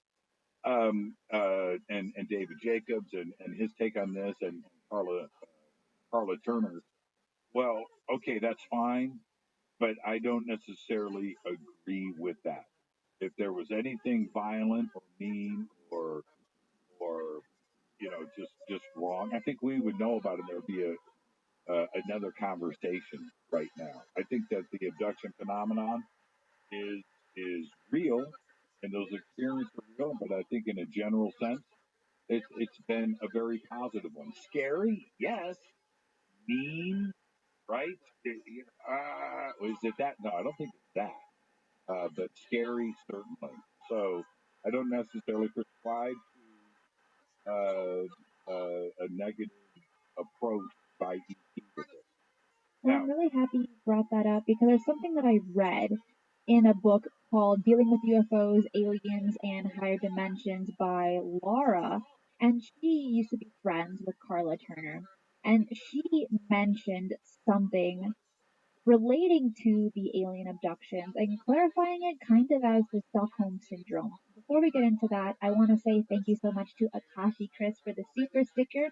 And John Russell says, if they're supposedly trying to help us, they're sure going about it in a funny way. There are better ways to communicate, etc. And John's right. John's right. John. Thank you for making that point. Now, John's right, except. Dot. But is this? We can't. We're an intelligent species, right? We're sentient, and we also have compassion and empathy. We should have. We have a sense of morals, right? We should have. Don't always practice it, right? Okay, but that being said, we some people like to go fishing. Do you like to go fishing, Christine?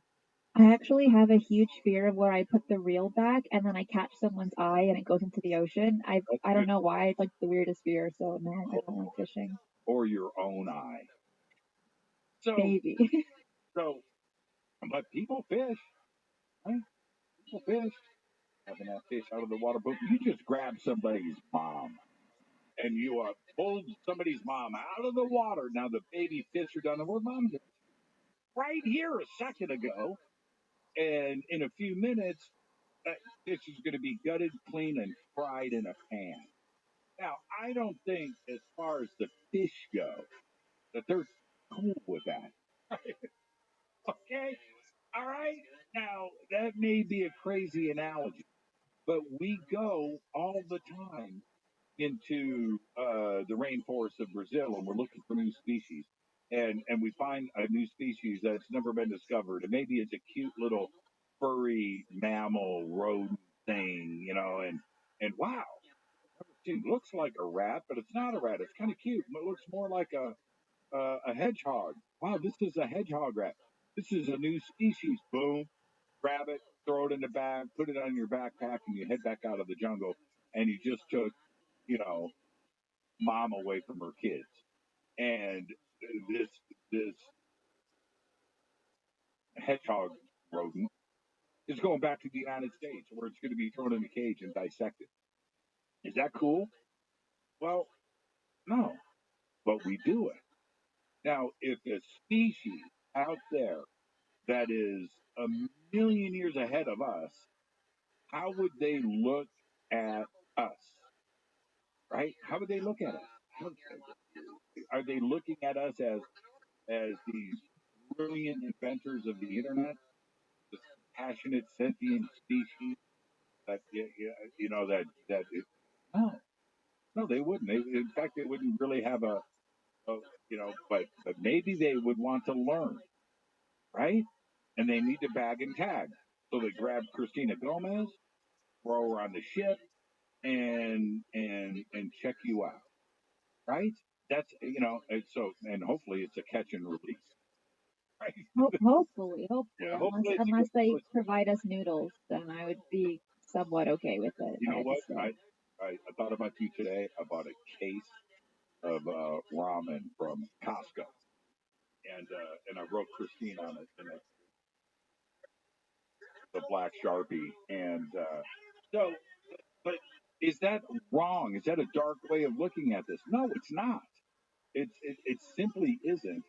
And we have to accept if we're going to go and claim a benevolent or a malevolent race or abductions or shouldn't be happening or this, well, we have to take a hard look at ourselves and consider how other advanced races that are out there above us, because we don't think anybody's smarter than us. We don't think anything, because we're the king of the earth, right? The kings and queens of the earth. There's no other species like us here.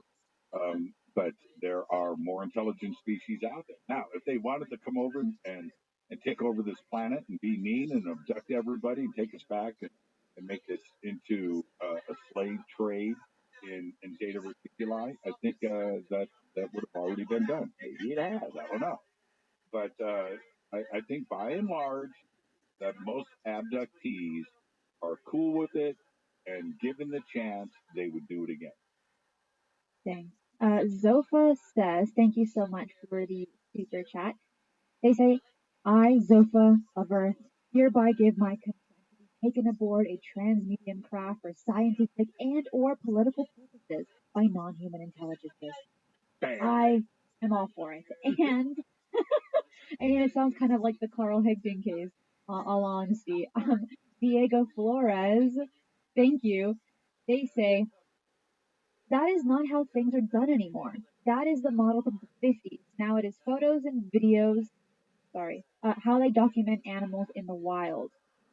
And that's an interesting point. And I feel like in some respects we're kind of outdated.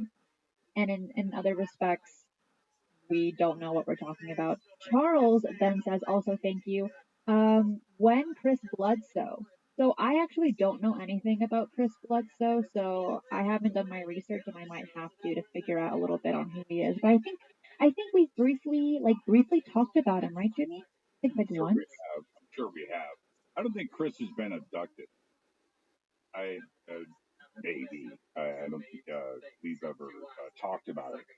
But Chris Bledsoe is a pretty interesting. You know what? We'll do a whole show on Chris Bledsoe after we do our Bob Lazar special.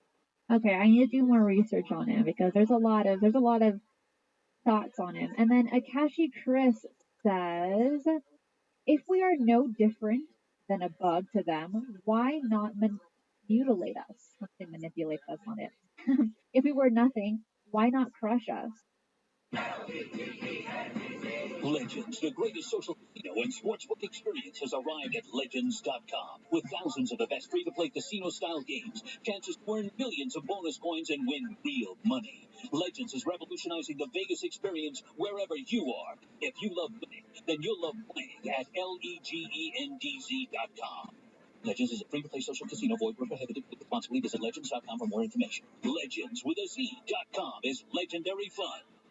Ryan Seacrest here. When you have a busy schedule, it's important to maximize your downtime. One of the best ways to do that is by going to ChumbaCasino.com. Chumba Casino has all your favorite social casino games like spin slots, bingo, and solitaire that you can play for free for a chance to redeem some serious prizes. So hop on to ChumbaCasino.com now and live the Chumba life. Sponsored by Chumba Casino.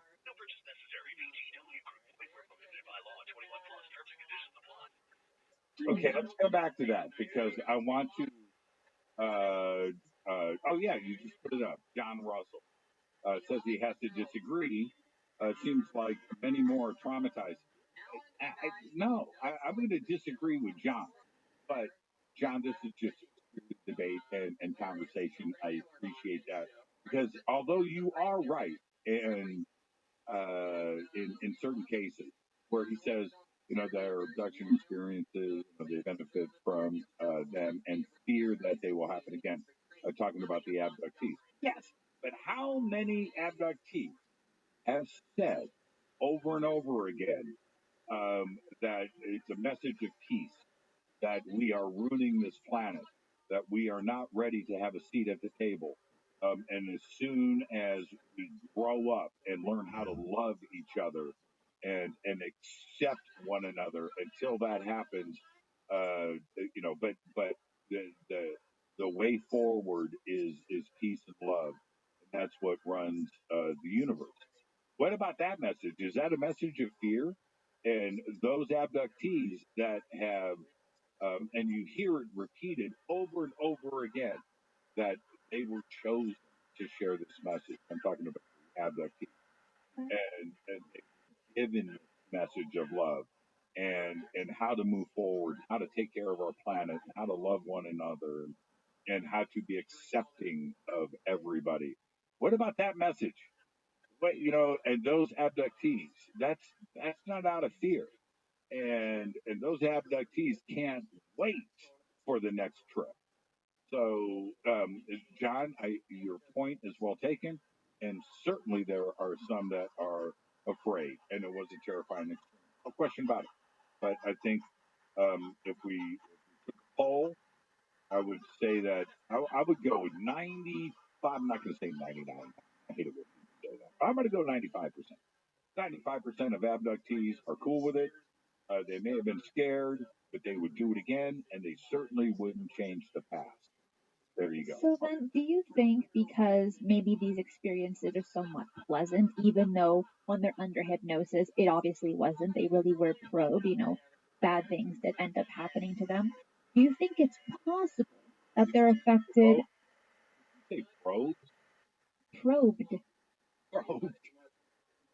But then that would lead me to the question, do you think it's possible that maybe they have Stockholm syndrome, where they might believe, right, that after they're being captured, right, these hostages, these abductees, can kind of learn to appreciate these beings that took them because maybe in some respects they were kind of nice to them, here and there.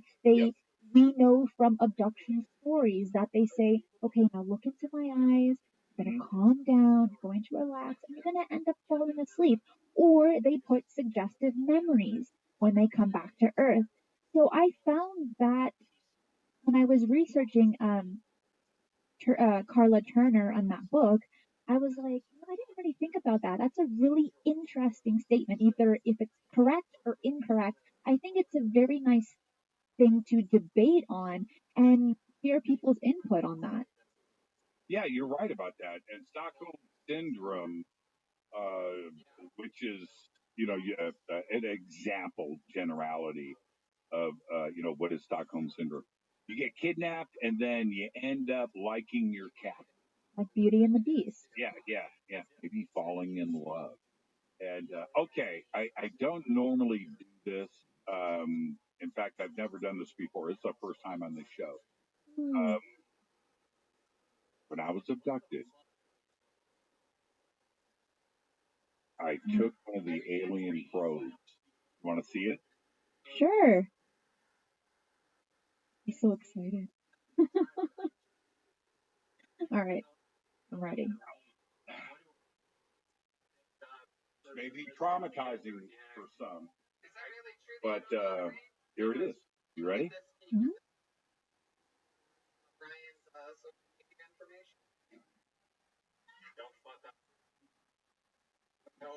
Right here, it says right on the side, it says to Jimmy, our ET brother. And there you go. And so, and look at the. That's pretty big to fit inside of you. Well, it depends on which end goes. So, but here, Here's the deal, though. Here's the dealio. Here's the dealio. How many times can we go into a repeat of a message where it is over and over again, where the abductees come back and say, you know what, it was pretty scary. Got woken up, something in my room. We left, and I'm on a ship, and I was shown things. I was shown things from the past. I was shown things from the future. I saw other humans on board. There were, observation tables, exam tables, and and and all of this, all of it. And they come back and say, you know what? I need to talk about this because it was pretty fascinating. And this is what the aliens look like, and this is the message. This is what I saw, and this is, and they don't talk about becoming friends. I think that the Stockholm syndrome part of this, but they talk about the mechanical emotions, that there wasn't anything friendly. There wasn't, a bonding that took place. That everything was done as a job, and that maybe one race or species of these beings showed a little bit of compassion, but not really, and that it was just their gig. And I have to go and accept that, and I'll tell you why. There are, we talk about this all the time. There are, billions of planets like ours. And if you're out on a mission to go and visit and research, a list of, 10,000 planets in this sector of the Milky Way, you're just here for a job. You're here, you're punching a clock, coming in, you're getting your stuff done, and you're splitting. You're not here to go to the Super Bowl or come over for movie night. That's not why you're here. You're here to get work done and to move on. And the human species and Earth is just one example for them, one stop for them of thousands that they've already done and thousands that they're about to do. And are we anything special? We're just as special as everybody else, but they are just clocking this in. And that's my take. So they come by, they see that we're damaging our planet, and then, you know what, you guys are screwing things up here.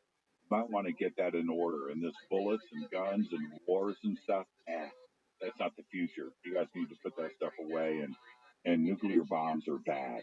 All right, we got to go. And we hear this over and over again. I don't think there's anything to be afraid of. Being abducted, yeah, okay, it's traumatizing. It is. But you'll go back and do it again. And there you go. Go ahead, Christina. I know you want to say something. Well, John says, again, thank you, says Politis research has proven that even some very small children have been taken and returned face down. It seems some beings don't recognize consent and don't respect our lives. Yeah, okay, but Politis, although some of his stuff could be ET, could be alien, could be humans, could be criminals, could be Bigfoot sometimes.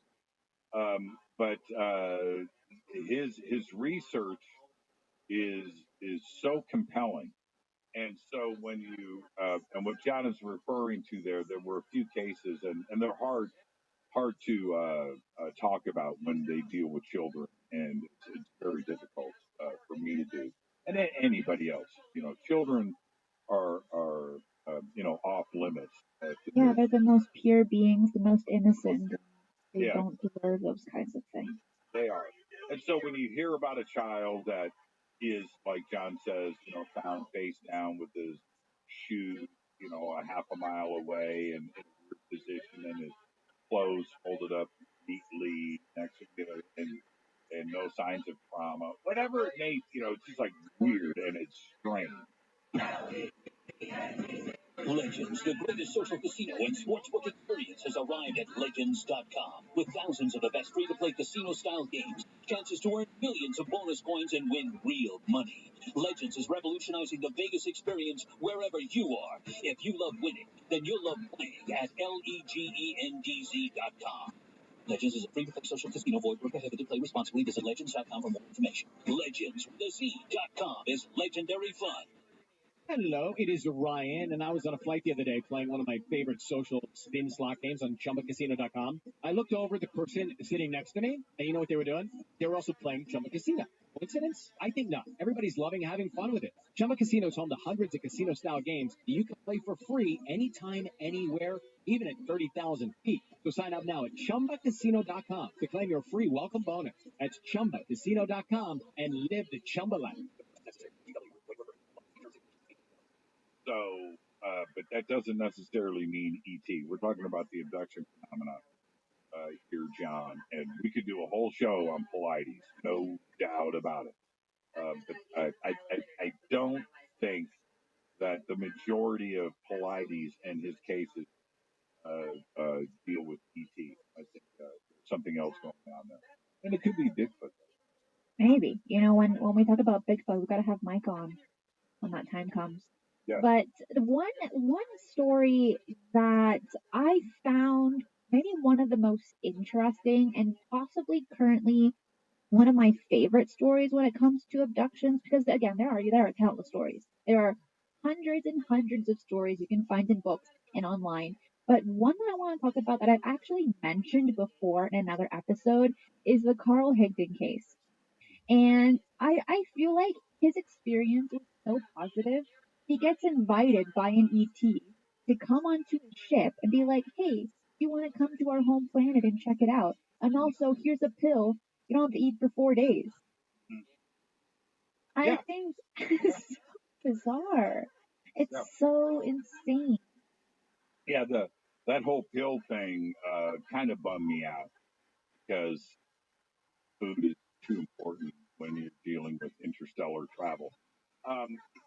Okay, so not only you just reminded me. If we go back, and everybody should check this out, but if we go back to Pascagoula and we look at that case, which how do I say this? When you hear the conversations, and they're recorded and there's videotape of and I'm going to pull something up here for a second, and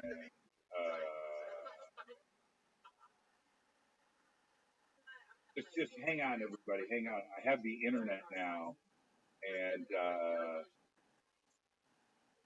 I don't know what to do with myself. Charles Hickson. Okay, so Charles Hickson, we all know Calvin Parker. He's been on Fade to Black, and go and listen to that show. But their case, so they get abducted. The police get involved. They get taken to the police station. And this is the crazy part about that case for me, where you just step back and you go, you know what? This thing really happened. You guys are telling the truth. They're not making it up. When the police leave the interrogation room, Charles Hickson and Calvin are sitting at this table talking to each other. And they think they're alone. And the conversation, and that was, I cannot believe this just happened to us. E.T. was it? This is just insane. And Calvin's like, man, I think I'm losing my mind. Right? And this is the way they're not talking about, okay, we got to keep our stories straight. Right? No, these guys are in this interrogation room freaking out. And go and watch that tape. And then tell me that abductions aren't real. Go and watch that. And what they express when they're fishing, right? That's the problem. They should have been fishing. They're fishing, and see a light in the sky comes down. Boom! Behind them, the craft comes down. Next, these three beings, like float out and float them back onto the ship. They inject them with some medication to calm them down because they were freaking out. They calm down, but their experience was a positive one. The robots that they described that were there were kind of freaking, but they didn't harm them, and they were only on the ship for a short period of time, and then they were kicked off the ship. Ship flies away and leaves them right there with their fishing poles, and it's a positive experience. I don't think Calvin freaked out. I mean, they freaked out about what happened, but were they injured? Was there anything traumatizing that happened during that? Or no. And going back, I think, and Calvin over the years, a lot of ridicule, a lot of teasing, and a lot of criticism, a lot of skepticism out there. But his experience itself, I think, was a positive one. And would he do it again? Yeah. And Calvin is a great guy today. He's a great guy. So again, we keep going back to the same point. I don't want to spread fear about the alien abduction phenomenon. I just don't want to. I don't want to be a part of that. I don't think there's enough evidence to suggest that ET is here to be a bad time, or a bad experience. I don't see it that way at all. Well, it seems like Charles agrees with you, and he says, "How do I get abducted?" There's actually quite a few books, actually. There's actually quite legitimate books on how to get abducted. And another book that I read, and it said how to not get abducted. I guess it just depends on your standpoint. Right. Or go outside tonight and you just. And thank you, Bob, so much. Woo-hoo. Thanks for the super sticker. Go outside and hold this up to the sky and you can say, "Take me." Well, how do we know that they can read? That's an honest question. What movie was that? Oh, Mars Attacks. Remember when they go on top of the skyscraper in downtown Los Angeles? And yeah, that was pretty cool. Holding up the sign. But yeah, I think all of us want to experience it. We really do. It's like the ultimate thing. So yeah. Again. Well, on that point, John has a question, and he says, "Does Travis Walton want to be abducted again?" Because I mean, you've spoken to him. Yep. Would he want to be? I've teased him about that a lot over the years, and I can't speak for Travis. I don't want to do that, but just let me say this. Yeah, I think he would do it. I think most abductees, they continue. Look, all of the famous cases that where they're still with us today. Talk about it. They're out, they're writing books and they're guest on shows and speaking about it, and they've had a continued contact after their after their abduction experience. I think the vast majority would love to do it again, and they continue to have contact. Look at a case like Barry Littleton. Barry, again, just go, and he's been on Fade to Black many times. An absolute positive experience for him that started when he was a very, very young boy, and it continues through today. And he's okay with it. And he's very detailed in his experiences and sharing it with everybody. He just reminded me, I got to get Barry back. Well, I would love to get Travis Walton on the show, but he's still unwell with his chest, right? I know he's having some health issues. Really? Travis Walton, yeah. I didn't know he was having issues. Yeah, when he was on Conflict Radio, just a few weeks ago, he was just like, I think like fluid was getting up in his lungs and he had to have some kind of oxygen. Really? Maybe I'm incorrect. Maybe I'm incorrect, but I do know that he was having some issues with his chest the last few weeks. Hold that note. Hey man, comma, how you doing?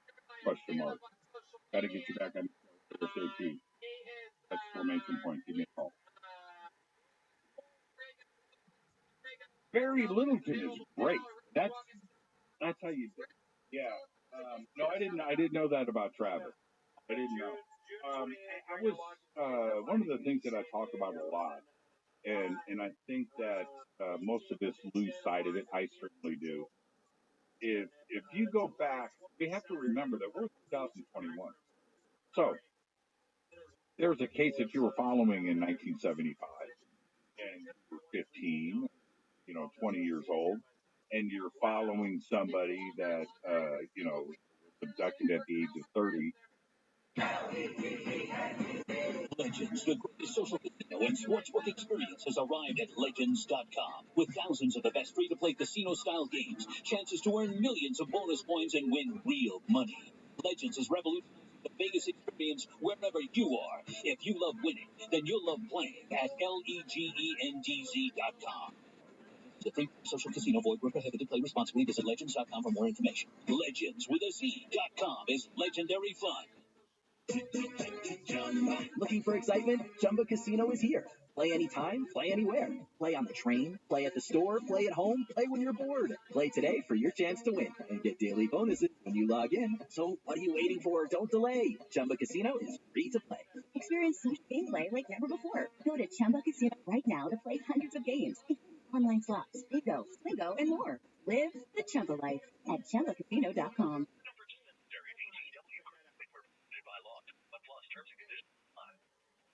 They're in their 70s, right? And maybe even older. And that goes with musicians and actors. But we are 2021, so that means 40 or 50 years have gone by. It's mind blowing. Travis Walton, right? Back in 1975. How old was he then? How old is he today?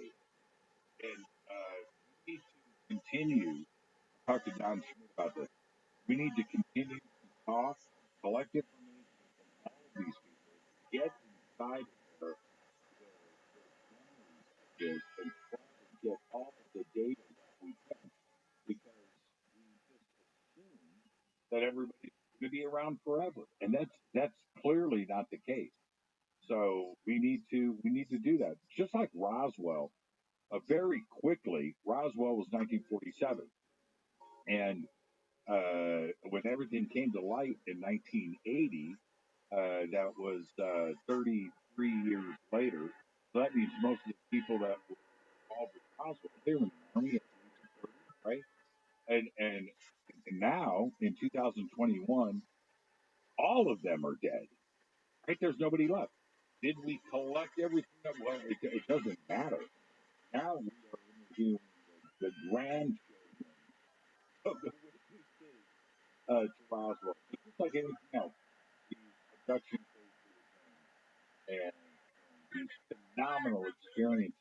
We need to constantly stay on it, collect the data, interview, document, and convert things over into a historical perspective so we can study it and look at it later. Well, while we're on that note, talking to the grandchildren of those from Roswell, well, it seems like there are quite a few stories when it comes to abductions that it's actually through the generations. The grandmother or the grandfather got abducted, then it was their daughter, then it was their granddaughter. There aren't a lot of stories like that, but there are a few that definitely stand out. Have you ever interviewed someone that's had a generational abduction, or what do you think about that? Do you think it's possible? Me. You. What? What? What's so surprising about that? No, nothing. Go ahead and tell the story. I want to hear My it. whole family was abducted. So, my great grandfather, as he was signing the Declaration of Independence, couldn't sign. He was abducted on his way to Independence Hall in Philadelphia. I'm making that up. But Okay. my point is, I believe it is generation. And when you speak to somebody that has had a life of contact, you immediately find out that their mother had contact, their father had contact. And then it goes, one step further, and before you know it, their great grandfather and great grandmother talked about raids in 1890. Or what? Yeah. And so, what do we do with that? How do we unpack that? How do we frame that with today? Well, just like John Mack and Bud Hopkins and others, Yvonne Smith, that look at this, they definitely take a look at the generational aspect of it, and it is something that they have spoken about, and we find that repeated over and over again today. My own experiences, I was saying all of that in jest. I don't know if my mom had any UFO experiences, but she definitely pretty trippy as a young woman when I was very young, and she was into all of these things, UFOs, Ouija boards, and ghost writing, and Edgar Casey, and these things. But I never talked to her about UFOs. That doesn't mean that she never had a sighting, but I don't know if I was ever abducted. I don't think so. But when you talk to abductees, you quickly find out that not only did their parents and grandparents have stories to share. Legends, the greatest social casino and sportsbook experience, has arrived at Legends.com. With thousands of the best free-to-play casino-style games, chances to earn millions of bonus coins and win real money. Legends is revolutionizing the Vegas experience wherever you are. If you love winning, then you'll love playing at LEGENDZ.com. Legends is a free-to-play social casino. Void where prohibited. Play responsibly. Visit Legends.com for more information. Legends with a Z.com is legendary fun. Ryan Seacrest here. When you have a busy schedule, it's important to maximize your downtime. One of the best ways to do that is by going to ChumbaCasino.com. Chumba Casino has all your favorite social casino games like spin slots, bingo, and solitaire that you can play for free for a chance to redeem some serious prizes. So hop on to ChumbaCasino.com now and live the Chumba life. Sponsored by Chumba Casino.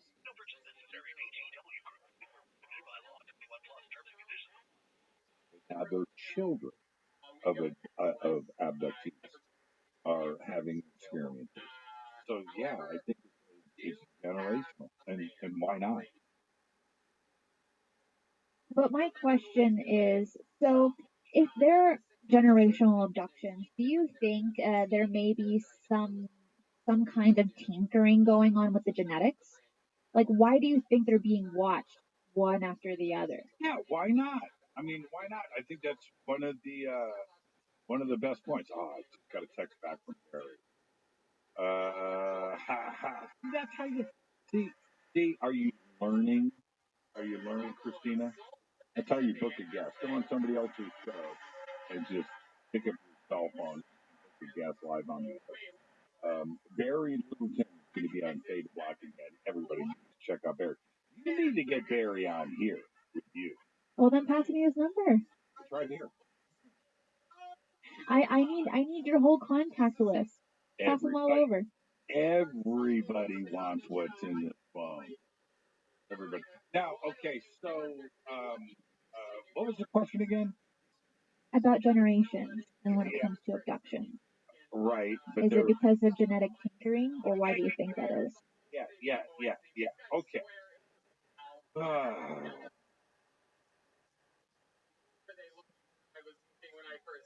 Well, yes. But I believe that genetic tinkering has been going on for a couple of years. So, if you're looking at Homo sapiens sapien, you're in college.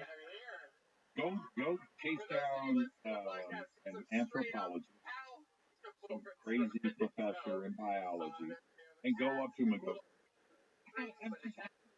I read something last night. It's kind of strange. But Homo sapiens sapiens, we've only got 46 chromosome pairs. But primates have 48. Isn't that a lot of information in those two extra chromosome pairs? How come ape? How come chimpanzee?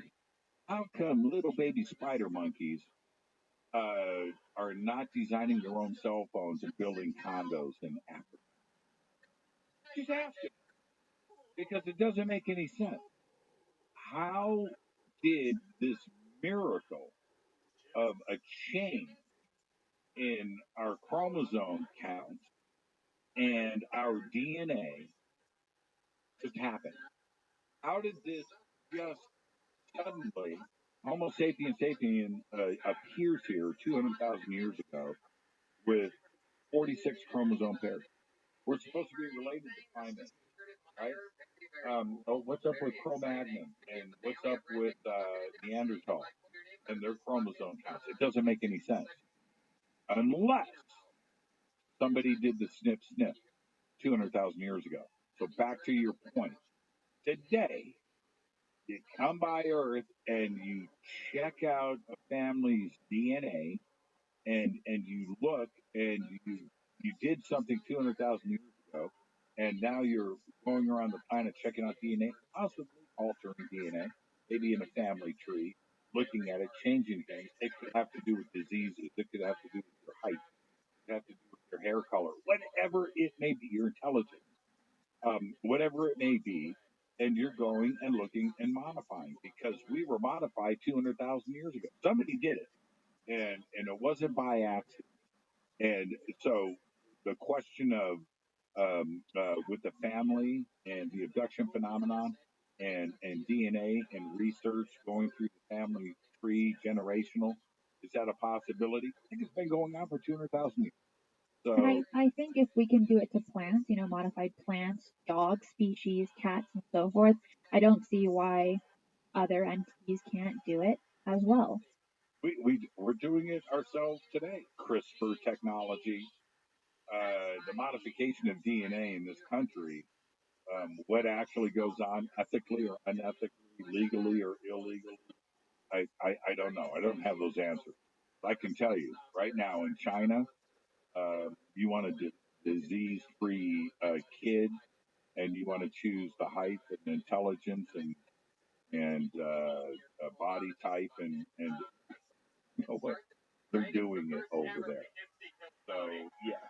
And if we're doing it with our primitive little brain on this planet, he has really got a hold on this. They did it 200,000 years. And with that, we will be right back. Hi, I'm Micah Hanks, and let me tell you something. I support Christina Gomez as a Patreon subscriber, and here's why you should too. She brings all of her unique insights to a whole new generation, and all while she's also going through college. Listen, support Christina, become a Patreon subscriber today. You won't regret it. That went so smooth. Wow, man. And you just we'll be right back. I'm not as good as you yet because you have to do so many of them and you got really awesome commercials, so I'm learning from the best. That's pretty cool. That was pretty cool. I'm more than jealous. No. You have an awesome crew to help you out. While we're still on the topic of abductions, we still got a little bit of time. Let's talk a little bit about probes and kind of the physical evidence that can be left after an abduction. There are a lot of stories by abductees who say, well, I can't really remember what happened until they enter hypnosis, but when I woke up, I have these weird scars, weird bruises, some parts of my body hurt, such as the genitalia, and or in some cases, my whole body feels all achy. how could that be if I was just very peacefully sleeping in bed? And then through hypnosis, or maybe through just memory, able to remember sometimes of what actually happened. Now, from all the people that you interviewed, abductees or those that have done the research on it, what have you learned from them when it comes to the physical evidence? Well, most don't want to talk about if it was, the feeling of it may have been sexual in nature, or that there was something that made them uncomfortable. They don't want to talk about it. They don't want to talk about it because, what happened to Whitley. You don't want to become an episode of South Park, right? And that's pretty harsh. And the jokes and the so most don't. Some do. And I've had Aaron Montgomery on the show recently, of course, Debbie Cobble on the show recently, Geraldine Orozco, and others that talk about a subject that is very, very difficult to talk about in today's world of trolls and the way people deal with social media. You go and you talk about something like this, it's sensitive, it's private. You don't necessarily want your friends or your employers or your schoolmates or other people out there to know about this very private thing. So it doesn't get discussed a whole lot. All right, now, and that is the stuff of a sexual nature. But let's flip it a little bit. The scoop marks. The scoop marks freaked me out, and there was a certain trend of these scoop marks. Now, what are scoop marks?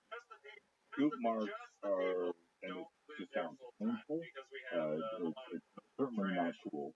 But that after an abduction experience, some have reported scoops taken out of their skin. You always imagine first, number one. Number two, imagine like a little baby ice cream, right? You know what I mean? And then, ow, right? Okay. Now, this went on for 15 or 20 years, and people waking up with this damage to the skin, and the scar stays there forever. What's going on with that? Now, that is certainly evident. The other evidence, so we'll leave scoop marks there. Everybody can go and research that part. But I think there is other evidence of implants, and without talking about Dr. Roger Lear, Whitley Strieber has certainly spoken about his implants, which were behind his ear and moved around. Others have reported the same thing. Behind the ears is a very popular place for this. Legends, the greatest social casino and sportsbook experience, has arrived at Legends.com with thousands of the best free-to-play casino-style games, chances to earn millions of bonus coins and win real money. Legends is revolutionizing the Vegas experience wherever you are. If you love winning, then you'll love playing at LEGENDZ.com. Legends is a free-to-play social casino. Void where prohibited. Play responsibly. Visit Legends.com for more information. Legends with a Z.com is legendary fun. Ryan Seacrest here. When you have a busy schedule, it's important to maximize your downtime. One of the best ways to do that is by going to ChumbaCasino.com. Chumba Casino has all your favorite social casino games like spin slots, bingo, and solitaire that you can play for free for a chance to redeem some serious prizes. So hop on to ChumbaCasino.com now and live the Chumba life. Sponsored by Chumba Casino.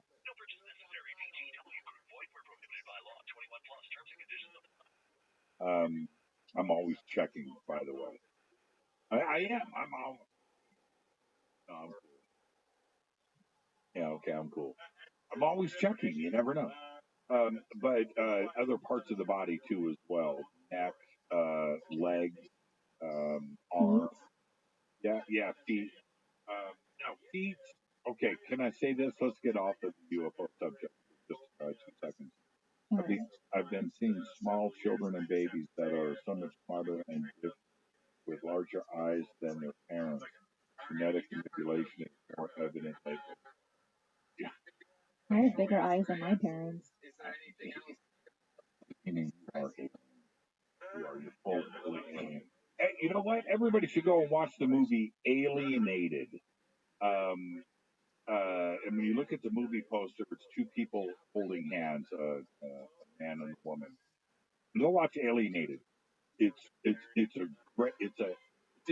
love story. Physicist meets alien female. They fall in love. Yeah. Well, Jazz says this whole conversation is really uncomfortable, but clearly there are people who need to have it. And I agree with you. Yes. At the very beginning of the show, I said this is a very murky topic that people definitely don't want to cover because it's kind of painful to listen to that, or it just sounds absolutely absurd. But I think for people that are interested in the UFO topic, or for those that want to have this kind of conversation, it's so important to have diverse knowledge on all aspects of ufology, and especially UFO abductions. There are countless, hundreds of stories, and they all, in many respects, share a lot of similarities that people simply don't want to talk about. So I'm happy that we're having this conversation today. Well, look, and Jazz, I appreciate that. It is uncomfortable to listen to, and there's other aspects of this that we haven't even touched tonight. Human mutilation. We talk about cattle mutilation. How about human mutilation? You know, there are zones to go into here, but if you ever wonder who is being abducted, look at your neighbor, right? Just look at somebody that you would never. You don't have to wear a tinfoil hat and have an ET bumper sticker on your car to be an abductee. It's not usually the case. And I have met abductees, I swear, which are just my phone is blowing up. That's Jim Harold, my guest for tonight. But go and look at and listen to Debbie Cobble. I brought her up earlier. If she isn't the mom next door, that person doesn't exist. That's all she. That's just as normal as anybody that you can put into your brain. You know, and that's what's going on here. So, is it uncomfortable? What Debbie went through. So you're sitting next to this perfectly normal person, and then she turns around and starts to tell you about her abduction experience, and you're going to get uncomfortable. It's pretty crazy, right? And that information needs to be shared. If she is willing to step out and share her story, and go public with it, it needs to be talked about. It needs to be discussed. As uncomfortable as it may be, I think many out there that are studying the ET and UFO phenomenon and want disclosure, there is other aspects to this that you have to listen to. And the abductee phenomenon is one of those. There is something that we haven't discussed. And again, Jazz, thank you for making this point. It is one of the most uncomfortable parts of disclosure. It is. And Jimmy, I'm sorry to cut you off, but you're doing a lot of freeze ups on your video feed again, and like a lot like how it was last night on Fade to Black. Could this be something that your camera feed to your computer, like there's not a connection there or something? Because Nope. people in the live chat are kind of mentioning it, and I'm seeing it as well throughout the show. I just want to make sure that everything's gonna go smooth for tonight, especially. So you don't see any freeze ups on your end? Nope. Everything looks fine to me. Now here is, but here's the point that I wanted to make, and going to just run some diagnostics while we are talking. Is that the more that the Senate and the UAP task force and these reports are coming out, and the discussion that is going on out there, that is going to, oh man, I've got literally 1.1 gigabyte download. 1.1 gigabyte. That's download, and I'll tell you what my upload speed is here in just a second. And I don't know what it is. That's so bizarre. Yeah, upload is running around 49 megabytes upload, and that's insane. So I don't know what everybody's talking about. So back to the more that disclosure is being discussed, and the more that the mass media is discussing this, and the Senate Intelligence Committee, the Department of Defense, the DIA, Lou Elizondo, the New York Times, Tucker Carlson with that bow tie, the more that people talk about this, abductees are going to step forward. Their comfort zone is there, and they feel that they can finally discuss this stuff in the public without ridicule and teasing, as it should be. So the more that we move forward, these stories are going to continue. They're not going to go away. We need to listen to everybody out there, and as soon as we get some official confirmation out there, from the government, or we're really close to that now. Kind of feels like they already have. But if that busts out, think about all of those abductees that are finally able to say, see, this is what I've been on about. I told you it was real. I told you I've been talking. I told you, E.T. comes out, Christina says, no, I know.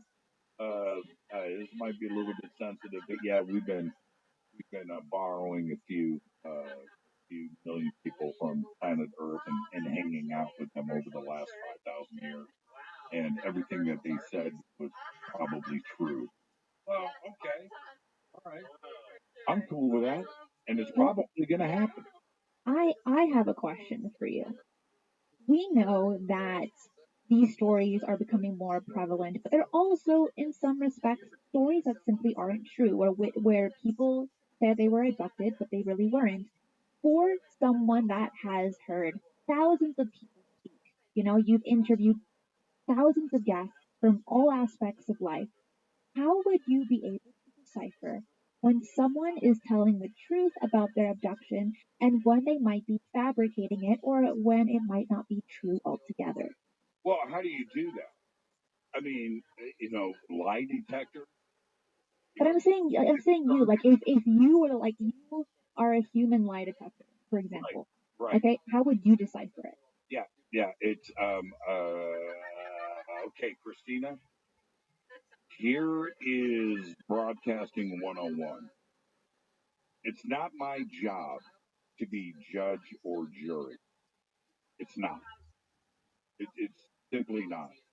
I cannot, with all of the BS that comes out of my mouth, my own experiences, I don't want people to judge me, and I don't want people to, I'd rather have them listen. They don't have to believe me, but they should always listen without criticism. Okay, that's it. Well, that's what I would like. And I have to give the same respect to everybody else. I just have to do that. And I think with our community that we have to establish some basic rules of ethics that we all must adhere to. And part of that is listening to everybody. Now, why should we? Their memory is it may not even be accurate, but it's their truth, right? It's their truth. So we have to listen. It may not be 100% accurate. It may not. They may feel that they were taken away on the ship into outer space. What if they were just taken to another room in a ship that was stayed in the backyard? Okay, there's that. Maybe they were never on a ship. Legends, the greatest social casino and sportsbook experience, has arrived at Legends.com. With thousands of the best free-to-play casino-style games, chances to earn millions of bonus coins and win real money. Legends is revolutionizing the Vegas experience wherever you are. If you love winning, then you'll love at legends.com. Legends is a free-to-play social casino. Void where prohibited. Play responsibly. Visit legends.com for more information. Legends with a Z.com is legendary fun. Step into the world of power, loyalty, and love. I'm going to make him an offer he can't refuse. With family, cannolis, and spins mean everything. Now, like big stuff, family business. Introducing Godfather at ChumbaCasino.com. Shadowy about a slot. Someday, quote, you can play the Godfather at ChumbaCasino.com. Welcome.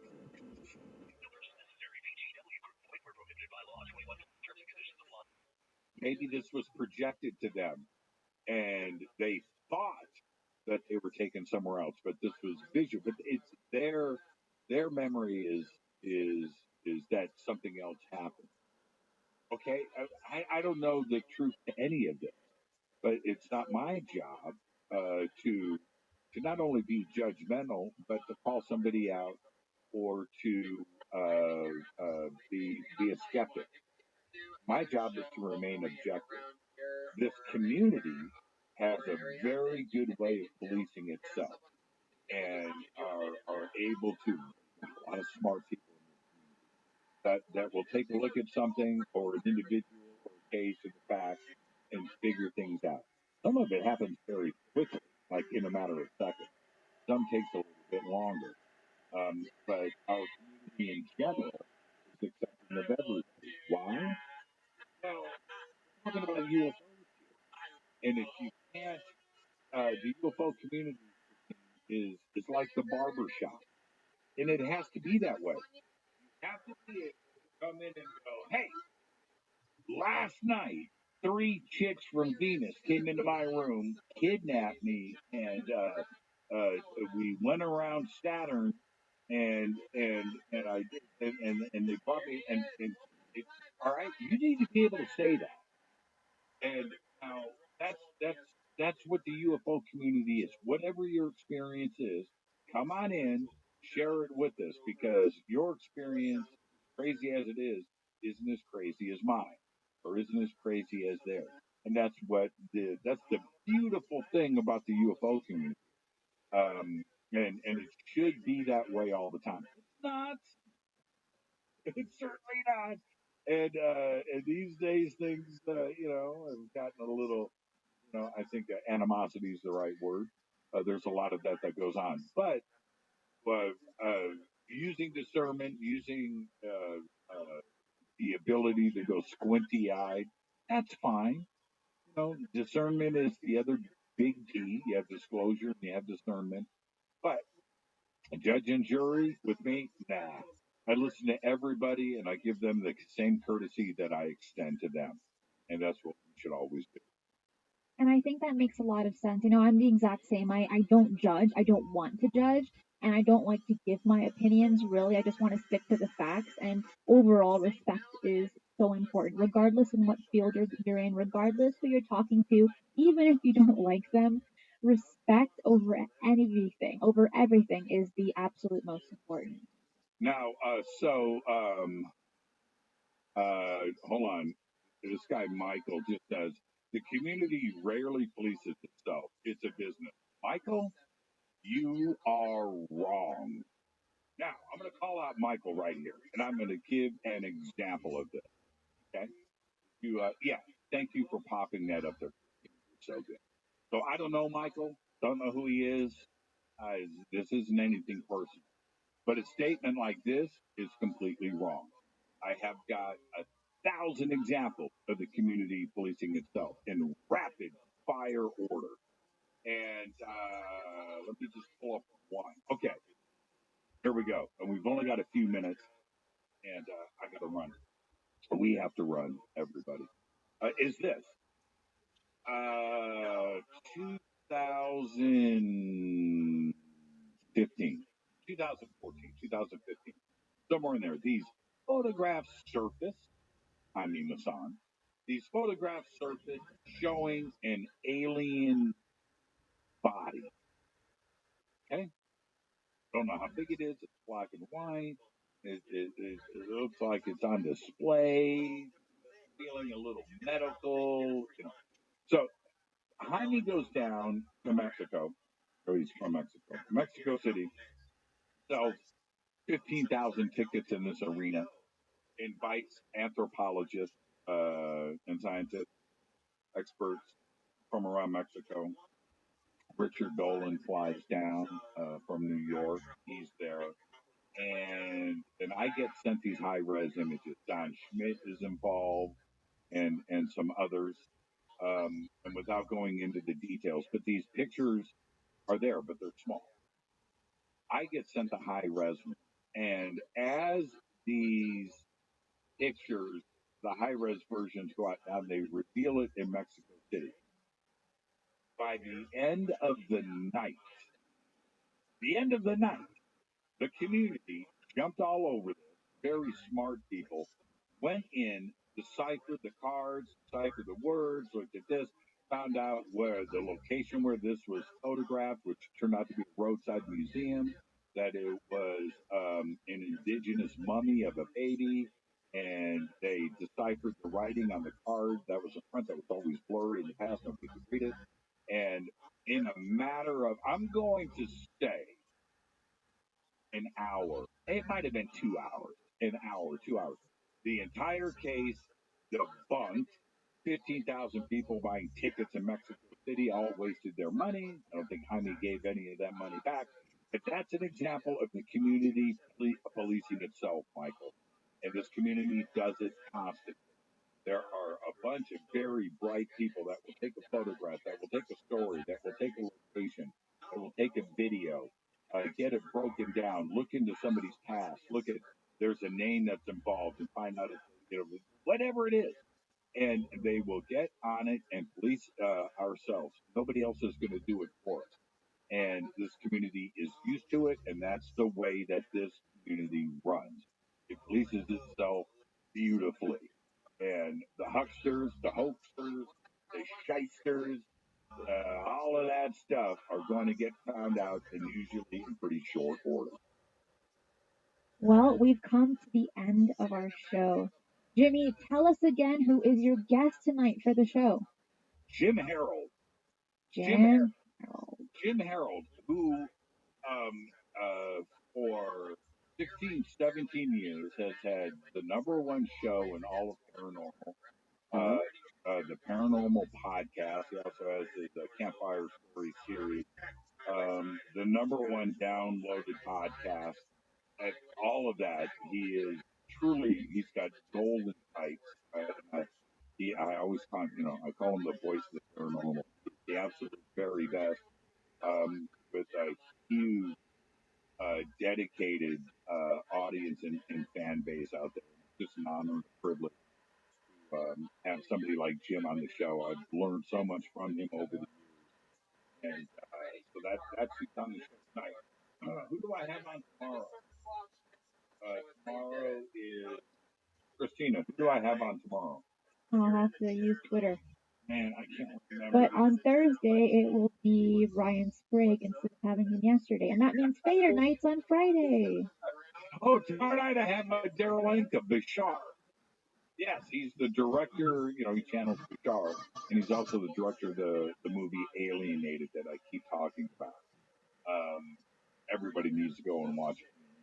And you can do it right now on Amazon. So that's tomorrow night, Darylenka. Tonight, Jim Harold. And then Thursday night is the return of Ryan Sprague. I'll talk to everybody. Thank you so much, Christina. Behave and be well. Right back at you. And you can find Jimmy on YouTube and KGRA at Fade to Black. I'll catch you, Jimmy, a little bit later today. I'll talk to you, Christina. Thanks. Bye.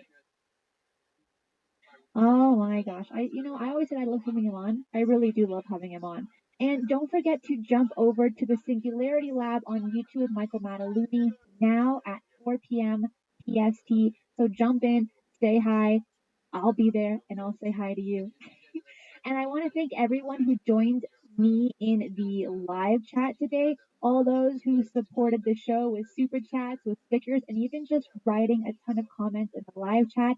I want to thank all my moderators and a big thank you to all of my Patreon supporters. Have an awesome week, everyone. Be safe, and remember, keep your eyes on the skies.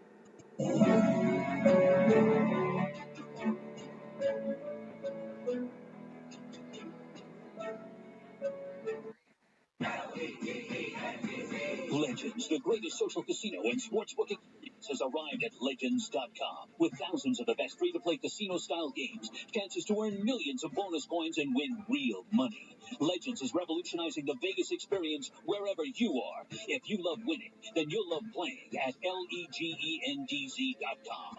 Legends is a free-to-play social casino. Void where prohibited. Play responsibly. Visit Legends.com for more information. Legends with a Z.com is legendary fun. It is Ryan Seacrest here. There was a recent social media trend which consisted of flying on a plane with no music, no movies, no entertainment. But a better trend would be going to ChumbaCasino.com. It's like having a mini social casino in your pocket. Chumba Casino has over 100 online casino-style games, all absolutely free. It's the most fun you can have online and on a plane. Grab your free welcome bonus now at ChumbaCasino.com. Sponsored by Chumba Casino.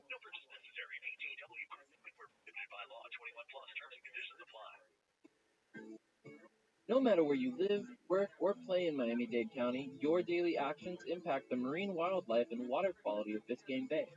We've done some serious damage to our fresh water supply and coastlines as our county has grown. Pet waste, fertilizer, and litter all get washed into storm drains, canals, and waterways, which eventually feed into the bay. It's all connected. So are you. Learn more about how you can be Biscayne Bay friendly at miamidade.gov/Biscayne Bay. Hey, hardworking folks, listen up. If you're tired of paying through the nose for your wireless plan, it's time to switch to InfyMobile and keep more of your hard-earned money. Here's the deal. 5 gigabytes a month for $75 a year. Need more data? Get 10 gigabytes for $99 or 15 gigabytes for $150 a year. And for unlimited data users, our 20 gigabyte unlimited plan is just $200 a year. That's 50 to 70% cheaper than the big guys. And the same trusted networks you already rely on. And we make switching simple. Bring your unlocked phone. No need to buy a new one. Port your number so you don't miss a single call or text. And get this. Every week, one lucky new customer wins a free iPhone. Terms apply, but you could be the next. Visit www.infymobile.com today. That's www.infymobile.com. Stop paying more than you should. InfyMobile. Wireless that works for you. Switch today at www.infymobile.com and start saving. Love this podcast? Support this show through the Acast supporter feature. It's up to you how much you give, and there's no regular commitment. Just click the link in the show description to support now.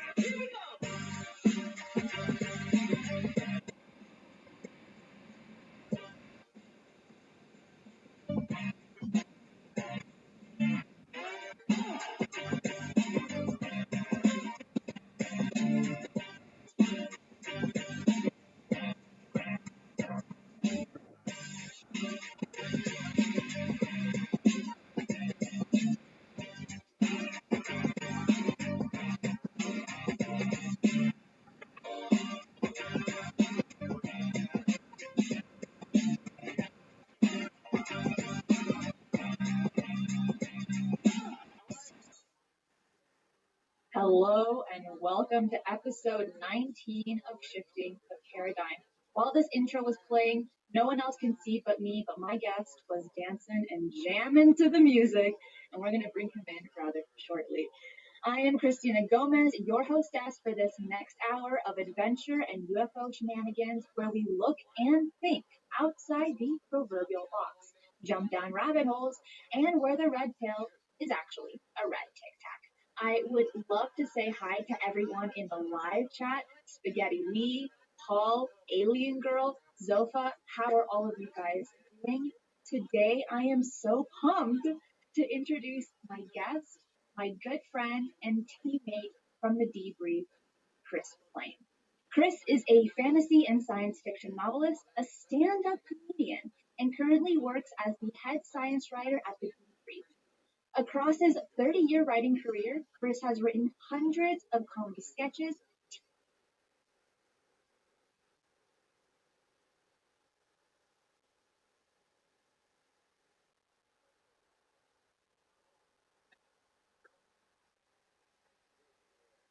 More plumbing than construction, right? Well, no, it's construction. He sells the plumbing. Oh, sorry about that. So let me introduce you, our special guest, Mr. Christopher Plain. How are you doing, Chris? Christina, how are you? Great to be here. Super excited to be here. Before we start, I just want to do something for my mother real quick. Carol, and this is for you. There you go. That was it. Just for my mom. You always gotta say hi to your mom when you're on anywhere. Well, especially here. This is the one that she watches whenever I tell her, hey, there's a new video at the debrief. She asks me, oh, is it a Christina video? And then she watches it. So since it's over here at Paradigm Shifts and it's got me and you both, she's definitely going to watch. If she's not watching live, my brother sent her the link, I think. Hey, Joelberg's heating up over there. I love it. Are you there? Am I freezing?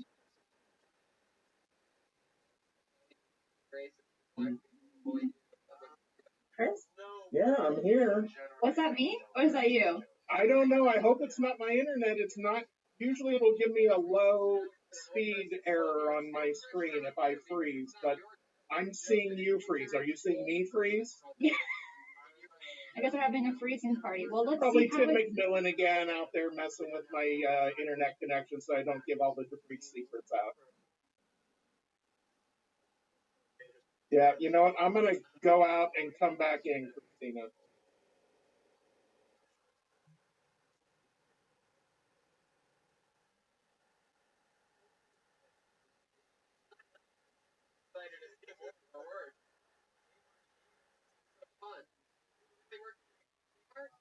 Yeah, for like 3 years or something. Ohio and Kansas were Kmart's. He definitely was working at KK.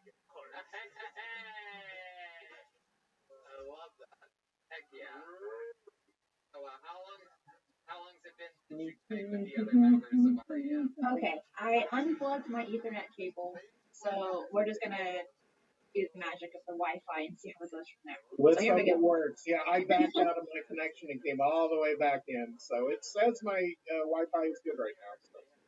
Oh my gosh, I mean, you're always gonna have some kind of technical difficulties with any podcast you'll ever see or hear. Yeah. So I remember, before we even get into the questions, I remember as soon as I entered the debrief, we had Chris, Chrissy, and Christina. And I remember you saying, if your name ends up with the C, you better just get out of here. Get out of here. And I think there was another, like, Chrissy female right at the beginning, too, that came and went. But yes, I think at one point there was 4 of us. So yes.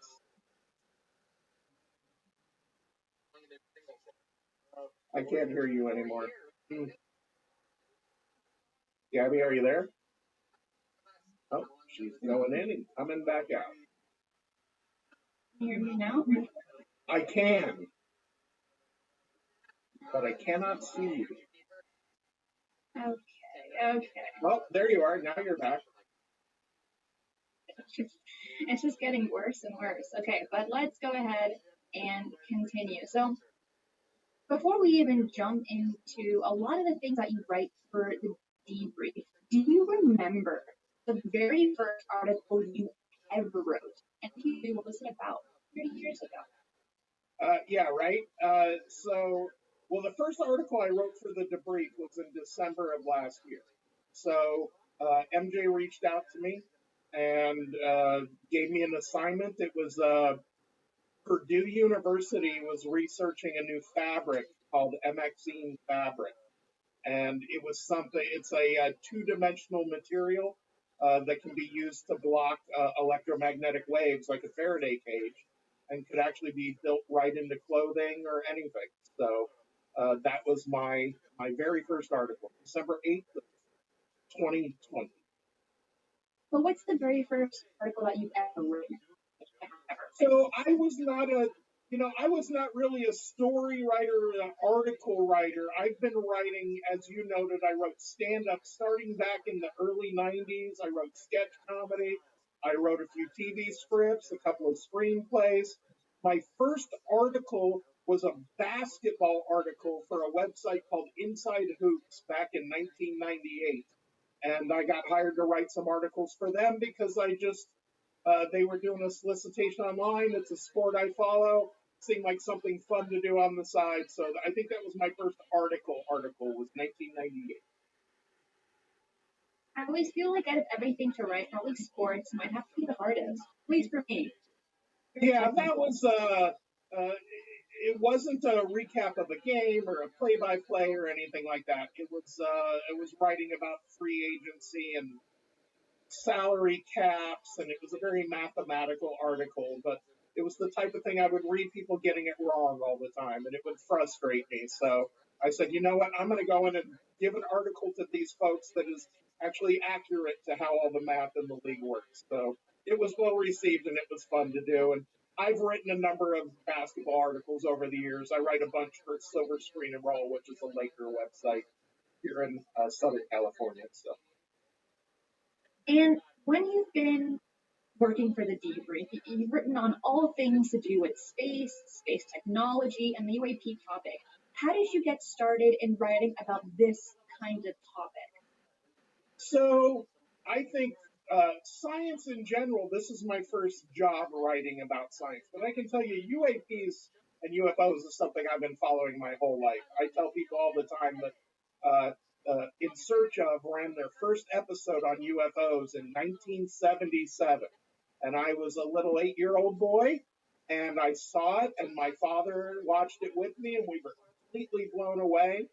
And we followed that show for years, and all through the 80s and 90s, I would go to even before there was an internet, I would go to the bookstore, I would go to the library, I would dig up anything I could on UFOs, as we call them UAPs nowadays. And so that's something I've been following, writing about. When the debrief found me, there was a website called UAP Research that was around all last year. And it went out of business when the founder got another job and closed it down. But he had reached out to me because I had blogged about it on my author site, plainfiction.com, where I promote my books and other writing. And I just thought, so much has happened since 2017, 2018, 2019. I mean, the last couple of years, Christine, as you know, are like nothing in the history of the topic. So for my own fun and for my book fans who were emailing me saying, hey, you know about this stuff. What's going on with all these UFOs and videos? I wrote a big, 10,000 word, 4-part blog entry on my own website about UFOs. That led me to UAP Research. I wrote a bunch of articles for them. And because of that, I got reached out to by MJ Banias of the Debrief.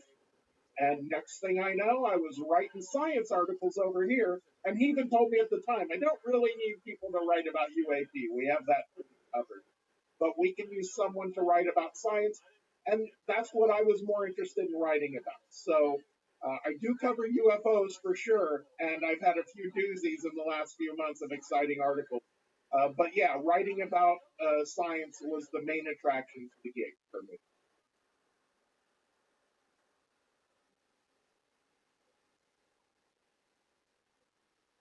Poor Christina, you're cutting in and out there. Are you there again?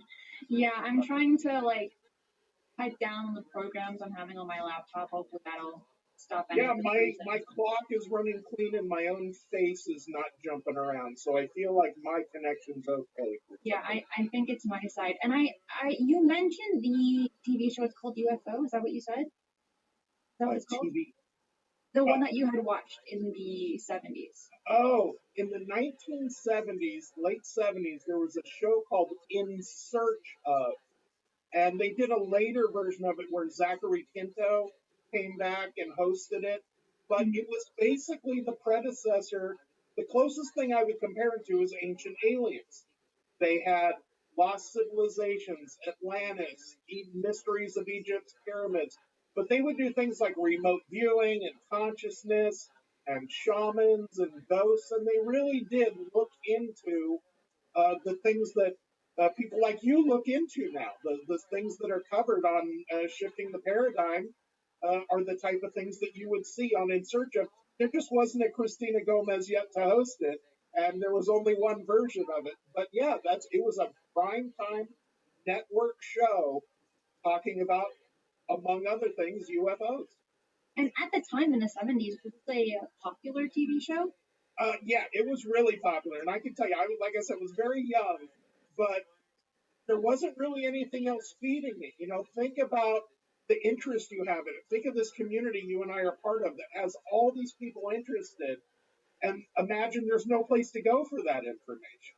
That there's no internet, there's no slew of cable channels. You can't go, to an Ancient Aliens episode or a UFO episode on Discovery Plus.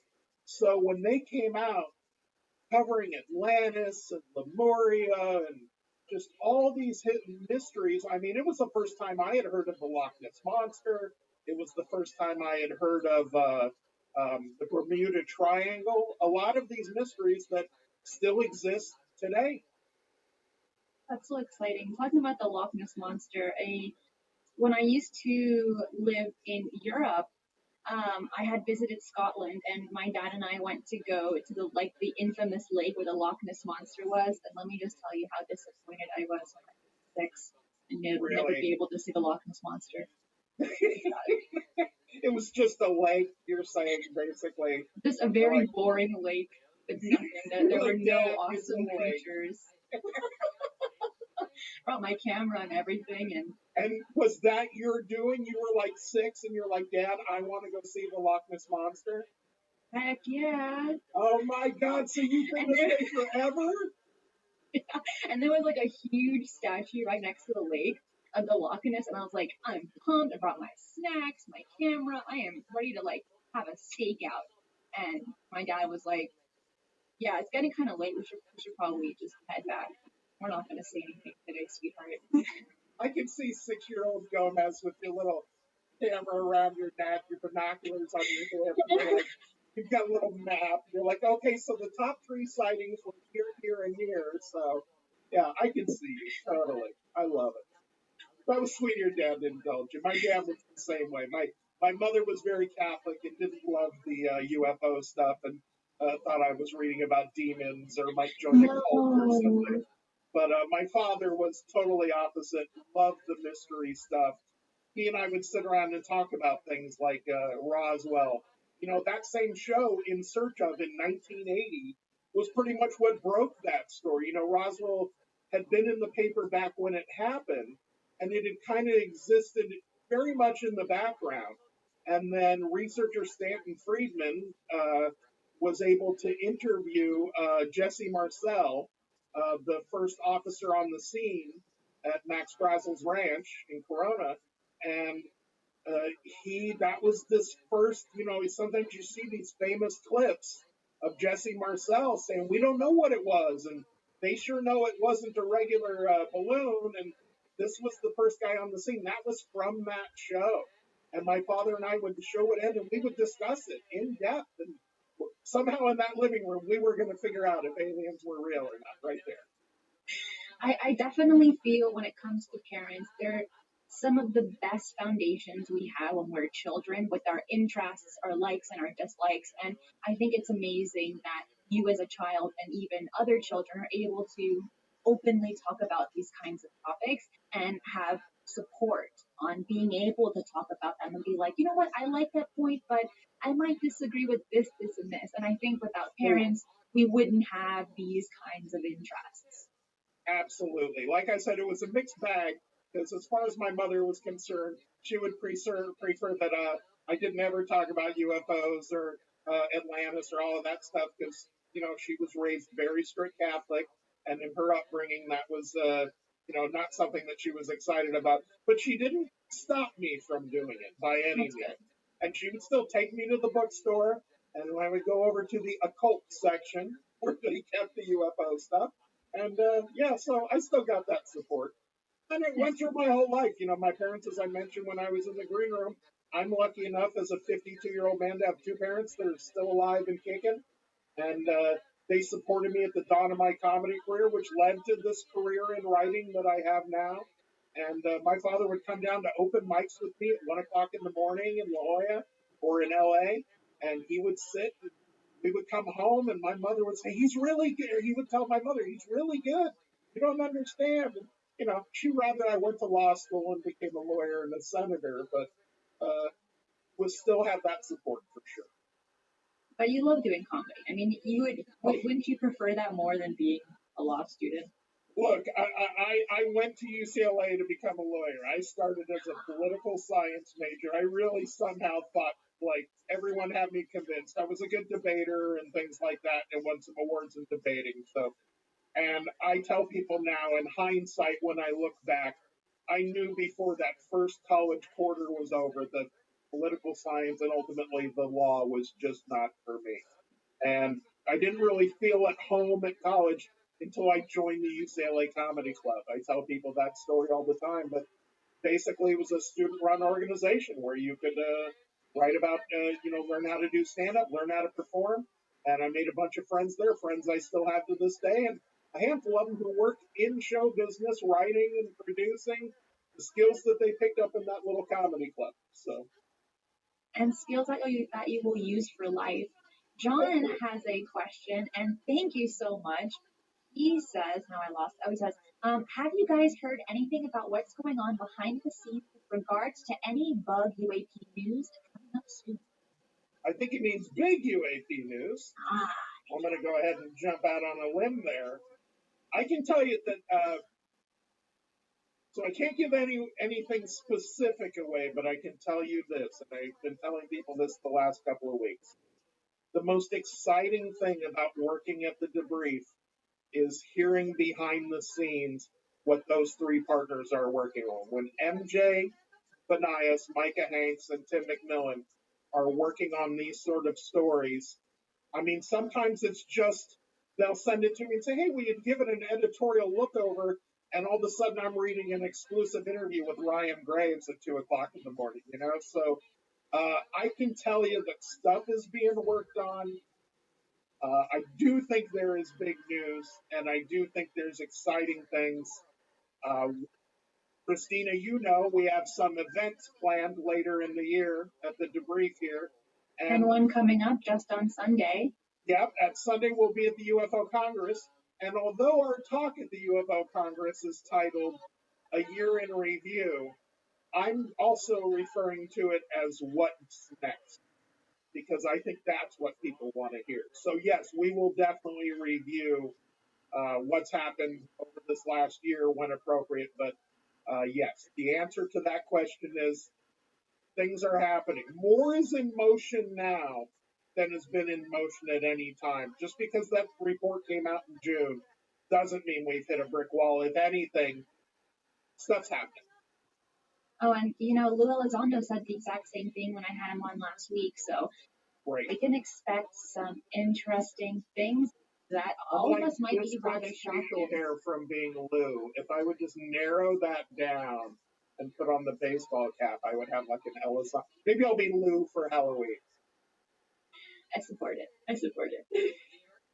And talking about a year in review, you've written a ton of articles that can definitely be used for the meeting that we're having on Sunday. And in one article titled, NASA just released one of the most detailed high-def videos on Mars and you need to see it. And it states that the Curiosity rover released high-definition pictures of Mars, and that was released to the public in August by NASA. However, this rover landed in a crater in 2012. So my question is, why does it take so long to get this specific panoramic photo that we just got in August? And what about the Perseverance rover that was just recently launched and that landed on Mars? Why do you think the Perseverance rover has been so quiet lately? So they announced today that the Perseverance rover had gathered one of its first samples. And one of the big missions, and keeping in mind that this has not been funded or perfectly planned yet, but one of the things the Perseverance rover are doing is taking samples of material that looks really interesting. And they'll say, okay, this rock, and by interesting, I mean, between you and me, I think we all know they're searching for signs of life there. They're searching for signs of microbial life. So they will grab these samples, cache them is the term they use, but store them away for some future mission that NASA is planning that, as the article I read yesterday pointed out, it needs new technology and new planning. So it's not done yet, but there will be a mission to go up, grab those samples, and bring them back for analysis in a lab on Earth. And that literally, I think, happened yesterday or today with the Perseverance rover. On your first question on the Curiosity rover, and it took so long to put that photo together, that's an excellent question. You know, I speak to people at NASA all the time, and it's a question they'll ask. I hadn't even thought about it. That rover has been up there doing a lot of stuff. I can tell you in that video I pointed out, I put out, and the little article around it, part of what was going, gotten to a nice little rise where it had a great shot of the valley. So I would suspect, without knowing for sure, that part of the motivation was, we just have a really great view here. Let's do a photo of it. Might as well just take a selfie while you're at it. Right? Yeah, I think it was just one of those, you know, yeah, you're standing at the edge of Grand Canyon and you go, honey, where's my phone? What shocked me about this Curiosity rover was it got into the crater in 2012, and it's only traveled 16 miles in almost 10 years. That's what I found really interesting. Yeah, that's just lazy. Just lazy. They're just lazy. You know, hey, I'm trying to keep it loose here. So with these sort of missions, you know, obviously, aside from the obvious, no one's directly there controlling it. We send control messages, and the radio signal takes, you know, many minutes to get there, and then the operation. When they plan a mission like this, they find an area that they think is the most tantalizing. They land there. I think that one's in Gusev Crater. I'm not sure. I don't remember for sure, but I think it's in Gusev Crater.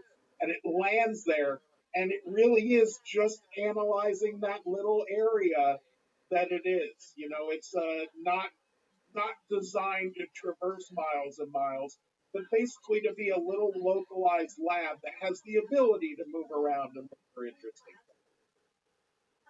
Maybe they should change the name from Curiosity rover to just like Chill rover or something. Yeah, exactly. Didn't go very far. Somewhat interested rover. Casually observant rover. I don't see why not. We should write a petition and change the name. Right. But you've also written several articles about Mars, having to do with photos released to the public, missions that have been launched to reach Mars, and potential life that could be on Mars. With everything that you have learned and researched, what are your current thoughts on Mars? Do you believe that there once was or still is life?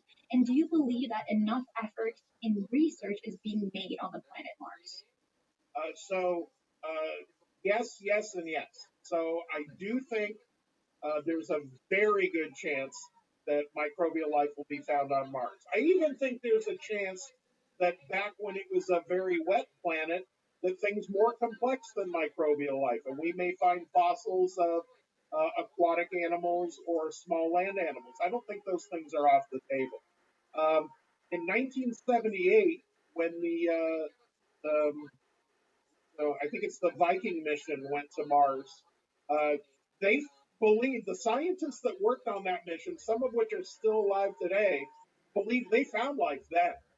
They scooped up some material, put it in a little oven on the rover, cooked it up, analyzed the gas, and said, yes, these are signs of life. Now, since then, there wasn't enough independent confirmation, and it was one simple test.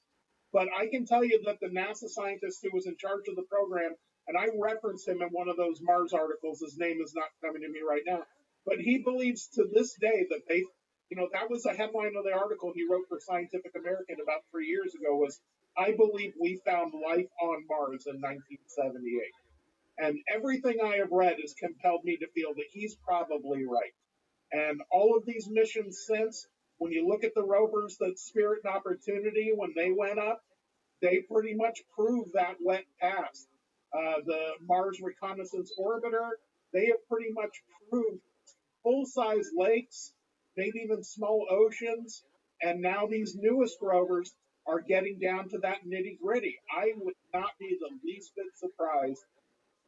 As a matter of fact, I would go so far as to say I would be surprised if we don't find life on Mars. That would surprise me. How long, in your opinion, do you think it would take for us on Earth to know that there is life on Mars, to get evidence? So, I think the good news is it's going to happen soon. I think the bad news is that's soon from a scientific term. So, I think 9 or 10 years from now is when they're planning on sending. That's the rough range NASA's using for the sample return, Mars sample return mission I was talking about, where they would go up, grab the samples that have been stored in Perseverance, and bring them back to a lab on Earth for more detailed study. I don't think any of the rovers we have there now, or any of the planned missions coming up, will be quite sophisticated enough to 100% confirm that. And I think that's why there is this focus on bringing that back here, where we can really analyze it in a laboratory setting and run hundreds of different tests. Because if we come, as I pointed out, in 1978, he said, okay, we found life. And people said, rightfully so, we probably need a little stronger confirmation than that. So I think that's where we are, Christine. I think 9, 10 years from now, I think we will have that answer. And based on the pace of the UAPTF and a lot of things that are happening with the Galileo project at NASA, we might find something interesting about life not on Earth before then. What do you think the chances are of finding marine life on Europa and Ganymede? Very high. I hear that a lot. Those were targets. You're talking about the moons of Jupiter and moons of Saturn that are icy moons. And yes, there's a lot of feeling. And this is something I tell people all the time. I say, 20 years ago, NASA didn't have astrobiology. They did not have astrobiologists. They didn't even have a planetary protection officer, which they have now, which is essentially the person's job to make sure our missions going to other places don't pollute it with our microbes, as well as we don't bring back a killer virus or bacteria that wipes out a chunk of, if not all of our planet. But all of those people and all of those positions, that's what they do. There's now people within government, within universities, people within these organizations, that their entire job is astrobiology, looking at life on other planets. And yes, I would not be the least bit surprised that the better we get at surfing our own solar system, and the better we get at searching those moons and other planets, that we might find all kinds of life across our own little solar system. I sure do hope so, especially in our lifetime. I think there's a good shot in your lifetime, Christina. That's for sure. Well, let's get it tomorrow. Should have got it yesterday. Should have got it yesterday. I was on the Fearscape Paranormal podcast yesterday, and I told the guys, I said, you do reach an age in this search for UFOs and some of these other things where you do start to ask yourself, will I be here to see the answer or not? But for the first time really in my life since 2017, I really feel like a lot of things are close. I feel like a lot of things are imminent. And with that being said, we're going to jump into a very quick intermission. Hi, I'm Micah Hanks, and let me tell you something. I support Christina Gomez as a Patreon subscriber, and here's why you should too. She brings all of her unique insights to a whole new generation, and all while she's also going through college. Listen, support Christina, become a Patreon subscriber today. You won't regret it. Alrighty, gave me enough time to fix the intro. on the camera. You had to fix what? The yellow. I had like a little yellow tint going on, so. Yeah, and my whole room went like slightly darker, and my lights are right on me, so I don't know what's happening. Probably just switched. Yeah. In August, you wrote an article called "These 7 Star Trek Technologies May Soon Become a Reality." And let me just tell you, probably one of my favorite articles that you've written, because it all touches a little bit of our nerdy side when it comes to Star Trek, but like, it could be real life, so I loved reading it. When MJ hired me, he said, "Chris, you're my fiction writer. So I want you, when you can, I want you to tie that bridge between science fact and science fiction as often as you can." And that was a story I was working on for a while. But our friend Micah Hanks, who we just saw on the screen, wrote an article about a group of scientists who had learned how to detect life remotely. So they were up in a helicopter and they could scan the ground and say, "Oh, there's signs of life there. There's signs of life over there." And of course, people who watch Star Trek go, "Yeah, they scan for signs of life all the time, whether it's with a little handheld tricorder or they do it from orbit." And that ticked something in my brain. And I said, I think Mike is on to something. And I started digging through, looking for that. Like, where are we on transporters? Where are we on warp drives? Where are we on food replicators? And I found we were a lot closer of the vast majority of things from Star Trek than I would have guessed. And a number of which, as people have pointed out, I mean, tablet PC computers, they were carrying them around on Next Generation before we had iPads. Talking to your computer by voice was something they did in the original Star Trek. Now I talk to Alexa 100 times a day. So those things, a lot of things have just straight up become reality. And yes, it was a fun article to write. It was a fun article to research. It did get a lot of positive response. And I can tell you there are some sequels coming with Star Wars and Stargate and some other sci-fi shows that, once again, shockingly, movies and shows predicted the future. And out of the 7 pieces of technology that you talked about in that specific article, which one are you looking forward to the most? So, although I write about warp drive a lot, and I have a big one-on-one interview with Sonny White coming out, Harold White, Sonny White, who was the warp drive pioneer over at NASA and now has his own group, I feel like warp drive is probably 50 to 100 years away. And that's me not knowing anything, just the scientists I talk to. I think something like that is viable, and I think there is a real possibility that warp drive may be within our lifetime. Unfortunately, the one technology I touched on in there that I think we would all like the most, or at least is the one that everyone asked me about, is the transporter. And I really feel like the transporter is something that's not going to happen. That's my opinion. I can tell you the one I'm really looking forward to is the food replicator, because I'm tired of cooking. I feel you on that one. I feel you. Yep. I like just putting stuff in the oven, letting it do its own thing after it's been frozen. But I'm really happy that you brought up several that I genuinely wanted to talk about. One of them being is the food replicator. You also mentioned in that specific article that there is something kind of already coming to us in present day. It actually came out in 2016 called Food Inc. Yep. That blew my mind. Could you talk a little bit about that? So I just did a little research on them, but they were basically a pop-up restaurant, I believe popped up in New York, and they pop up from place to place, Food Inc., and they were the first what they call printed food. So just what you would think, like a 3D printer prints physical components. They had developed a machine that you could load up with all these different ingredients, and it could more or less print you a tray of food. And I think the first people to do it were in a hospital, where they were doing it on a more like industrial scale, like here's your scoop of potatoes, here's your scoop of peas. But I believe Food Inc. is legitimately creating complex meals with a 3D printer. That's what I was a little bit confused about as well, and like how it actually created 3D. I was a little bit, I didn't get how it worked. But it also shocked me how their restaurant, their utensils, and their plates were also made out of 3D printers as well. I was like, oh my gosh, that's insane.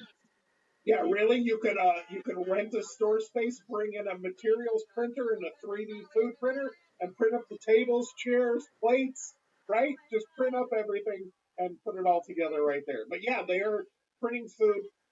As far as getting to a replicator like in Star Trek, and I mentioned this at the end of that segment, to my understanding of the technology of Star Trek, the replicator works a lot like the transporter, where it essentially takes a programmed description of food by code and uses raw material to essentially manifest or create the food item.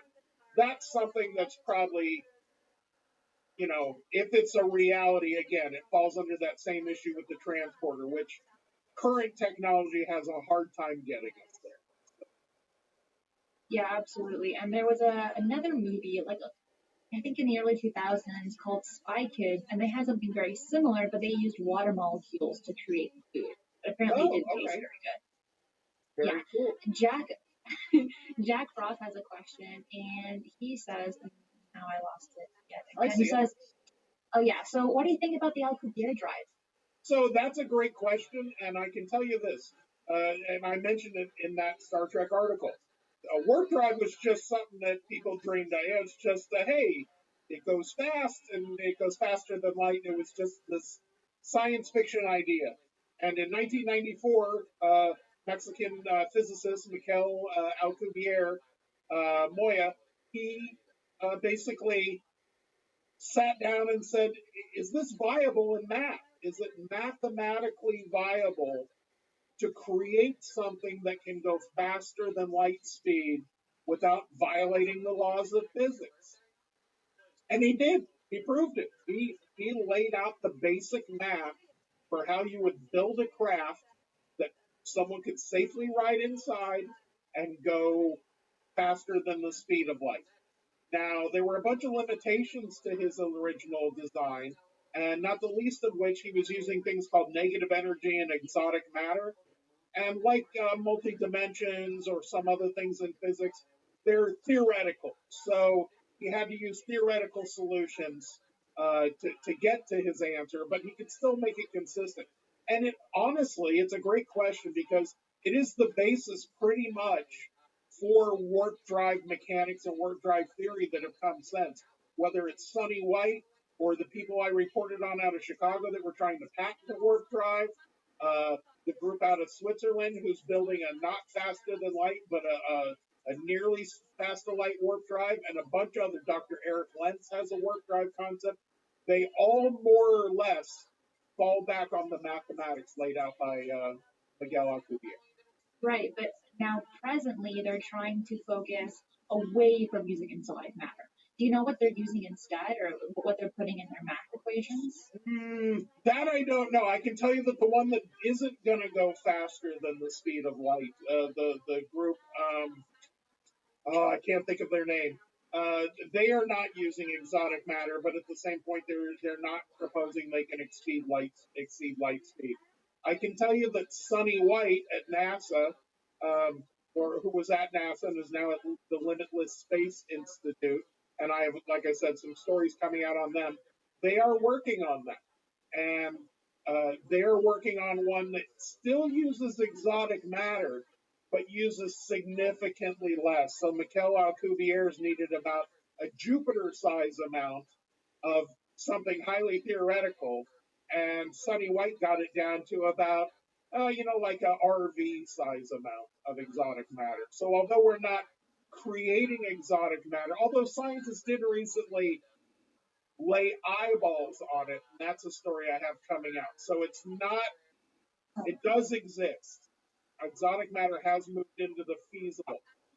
Grabbing it, building a ship out of it, manufacturing with it, creating something out of it, that I don't know yet, and that's obviously, we're so new in this. But yes, there are a number of exciting concepts about faster than light.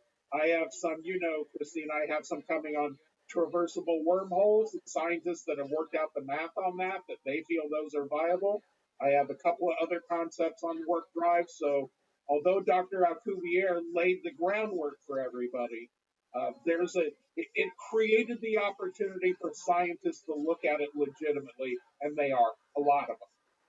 And Lou Elizondo said on the podcast last week that, in his opinion, he believes that the U.S. government is in possession of exotic matter. And I found that really interesting, especially in the conversation that we're having right here, right now. Interesting. Very, very. Yeah, So does that mean maybe we could see it in our lifetime? Warp Drive, hopefully. That would be awesome. Could you imagine? I can't even imagine that'd be that deal. Yep. Hey, I'm still waiting for my anti-gravity skateboard for Back to the Future 2. So as soon as I get that, I'm good to go. Tell me about it. There was one more thing I wanted to touch on that article, because this article is beautiful. I loved every word that you wrote. And one that you mentioned as well were the transporters. Now, you said that it's not really possible, at least right here, right now, to create a transporter. Could you explain why that is? So the idea of a transporter in Star Trek, and I actually, for each one of these technologies, along with researching the current science, I went ahead and went to StarTrek.com and to the fan sites to read what the interpretation of the actual Star Trek technology is. How are they describing it as being done? And the transporter is basically described as scanning you at atomic level to create a pattern, transfer that pattern to a new location, and then essentially use the same technology as the food replicator to manifest a new person with that exact material. So I think there's a couple of limitations. One I pointed out in the article is if that were exactly how it worked, you would be dead, and the clone of you would believe they were you because they would have every single memory of yours right up to the moment you were scanned. And the minute they get here, go, oh no, I'm me, because they would have all your memories and everything. So there's just an inherent philosophical issue about that. As far as the technology, as far as actually doing it, I have read nothing and found nothing where matter, meaning the stuff we're made of, has been transported from one location to another. So there is something known as quantum teleportation, and it's in the literature. I mentioned it in that section in the article, and it's a proven thing.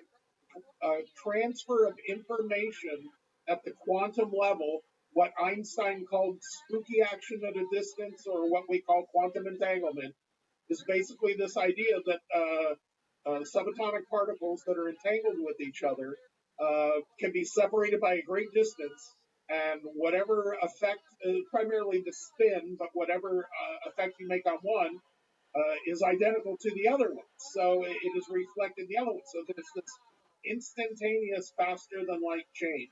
So the idea of quantum teleportation of information is not only theoretical, it's proven. It's something they are able to do in laboratory. Teleportation of matter is still something that exists in science fiction. So, and I have yet to see any science working specifically towards something like a transport. And while we're still talking about Star Trek, but away from the article that you wrote, sure, have you watched the recent Star Trek Discovery and Star Trek Picard? I have to plead guilty in not being as current on my Star Trek as I need to be, so I have not watched either. My wife has fallen in love with Patrick Stewart since he did a movie called Coda, and so she's been encouraging me that she will sit down and watch Picard with me. So I finally have someone to watch it with me. So yes, I will watch Picard. Discovery I saw when it first premiered. I saw about 3 episodes, and then I started some work in a new company that moved my schedule all around, and it was just suddenly not an option for me. So I just fell out of the new Star Trek series. But you can ask me anything about Next Generation. Well, when you get a chance, I recommend watching Discovery. The first several seasons are pretty darn good, and I know that Picard's going to have their second season rather soon. That leads me to my next question. Have you seen The Expanse? It's a rather new Have you been TV show. talking to MJ? So I had this conversation with our boss, MJ Benias, this morning. And This morning. yeah, literally this morning because we were talking about this. This article, this Star Trek 7 Technologies, has shown up in a lot of different places. It's the article of all the UFO stuff we do, of all the things I've done. It's the one I've been asked the most about. It's the one that generated the most excitement because it's something we see. So he and I started talking about these follow-ups that we can do, these other science fiction series, maybe even technologies of James Cameron from the Alien movies or Avatar movies. There's so much wealth in science fiction. And he said, well, I want to do something on The Expanse because that's just about the best show on television. So I have yet to watch it. I've been told by everyone I would love it. I have a creative issue. I'm in the middle of writing a science fiction novel. So when I'm writing in a field, I don't really watch entertainment in that field. They try not to be influenced. So although I read the first 4 Game of Thrones books, when my first fantasy novel came out in 2015, I haven't watched Game of Thrones. I haven't been able to watch the TV series or read the last couple of books because I just don't want that influence in my fiction. I want my stuff to be as fresh and as original as possible. So The Expanse, MJ's going to do some things on the technology in The Expanse, though, for the debrief. So, and he's an awesome writer, so I would look for that. Well, you have to watch The Expanse. I hopefully season 6 will be coming out in December, or still not too sure, but it's such a great TV show. And I was pretty hesitant when I heard about it. Everyone's like, yeah, you should watch it. You're going to love it. And I'm thinking, I can't be that good. I binge watched all 5 seasons. Did you really? I love it. I was like, this is actually really, really good. And I think MJ is this close to making it like a job requirement for me. So something tells me I'll be watching it soon. You really will like it.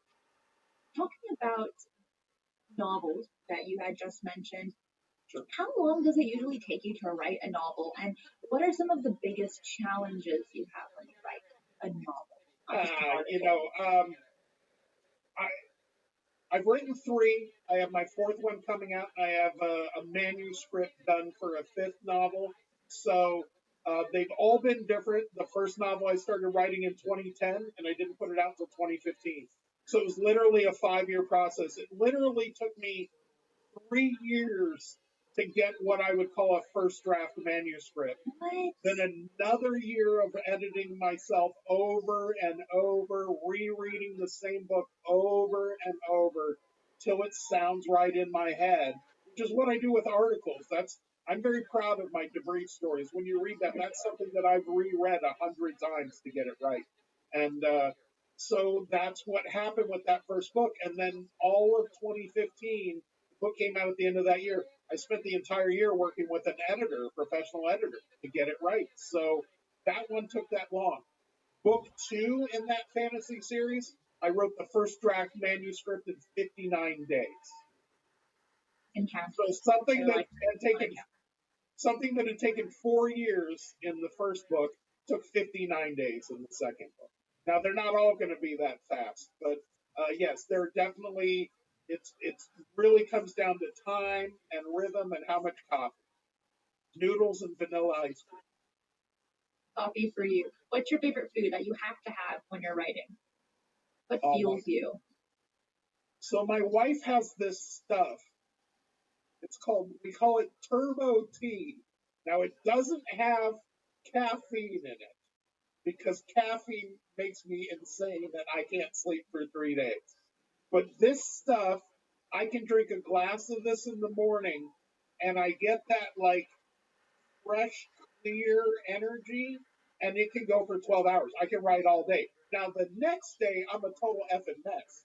But that day, so on long form writing days, like if I'm writing a big feature, I had a big feature at the debrief about a guy who's developing an anti-gravity ship in his shop in New Jersey. And that feature took weeks of work and days of interactions and interviews. And then the actual day to write the story was about 10, 12 hours of work. So that Turbo T, whatever it is, I'll take a picture of it and I'll tweet it out. So if any of your followers are like, what is this Turbo T? We read about it. Like I said, she's a health maniac. My wife's a runner and a yoga enthusiast and super into nutrition. And I read about this, and to this day, she says, Chris, it's your greatest find, Turbo T. I have so many questions on it, but we're not going to get into it. Just send me a picture. Yeah. I will research it. Essence has a question, and it says, will the James Webb Space Telescope be able to look at exoplanets to find life, looking for biosignature and technosignatures? And what will the scientific community reaction look like if an exoplanet has possible life? The people that do this for a living at NASA, at various universities, people I've spoke to at international organizations that have time booked on the James Webb Telescope, I can't remember, and maybe it's because I'm reporting on it now, but maybe I can't remember in my lifetime this much anticipation for a scientific instrument. Tell me about it. Oh, let me tell you. We were talking earlier about a sample return from Mars and finding life on Mars maybe in 10 years. The James Webb Telescope may find signs of life on another planet next year. It's going up in December. A bunch of like for instance, there's a star system called around the star itself is TRAPPIST-1, and the planets around it, I think there's 7 or 8 planets in that system, and at least 3 of them are Earth-sized rocky planets that sit more or less in the star's habitable zone. There's an entire team who was booked time on the James Webb just to look at those planets. As a matter of fact, I spoke to 4 different groups, including a group from France, a group from Canada, and 2 American groups, all with time booked on the James Webb Telescope, all to look at planets in the TRAPPIST-1 system. That's how encouraging that is. And yes, do I think we will find biosignatures in the atmosphere? Yes. Will we debate them? Yes, just like the potential biosignature we found in the atmosphere of Venus. But I think we may find some very robust ones. I think with the range of planets, with the ability, just think about it. Imagine the Hubble telescope is a pair of binoculars, right? You're standing on the mountain and you're looking for, say you're looking for a buffalo in the distance, right? Or what, I don't know, I watched a Western last night, so right. You're standing on a mountain, you got your binoculars, you're looking for buffalo. You say, I see a bunch of little dots there, they might be buffalo. And then somebody pulls up with an actual, like, astronomical telescope that can take you right into, like, the face of that buffalo. That's the difference between Hubble and James Webb. Hubble is a visual spectrum telescope that can more or less kind of look around, and it's found tons of stuff by looking around. James Webb telescope is an infrared telescope that can look so much closer at such deeper distances with so much more accuracy. We're going to see and find things with that telescope the same way Hubble opened up the window. I mean, we didn't even know exoplanets existed, before that didn't really come into play until the 90s. Yeah. So, and Hubble opened that up. Well, now, this James Webb, it's going to change the game, in my opinion. I can't wait. And it's going to be launching so soon. Thank you so much, Essence. That was a really, really fun question. It got Chris all hyped up. If you could tell, he's getting a little excited. James Webb is a big deal. That's a really exciting, that's as advanced a piece of astronomical equipment as ever been put into space. I can't overstate how valuable that telescope is going to be. Oh, I'm excited when they... Specifically for finding signs of life and possible technicians. I'm excited. I'm really excited. Me too. Imagine we look through that telescope, Christina. We spot a planet's atmosphere, and there's enough gases in that atmosphere, oxygen, methane, enough signatures that we say, the only thing we can think of that would do that is life. And we say to ourselves, we found a planet that we don't know how complex the life is, but there's life there. Imagine what that does. Imagine what that does to this field. Every deep space mission we've ever talked about gets scrapped, and the whole budget gets poured into a probe to go there. That's my opinion. I don't know if it'll happen, but I think that changes everything. It does. And, we've had the pleasure in talking to Jacob Mishra, who's also excited for the telescope and who's also an astrobiologist. Because you've spoken to him several times through email, right? Right? Yes. You've written several articles. And could you just kind of talk about what those articles were kind of covering over when it comes to astrobiology, Jacob Mishra, and possibly incorporating it with the James Webb Telescope? He has a group called the Blue Marble Institute, Dr. Hackmisra, and basically that's what they do. They're at the cutting edge of looking for signs of technology, exobiology, as well as technosignatures, and they've written a number of science papers. He partnered up with, oh boy, I'm forgetting the names because I speak to so many scientists every day, but yes, they are at the leading edge of that, the Blue Marble Institute, and they have NASA contracts and work in that same field as these people doing that. So I don't know that there's anything. I don't think that he's booked for time on James Webb. I don't know that there's an active project underway, but I can tell you what Jacob is indicative of to me. And I tell people this all the time. This is the biggest change. And you can quote me on this, Christina. I tell people all the time, people don't change their minds. Not in my opinion. I haven't seen many people change their minds in their life. What happens is old people with old ideas die and new people with new ideas are born. Okay? And that's my quote. I use it all the time. And Jacob Hackmisra to me is representative of an entire generation of scientists who grew up with the idea that they feel life on other planets is more likely, not less likely. And I can tell you, growing up in the 20th century when I did, and growing up in the 70s and 80s, again, I pointed out, but we didn't know there were other planets. We didn't know so many things that we do now. We didn't know there were rocky planets. We didn't know we'd find any in the habitable zone. But so many, much less the frequency.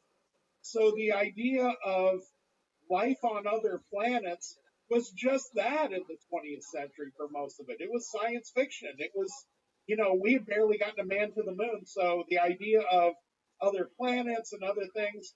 But I can tell you what, science and ufology, I think they're getting ready to meet in the middle. I mean, what happens if the James Webb Telescope says, all right, we've looked at 20 planets that might have life and 19 of them seem to have life. What do we do then? What does the conversation move? So if the idea is that UFOs, at least some of them, may either be probes from another planet sent here, or may actually contain biological entities inside them flying here to visit, I think that just continues to become more real as science moves forward. So I think guys like Jacob Mishra, these people I talk to, Sharon Title, Dr. Title, these people I talk to that are astrobiologists and looking for technosignatures, that's becoming the majority. If I talk to a scientist under 45, under 40, they are operating from, they believe there's life and they're looking for it, as opposed to, it might be there, we might as well look for it. You can't avoid it anymore. There's no way. There's no way it can be a conversation that you can say, no, they're not real. Imagine you live in the middle of a garden that's 1,000 acres in every direction, and you're looking at your feet and there's a flower growing, and somebody tells you all around you the garden is exactly the same. What are the odds that that's the only place a flower would grow? And that's the thing I tell people all the time. When you look at these other Earth-like rocky planets, they're not made of something other than, there are only so many elements. There's only so much material. It's all made of the same stuff. So if that garden here on Earth are the right mix of dirt and water and radiation and all of these elements, created life that is so pervasive that it is everywhere on this planet, even places we never thought it would be. Extremophiles exist in places we never thought they would be. So the idea that there isn't other planets was the big argument. When that got put away, oh, they're not around. They're not going to be rocky. They're not going to be in the house. All of those things have gone away. All we're saying is, did life only happen once here and is so pervasive, it's everywhere on this planet in all of these different forms? That almost seems like religious thinking to me. To me, the thinking is more, it's a very simple piece of rock, and we're flying around on a dirty raindrop that's orbiting the sun, right? It's just salt water and dirt and all that. That's everywhere. That's all in the cosmos, and there's planets just like Earth all throughout the cosmos. And that's all the time we have for today's show. I want to thank all of you for joining Chris and I today. Thanks for the lively chat and the super chat.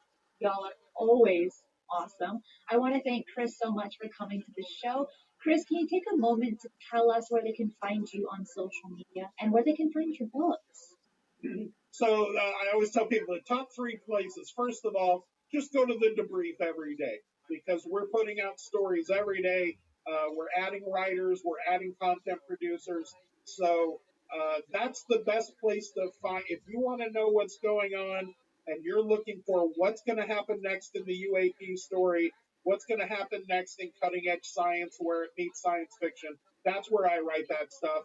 And to reiterate an earlier point, there's a lot of great stuff coming from those guys and myself as well. As far as me personally, there's 2 places to look. One is just my website, plainfiction.com, and that's my last name, Plain, the word fiction, because that's what I write over there is novels. And that is my Twitter as well, is @plain_fiction, because somebody took the one without the one. Well, there you go. I want to thank Chris yet again. And I want to say a huge thank you to all my Patreon supporters. I'm so humbled by all those that support me, my work, and this channel. For my Patreon supporters, we will do another 15 minutes of Q&A, which will be posted on the Patreon site later tonight. Everyone have a spectacular weekend. Be safe, and remember, keep your eyes on the skies.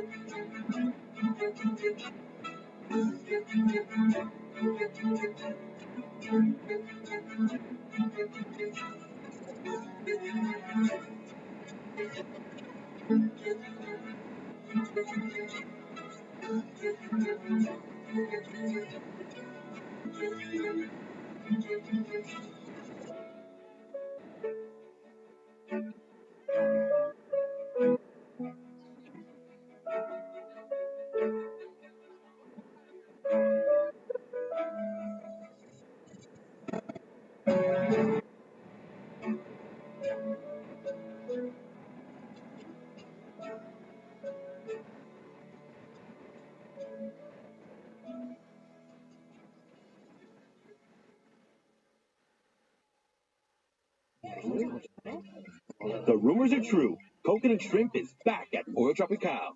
Tell your mommy, tia, even la vecina, it's that good. We're serving them crispy, golden shrimp goodness, just how you like it. Get it on a salad with fresh guacamole, as a platter with rice and beans, or as a side with our sweet, tangy pineapple rum sauce. But don't wait. Get your coconut shrimp fix today. Now open until midnight. Hours vary by location. No matter where you live, work, or play in Miami-Dade County, your daily actions impact the marine wildlife and water quality of Biscayne Bay. We've done some serious damage to our fresh water supply in our county has grown. Pet waste, fertilizer, and litter all get washed into storm drains, canals, and waterways, which eventually feed into the bay. It's all connected. So are you. Learn more about how you can be Biscayne Bay friendly at miamidade.gov/BiscayneBay.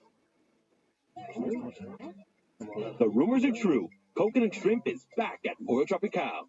Tell your mom and tia, even la vecina, it's that good. We're serving up crispy, golden shrimp goodness, just how you like it. Get it on a salad with fresh guacamole, as a platter with rice and beans, or as a side with our sweet, tangy pineapple rum sauce. But don't wait. Get your coconut shrimp fix today. Now open until midnight. Hours vary by location. Love this podcast? Support this show through the Acast supporter feature. It's up to you how much you give, and there's no regular commitment. Just click the link in the show description to support now.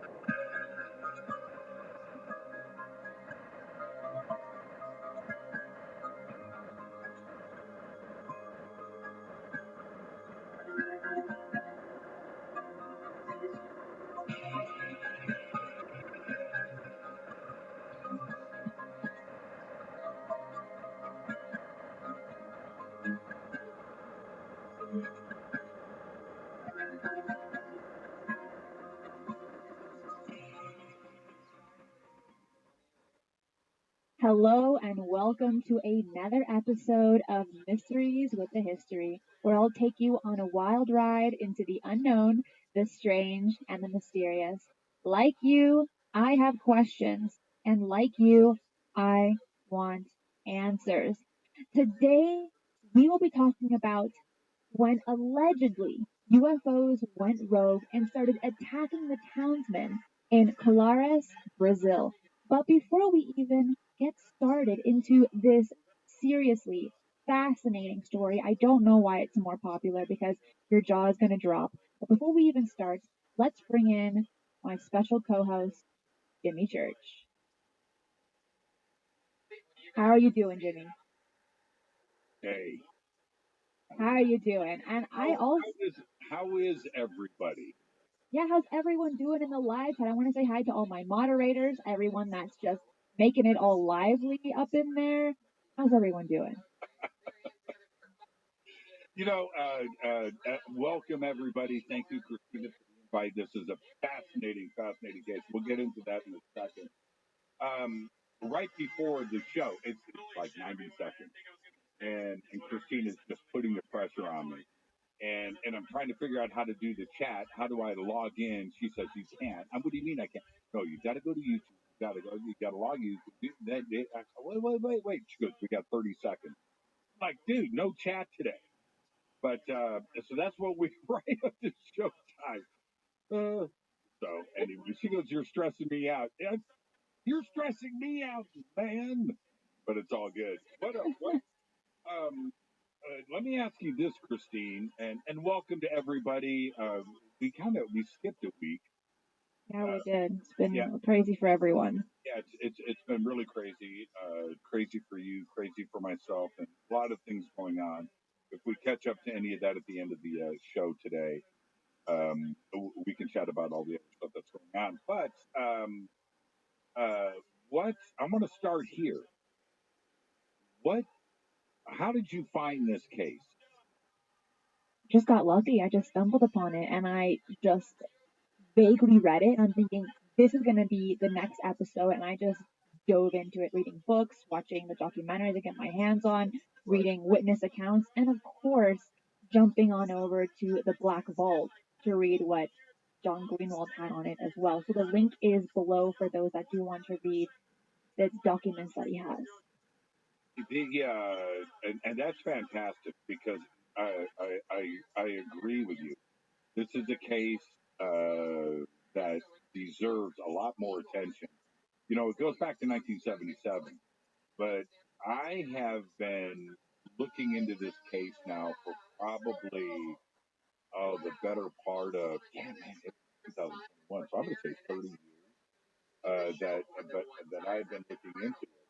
And I remember when I first started to do the deep dive, I thought, holy crap, everybody was in on this case. Everything. You've got, you know, the village, the local government, the military, the Air Force, researchers converging on the town. You've got deaths. People were killed, injured. You've got laser guns. I mean, you've got everything. You've got flying Winnebagos, you know, and orbs and things in the water, and this went on for quite a while with all kinds of witnesses and victims and families, and it's just a wild and crazy documented case. It's fantastic. It is. And if for those that have a favorite alien movie, this story is gonna blow it out of the water because it's true. I mean, well, allegedly it's true. And it really did happen for about what 6,000 townsmen in the town of Coloras. Yeah, Yeah. yeah, So yeah. you have many witnesses. There are before we jump into the details of the case, what I remember doing is now we're going back 30 years. I've researched this case a lot over the years, and I hear references to it. Of course, James Fox is down there right now with Bart Sheen. He's doing his new documentary in Brazil, and there are similarities in that case that is the subject of this documentary, and this case, and other cases in Brazil that were going on up and down the coast in these small villages where eventually the military shows up and shoots videos and investigates and infiltrates these towns for an extended period of time. That all of this was going on, and so when I started to do the research for this, I remember again, this is going back a few years, a while, but that this took place on an island. And I remember going and trying to find an island called Coloris, and I couldn't. But where the town is, there are islands around it, which obviously there's fishing villages and I lived down in Central America for a while. Yeah, there it is right there. And you have these islands that are off the coast in South America, in the Caribbean, and Central America. Some of them are named, some aren't, but they're habitated. You know, people live there, people fish there, and there's fishing villages. And I've often wondered if there's a connection with the island and the contact that was going on, and not necessarily from inland, right? From the Brazil side of the continent side, and not necessarily the island. So that's another aspect of this case, that I've always found really, really fascinating: the island connection. Which it seems kind of bizarre because this is a kind of a repetitive pattern amongst many UFO flaps or just one encounters. They're kind of near the water in some respects. But let's just kind of dive into the story on what happened. Like, what's it about? You want to tell the story or you want me to tell it? You know what? My version's going to be colorful, exaggerated, and full of innuendo. You're going to be straight down the middle facts. So let's go with your factual side, and then I'll do the color commentary. All right, I love it. So I will just go with the bullet points and we'll make it real simple. So this happened for about 6 months in Brazil in 1977. And I have not heard another story that lasts that long. UFO sightings being seen every single night. It wasn't just like sparse here and there. It was consistent. And many witnesses said it happened about every night between 7 and 8 p.m. for 6 months, give or take.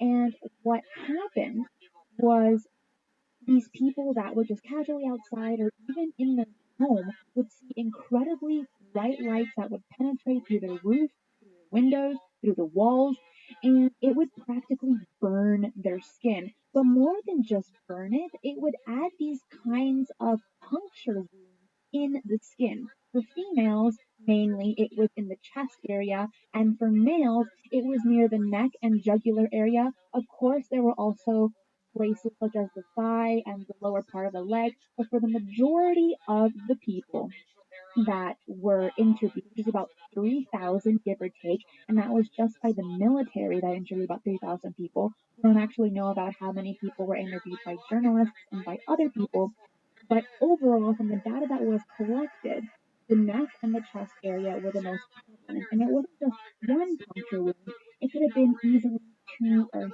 3, along with burns that were somehow connected to radiation. Now, also with this, these people that were seeing these lights in the sky, it wasn't just one color. They were seeing yellow lights, green, and red. Some people believe that these lights were kind of like they were signaling either to the people on the ground or amongst the other ships that were in the same. No matter where you live, work, or play in Miami-Dade County, your daily actions impact the marine wildlife and water quality of Biscayne Bay.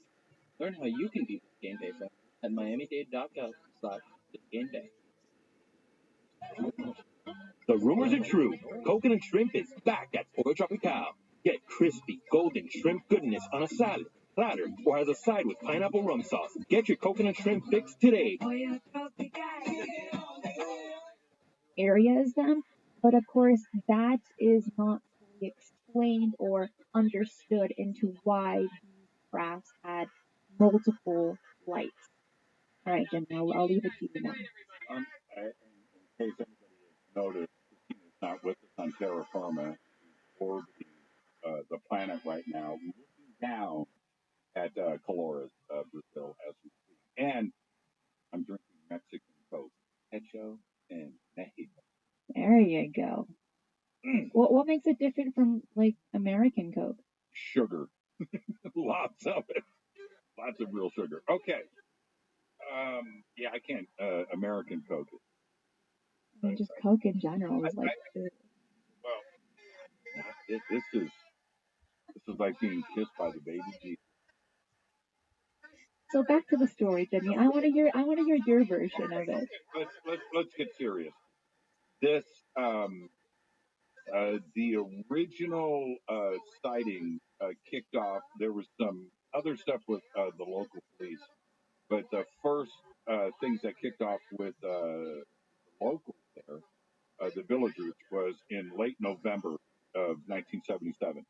And they ended up having, I went back and took some quick notes. But listen to this, everybody.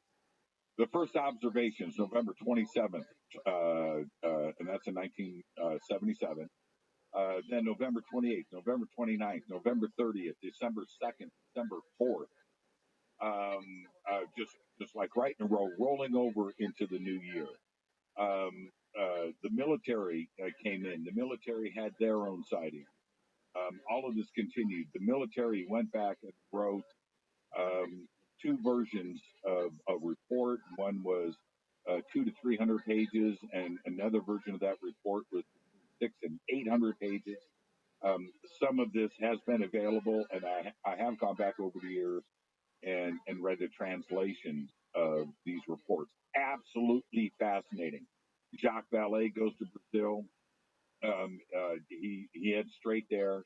He interviews a bunch of the villagers. Now, a couple of things that, and we'll get into this deeper, but immediately this is what stood out.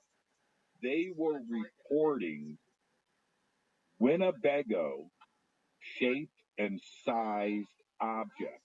So long, rectangular. Now, when they say Winnebago, for some reason they were thinking about campers or RVs. I don't know if there were, windows or things, but something made them multiple times describe some of these objects like that. And they would come from inland and over the village with lights on them. Enormous, rectangular, long objects in the sky. No wings, no propulsion. And then that was that. There was another set of observations from some of the local fishermen in the area, and one of them I remember there was like a lady that owned like a seaside bar, something on the beach, and she said that her and her customers every night would go out and watch these blue lights come out over the ocean and then into the water and then back out again, and they would watch this from the beach. Oh wait, so these witnesses and the woman that owned this bar, they weren't afraid like everyone else? Everybody was freaked out. No, this was not. This is the thing about this case. Well, and we talk about this all the time: benevolent, kind, not so kind, ET contact.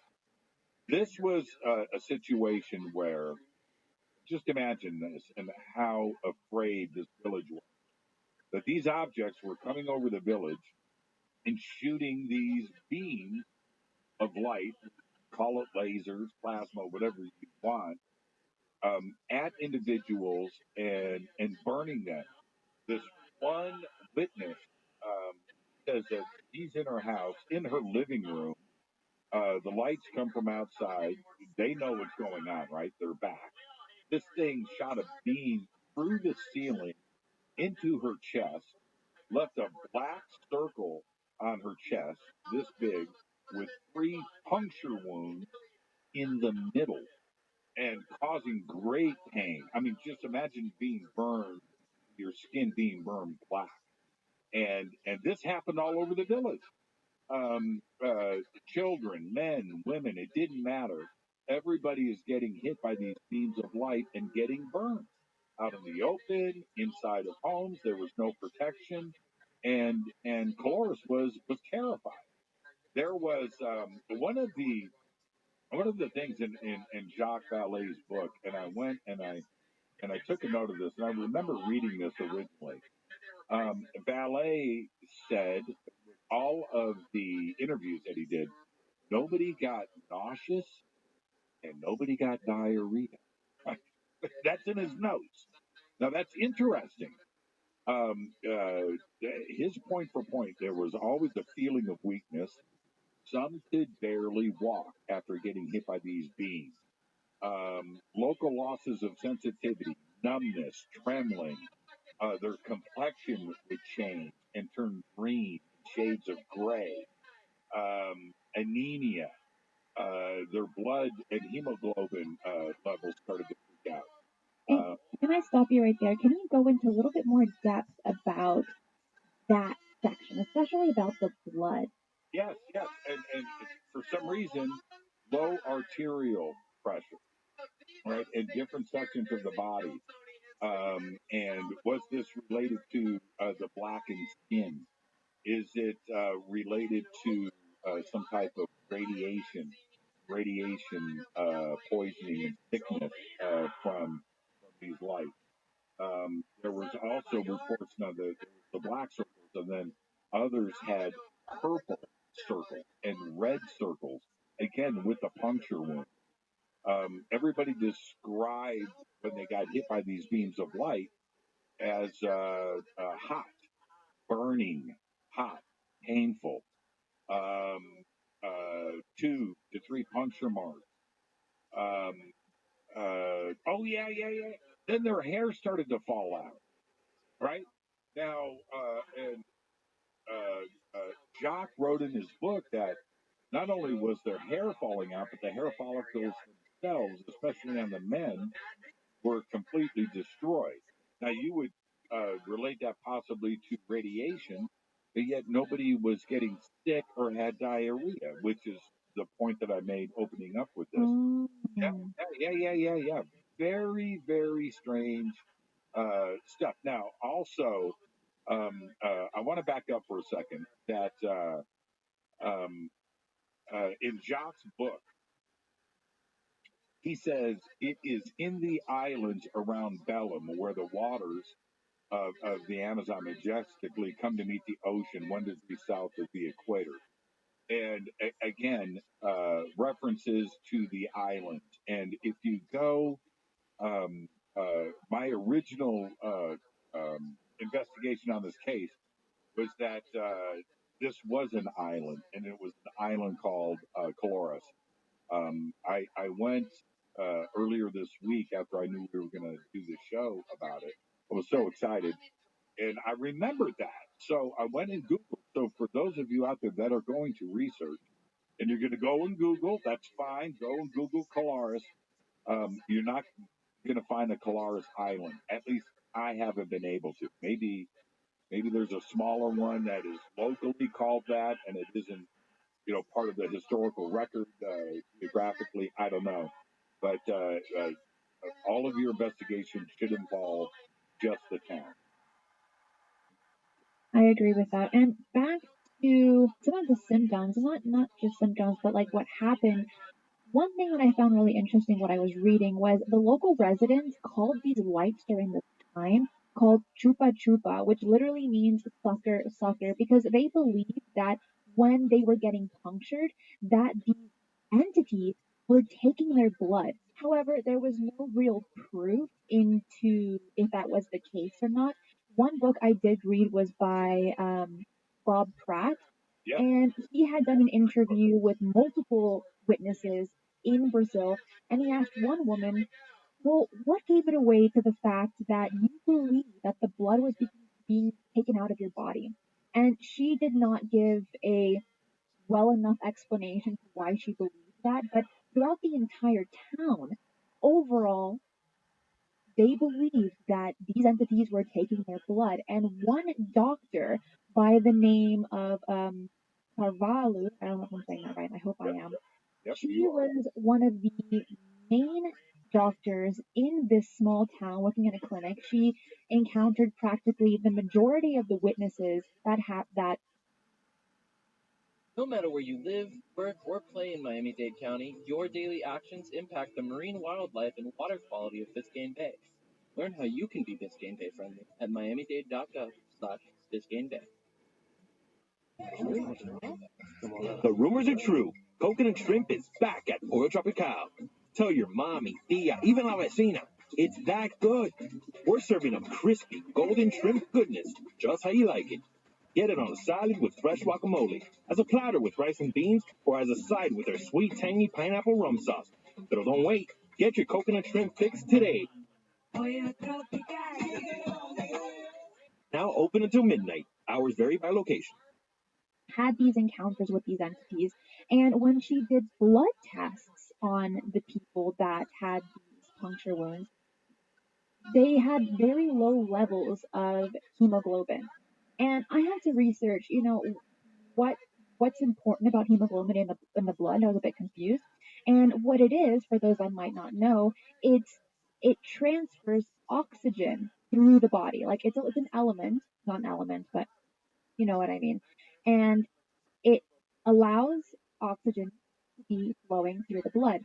And my question is, I don't know if you know this, but my question would be, why would there be low levels of hemoglobin in the blood after these encounters? Yeah, and it happened over and over again. And Dr. Cavallo, I think that's Dr. Cavallo gave Jacques Vallée his patient's records. And Jacques writes about this in the book. It's all very similar, straight down the line. And one of them was, there it is, Carvalho. That's it. I said Cavallo. It's Carvalho. Yes, at Coloris Hospital. 24 years old. Well, this was 1977. I don't think he's 24 today. No, it's a she. And she was 24 at the time that this happened. And I think that's incredibly young to have these kinds of encounters and have no idea what's going on. So I feel kind of bad for her at the time. It's a crazy case. And just imagine the panic, knowing that if you walked outside, you could get, hit in the back of the head with some kind of laser weapon that's going to burn. The other part, and I think we all should understand this. When we're talking about blood and the concerns of blood levels and pressures and hemoglobin, there were puncture wounds involved with these laser hits. I'm saying laser. The villagers didn't use the word laser. They always said beams of light. And coming from these crafts, the beams of light and these burns would be 1 inch, 2 inch. The larger black ones were 2 to 3 inches in diameter. That's a concentrated beam. In that, if you have a flashlight, headlight on a car, it spreads apart, right? Okay, so by the time it gets you, your whole body's illuminated. You're not going to have, something like this. That's a concentrated, focused beam of light, beam of energy, I should say. But there were puncture wounds. So we are thinking, this is what I've always thought over the years. I think it was a strange technology. Do I think that these lasers had needles in them or somehow, coming down and puncturing? I don't. No. I think that inside that beam of light was another, a very focused, fine laser there doing some kind of entrance into the body.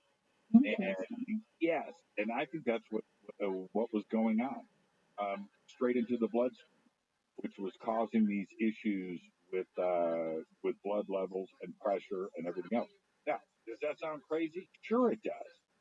But there were thousands of people that went through this. Now, the next point, somewhere in Brazil, inside of the Brazilian military, there is film, there is video, there is documentation, there are reports, there are witnesses that went up and down the coast, not only here, but in all kinds of other cities. Now, I want you to listen to this.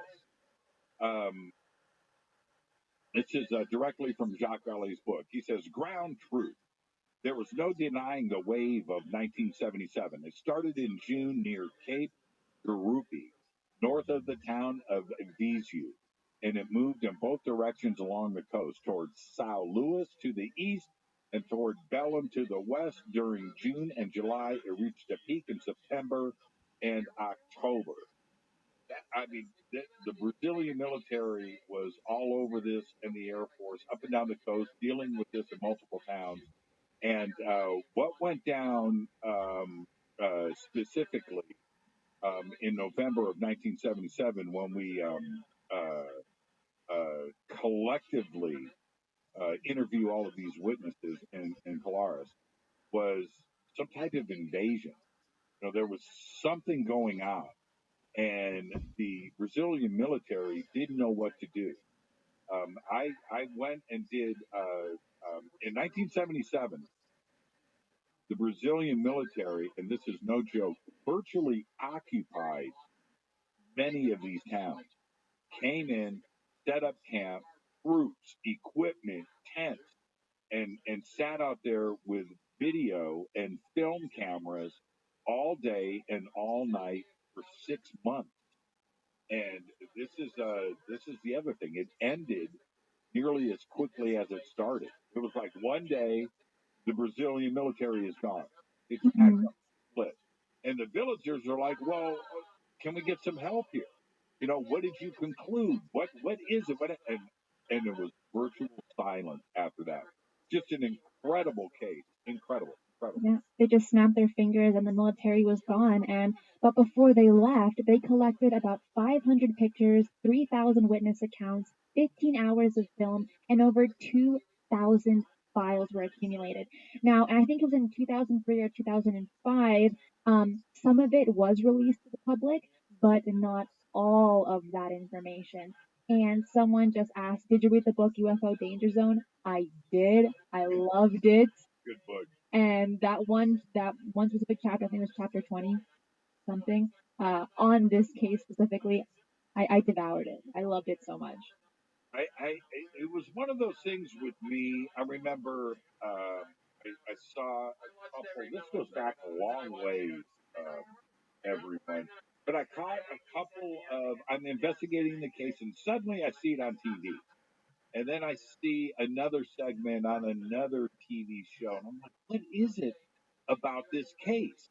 And I went back and I jumped back into it, and it was very visible there for a minute, and for some reason it has been silenced. I think this is something that hopefully today us discussing it is going to cause so many to go out there and do the deep dive.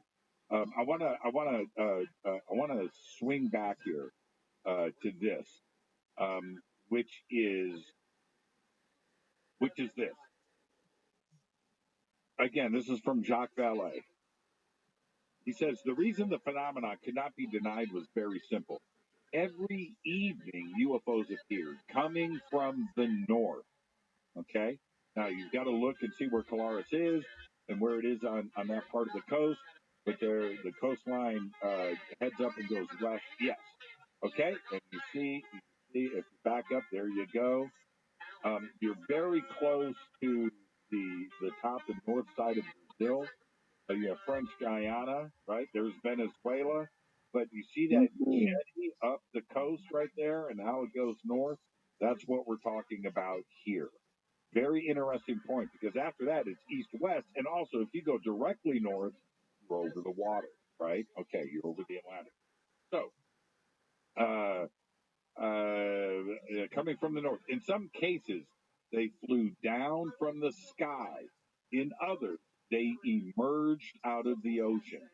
I saw a photograph of an object with a luminous white ring flying right out of the brackish water at dusk.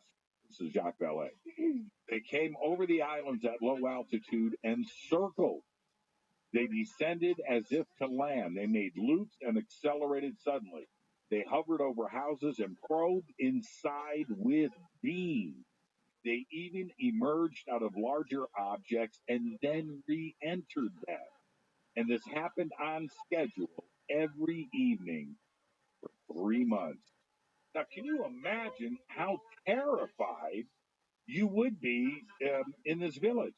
You know, you've got no defenses, you've got no nothing, and you're running down the street being chased by them, right?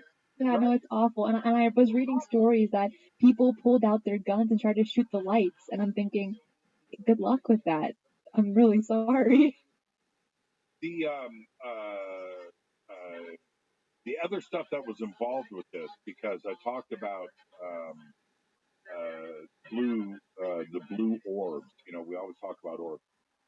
There was an investigation by the military into ball lightning. Was that part of it? Was this something that was being shot out of the craft? The websites that had surfaced. I don't think there's any websites out there now. No matter where you live, work, or play in Miami-Dade County, your daily actions impact the marine wildlife and water quality of Biscayne Bay. Learn how you can be Biscayne Bay friendly at miamidade.gov/Biscayne Bay.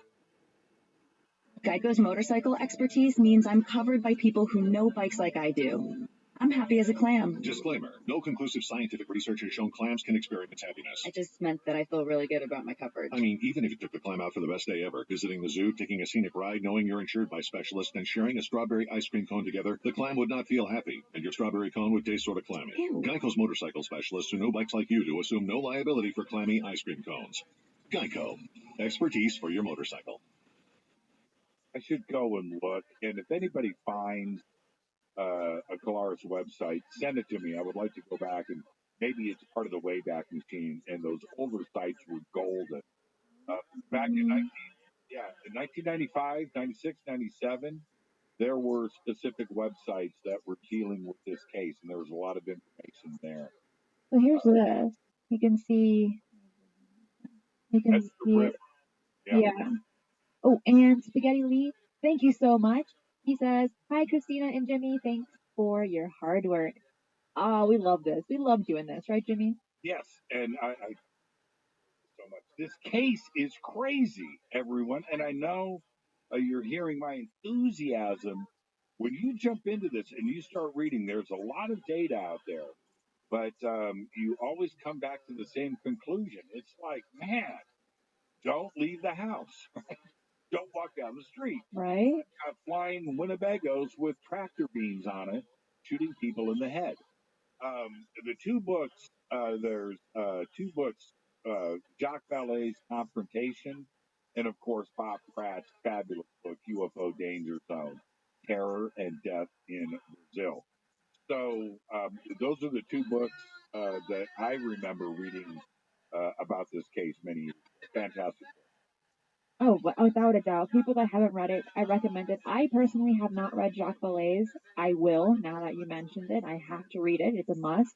But the Danger Zone book, it's so easy to read. It's very simple, but it hits all the points on this case and cases throughout Brazil. It's not just this tiny little location. It's all the cases. Something that I wanted to talk about on this specific case is, but before I do that, I should probably address this super chat by Felipe. Thank you so much for the super chat. I'm interested in, all the Brazilian cases. So we'll do more shows on this case here at some point, along with Venezuela, hometown. I would not really mind because I wasn't born there, but my mom was gonna do a whole show on that as well. That's gonna be awesome.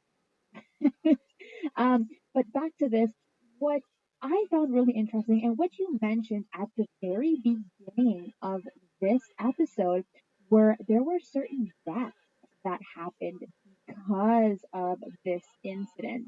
Yes. What happened? Well, first off, I want to. Well, I can go back to that. Let me go back to my specific notes about this. But somebody just sent me a link, and I'm over there now, and this is awesome. And I don't have a way to post it. How do I get the link to you? How do I do this now? If I send you this link. Okay, so on my side, there's going to be a private chat where you can put it in. But Zanza Bill did put up a link as well. That's the same link as yours. Let's see. I'm on. I am so confused right now. No, it looks like a different link. It looks Okay. like a different link. So on the one that you have on your right, it's going to say private chat, and you can place it right in there, and I'll catch it and I'll share it. Okay, private chat. Where? Oh, private chat. Really? Oh, I've got a private. Nobody can see this. No, just me. And I can look at that. See, you should get StreamYard instead of using Skype. Okay. Hold on. Watch Christine's face. Okay, let's take a look. Oh, the drawings that the military officials drew. No, private chat. A private chat. Oh.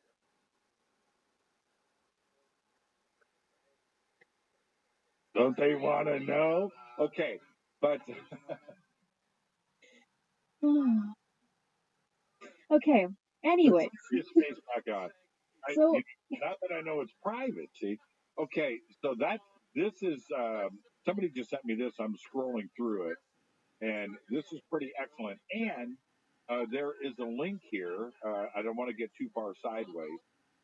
There is a link here for the report from the Brazilian military, and down here the reports are available. Okay, all right. This is pretty cool. So that's the site or the. I'll share it. I'll share it. You share it. I can't do it. Now, you're asking me about the deaths. Right, if you want to tell the story. There, we go back to my notes. And here's the document that Jimmy was talking about. Here is a drawing that was created by military officials, one of which we're going to be talking about today, the captain of the Project Saucer. And I'm excited to talk about that, but here's one of their drawings. Yeah, keep that up there. And oh, I can. Okay, I just got rid of everybody else. I don't have. Yes, this is excellent. I'm glad you could do this. Okay. See, it's in Portuguese. Oh, sorry. Yes. I don't speak Portuguese. My mom does, but she didn't pass that on. Okay, and did you put this link up for everybody? No, but I can do that right now. Yeah, let's put this link up. Sorry, everybody. This is happening in real time. This is live. This is what happens. But I'm very excited about this. So the two, I wanted to get back to the death. Yeah, the full report is here. Check that out. Okay, so we've got scanned copies with translation. This is beautiful. Okay, so everybody can do a deep dive here. And then what was the other link? I wanted to look at this from Bill, because Bill only posts the real stuff. Too many comments here. Too many comments. Where'd Bill's link go? I want to save this. This is how I research. And when Bill, where is your link? I don't see it. It's right here. It's right up for you right now. Where? Right in front of you. Yeah, but that's not clickable. Okay, hold on. Try. I swear. This was planned a little bit better.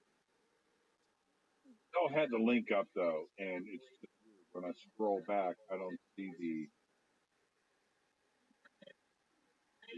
Bill, can you post it again? Quit goofing around. You see me struggling. You can be a good guy and just post the link and help a brother out. I'm going to tear Bill up tonight on the show. Honestly, he's a fantastic moderator, but while we're waiting for the link, so these deaths that happened with this incident, the doctor from the hospital, but I posted it for you. Yeah, I got it. Okay, yeah, so with this incident, the first woman that came into the clinic, the doctor said that she was completely stiff. You know, her jaw was locked, her eyes were shut, and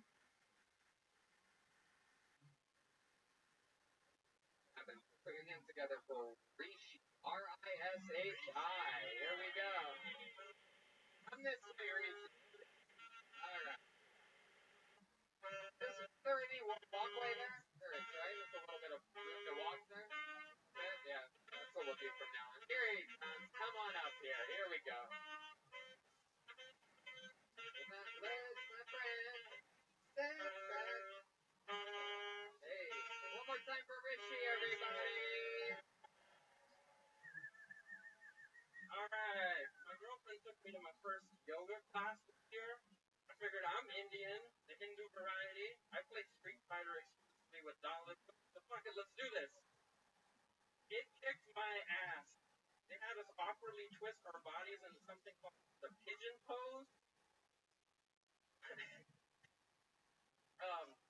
Apparently in the yoga community, the pigeon is not a fat, lazy bird, but rather a graceful, flexible creature. When the yoga master yelled out, pigeon pose, I thought a depressed accountant was going to come out and start throwing us leftovers from a park bench. That pose is very inappropriately named. They need to pick a better animal. Some more about me. I was born in Kenya in Africa. I was born in Kenya in Africa. Both my parents were born there as well. I'm also a U.S. citizen, so technically I'm African American, which probably explains why I don't know how to swim. Also, I don't mind when the guy next door calls me the word with an N. Neighborly. Thank you. Hey. Wow. Reach, everybody. I like a guy with funny jokes, but there's something about a guy with funny segues that I love even more. I mean, I could tell you literally wrote out on the paper some more about me. Like it's the most pronounced and confident part of your entire set. Very fun. First time doing stand up? First time. Hell yeah, Richie, everybody. I love it. My goodness. And what do you do for work, Richie? I'm a project manager at IBM. Wow, look at that. That's someone not afraid to drop a name real quick. Richie, stand right on that yellow X that the audience can see what you look like. That. Wow, I set you up for a joke that I'm going to do.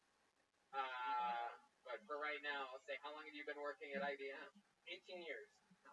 18 years. That's been the answer for so many questions so far. 18 years. That means you can fuck it. Yeah, that's true. Funny, I'm just glad to see this fool alive. I was sad when the dragon burned you up on Game of Thrones.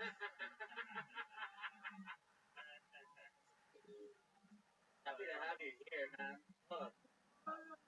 Kind of good way to go out. He has had a really hard life getting done by the Mario Brothers. Having green shot out of him.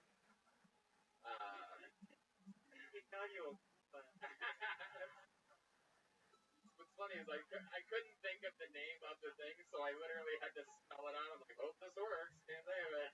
I call him a or something like that, but I mean, what's the So, Richie, fucking fun. Interesting stuff. You're an interesting looking guy, but you know that, right? Well aware of it. You look like you're either broke or a Saudi of some kind. I can't really tell. Mark, what did you think of seeing Richie for his first time up here? First time, that was solid, and yeah, very impressed. I was good to hear you were African. I thought it'd be more as like a Mama Ben Diesel.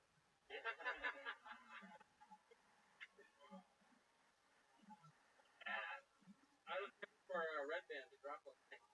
To drop a line thing. Well, what part of Africa did you say you were born in again? Kenya. We were gonna get there, Richie. We were gonna get there. Don't rush us, son of a bitch. You've been watching too much goddamn Kill Tony. Wow, that's so fun. And how old were you when you moved here? 6. And what are your parents? What color are they? We are all of the brown persuasion. Are there a lot of brown people in Kenya? Yes, a lot of Indian people in Kenya. Well, I mean, like light brown people. Do you have AIDS? That's what we're getting to. I love it. Richie, what do you do for fun, man? I just dress up like a genie. I think I have to be blue for that, not brown. You pull it off just fine. Yeah, I just like a lot of comedy. I'm a huge Tuesdays with Stories fan. Love it.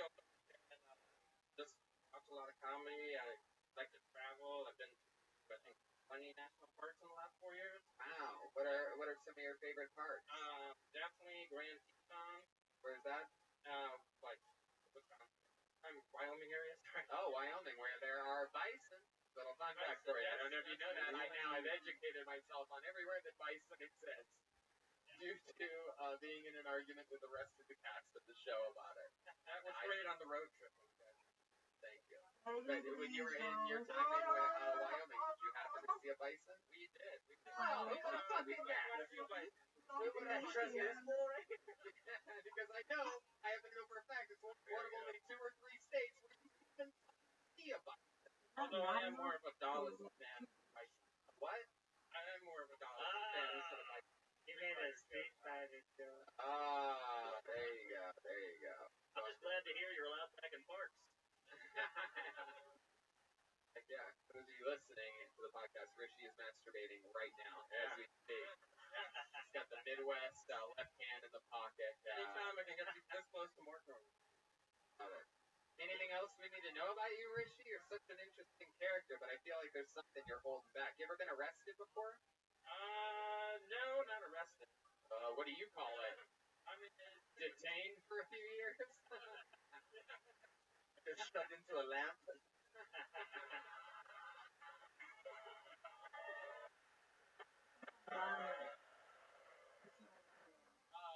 No, but I do. Yeah. What's the worst thing you ever had happen to you? They ever check your butt or anything like that? No, unfortunately, no. Love it. Richie, very fun. Did it go how you thought it was gonna go tonight? Like, how do you feel about this? How do you feel about it? I mean, it wasn't my. Are you making ready? Yeah, I mean, for my first time, I thought it was okay. Yeah, absolutely. So do we. Definitely. I'm just asking you. I'm not asking you what you thought of yourself. I'm asking you if you had fun. Like, how did you? Yeah. I mean, your show. I don't think. Can you just repeat that 9 more times, please? All right, Richie. Well, I mean, amazing stuff, dude. Congratulations for popping a lot of cherries. Thank you.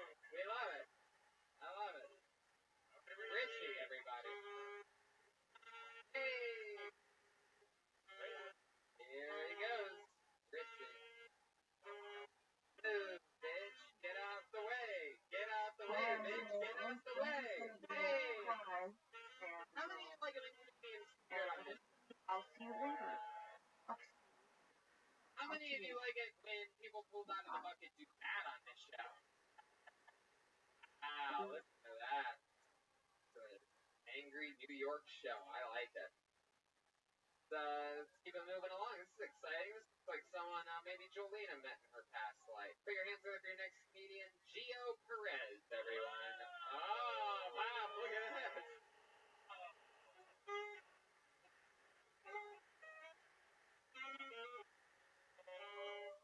Come on, put your hands together for Gio Perez. Where my weed smokers at? What you got? Make some noise. You ever get so high you can sit and watch anything, like anything just starts becoming interesting? Yeah, like me right now. Last week I got so high, sat and watched my brother's entire graduation ceremony. Yeah. That's not even the worst part, man. I didn't find out I was in the wrong school to the end. Embarrassing. So my grandparents, they were married for 65 years. Yeah, and that's appropriate response for a theater full of millennials. Yeah. You guys are not impressed, but I had to ask him. I was like, hey, man, what's your secret? He sat me down and was like, listen, 65 years I was with your grandmother. Not once while we were making love. So I let her see my face while I was busting a nut. See, I didn't think it was that funny because I couldn't wrap my 8-year-old brain around that shit. It's terrible. So I tried Molly over New Year's in Alabama, and after being awake for 5 days, I found out I was actually trying crystal meth for the first time. All right, thank you. That's what. Fuck yeah, man. Wow, I love it. So many jokes. So executed. Heck yeah. I love it. First time doing stand-up? No way, No. right? You've been doing it a couple of years. Year and a half, under a year. Year and a half. All here in New York. No, Alabama. Alabama. I'm from Alabama. Are you up here for Skank Fest? No, I just moved back about 3 weeks ago. Oh, you just moved back? Yeah. So you're originally from here? Yeah. Then you moved to Alabama for how long? 3 years. Let me ask you something, and I think you might know what this question is going to be. What the fucking hell the fuck does a guy that looks like you move to Alabama? For those of you listening to the podcast, not watching, this guy looks like little Al Yankovic. I mean, he looks like if Darlene from Roseanne was an all-out lesbian machine. He looks like Drake and Sancho Bob and a baby. So short. When you went down to Alabama, they legalized abortion. Yeah. That's the reason I left. That's the reason I left. I didn't like old white men telling me what to do with my uterus. Wow. Somebody my choice, right, ladies? Still pandering, eh? So, why did you move to Alabama? man, I just fucking up in life, and I have family down there, so they're just like moved down here, and that's why I found comedy. So cool, so interesting. When you say you were fucking up in life, can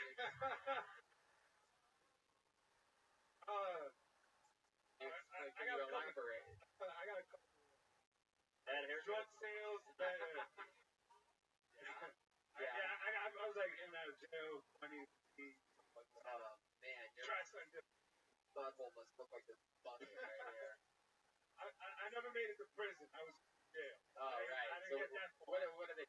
A finger in your butt. Yeah, we never made it past second. Oh yeah, you just had to make out with a lot of dudes. Wow. Scariest thing that ever happened to you during that time, or in jail, or with drugs, or anything? Anytime you were really frightened? Yeah, there's so many. I got a fucking PTSD. Yeah.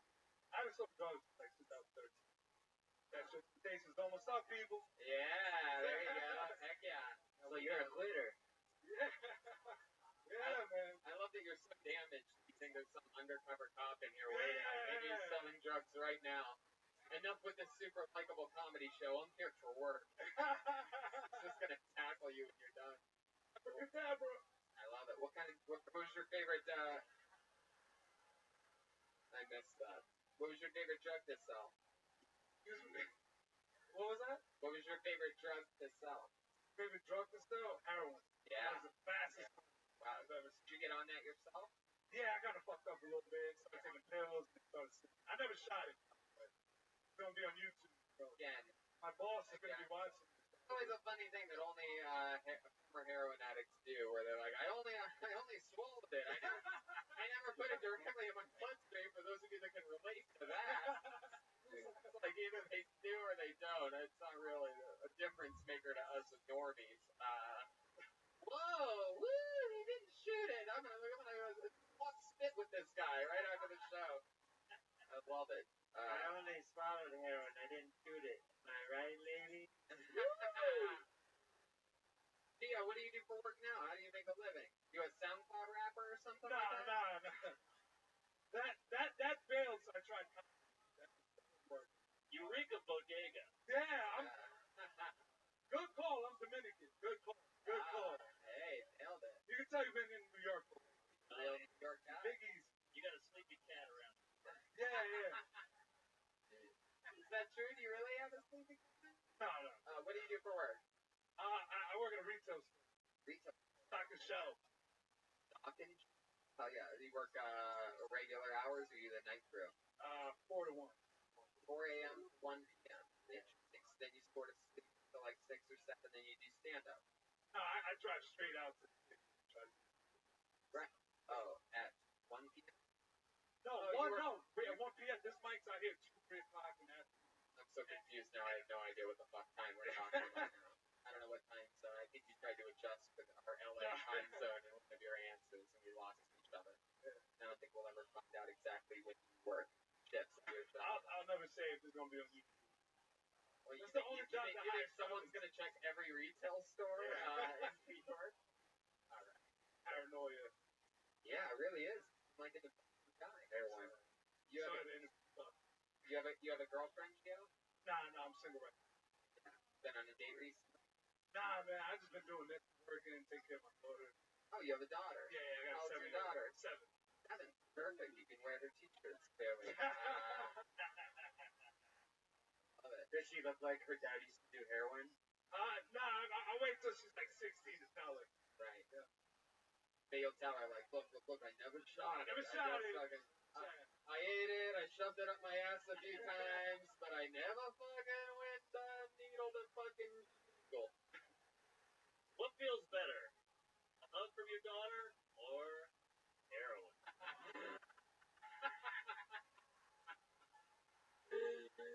You can all say you were there when Tony Hinchcliffe doubly fell in love with Mark Norman. That is my favorite question of all time ever asked on the show.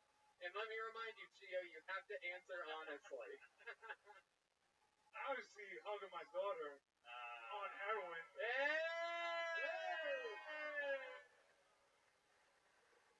The old hug of the daughter heroin double up. I love it, Gio. You hit us with the full fucking one too. Gio, I fucking loved it, man. You came out guns a-blazing. A lot of people that have been doing this many years end up feeling the pressure of the show when they get up here, and they fucking stumble, and they get in their heads, or sometimes they overthink it, pick the wrong set list. You did absolutely everything right. You came in guns a-fucking blazing. One of the best sets of the night, if not the best so far, so thank you so much. I just gotta say, like, I felt no pressure because I'm used to being judged for the white man. So it was like going to court, but I was too. There you go. You had to get that one last fucking jab in there, didn't you? All right, one more time for Gio Perez, everybody. Follow him on social media, Gio Perez 86. And Drew Williams is on Instagram at Willie.Drew. How about that? The quality of people coming up is so much better here than this place. It's incredible. It's fucking mind-blowing. That happened, we found that out at Skankfest last year, too. How many of you were at Skankfest Kill Tony's last year? Huh? Alright, geez. I guess a lot of you didn't want to see us last year. My God. How many of you are new fans that have just found out about the show in the past year? Wow. Jesus. Alright. My goodness. Happy to be here. Hold on the name out. Make some noise for Michael Joseph, everybody. Michael Joseph. Wow. Loud, yes. He's right here. He's got a whole crew that's excited for him. Wow, people are fist bumping each other over here. So exciting. One more time for Michael Joseph. This is fucking terrifying. I made the joke that I wouldn't get all called up here if it was for $1 million and squeezed to my seat, but he had to embarrass himself on YouTube Live, and Ben answers the call, so here I am. So the other day, I'm sorry? Oh, is that it? Okay. Just holding a dick in my hands. Listen to the mouth of better. You know what? We're gonna restart it because no one knows what the fuck you said the first time. Just don't say it again. But don't hold that mic. You got a little bit of space. You see what I'm doing? See how that works? You're not a fucking. I'm not an up and coming, right? No, I got it. Save all that fucking thunder. We're gonna reset it one more time for Michael Joseph, everybody. Here we go. So what I was saying was that I would probably be still sitting in my seat right now if this was for $1 million, but since it's the chance to embarrass yourself on YouTube, here I am standing. Ben answers the call. This is fucking humiliating. So recently, the Wu-Tang Clan got a street named after themselves in Shaolin, or Staten Island. And I think for the first time in 60 years, that Martin Luther King Boulevard is going to have some competition for most violent street in America. Is that too much for 2019? Too much? Let's see what else we got here. I was on my way walking here, and I'm a big people watcher, and I heard two people over talking about someone had been diagnosed. I didn't really hear much of the conversation. I'm trying to think, what did they think about diagnosis? I didn't hear anything, but it could have been anything positive. I never said to you, been diagnosed as a millionaire. Getting worse. So let's make fun of myself, right? So recently, I got cheated on. Woo! So I've been single for a year. By choice. I don't want to be humiliated again. But here I am being humiliated again. There you go. Michael Joseph. Me out. Got the Chelsea. Stick with me, Michael. Hell yes. Michael. First time ever doing stand-up. Or first time in 2 years. First time in 2 years. Hell yeah. That's exciting, man. Why have you only done it 4 times? Is something you like to, The last time I did it was in Suffolk County, Long Island. I did it to the back of people Ranger game. And I was kind of discouraged by that, and I just figured I'd write jokes on my phone and then delete them. I'm having flashbacks to Prano episodes. I don't know whether to make fun of you or just put myself in the trunk of your car. Salvador. Why do you have a clown tattoo on your calf? It's scary. I'm a nervous guy. Yes, Mark. I just want to say, first off, Sal Volcano looks terrible. Yeah, they put you in a really bad prank on this one. Rub sweat all over yourself and go up and bomb on the Kill Tony show.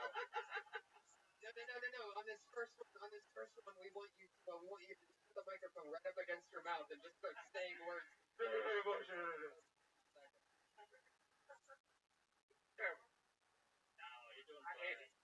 No, you're doing just okay. Relax. Sure? Yeah. I'm nervous. Can you tell I'm nervous? Relax. Yes, Yeah. you're shaking, you're pacing around. You kept doing this thing where you would go back over the mic stand, which I love. Like you kept trying to, for a guy bombing, you were trying to be like Chris Rock and Eddie Murphy so badly. Just like, hey! Just walking the stage, beating it. You're also holding the microphone like a bass. You know that you're talking into that, right? Yeah, you're sweating like we know you beat twice. Somewhere between chubby and obese, so I sweat like it's natural. I can't really help that. Really? You're chubby, slightly obese? We had no idea. Michael, you really found out that your wife cheated on you? Yeah, I did about a year ago. My goodness. You can feel bad until I tell them that there was an issue. She was a flight attendant. Yeah. Hell yeah. How long did you have her smuggling cocaine into the country for you? What airline was she a flight attendant for? Well, you're Virgin Airlines. Yeah. I love it. Have you hooked up with the chicks and being cheated on? No, I've actually been celibate for the last 13 months. 13 Here's months? the old record. Wow. You know, if you want the strangle. You're a fucking switch hitter? Who jerks off with their left Yeah, hand? ambidextrous. Really? Not ambidextrous. Wow, don't ever do that again. Do anything for anybody? Does that fix my sweatiness and my pumping? I'm glad that you got to see in front of a huge audience exactly how funny that joke is. That I feel like you tell all your buddies in the fucking They're right there. They filmed it. Oh yeah, you guys all work at the same dump truck. What do you do for work? What do you do for work? Software support. Really? Yeah. My goodness. For the last 13 years. 13 years. Wow. 36, very good. A lot of numbers. 25-year-old. 36. You're talking about a 25-year-old corpse? What are you talking about? You look like a sweaty 45-year-old? I don't look so good. I know. I'm a dabby like a greasy piece of pizza. Yeah. I mean, it really is. You literally have a skull shaped like a gigantic Philly cheesesteak. It's just dripping. Go to a lot of Yankee teams? I'm Met fan. What? Met fan. Met fan. Wow. Look at that. You look like a guy that hasn't eaten a Big Apple in your life. Thing comes up out of the field. Must be like, what is that thing? They still have that when they hit home runs at Met Stadium? Okay, cool. I don't fucking know. I don't give a fuck about the Mets. The Mets. You gotta be fucking kidding me. I bet the Mets are a big fan of you too. Your comedy is like their baseball. It's a sure thing. Look at The goddamn Cleveland Indian over here, people. You know, and a Dodger fan at times. You were even a White Sox fan for one night last week. Michael, anything else interesting about you that you think we should know about? Unfortunately, no. Really? Nothing? You ever saved anybody's life or almost died? Wouldn't want to anyway if they were. I need subtitles for this fool, huh? I know. It's crazy. Wow. What's your favorite thing? You're a New Yorker? Yes, I am. What's your favorite thing about being a New Yorker? Get some type of redeeming quality out there for these people. Salvador? I'm about to leave in 6 months. Oh, yeah? Wow, that's incredible. Come on! Oh, they want you out of here, it seems. They want you to go. You only have 6 months to live? If I was only that fortunate, no, I'm moving. Where are you going to go? You going to go to Bison Country? Down south, yeah. Really? Where? South Carolina.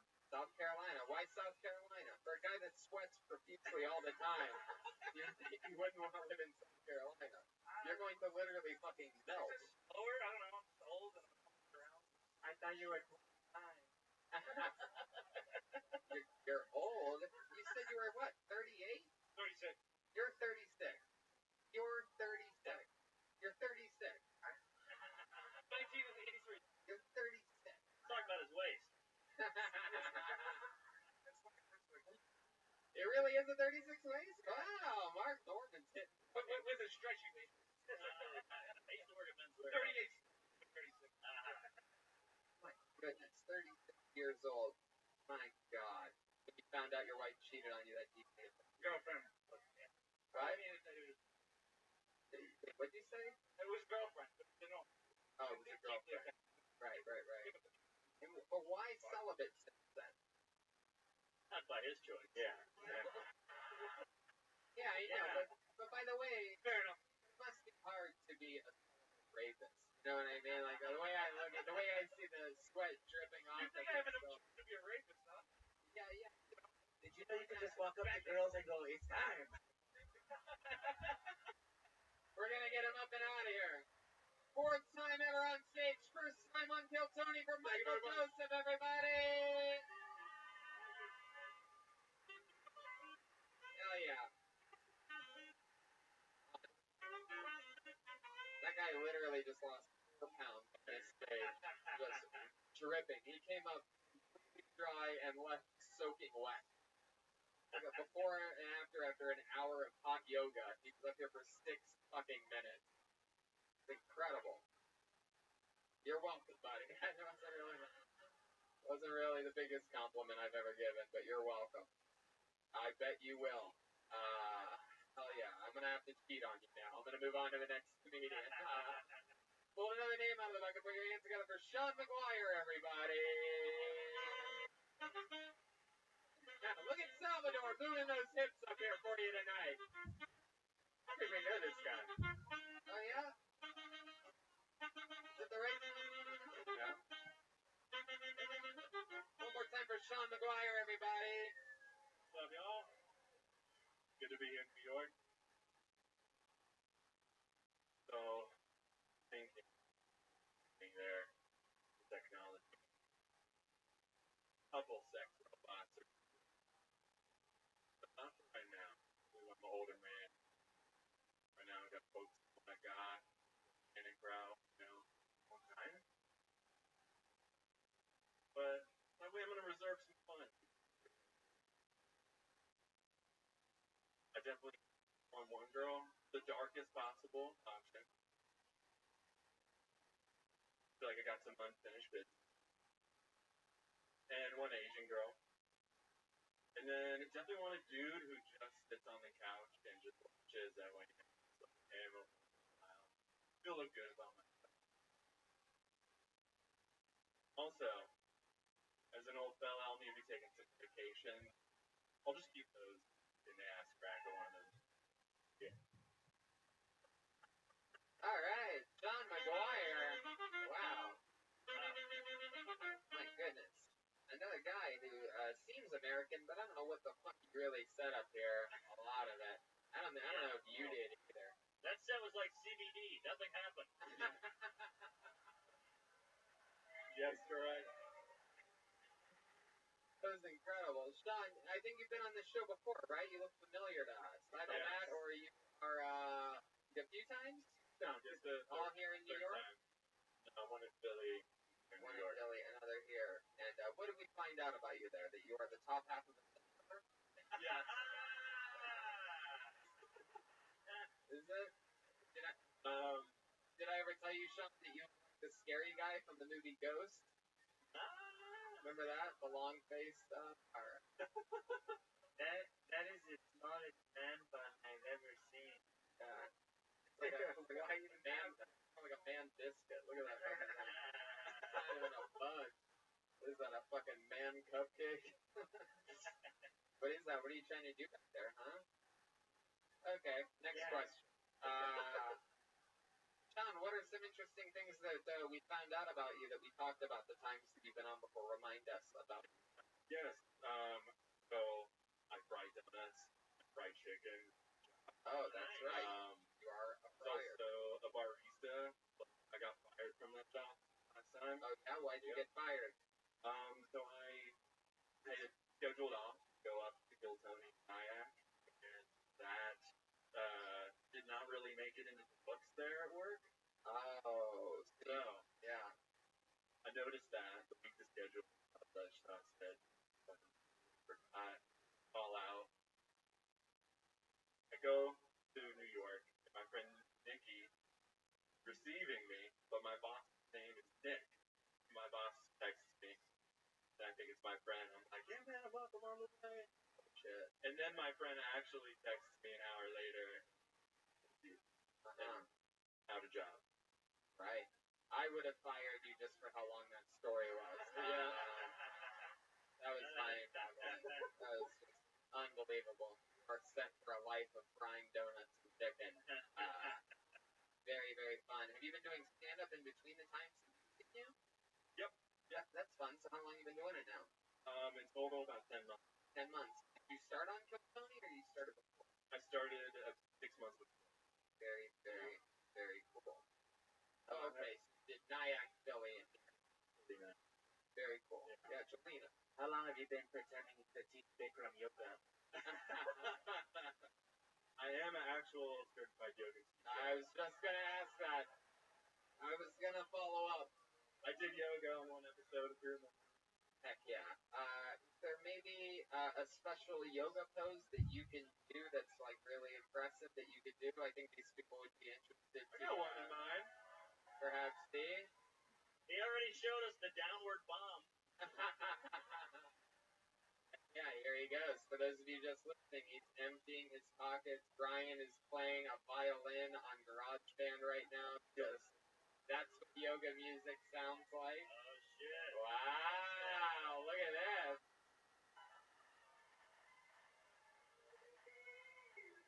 My goodness, that was incredible. He did a headstand. I'm pretty sure Salvador can do a headstand, right, Salvador?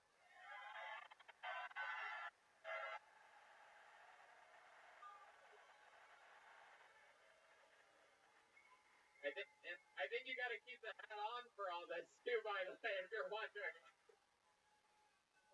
How many of you want to see Salvador do a headstand here tonight?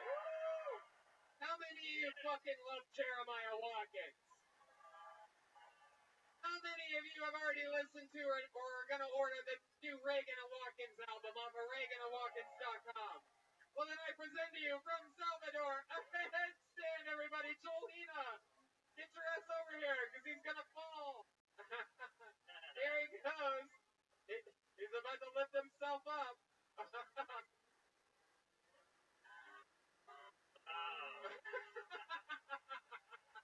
Jolena is sucking his dick. Jolena, is there anything else you want to do to him when he's in that precarious position? Now that's how you get across the border. Wow. And I did not sign up for that. What's time? How about a hand for the band, guys? And Sean McGuire, you've been on the show a few times lately, and do we have anything else for Sean before I let him go, guys? Looks like a shitty. Yeah, it does. He looks like the kind of Jesus we wouldn't want to come back after 3 days. He looks like the kind of Jesus is like, do you believe in me? Then he takes a pause and goes, there he goes. We're going to keep it moving along. One more time for Sean McGuire, everybody. Hell yeah. Can I get a beer? Oh yeah, definitely. Can we have get a Bud Light or any type of light beer for Mark? How about a hand for the amazing staff here at the Gramercy Theater? Doing it, getting it done. We got a long night ahead of us. We got a whole nother show after this, so we're already in the heat of things right now. You guys are having fun here, right? A humid, rainy, fucking thundery day in beautiful New York City, and we're so happy to be here with you. We're used to, very dry, sunshine, palm trees, cleanliness, not fucking garbage on the street. That's the people, but really, your humidity here, it's shipping your homeless amazing. But we love you, and we're excited to be here. It's one of the greatest cities in the world, and we fucking love it. It's our time of the year to be here in New York City, so we're very excited. Yeah. How about a hand one more time for the staff here at the Gramercy? Awesome place. All right, pull another name out of the bucket. Put your hands together for your next meeting. He goes by the name of Nick Radogna. Nick Radogna. Here we go.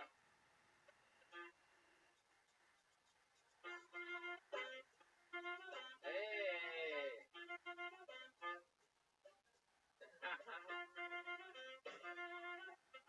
One more time for Nick, everybody. Hey, how you doing? Alright. What's up?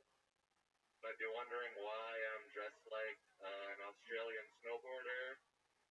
I actually wear this hat every day of my life. I have terrible anxiety, which is for me to be up here. That it makes me feel safe because my parents did not.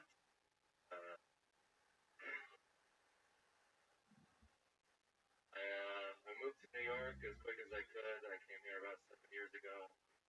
I've dated a lot of weird people since I've been here. I went out with a girl who was obsessed with Disney movies. She also happened to be a gutter punk. And one night we were in an alley behind an Italian restaurant, and she insisted we eat spaghetti like they did in Lady and the Tramp. Out of a dog's mouth. Thank you. Nick, the Red Dog Night, everybody. Hell yeah. Fun times, Nick. How are ya? Good, how you doing? How long you been doing stand-up for? I've only done it a handful of times since I've lived here. A handful. Hell yeah. How long have you been delivering coffee by bicycle?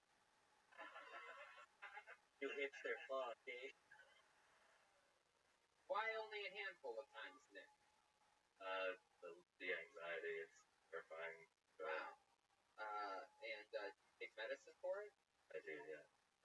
Do you do things that cause anxiety? Do you smoke? Not tobacco, weed sometimes will make me. Yeah, no shit. Nothing gets my anxiety going more than weed. I've never, no matter how high my tolerance ever got, there was never a time where just for a second I thought I was gonna fucking die. Every single time. Little fun stuff for you. Salvador. Yeah, how long have you been the second stage on the evolutionary chart of Mark Maron? Does anybody have a stool that I can sit on? Picture it, listeners. That's exactly what he looks like. Goodness. Hey! Wow, he makes a face. Wow. You see that door? You know how to make a Mark Maron face. That's incredible. I didn't even know there was one of those. Dude, what the fuck? Now be bitter. My goodness. Wow. So, Nick, how about coffee? You drink a lot of coffee? No, not really. No. What do you do to counteract your anxiety? Do you have full-blown panic attacks ever? Panic attacks are rare. Mostly I just need to think my way out of that. What, is there something great, a big opportunity or something like that you've ever where it's really hit you hard and you're like, fuck, but I could do this amazing thing? No, like I'm aware that it's like a chemical thing. Like I can wake up after having a really good night and immediately the moment I open I feel terrible and yeah. I don't know, you're bumming me out. Yeah, exactly. It's incredible. It's the first ever case. It's like outbreak of airborne depression just rolling through the air. If you can, I know, I'm worried I'm gonna get less fun. you can just think your way out of it. It's not like a problem. Yeah. I go to the hospital, eh? Yeah. Goldberg here has such an incredible anxiety that he literally goes to the hospital even though he knows it's going to tell him it's anxiety. No, but they give you drugs there. By the way, I'll talk to you later. I have a prescription. I have a new friend, Xanax. Wow, what did they prescribe to you? I'm on Xanax. Then the Xanax doesn't work? The Xanax works. Just I try not to use it because I don't want to get addicted to it. You're even anxious about the anxiety medicine that they gave you. You're like, I don't know if I can take this. Doesn't make me feel quite right. This might do something bad to me. So interesting. So when do you take the Xanax? Take it today? No, not today. I've been drinking today. Look at the way you laugh. It's so funny. You're like a prettier version of Janine Garofalo. This is really exciting. Wow. Yeah, it looks like when you take your hat off, your hair and glasses come with it. My goodness. All it costs me. Did I ask you what you do for work, Nick? I'm a bartender at a burlesque club. Ah, look at that. You ever get a little nervous around the ladies when they want a drink or something? Like, hey, Nick, can I have a club soda? And you're just like, yeah, I just pass out frequently. Is that true?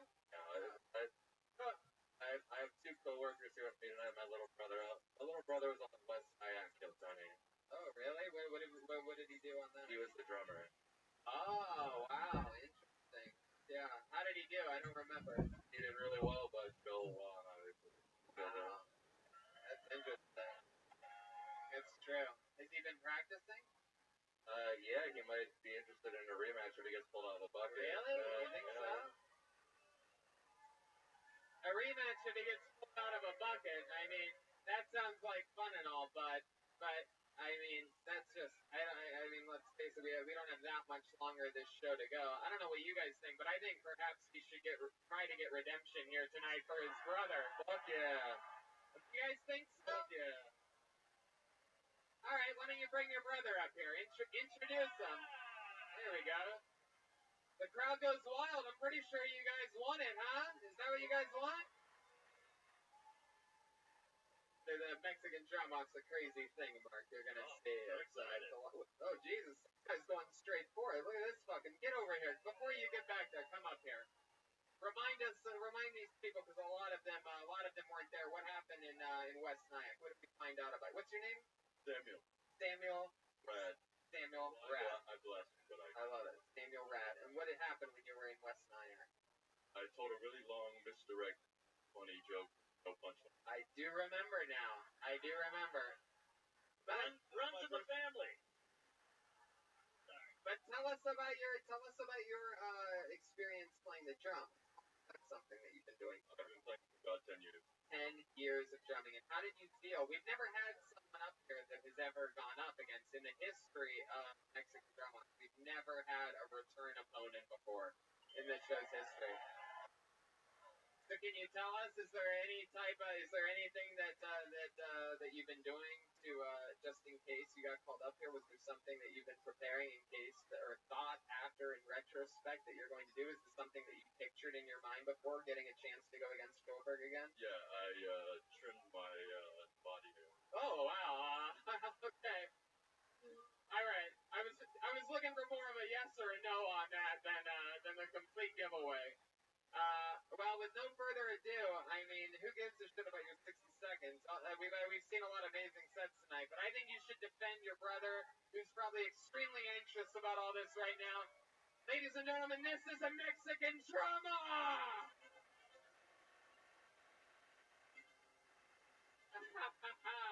A true Mexican drama when Salvador is here. This is very exciting. For those of you that don't know how this works, there is, hell yeah. All right. How about anywhere but there, Salvador? Those of you that don't know, Sam has the, okay, there you go. Yes, against the grain. It's incredible. Very good. Thank you. Thank you, guys. Okay, listen to fucking daddy. There you go. Jesus Christ. God, I don't want to have to talk to you like this. Anyway, for those of you that don't know, Sam now has the chance to become the new drummer on Kiltony. That would mean that he's on shows, the second show, tonight at 10, with a super secret special guest. That would mean Saturday at Skankfest, Sunday at Skankfest, and it means that Sam would be coming back to Los Angeles with us on Monday. It means that he'd be at the Fillmore in Philadelphia on July 25th. It means that he would move into Joel Berg's old apartment and start fucking his girlfriend. Yeah. Everything that Joel had is on the line. If he loses, everything stays the same. Nobody has ever beaten Joel Berg before, but New York, you're a crazy fucking city. This is the city where if you can make it here, you can make it anywhere. You guys excited about this?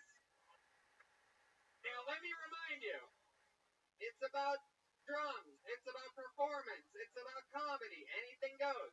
One big drum solo, and you guys decide in the end. Final question, are you ready? Then let it begin. It's a Mexican drama, and drumming first tonight goes by the name of Samuel Rack. The first ever rematch.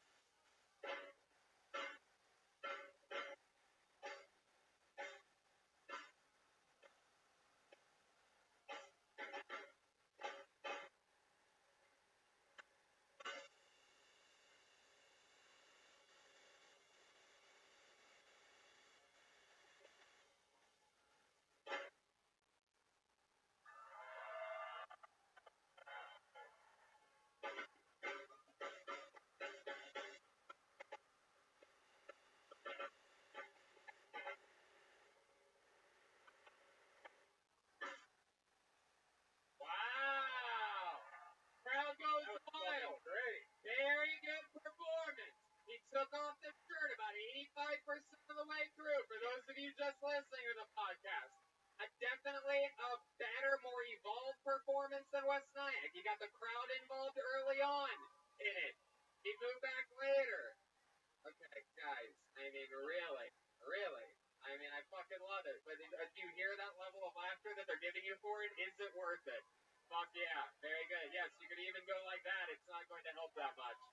There you go. Very good.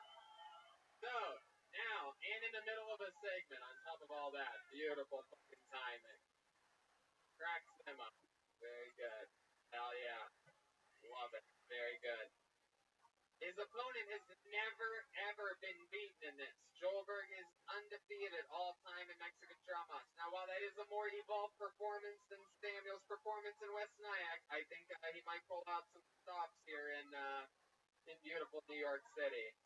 Ladies and gentlemen, I present to you the reigning defending drummer of Kill Tony.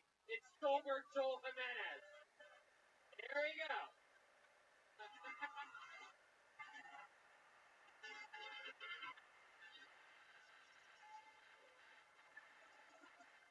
Jolena just took up for... How dare you, these fucking idiots come into my fucking temple? Move my shit. Wow, he's got pizza in a water bottle. Jolena took up...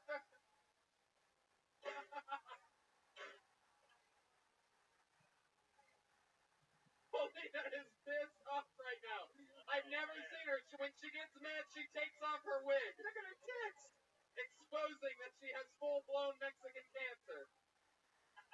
Wow, she's wearing barely any underwear. She took another bite of the pizza. She also trimmed her body hair. Yes. And she has a massive purple cock. She just sucked it. Breaking news, she just sucked the cock for a second. Oh, wow. Are you ready? Okay, you ready? I was fucking born ready, Tony. Here he is, Joelberg Joel Jimenez in New York City!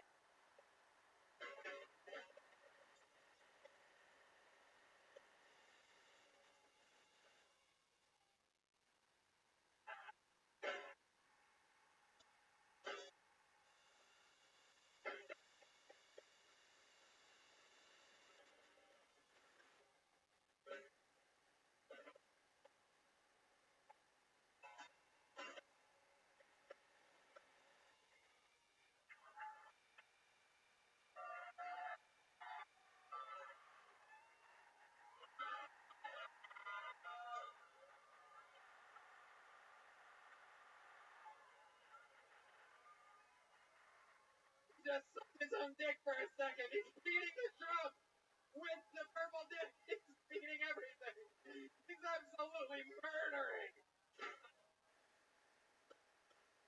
Wow.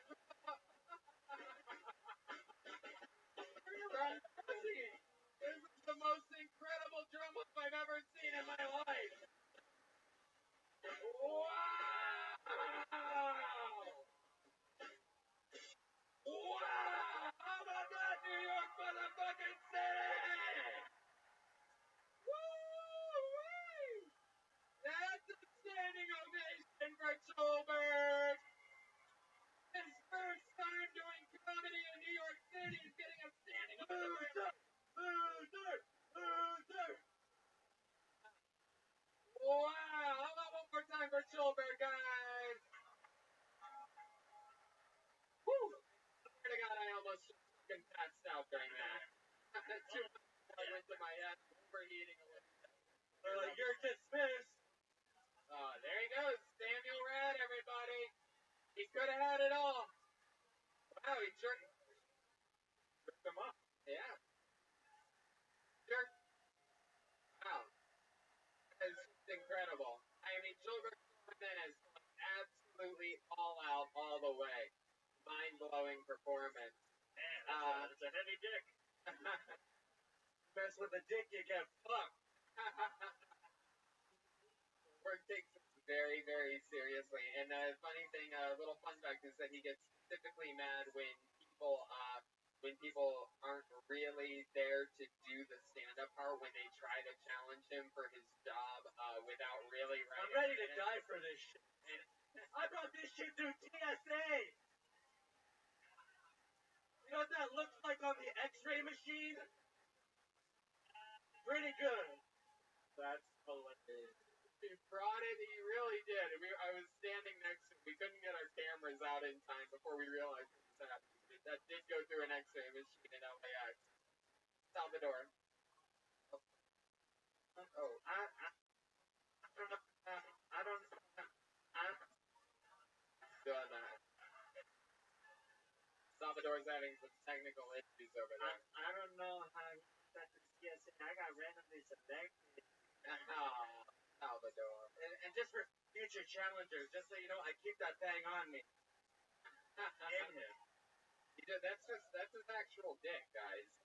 It's just a LA Mexican thing, you know what I mean? They have purple nips, purple dicks. He's beating, for those of you listening, he's literally, he's playing on his erect purple penis right now. He was just hitting it, just playing around a little bit. What do you guys think? Should we go to this bucket one more time, huh? I mean, it's almost impossible to follow a standing ovation Mexican drum off, but if you guys promise you'll enjoy yourselves no matter what, I guess we'll do it, right? Let's do a female. Should we do a female? Yeah. We haven't had a lady up there, Yeah, let's do a female. We just had a couple that sort of look like females. You guys think we should get a lady up here, huh? Alright. Sorry to Matt, sorry to G Money, $1 sign. Sorry to another fucking regular old New York Michael, regular old Matt, Calvin, I apologize. So close yet. Here we go. Ladies and gentlemen, I found a lady. You guys ready to bring this thing to a big fucking close or what? Put your hands together for your final comedian of the night, Colleen Martocci, ladies and gentlemen. Here we go. There she is. Oh yeah, she's coming. Hey. 1, 2, step back from that ledge, step back from that ledge, my friend. I want you to step back from that ledge, step back from that ledge, my friend. Hey, hey, hey. One more time for Colleen Martocci. Hello. Okay, so I'm a mom of two. Night out. Being a mom is fun, right? And you know what? Sex is horrible. A lot of my husband like, okay, is it ready yet? Are we ready? Time and he's going, maybe another week or so. And then when it does happen, it's like it's the same, right? If we're good, same, everything's okay. Just go audition. He looks great though, by the way. He just lost like 40 pounds. Fantastic. He's the best shape of his life. I know, thank you. And I'm lucky if I get to the house in the morning with yeah, it's gross. It's the reality of the thing.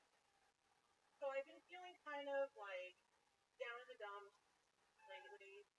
Go ahead, finish. That I feel like I've been kind of, getting back into it.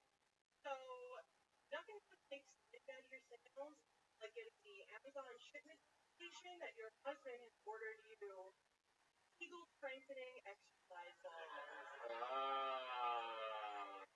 That son of a bitch. Wow. Heck yeah. Wow. Colleen, welcome to the show. Thank you. Hell yeah.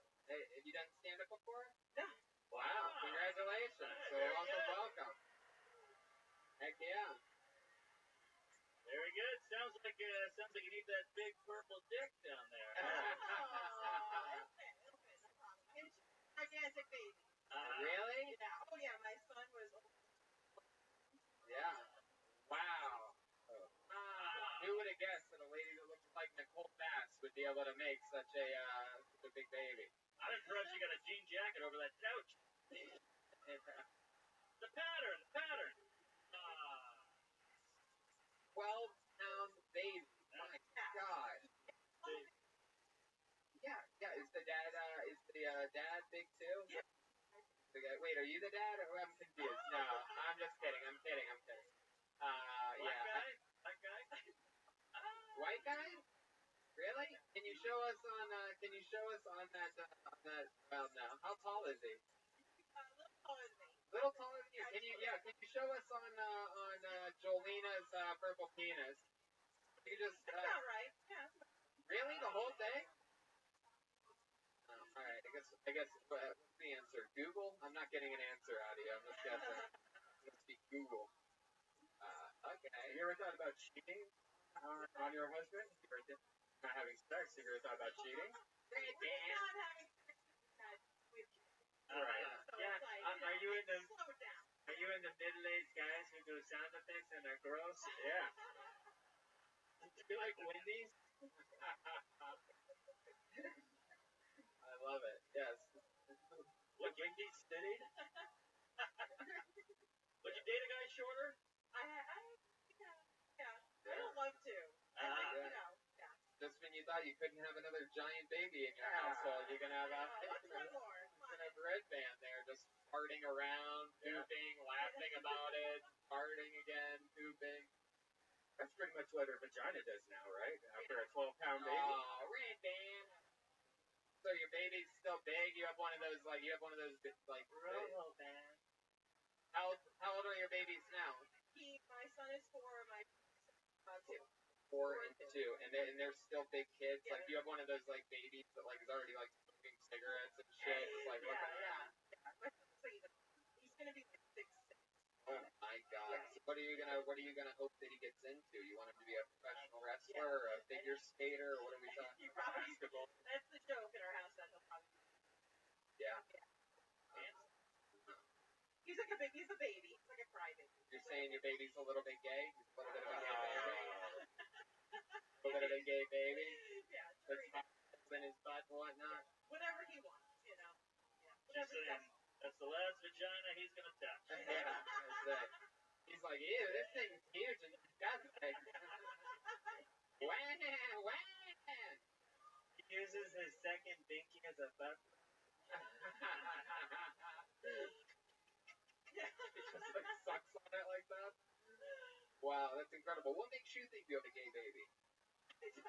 No, you said earlier that you think your baby's gay. He's only 4, but you guys have feelings that he's gay. He's gonna be a dancer. He's gay. Yeah. Ooh, what a fancy word for pagan.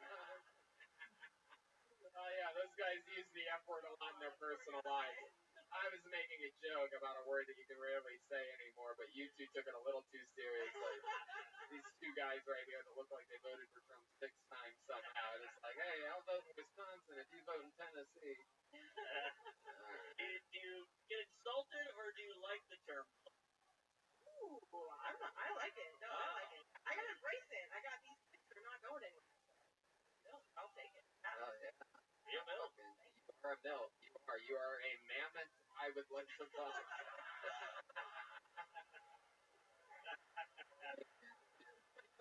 Who wants to fuck you? That's great. That's Mark. I love it. Colleen, what do you do for work? I work with kids in foster care. Oh, cool. Yeah, and I try to get them adopted. Wow, that's awesome. You're working with a lot of other future comedians. Yes, really cool. yeah. Oh, yeah. That's so fun. That must be a rewarding job. It is. Yeah. Hard sometimes too. Is there ever like some kids like at a dog shelter that like nobody wants? So, like, that one. That's the problem with Berkeley. It's like hard to place. Right. Yeah. AKA Dominican. Is business booming right now? Are there a lot of kids that people don't want? Yeah. In the last couple of years, the state has pushed not bring kids into foster care, so there's been a lot of preventative measures. What does that mean? Yeah. Dumpster? Yeah. What's the other option? Well, they do preventative services with families. They would have just kids away. They try to, keep them in the home as long as they can. Because for many years, kids were entering the system. Work in an adoption place. Does that mean that you're sort of anti-abortion because now your vagina looks like an abortion? She's the one that said she had a big ugly pussy, you crazy cunts. You're turning on me now at the finish line? Really? Ooh, she said it. Tony, Don't throw me under the ugly pussy bus, you fools. this up for me, Tony. I'm supposed to smuggle inside her to Mexico next week. Smuggle? I love it. Okay, there you go. There's It's your just one. a hat sticking out of it. Excuse me, miss. Before we let you to the border, we have to ask you, why is your vagina playing saxophone right now? We keep hearing careless whisper out of your pussy right now. That vagina can use some walls. Yeah. Mark motherfucking Norman. Love it. Colleen, your first time doing stand-up here. Clearly you know this show. You rolled punches immediately. I mean, and relentlessly, and it was fucking fantastic. You laughed at everything. You're such a great sport. And congrats on bringing this show. It's not easy to follow a Mexican drama. She brought it all to a great close for us. One more time for Colleen Martocci, everybody. Yeah. Oh, one more time for the great Mark Norman, everyone. He's got motherfucking Tuesdays with Stories, right? Yes. And that's all, and all of his tour dates are at marknormancomedy.com. And he's going all over. He's one of my favorite comedians out there, a guy I don't get to hang out with enough. I'm always in LA, he's always in New York. Make sure you check him out. How about one more time for the great Marvel Jeremiah Watkins, everybody? Make some noise! Yeah. The new Reagan Watkins album is at ReaganWatkins.com. It's on YouTube at Jeremiah Watkins. He's on social media at Jeremiah Stand Up. Jeremiah also has dates coming up with Patty Reagan on the road. Why don't you tell them very quickly about that? Yes, June 28th in San Diego, we'll be headlining and bringing Joburg, and then mid-July we'll be at Phoenix Stand Up Live as well as Hunting the Beach, and we're bringing Joburg for the first one and William Montgomery and Joburg for the second one. I love it. How about one more time? He went all out for you tonight. His first time doing comedy in New York City. How about Joel Jimenez, huh? On social media, mostly. Sorry. Anything else you want to tell these people, Joel? I love you guys. I'll see you at Skankfest. And we love you too. We got to turn it around really quickly for a 10 p.m. show. So we just want to thank you, and we love you guys for coming out. And I believe there still might be some tickets available. If you guys are up for one more crazy dance tonight, feel free to grab them and come back on in here. Thank you guys. We love you. Right, Dan? See you guys. Good night, everybody. Thank you. Praise Allah.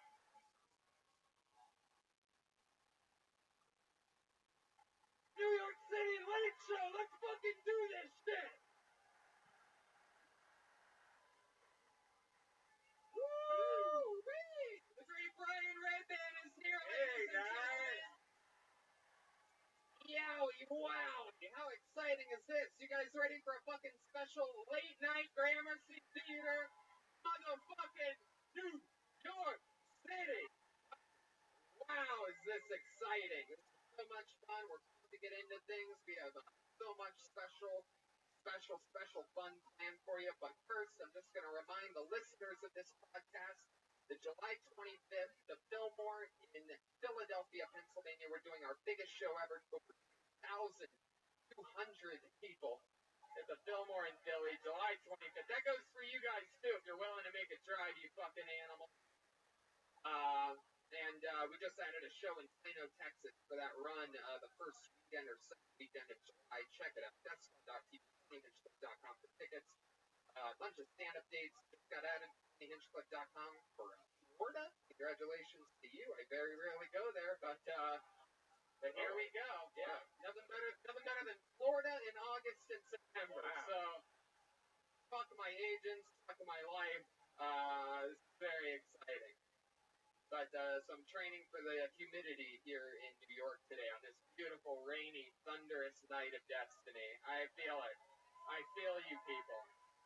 I'm so excited for it. So let's just jump right the fuck into it, shall we?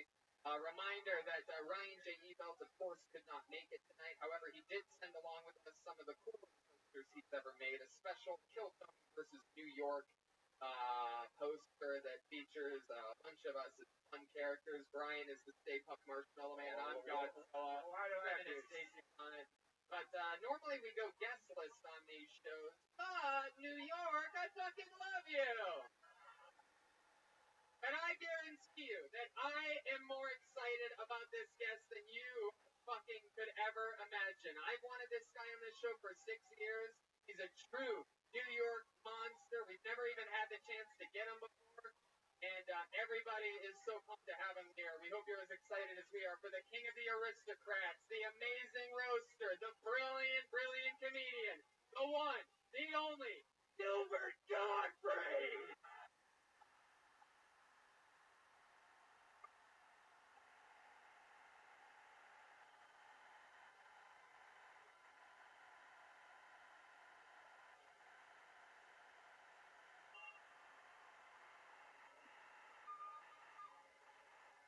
New York is on their motherfucking feet for the great and powerful Gilbert Godfrey. A standing ovation to start the show, ladies and gentlemen. Wow! We have wanted him for a long, long time. Gilbert is the host of Gilbert Godfrey's amazing colossal podcast at gilbertpodcast.com, cameo.com, gilbertgodfrey.com for tour dates, and you are with us on Kill Tony for the first time, Gilbert.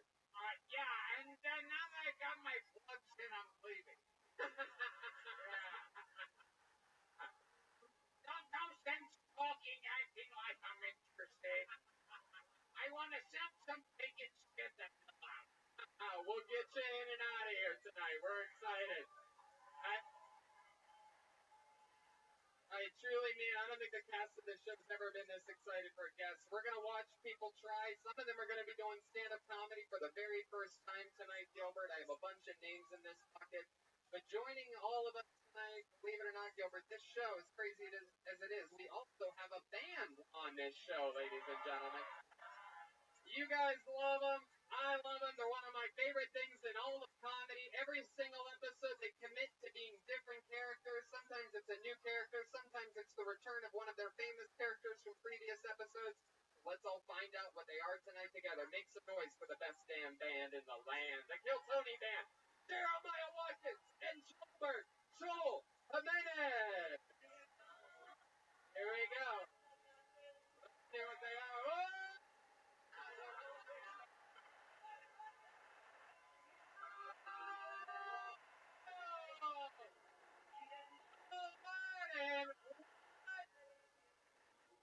This is crazy! Whoa, he's on the carpet! He's on his motherfucking carpet! Hello! Hello, Tony. How are you? Doing well. What's your name? Aladdin. Wow! You're Aladdin? This is... Yeah, it's spelled A-L-A-T-I-N.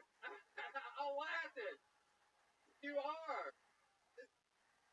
Now, this isn't the Will Smith version, is it? Not at all. But don't get the fuck out of here. I love it. I've never seen a Mexican sneak into the country via a magic carpet before, but I guess you're the first one to do it. It's fun. You rolling solo tonight? I feel like we're missing something. Yeah, I may have a friend coming in a little bit. Oh, he's gonna come? Let's just say, oh, okay. Let's say if I had 3 wishes, one would be to think of something to say right now. I love it. So, actually, here it comes. Oh. Wow. Oh, he's going to rub the lamp. For those of you just listening, he's rubbing the lamp and... Whoa!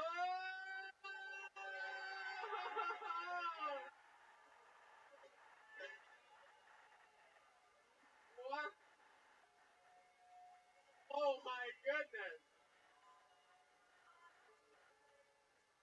Wow! How exciting! What's that? Wow! Is that chemo? I've never seen this before. I didn't realize the Blue Man Group had such hard nipples. So exciting!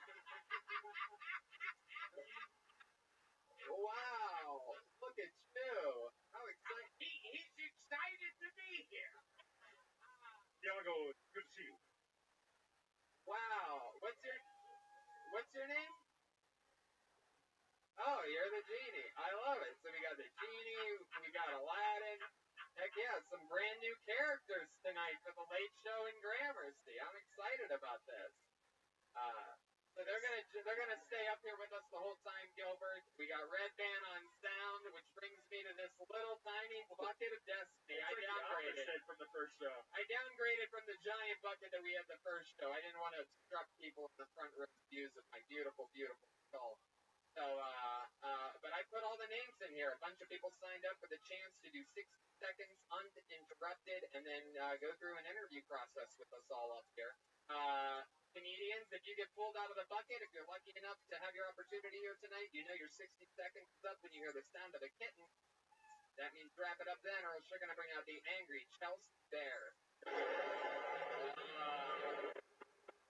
You guys ready for this? It's the Late Show, baby! With Gilbert motherfucking Godfrey. Wow! Tony, you ever seen a genie that's going through chemo? I know. Goodness. You're losing a little bit of hair.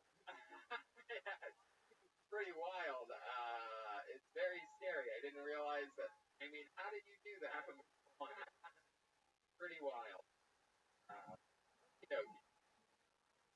guys ready to start this thing? I pulled her name out of the bucket. We're going to get started with a lady. Your first comedian getting an uninterrupted 60 seconds tonight goes by the name of Jane Riccobono. Here we go. We're getting the party started. There she is. You're coming up front and you're going that way. The entranceway is right over here. So remember that for the rest of the night. All right. Come on, Late Show. You guys ready for this shit or what? Here she is, Jane Riccobono.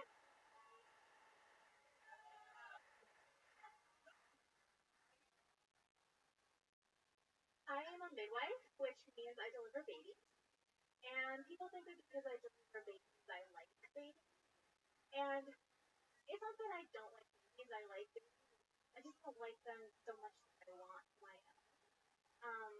That's like going to eat at a restaurant and like it once you buy the restaurant. I don't just deliver babies, I also do sexual health, a big proponent of condoms, etc. I do think that we would have success with our young people if in our sex ed classes less about using condoms and how much you should use them, and more about how they're not going to want to. Using a condom is like having a cream and bringing it to your mouth, and then right before you like back bad of the bread. I recently went through a breakup, and I went through this like getting my groove back, and I meditation, and my friend called me, "How are you?" I was like, "Later." She's like, "Yeah, you got rid of all that baggage." I'm like, "No, I lost 15 pounds." There you go, Jane Riccobono, everybody. Heck yeah. Welcome to the show, Jane. Heck You yeah. ain't never had a friend like me? What was that, Jeannie? What'd you say? You ain't never had a friend like me? Okay. All right. Jane, first Why was that again? You ain't never had a friend like me? Gilbert, got me.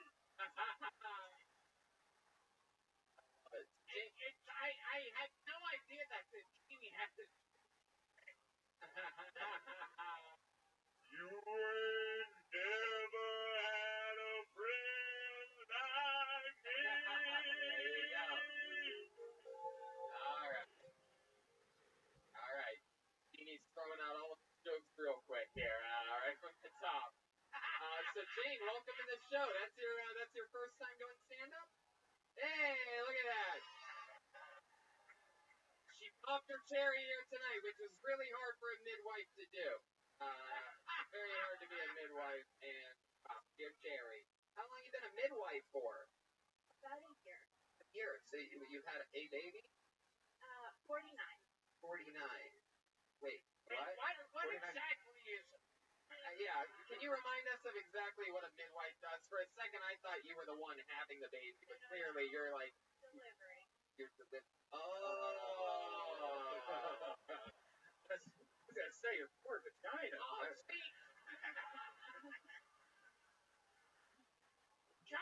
Childbirth makes... I'm not a big fan of childbirth.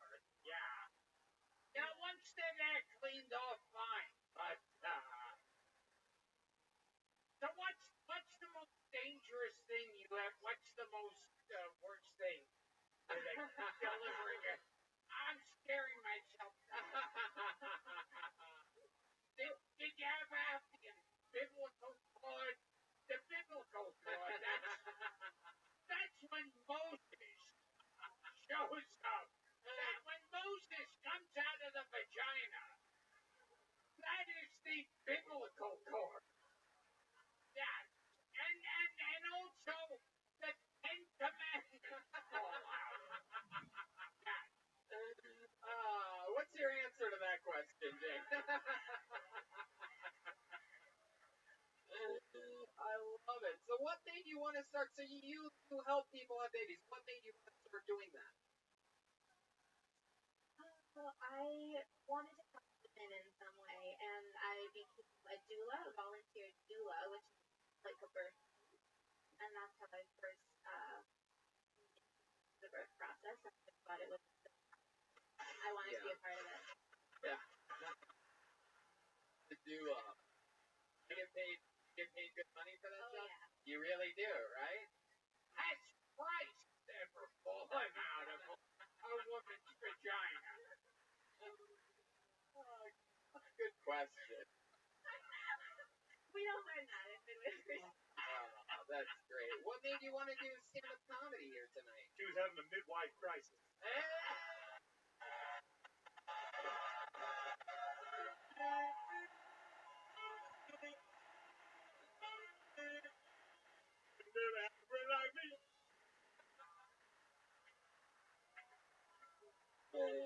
Wow! Boy, have I been corrected. You do got jokes, huh, buddy? Wow!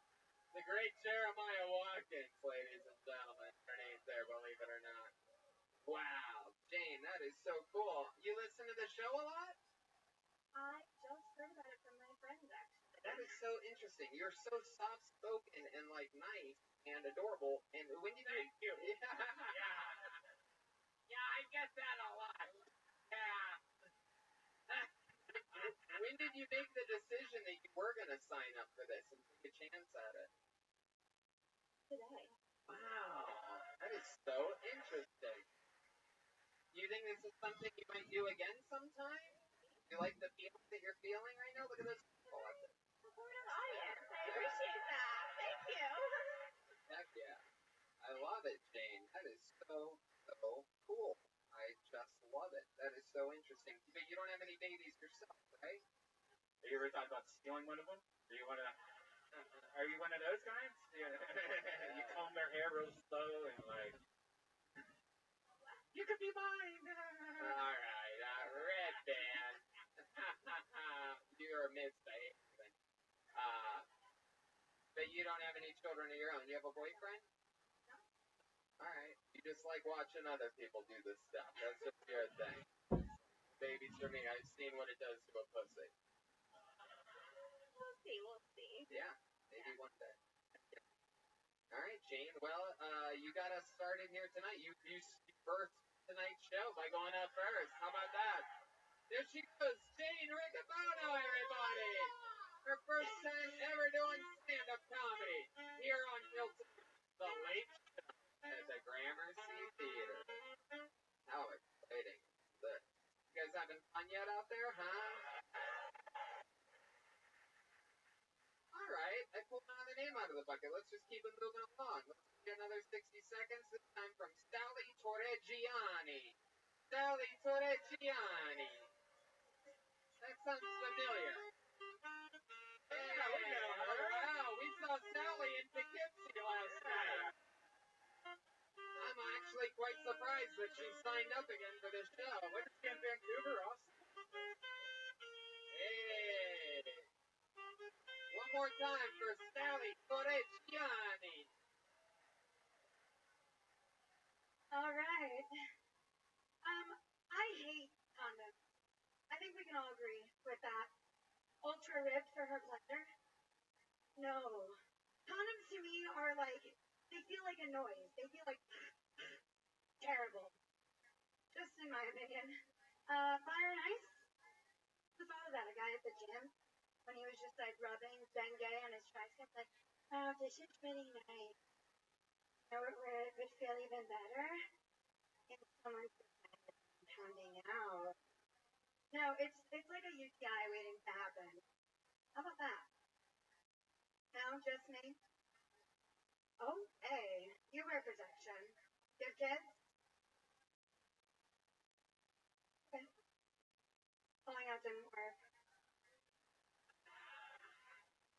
So you agree with me, you don't like condoms.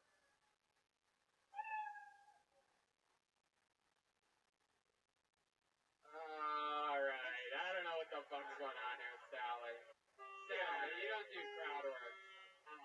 Sir,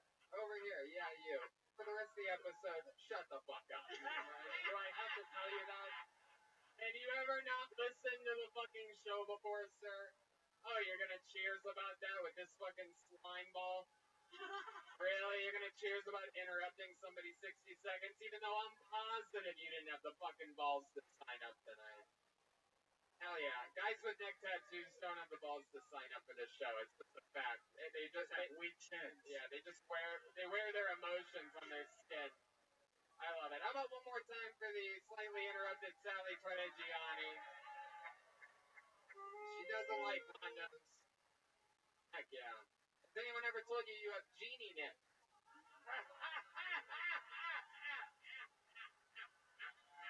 Heck yeah.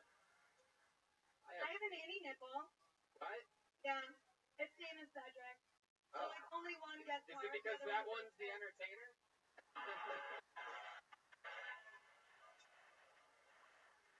What's the other one's name? I didn't do that. I like to name my defects. Can you do voices? Oh no, how you doing over here? Hey, how you doing over there?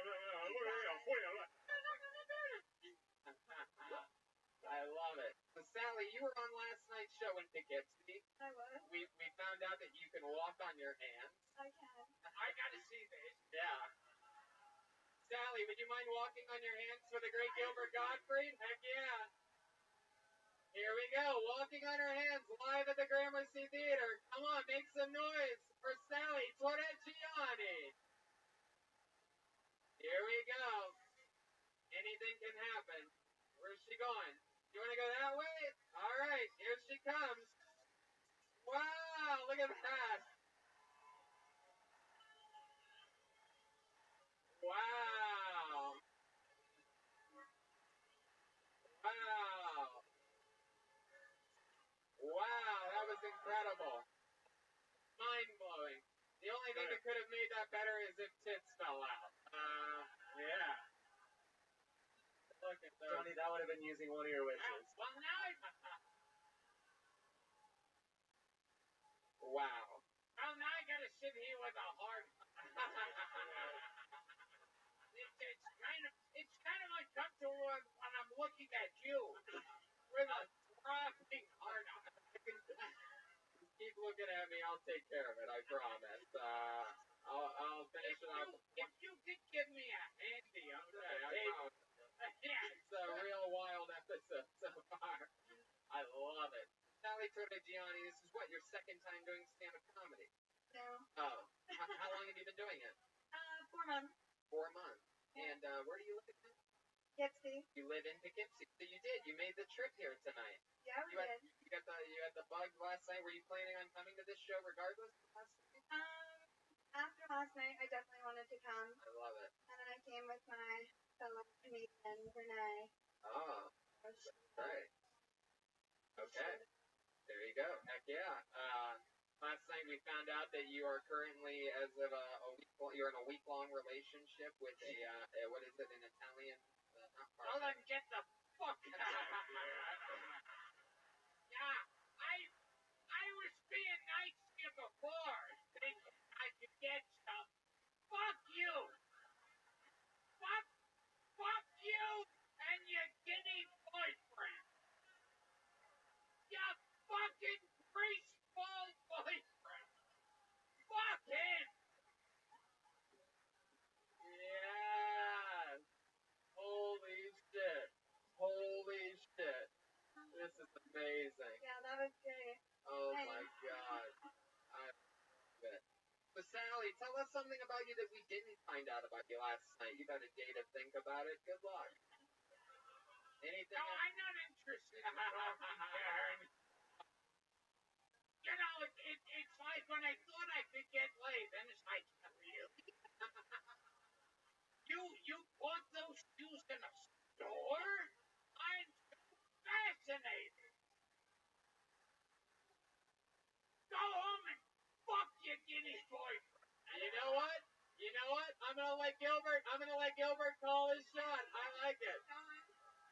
I'll tell you this is I'm gonna be honest with you. I remember you clearly from last night, and I liked tonight's set more than I liked last night. So it's pretty impressive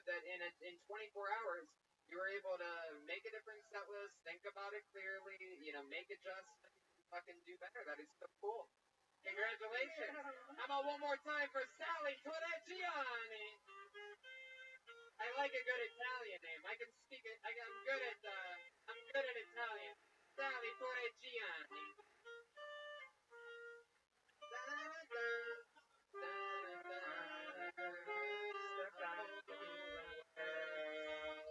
How about a hand for the band making new music every episode? Killing it. How many of you like it when comedians do good on this show in 60 seconds? How many of you like it when people come up here, they sign up, and they bomb on this show? Wow. You guys are ruthless. This really is the fucking Late Show, New York City. I like it.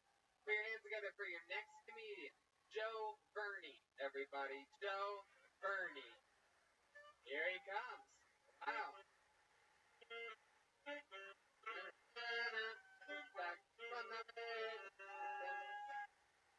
One more time for Joe, everybody.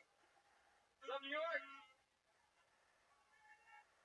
I was trying to think of jokes for tonight, and the biggest I can think of is 20 years old in my mom's house, and I broke my arm trying to learn how to skateboard while I'm 20.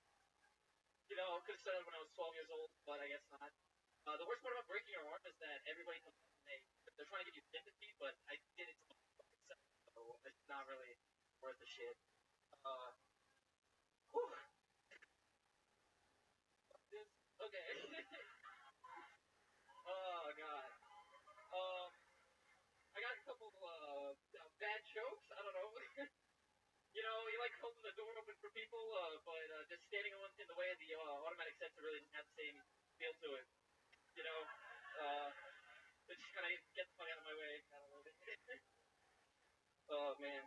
The Gilbert Gottfried right next to me.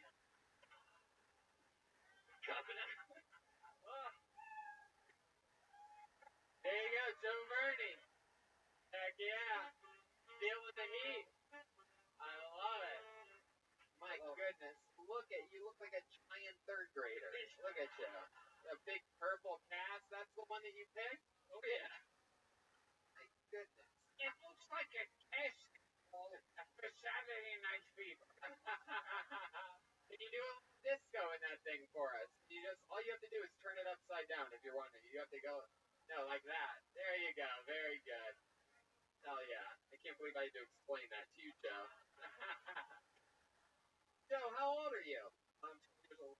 20 years old. Wow, you can't even drink yet. You have a broken purple arm. You really did that skateboarding at your mom's house. Yeah. Oh, your girlfriend's house. Do you live with your mom? Yeah. Yeah. Okay. Misheard you. I either misheard you or it was just I was. You could just tell that you live with your mom. You were at your girlfriend's house skateboarding. Where were you skateboarding in the house? Not in the house. I was outside. They have a makeshift ramp. I actually broke my arm exactly how Jeremiah did, dropping in when I didn't have any idea how to. Right. Yeah. Wow. What do you think about that, Jeannie? He just said that. I mean, I didn't know. Jeremiah had a broken arm for a while because, I mean, it is true. He did try to trick that he didn't know how to do. But what do you think about this little 20-year-old punk telling you that? I wish we were not in the same category. I love it. Joe, you left-handed or right-handed? Right-handed. Wow, so you're still just tricking it like an animal. Just fucking 20 years old, guns ablazing, non-stop. I love it, man. And, my goodness, what do you do for work? Boring. Yeah, tell us. Desk job. What is it, comedy? Okay. Just, it's a really boring desk job at the computer all day. Just to get through it. What do you do at the computer? Poll. I do telephone polls. I make sure they get replaced. Like political polls? Nope, no. Telephone polls is free. I gotta make sure that they actually get fucking replaced. Kill me. Wow. Temporary. I could start doing comedy eventually, maybe. They start doing comedy. First time. This was your first time Yeah, tonight. wow. So so cool.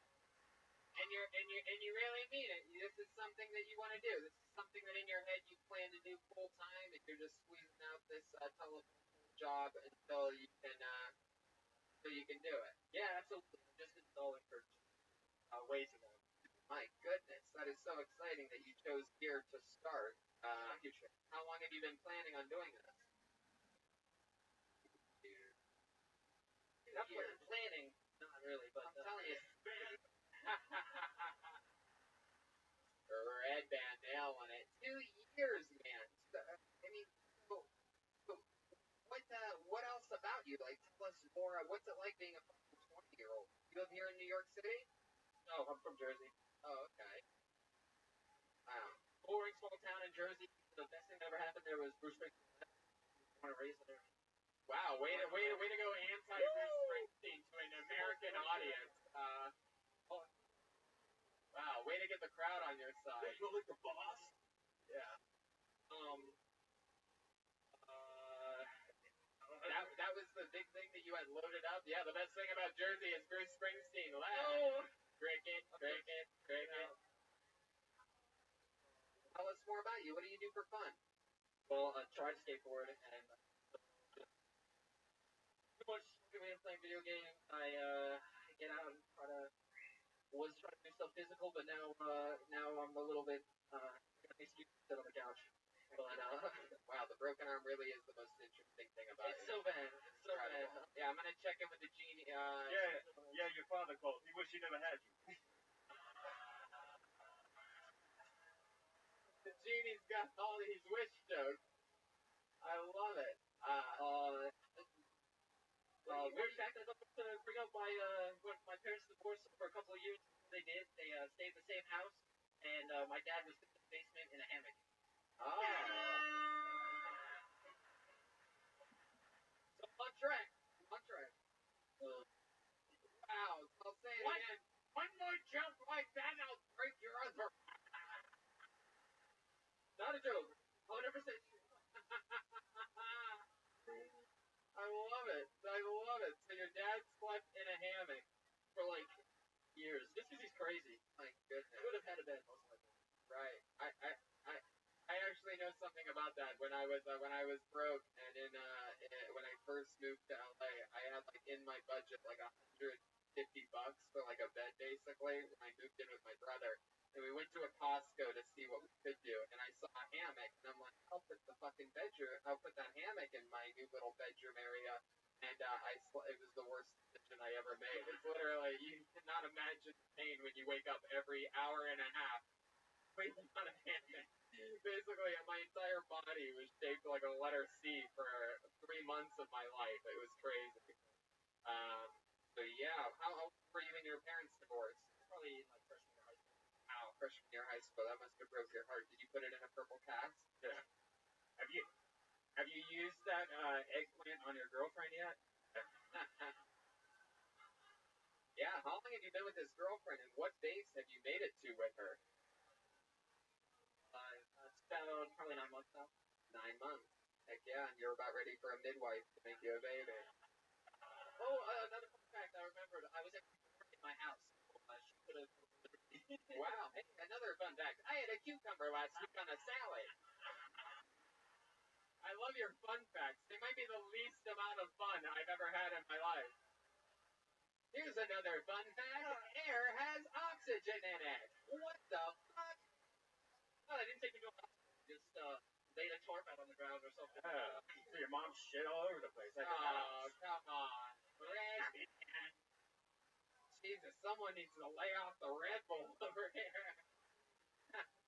All right. Well, Joe, I'll tell you, man. This is what I love about this is that you're only 20 years old and that you believe that you're going to do this as a career, and the fact that you had.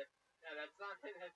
I guess it is sort of a joke. We'll find out in a few years how funny it was, because I have a feeling starting at 20 and chasing your dreams, I really think that you have probably a promising future ahead of you. You have no idea right now what's funny, but I think it'll grow on you, Gilbert. And if things don't work out between you and this girlfriend of yours, We know a girl who walks on her hands. Heck yeah. Well, Joe, congratulations, and go live your life, dude. 20 years old. There you go. Joe Verney, everybody. Heck yeah. We're in it to win it tonight. Wild one. I'm excited about this. Heck yeah. How many of you, this is the first Kill Tony you've ever been to? How many of you have been to a show before? There you go. 50-50. This is an interesting name. I know a wild name when I see one, and this looks like it's all one word. I'm going to say it like it's one word. Put your hands together for Michaela Lazewski. Michaela Lazewski. Someone just got up right over there. Here we go. While she's coming up here, I'm going to mention some Gilbert Gottfried dates coming up. Tomorrow night he's in Petoskey, Michigan, June 27th, in Phoenix, New Jersey. Keep playing, guys. June 28th and 29th at the Stress Factory in Bridgeton, Connecticut. July 5th and 6th at Silver Birches in Holly, PA. July 20th at McGuire's in Bohemia, New York. August 2nd, the Gathering of the Juggalos in Springfield, Indiana. August 3rd in Indiana. One more time for Kayla Lazewski, ladies and gentlemen. What y'all doing? Having a good time? Fucking Kill Tony. I made it, right? My accent's a little hard to place, but I'm actually from New York, from Staten Island. We're the borough of park and racism. I recently started visiting this new pork store. It's like a deli. Huge variety. Amazing selection. It's called Tinder. The samples are fantastic. Oh, Jesus, I love to just swipe on my meat. I went on a date with this magician actually, and I don't hate magicians, but don't try and fool me. The best part of the date was the sex. I don't know if anyone's ever had magic sex, but that's when at the end, all of a sudden, poof, they disappear. Best fucking time. Thank you guys. Michaela Lazewski, ladies and gentlemen. Yeah. All right. This is the first time on Kill Tony, right? Yep, First time at the Gramercy Theater, not going by the name Lisa Loeb. Yeah, pretty much. Yep. Heck yeah. First time doing stand-up comedy? I've been doing it for about 3 months now. Oh, cool. 3 months. That's so awesome. How's it been going for you? Pretty good. I've done New York Comedy Club a couple times. Very cool. A couple shows next month. Here and there.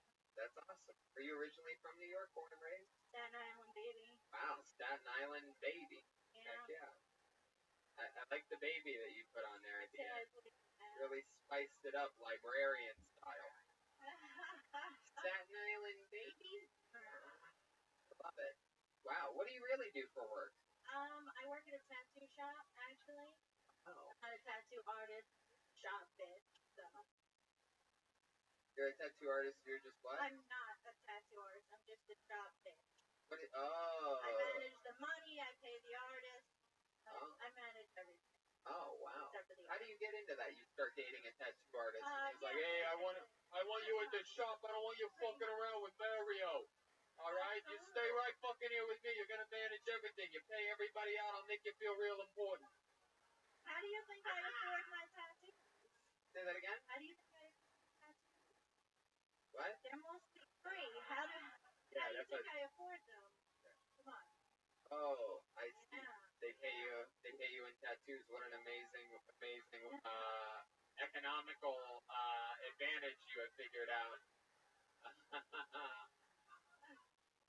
Now is shop bitch your actual title? Is that self-proclaimed? You say that on your pay stub when you clock in, it goes clocking in shop bitch. What exactly? That's how the IRS they like shop bitch. All right. Wow, It's look official. at you. Your voice is sexy and creepy at the same time. I Go ahead. know. You guys, you have no idea. If we can't hear you, you gotta wait. You have no idea. It's very like weird, like to be like when I'm on a date or something, and like we just made it out. I'm just like, yo, that was so awesome. I've been working on it. I'm dating again. I just got a 9-year relationship. Oh, wow. 9-year relationship. Yeah, That's it's incredible. amazing. Let's check back in with that genie over there. Yeah, I think she, pretty sure she contacted my spirit one Long Island medium. Did we match on Tinder? Yep, and boop, I was going. Right, baby. Wow. The best time. Man. Best time. I think the genie's right. There is something wild about your voice. Can you give us a little example of what your type of dirty talk might sound like? Can you give us like some? I mean, it doesn't matter what you say. If you could just give us an example of something, really anything, really just anything. Yeah, just right into the tip of the microphone. Just say like this dirty talk. You guys made that dirtier than you should have. I wasn't expecting you to laugh there. That's just my way of making it audible for you all. Go ahead. How do you sleep? Medium or rare? Wait, I don't know what you said. I'm still completely soft right now. Let's check in with the genie over there real quick. Weird. Yeah, can you talk about ice cream cones like the midwife did? I didn't really hear you. Can you enunciate a little bit more and try it one more time? But it's hard. The Staten Island, I'm so thoroughbred, sir. Like how you're sit down. how you're talking right now. You got it. You got it. Right. Don't let these fucking losers. I've only ever like talked in front of about 30 people. So what up, everybody? Thank you so much. Thank you. Thank you very much. Everybody say hi, shop, bitch. Kayla, I'm gonna ask you one more time. Give us an example of because your voice is intriguing. It's somewhere between like Barbara Walters and Tony Soprano. I can't quite figure it out. Okay, except Please both don't of make me cry. Kind of like that. Whoa, hell yeah, you're as damaged as someone that gets paid in tattoos. I love that. Can you come back again when you don't have a mouthful of no good king? I will try. I mean, I can't lie. I'm nervous. It's you, sir. Are you married? You married? Yeah. Wow. I was hoping we almost watched. I could get royalties. Wow, you think he would give you his royalties? You do not know Gilbert Godfrey, man.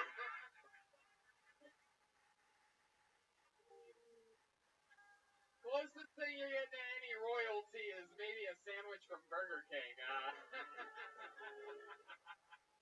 And even then, he's probably got I'm gonna get the 15-cent deposit on this water.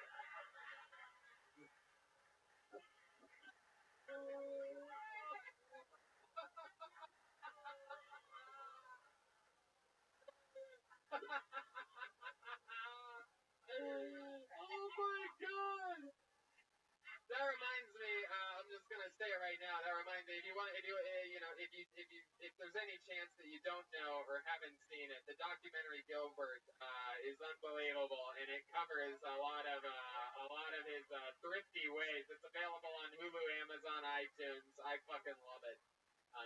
Anything that we should know about you, Michaela? Any other fun facts about you? Fun fact. Let me ask you this. You said that you like to cry, you get paid in tattoos. Why do you think you're so... Not only tattoos, but it comes with... No, I know. But it's still, obviously you don't know how trashy that is. No, but I guess my question is this. How do you trade herpes medication with a tattoo? Okay. I was in the middle of a question. I didn't think it was that big. Michaela, so my question is this. Why do you think you are that way? Why do you think you like to cry? Why do you think it turns you on? Why? Like, did something happen to you? Anything traumatizing? I mean, like, nothing. I mean, some shit has happened. Like, I've been in a coma. I've had some shit go down. How'd you get in a coma? You put us on one for 60 seconds. Here we go. No, I'm kidding. Here we go. All right. How'd you end up in a coma? Did you get skateboarding lessons from the last guy? He's a little young for me, but such a piece of shit. When I got meningitis, my own immune system fucked this bitch and attacked my brain. Wow. I love it. Where? I'm living a lamp. Well, Michaela, now that you're newly single, I don't think it's going to be meningitis trying to attack your brain. I think you probably have a promising future in this, something that you love to do, right? Heck yeah. My only advice for you, Michaela, would be you'll notice it amongst, Gilbert, me, all of us up here. When you get a chance to talk into that microphone, you might have the funniest thing to say. But if you don't really get it out there, if you don't project, if you wait for the sound guy to turn your mic up, a lot of great stuff could get lost. You could be the funniest person in the world, but it's just saying it like this, like people won't ever really find out what you're saying. So, it's a good note. I think that you can take with you. Thank you very much. That is very solid advice. I will get used to it more. Yeah. But thank you. You should just get tattooed right at the top of your mic finger. You should get a tattoo that says, "Speak the fuck up." There she goes, Michaela Lazuski! Hell yeah. And we got drunken Stacey Sabathia here, giving her a standing ovation. Jesus Christ. So much fun. I love it. All right. Pulled another name out of the bucket. You having fun, Gilbert? I forgot. I stopped paying attention a while ago. Yes. The best. How cool is it to have Gilbert Gottfried on Kill Tony? Love it. Shout out to our mutual friend, the Roast Master General Jeffrey Ross, for putting us all together in this. So exciting.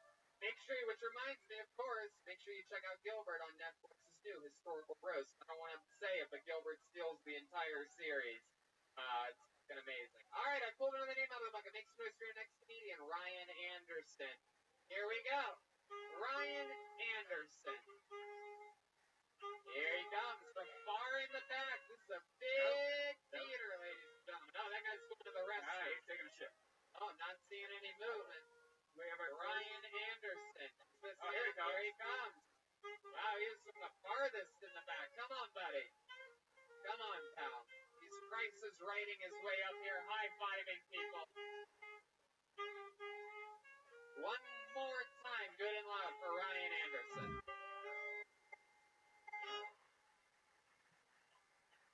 Wow, just because I don't think I'm ever going to be able to say this to a group of larger people. How's it going, New York City?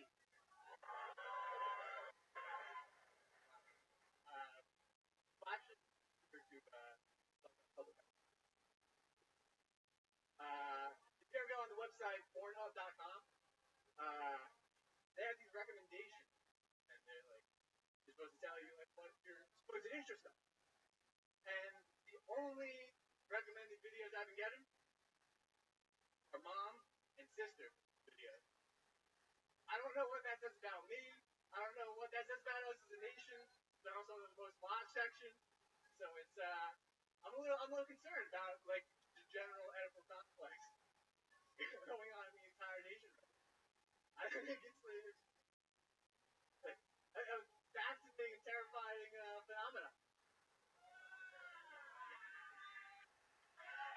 Ryan Anderson. He's got a good setup. Ryan clearly specializes in setups instead of punchlines. It's a great subject. You're getting recommended a lot of mom videos. Yeah, I just want to hear something. Yeah. I mean, you guys, I want to know how you feel. No, I get it. You just did it. I swear to God, if you talk one fucking time, I'm having to boot you to the nose. Don't fucking talk again. You gotta stop doing that. You're throwing off the fucking rhythm of these innocent. Look at this innocent soul. How could you fucking do that? We're gonna send you back to Rikers. Yeah. Or the Bronx, wherever the fuck you came from. You gotta fucking chill out, dude. I get it. You took the train all the way from the fucking Bronx to be here tonight, but you gotta relax. Alright, fucking Jennifer Lopez. Alright, let's talk with you, Ryan. Are you close with your mom? Yeah. Is she good looking? Do you have a good looking mom? Do you have a good looking mom? Is she a good looking lady? Tell the truth. I mean, she was, but Yeah. not personally. I doubt it. You know? Yeah. Did she ever walk in on you, maybe playing with yourself before? No. That's why there's not a lot of communication with me. So I'm really curious about why this is like. No, it's because you want to fuck your mom. That's why. Everything in your algorithm, which I'm guessing by the looks of you is the only rhythm you have. Something in your computer algorithm is seeing. Have you clicked on that before? You know Pornhub does recommend videos that you click on, so you're sort of burying yourself here by. Exactly. Now it's just dumb profit. Self-fulfilling prophecy. I just keep getting. But you keep clicking on them. They're the only ones that I think. Self-fulfilling prophecy is the weirdest word for masturbation I've ever heard in my life. Self-fulfilling prophecy. What's wrong with your jaw? As far as my mom, Do you always rub your chin like that? my jaw's really just. Careful, a genie might jump out. Rub it again. Or jump in. So Ryan, this was your first time doing stand-up comedy, right? Yeah. Right. And how old are you? There it is. First time to go to the first time. How old are you? 27. What do you do for work? I work in insurance. Wow, I never would have guessed that. Oh. Someone up there, insurance, by the way. Wow. My goodness. How long have you been working in insurance? 5 years. Oh, geez, everything about you is straight down the middle, huh? Like, give me something exciting. What would you be surprised to know about you? What's something wild about Ryan Anderson? What's the wildest night out Waldo ever had, huh? Yeah, you ever put your glasses on your dick just for fun?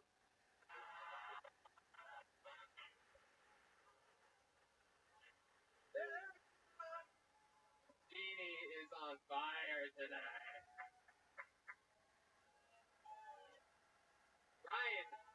Ryan, are you thinking of an answer to my question, or are you literally just massaging your chin until it falls off?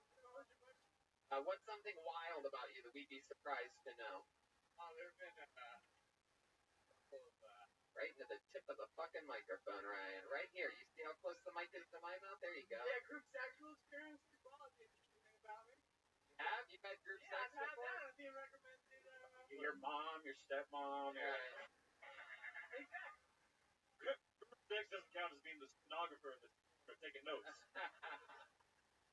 He calls masturbating with both hands group sex. Whoa, here's the first Stolberg fan of this show. Ooh, the party has begun. Don't touch me again.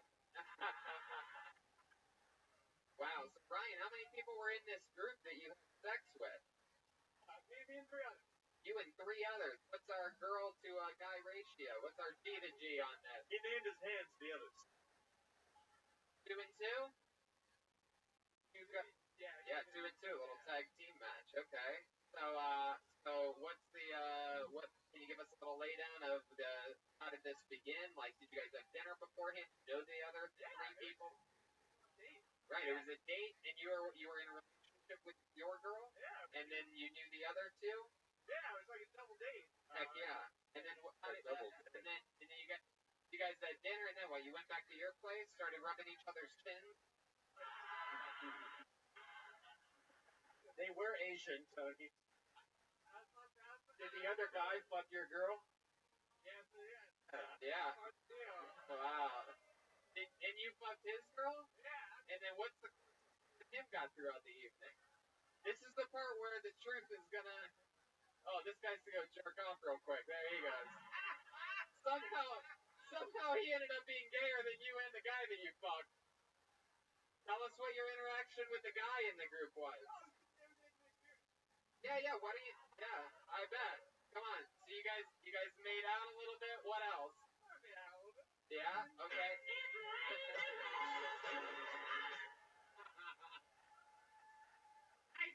start from the beginning. Yeah. He was fucking a guy and a girl. Yeah. 2 girls and a guy. You know, you're the first serial killer I ever met. This guy fucked 2 girls. So tell us about when you were fucking this guy. What's he doing you in the ass? That's what we want to know. Come on, give us some details, Ryan. This place wants the truth, right? Come on, look at them. Look at them. Hell yeah. It's just the 2 men having a mutual bonding experience. Come on, you got to give us a little. What happened exactly, Ryan? Were you kissing first? They went out a little, and then what? We didn't get that. You didn't get that. So what did you do exactly? Everything back. Everything but sucking each other's dicks? He put his wiener in your butt? Yeah. Wow! Look at that! Look at these people! Look at this! Look at this!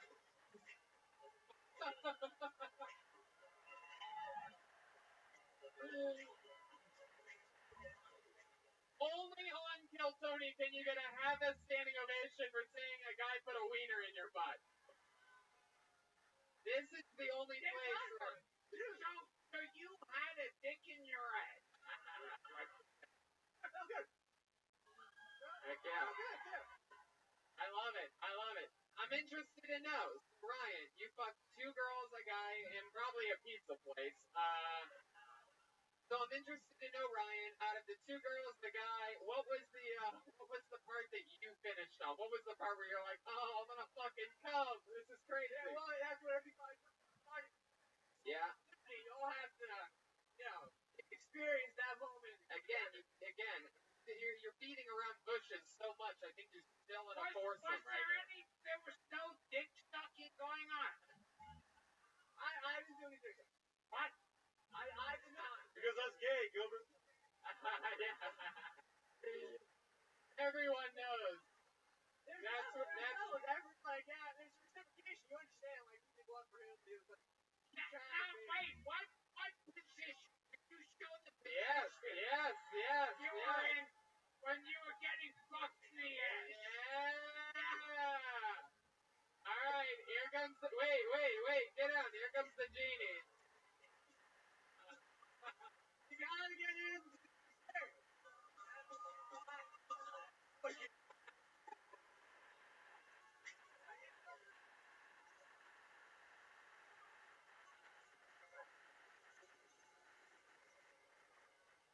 Wow, how about that? This might be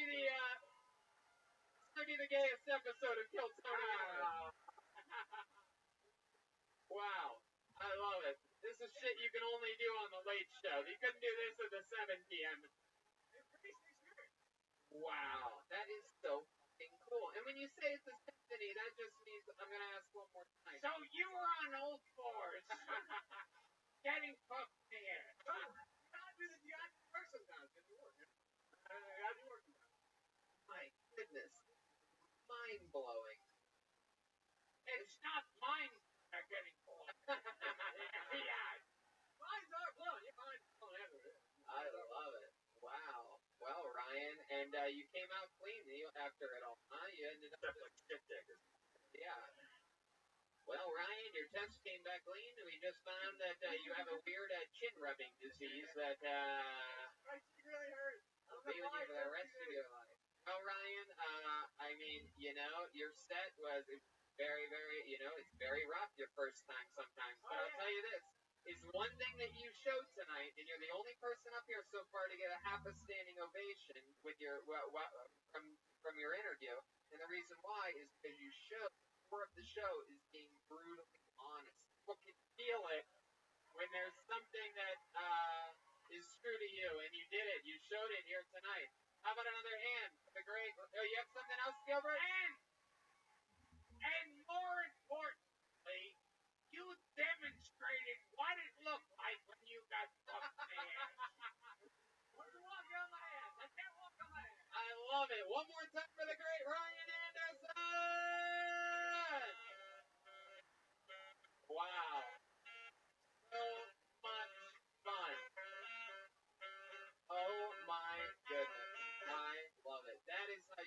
interview. It was great. Wow. Wow. Oh, yes. Okay. You get his phone number. This is so cool. This is another comedian that actually was at the Poughkeepsie show last night. He performed. He was very interesting. Even his girlfriend performed. Very entertaining guy. He was so funny. Him and his girlfriend were so funny that we literally put them on the guest list for tonight's show. Clearly, they signed up again. Put your hands together for him. It is Justin Woods Circus, everybody. Here he comes. Hell yeah. 2 nights in a row. Just another reason why you should go to every Kill Tony when we come near you. One more time for Justin Woods Circus, everyone. How's it going, New York? Number 1 juggler in New York right here, by the way. I mean, bragging up. Hey, come on. Oh, that's why I wear this stupid hat. I'm trying to find the stupidest hat I could find to signify that I'm an entertainer. And, this isn't the stupidest hat, it's the second stupidest hat. The first stupidest hat, like this. To be honest, everybody hates a fedora. I can speak freely. I checked you out. There's no one wearing a fedora here.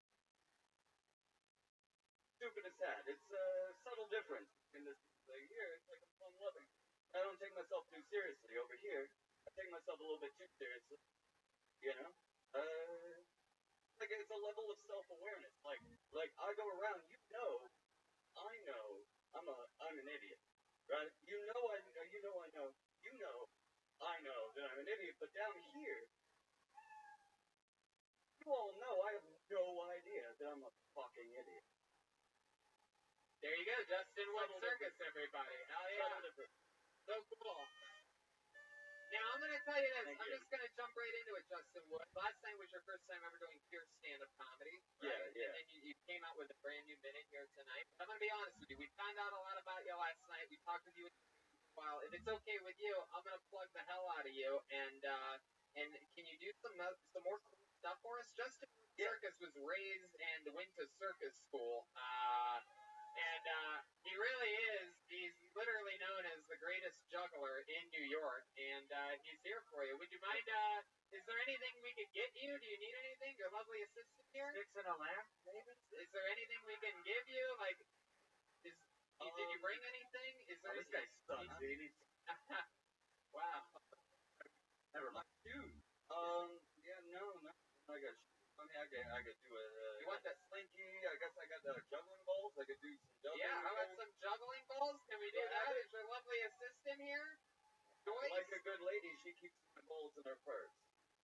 Other than juggling balls, just out of curiosity, are there other things that you know how to do? Yeah. I got rings and gloves and knives and torches. Wait, what can you do with them? Juggle all of those things. Wow. Yeah, damn. But they don't let me do Did that. Did anybody bring any extra torches with them? Chainsaw. That's the free bird of juggling. Where's the lovely assistant? Oh, yeah. Oh, they're right here. All right, very cool. You guys want to see the greatest juggler in all of New York? This is the big stage, Justin Woods Circus. He's on Instagram at Justin Woods Circus. He's on the app TikTok, and you can probably find him everywhere. Justin Woods Circus. Here you go. Here he is. Let's see what he does tonight.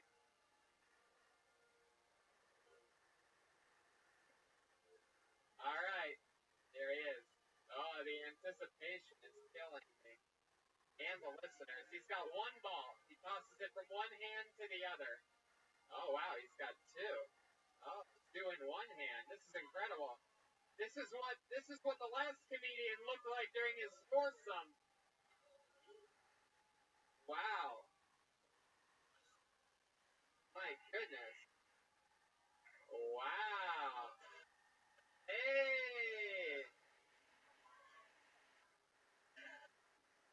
Wow.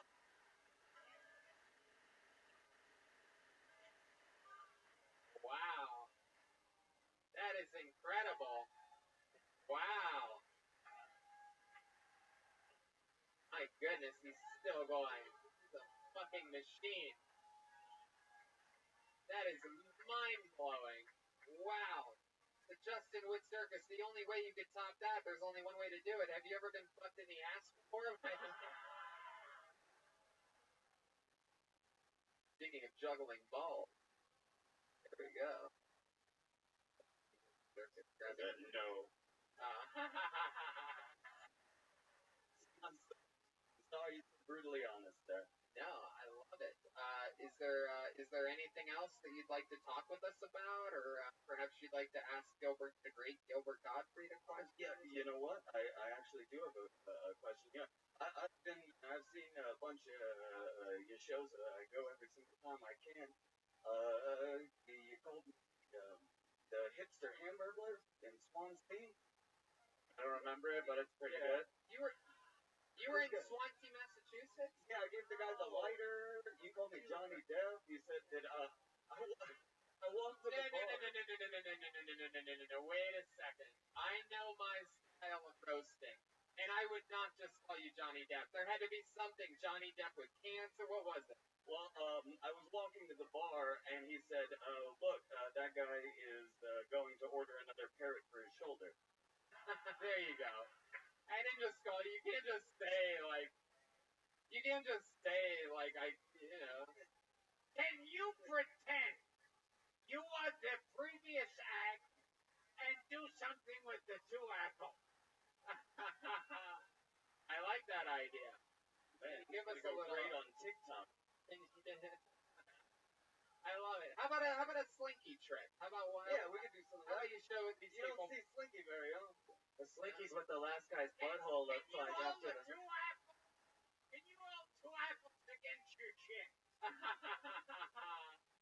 Let's stick with the slinky. There's only one way to find out, really. Those aren't apples, though. So that's the funny thing about that. Gilbert thinks those juggling balls are apples. Oh, those are real juggle balls. Yeah. Small but firm. For those of you that love juggling, Gilbert will be at the gathering of the Juggalos in Springfield, Indiana, August 2nd. That is so cool. I didn't realize you were a juggalo. Yeah, that's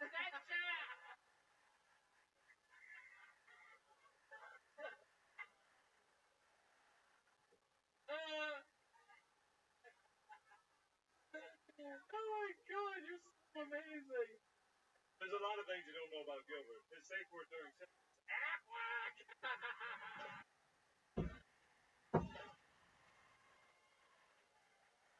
Wow.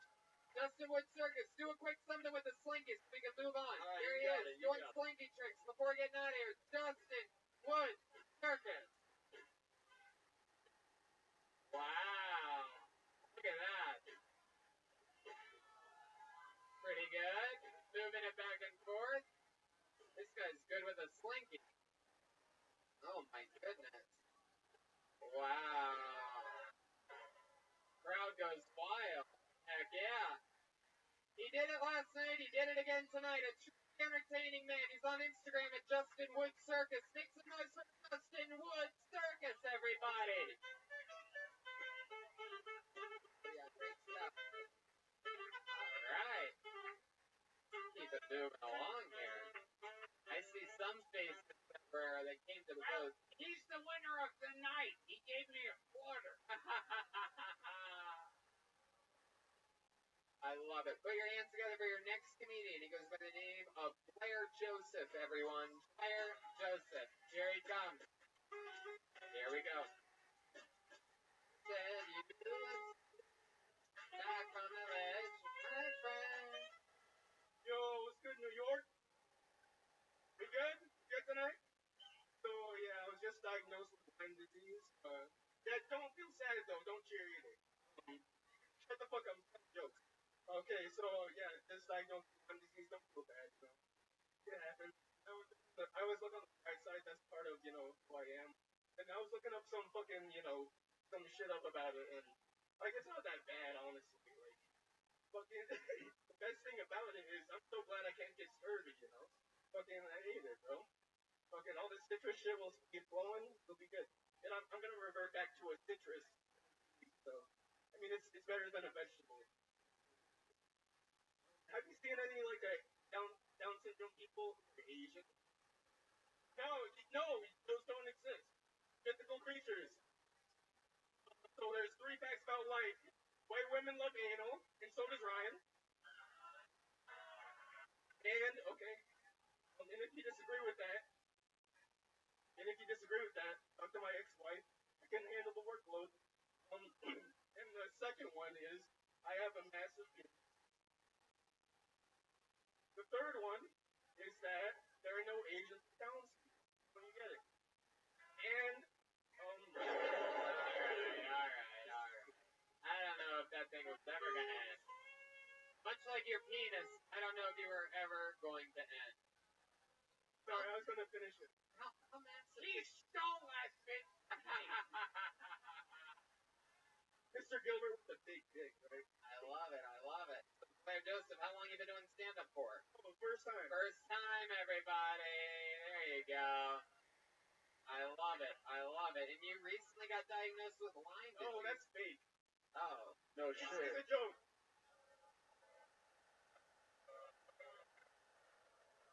Sorry, I'm come from upstate. Everyone I know has it, so I can make fun of it. Okay? Why would you make up something that's not even funny? I'm not funny. Okay. I think sometimes people just don't know what's funny about them. So let's find out more about you, Claire. How have things been going since your days at Family Matters? Pretty good, Tony. Pretty good. Oh yeah. As you can notice, I have like missing teeth. Want me to tell you about that? Sure. Okay, so I'm a fan. How'd that happen? I know it wasn't from eating too much pussy. You got me there. There's only a lot of blood. Okay, so I didn't hear that. So if you made fun of me, I didn't. Let's play a game. How more unlikable can this guy get? I gotta kill myself. Come on. You should be likable. You have a face like all of Barack Obama's daughters. Okay. I call Sasha. I was gonna finish that joke, but it wasn't gonna be good, so trust me, I know, we let you go for way too long. So let's find out more about you, Claire. Answer the questions honestly, and maybe we'll get somewhere. Where were you from? New York, born and raised? Yeah, upstate. Oh, that explains everything. Wow, that is my Death Star. That is my. I will not go there. We hate you, Tony. I bet you do. You have nothing else to do there, so I bet you fucking do. I cannot stand upstate New York. I've been very outgoing about it. I've had some bad experiences. That's why a lot of my friends kill themselves. Yeah. Maybe it's because they're hanging out with you. Yeah, I think so.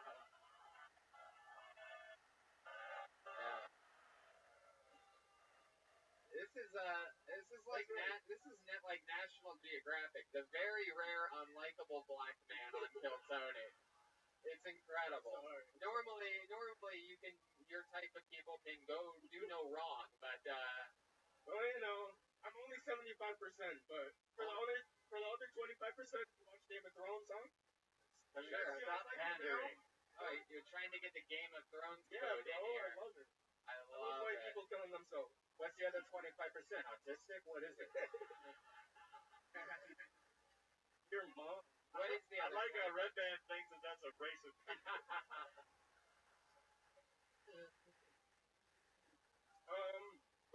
is like Irish and British thing. I love it. What do you do for work, Blair? Oh, I'm a fucking barista at a fucking cafe. Barista. Fucking, coffees and shit. Yeah, no, I know what a barista is. Crepes. I know, thank you. I would not like any at this time. I'm going to just have my coffee and go. Naturally trying to upsell here, Blair. I love it. I love your jewel, by the way. Sure, thanks. You're still bombing. I hate this guy. What were you trying to say about Down syndrome people that are Asian? I don't know.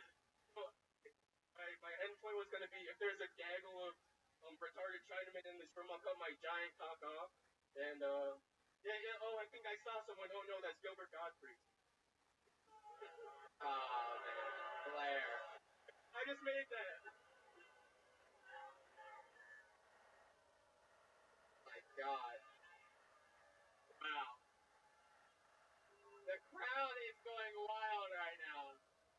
He's trying to own it, but we can all see the sweat dripping off your face right now, Claire. You can't really be a bad guy that's sweating at the same time. Go ahead, Jeannie. Yeah, by the way, missing teeth plus a big dick still equals not getting any pussy. Man, Claire, is there any redeeming quality about you? I used to work with kids. Used to work with kids. What type of Michael Jackson shit are we talking about here? Oh, you know, like What did you do with kids? oh, fucking Salvation Army after school helping homework and food and stuff, you know. Stopping fights. Oh yeah. Okay, Claire, I'll tell you what. You might be one I of suck, I'm sorry. you might be one of the worst people ever pulled out of a bucket in the history of it. Thank you, Tony.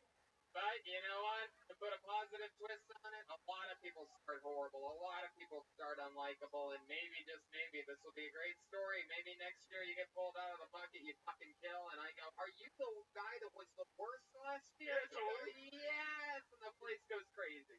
That's the only possible outcome, and I wrote that, and I'm in the writer's room, so I know what the fuck I'm talking about. But for now, I'm going to keep it moving. We're going to get somebody else out here. Let's keep it moving. There goes Claire Joseph. We'll leave his social media out this episode. I don't have any bad intentions against anybody. I always wondered what happened to Malcolm Jamal Warner. There he goes, right back to obscurity, all the way. All right. Oh, this is interesting. This is a very familiar last name. This should be really compelling. Put your hands together for David Jimenez. Wow, here he comes. Look out. The Jimenez name pulled out of the bucket. A whole new world. Might be his son. One more time for David Jimenez, everybody.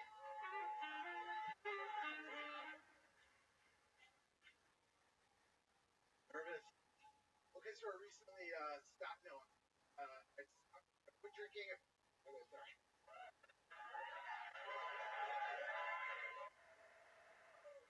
Like walking into. Okay, so I quit drinking a few years ago. Did what every rational does when you get sober. And weed is crazy. Crazy that it's legal. It's also crazy. You guys walking the bars, get in their pajamas while we're still waiting at the fucking Brad who was always put us in the fucking rain and a paper bag stepping into security in the street. Now it comes in, and on the East Coast we're getting it, and it's so magical. On the East Coast we're getting these little magical. On the East Coast we're getting these little.